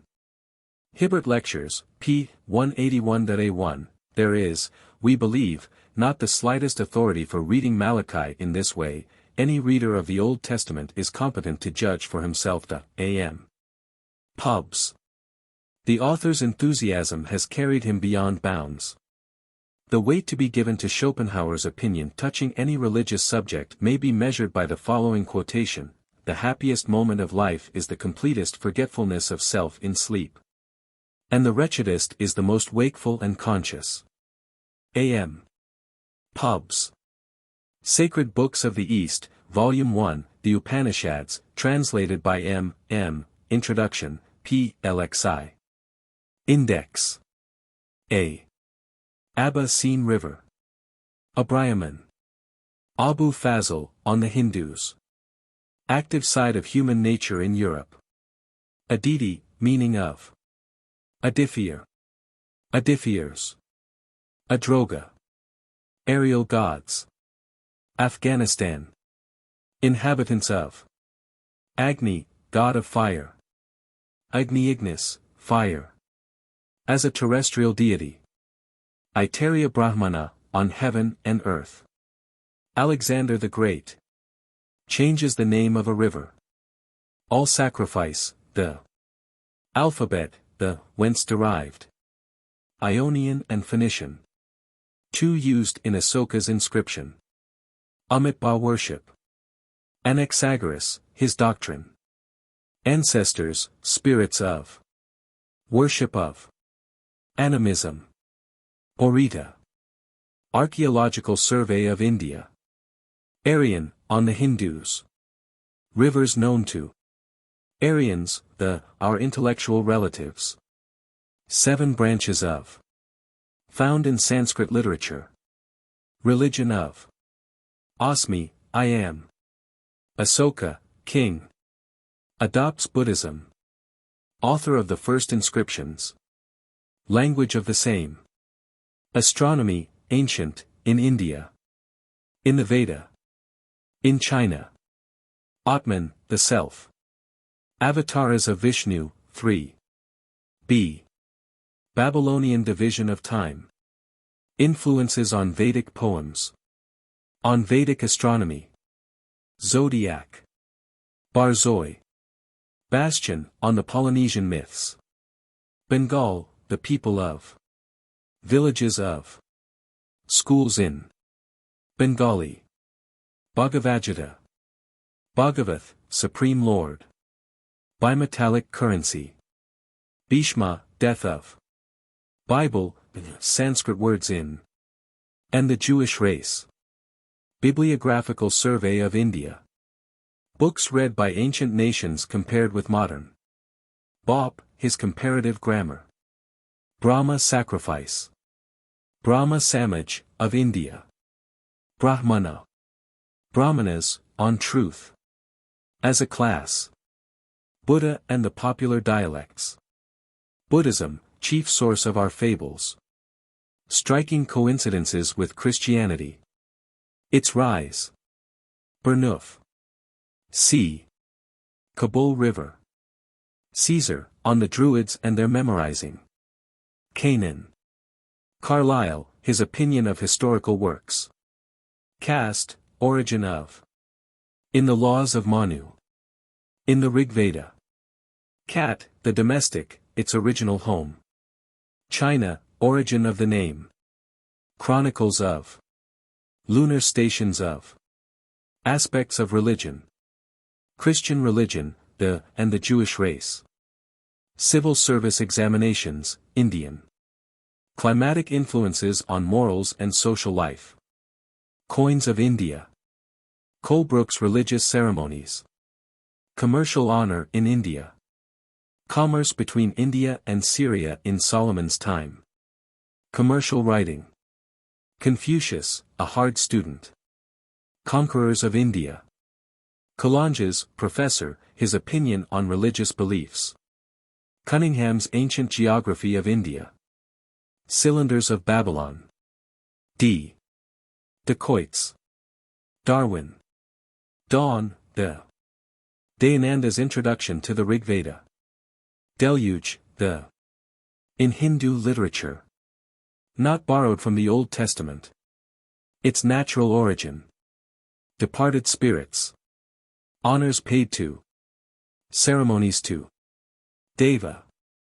The meaning of. Devapatnis, wives of the gods. Devapi's prayer for rain. Development of human character in India and Europe. Dialects in Asoka's time. Diphthera. Devi manis. Donkey, in the lion's skin. In the tiger's skin. Druids, their memory. Jaush and Zeus. Eabani. East, our original home. Ecliptic, Indian. Education of the human race. Education in India, by training the memory. Egyptian hieroglyphics preserved in the alphabet. Elphinstone, Mount Stuart, his opinion of the Hindus. English officers in India. English Oriental scholars, a list of. Eos and Ushas. Esthonian prayer to Pikar, the god of thunder. Euripides, on the marriage of heaven and earth. Examinations, work produced at. F. Fables, migration of. Falsehood, no mortal sin, 5 cases of. Fathers, hymn to the. Finite, the impossible without the infinite. Fire, names for. As a civilizer. A terrestrial deity. Why worshipped. 5 nations, the. 5 sacrifices, religious duties. Fravashis, in Persia. Frederick the Great. Friar Jordanus, opinion of Hindu character. Funeral ceremonies. An earlier worship.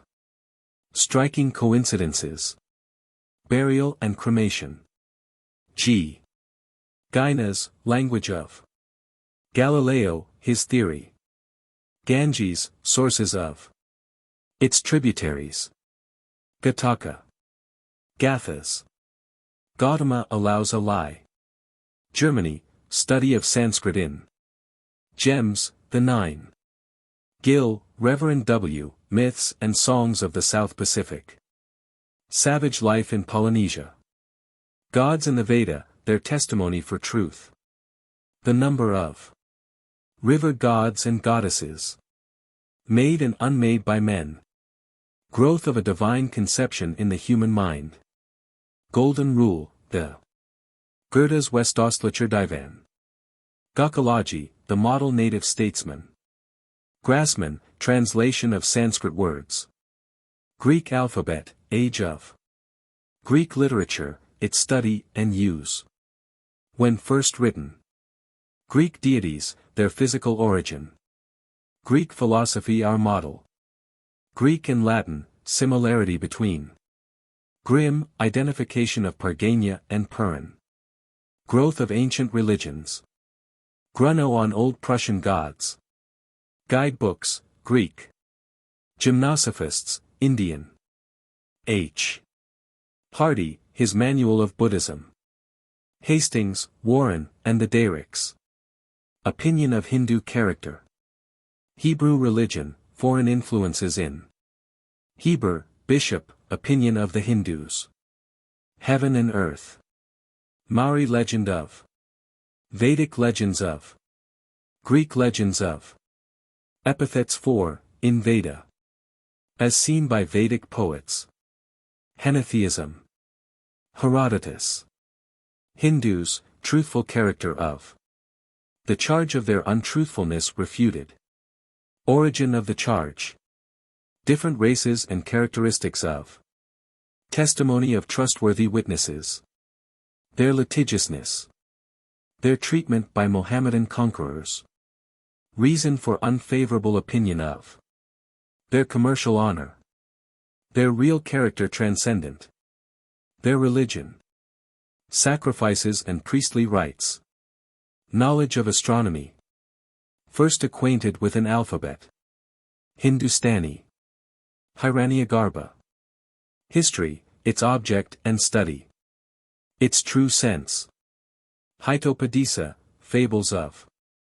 Hottentot river names. Homeric hymns. Heaven and earth in the. Human Mind, Study of, India Important for. Humboldt Alexander Vaughan, on Kalidasa. Hydasps. Hydratus, or Hierotis. Hippasus, or Hyphasis. Ida. Idrisi, on the Hindus. Ijar, April-May. India, what it can teach us. A paradise. Its literature a corrective. Past and present aspects of. Its scientific treasures. A laboratory for all students. Its population and vast extent. Indra, god of the wind, the Vedic Jupiter. The Aryan guide. The god of the thunderstorm. As creator. The principal god of the Veda. Peculiar to India. Indus, the river. Infinite, the inner life, influence of Indian literature upon our inscriptions in India. Ionians, their alphabet. First writing. Ait Singh, his visit to India. His account of Buddhist priests. Of education. Of perfection of memory. Of Brahmins. Izdabar, or Nimrod, the poem of Jehovah. Jews, as a race. Their religion as related to Oriental religions. Necessary to a study of the Christian religion. The beginning and growth of their religion. Jones, Sir William, his voyage to India. His dreams become realities. Joshua's battle. Journals, Sanskrit, now published in India. Judgment of Solomon. Junagadh. Jupiter. Jumna, the river. Jurisprudence in India. Justice of the Indians. Kalidasa, the poet, his age. Plays of. Kamaluddin Abd on the Hindus. Kausika, punished for truthfulness. Kanishk, the Saka king. Kanjar, the women and the child in the Kathaka, or reader. Kathanatheism. Keshub Chunder Sen, his grandfather. Kinnis, or Chinese. Quran, oaths on. Krumu. Kshatriyas. Tejas, on the justice of the Indians. Tysis. Kuba. Kulavaga, quotation from the Quenan, professor, on worship of Yahweh. Ladakh. Lakshmana. Laras familiars in Rome. Lassen. Law Books of India.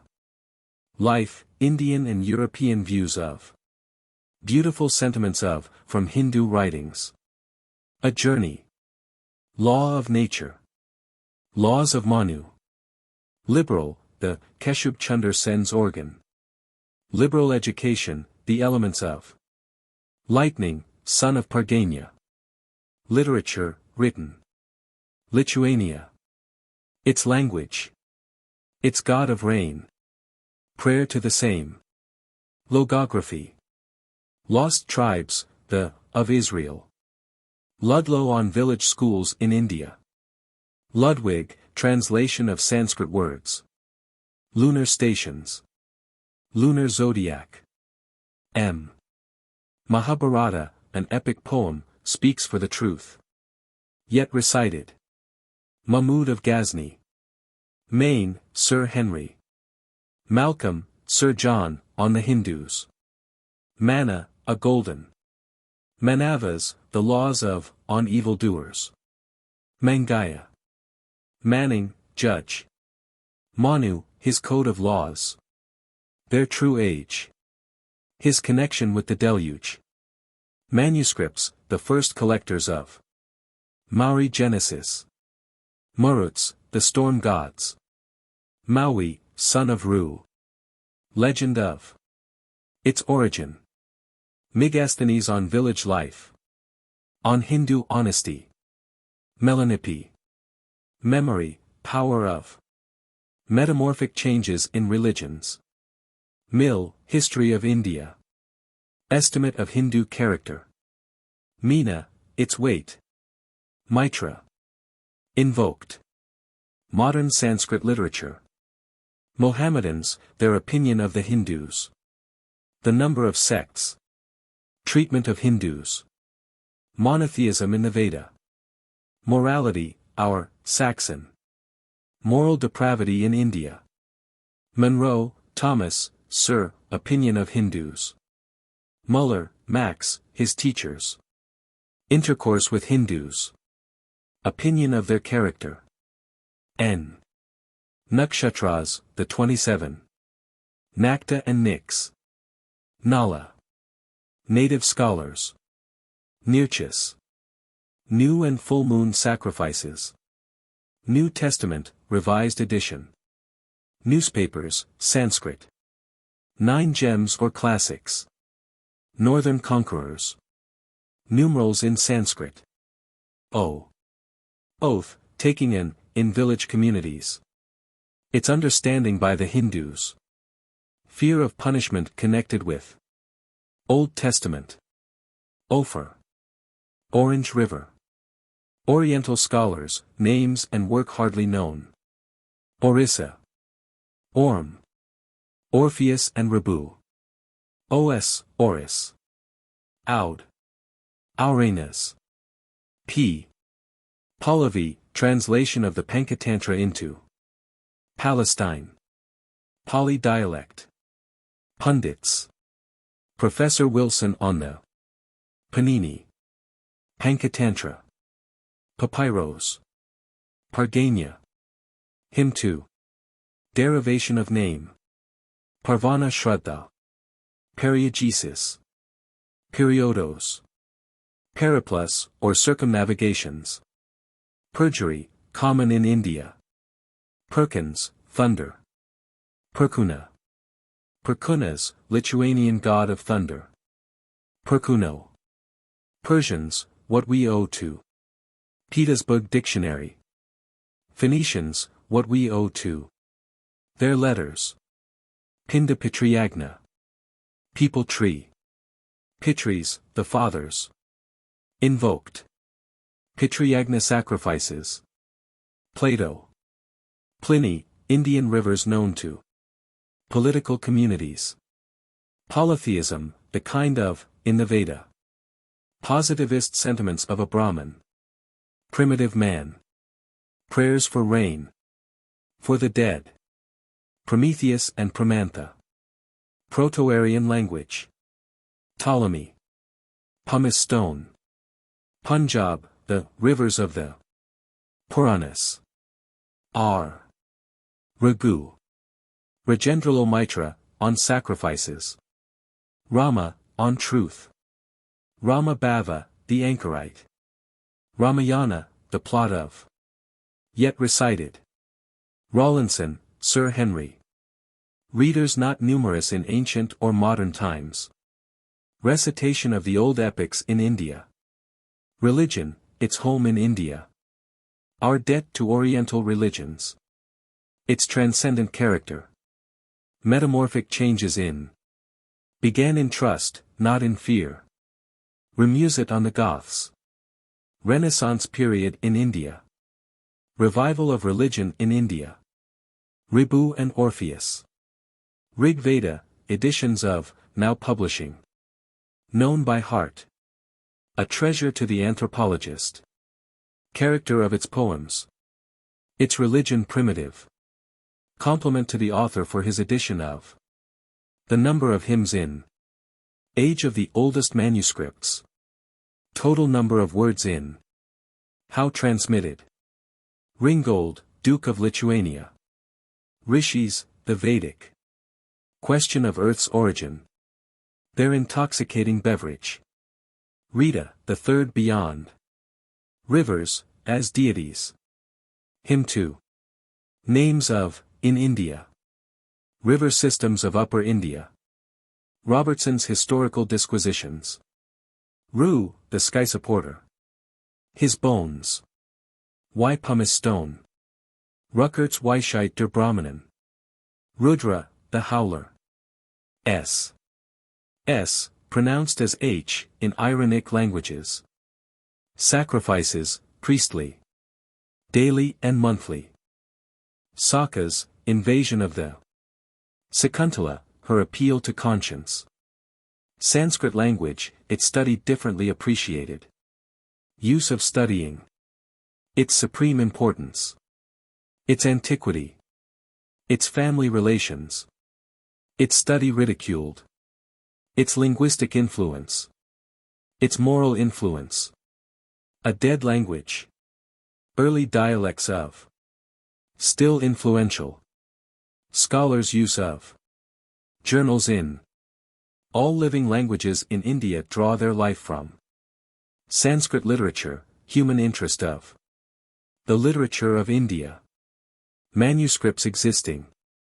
Divisions of. Character of the ancient and the modern. Known in Persia. A new start in. Its study very profitable. Satapatha Brahmana. Schopenhauer, on the Upanishads. Seasons, how regulated. Self-knowledge, the highest goal of the Veda. Sindhu, the Indus River. Address to. Meaning of. Sleeman, Colonel, his rambles and recollections. His life in village communities. His opinion of Hindus. Solar myths. Solomon's judgment compared. Spencer, Herbert, on ancestor worship. His misstatement corrected. Shraddhas, or love feasts. To the departed. Their source. Their number. Striking resemblance. Suttas. Sun, the central thought in Aryan mythology. Surya, god of the sun. Tamil. Mahuta, forest god. Taras, the stars. Terrestrial gods. Teutonic mythology. Theogony. Thor. Three Beyonds. Sin dynasty. Thugs. Tortoise, the story of the Towers of Silence. Towns, names of, in India. Troy, siege of. Truth, root meaning in Sanskrit. Truthfulness, a luxury. Turanian invasion. Two women and child, story of. Tyr and Tin. Ugvis, Lithuanian. Universities, the object of their teaching. Untruthfulness of the Hindus. Upanishads. Their beauty. Uranos and Varuna. Urvasi. Ushas and Eos. Uttarapaksha. Vaga. As plural. Vaisvadeva, offering. Vaishya, a. Vak, wife of Veda. Valmiki, the poet. Varahamihara. Varuna. Hymns to.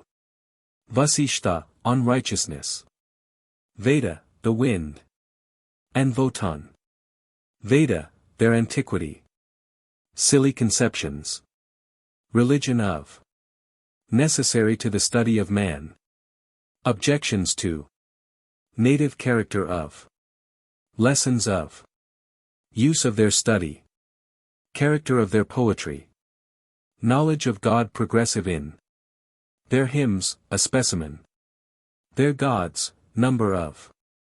Meaning of their names. Three periods in their literature. Three religions in. Vedic mythology, its influence. Contrasts. Veda and Vedanta philosophy. The present religion in India.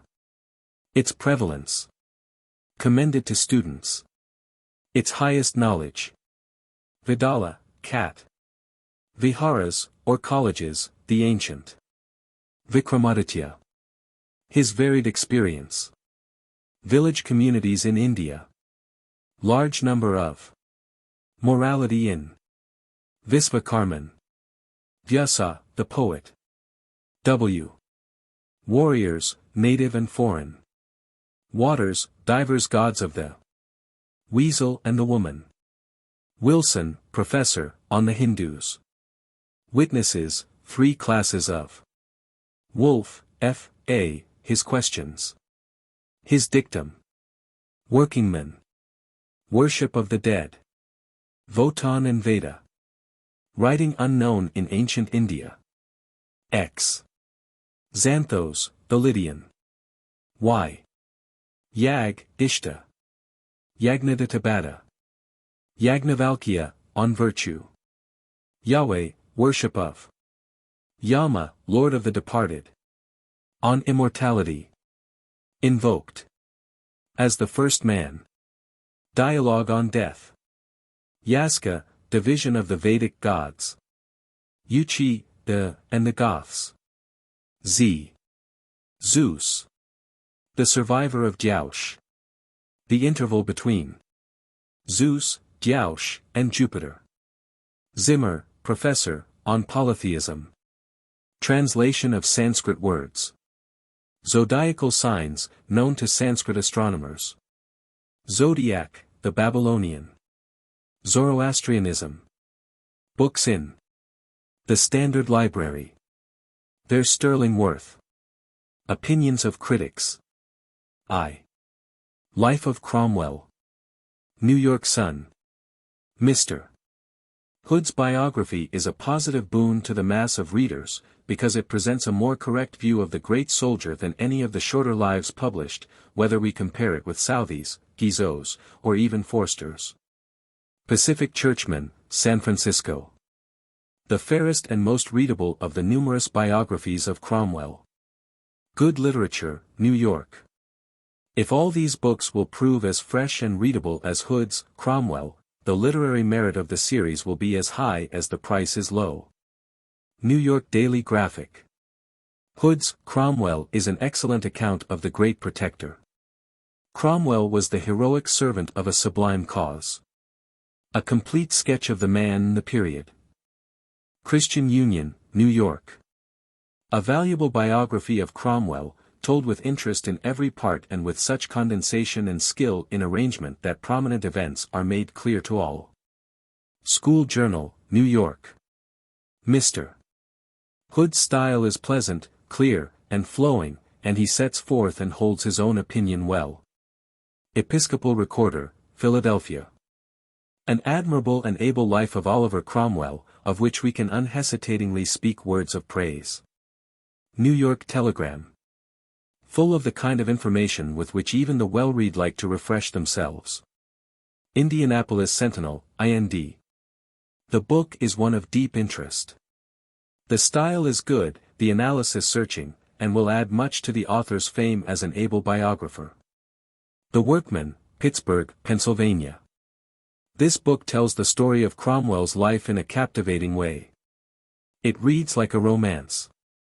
The paper and printing are very attractive. New York Herald. The book is one of deep interest. The style is good, the analysis searching. 2. Science in Short Chapters. Journal of Education, Boston. Science in short chapters supplies a growing want among a large class of busy people, who have not time to consult scientific treatises. Written in clear and simple style. Very interesting and instructive. Academy, London, England. Mr. Williams has presented these scientific subjects to the popular mind with much clearness and force. It may be read with advantage by those without special scientific training. Religious Telescope, Dayton, Ohio. It is historic, scientific, and racy. A book of intense practical thought, which one wishes to read carefully and then read again. New York School Journal. A volume of handy science, not only interesting as an abstract subject, but valuable for its clear expositions of everyday science. Of Professor Williams as an authority upon such subjects, it is unnecessary to comment. He already has a fame as a scientific writer which needs no recommendation. Pall Mall Gazette, London, England. Original and of scientific value. Graphic, London. Clear, simple, and profitable. Canada Baptist, Toronto. A rich book at a marvelously low price. The style is sprightly and simple. Every chapter contains something we all want to know. Newark Daily Advertiser, N.J. As an educator, this book is worth a year's schooling, and it will go where schools of a high grade cannot penetrate. For such a book 25 cents seems a ridiculous sum. J. W. Bashford, Auburndale, Massachusetts. A marvelous book, as fascinating as Dickens, to be consulted as an authority along with Britannica, and even fuller of practical hints than the latter's articles. I do not know how you can print its 300 pages for 25 cents. American, Philadelphia. Mr. Williams' work is a practical compendium. 3. The American Humorist. Commercial Gazette, Cincinnati, Ohio. It is finely critical and appreciative, exceedingly crisp and unusually entertaining from first to last. Christian Intelligencer, New York. A book of pleasant reading, with enough sparkle in it to cure any one of the blues. CONGREGATONLST, Boston. They are based upon considerable study of these authors, are highly appreciative in tone, and show a perceptivity of American humor which is yet a rarity among Englishmen. Salem Times, Mass. No writer in England was, in all respects, better qualified to write a book on American humorists than Hoyes. Christian Journal, Toronto. We have been specially amused with the chapter on poor Artemus Ward, which we read on a railway journey. We fear our fellow passengers would think something ailed us, for laugh we did, in spite of all attempts to preserve a sedate appearance. Occident, San Francisco. This book is pleasant reading, with sparkle enough in it, as the writer is himself a wit, to cure one of the blues. Danbury News, Con. Mr. Hoyes gives a brief bibliographical sketch of each writer mentioned in the book, an analysis of his style, and classifies each into a distinct type from the others. He presents copious extracts from their works, making an entertaining book. Central Baptist, St. Louis. A perusal of this volume will give the reader a more correct idea of the character discussed than he would probably get from reading their biographies. The lecture is analytical, penetrative, terse, incisive, and candid. The book is worth its price, and will amply repay reading. School Journal, New York. Terse and brief as the soul of wit itself. Indianapolis Sentinel, Indiana. It presents, in fine setting, the wit and wisdom of Washington Irving, Oliver W. Holmes, James R. Lowell, Artemus Ward, Mark Twain, and Bret Harte, and does it con amore. The Mail, Toronto, Ontario. Reverend H. R. Hoyes is a writer too well known to need commendation at our hands for, at least, his literary style. The general result is that not a page repels us and not a sentence tires. We find ourselves drawn pleasantly along in just the way we want to go. All our favorite points remembered, all our own pet phrases praised, and the good things of each writer brought forward to refresh one's memory. In fine, the book is a most agreeable companion.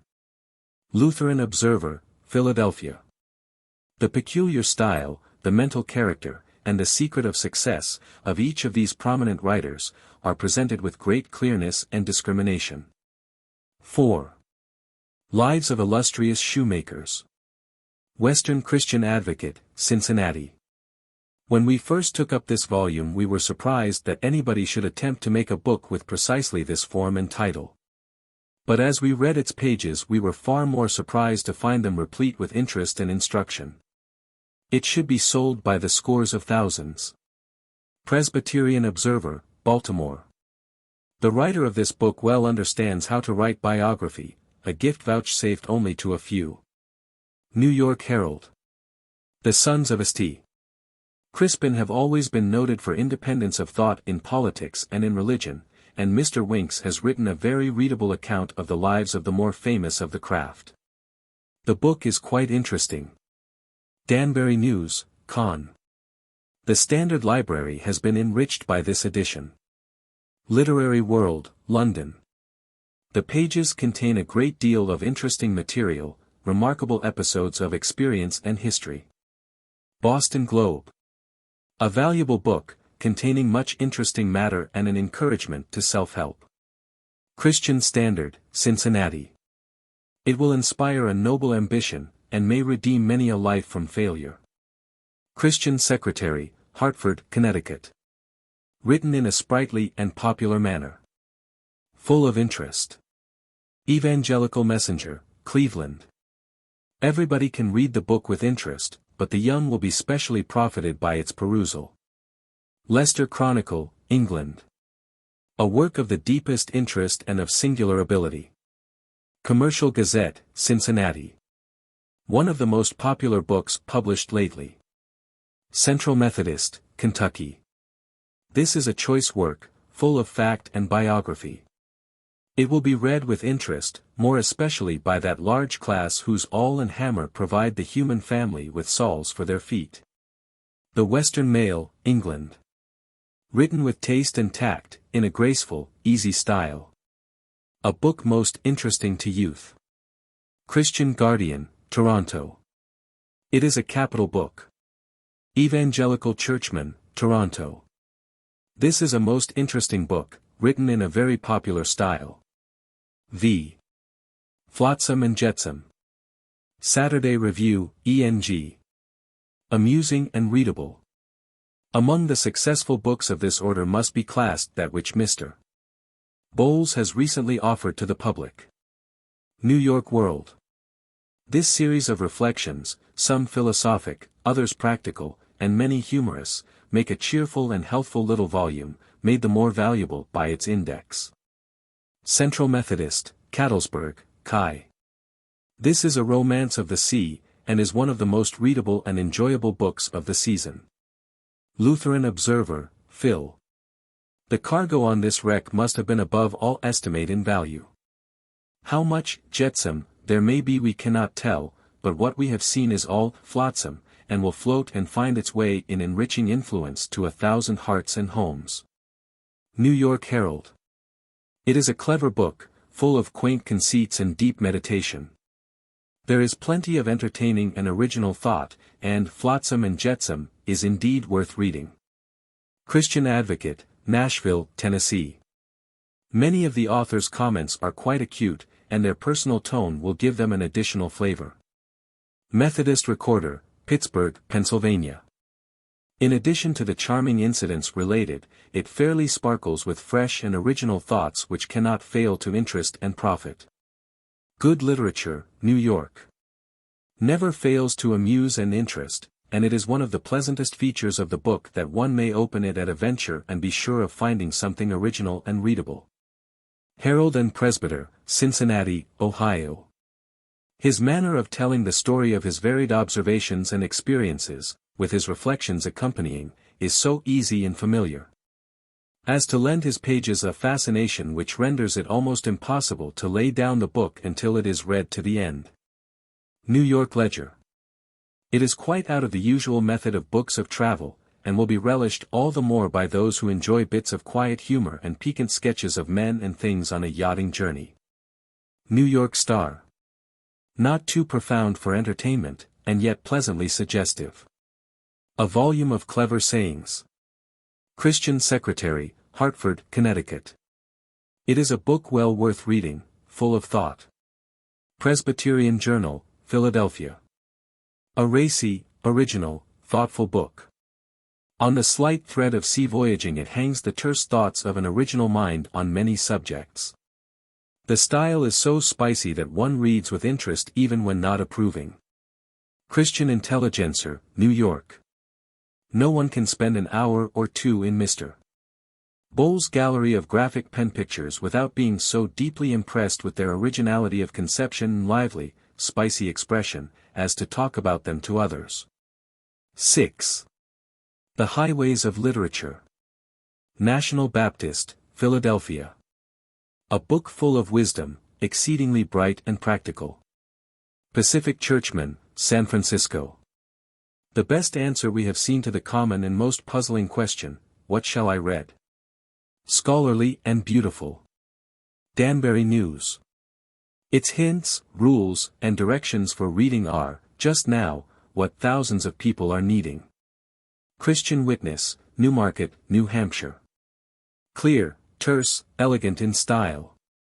A boon to young students, a pleasure for scholars. New York Herald.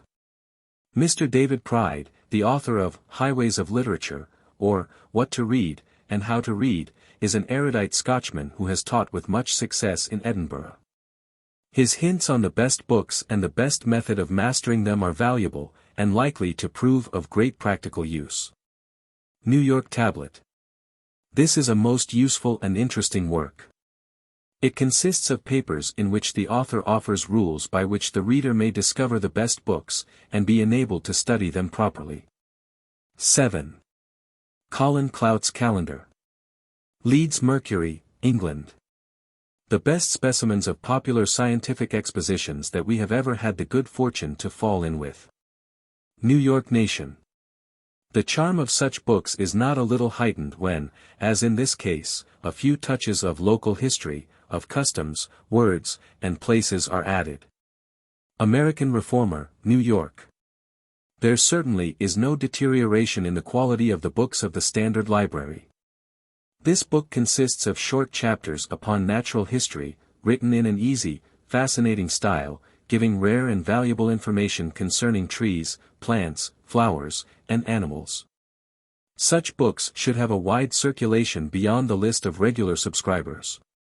Some will criticize the author's inclination to attribute the marvelous things which are found in these plants, animals, etc., to a long process of development rather than to divine agency.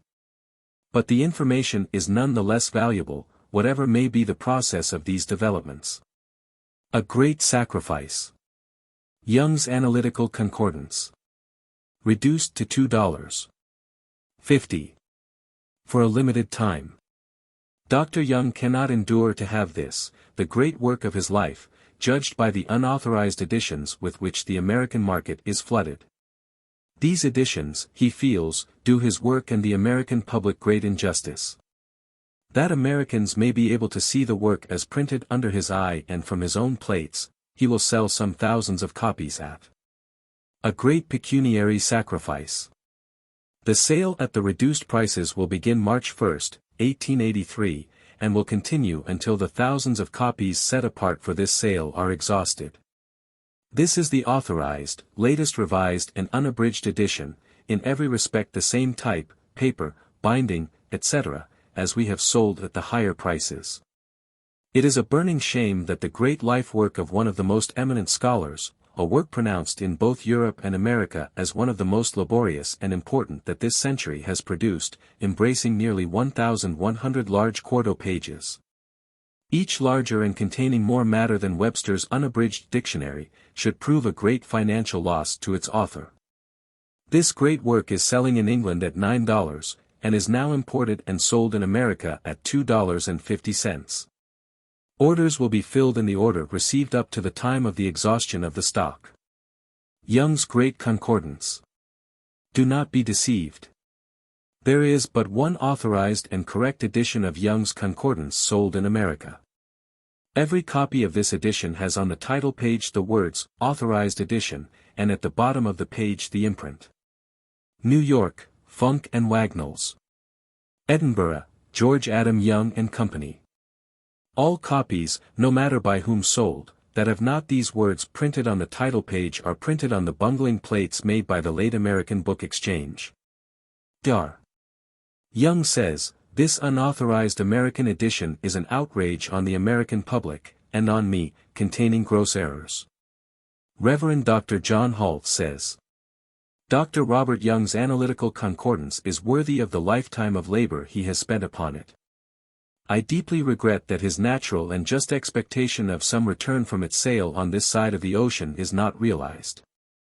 And I hope the sense of justice to a most painstaking author will lead to the choice by many purchasers of the edition which Dr. Young approves, that of Messrs. Funk and Wagnalls, with whom Dr. Young cooperates in bringing out here the best edition. New York. John Hull. Do not be deceived by misrepresentations. Insist that your bookseller furnish you the authorized edition. Reduced prices. 1,100 quarto pages, each larger than a page in Webster's unabridged dictionary, cloth. $250. Sheep. 400. French hymn. Morocco. 450 cent post free. Funk and Wagnalls, 10 and 12, Day Street, New York.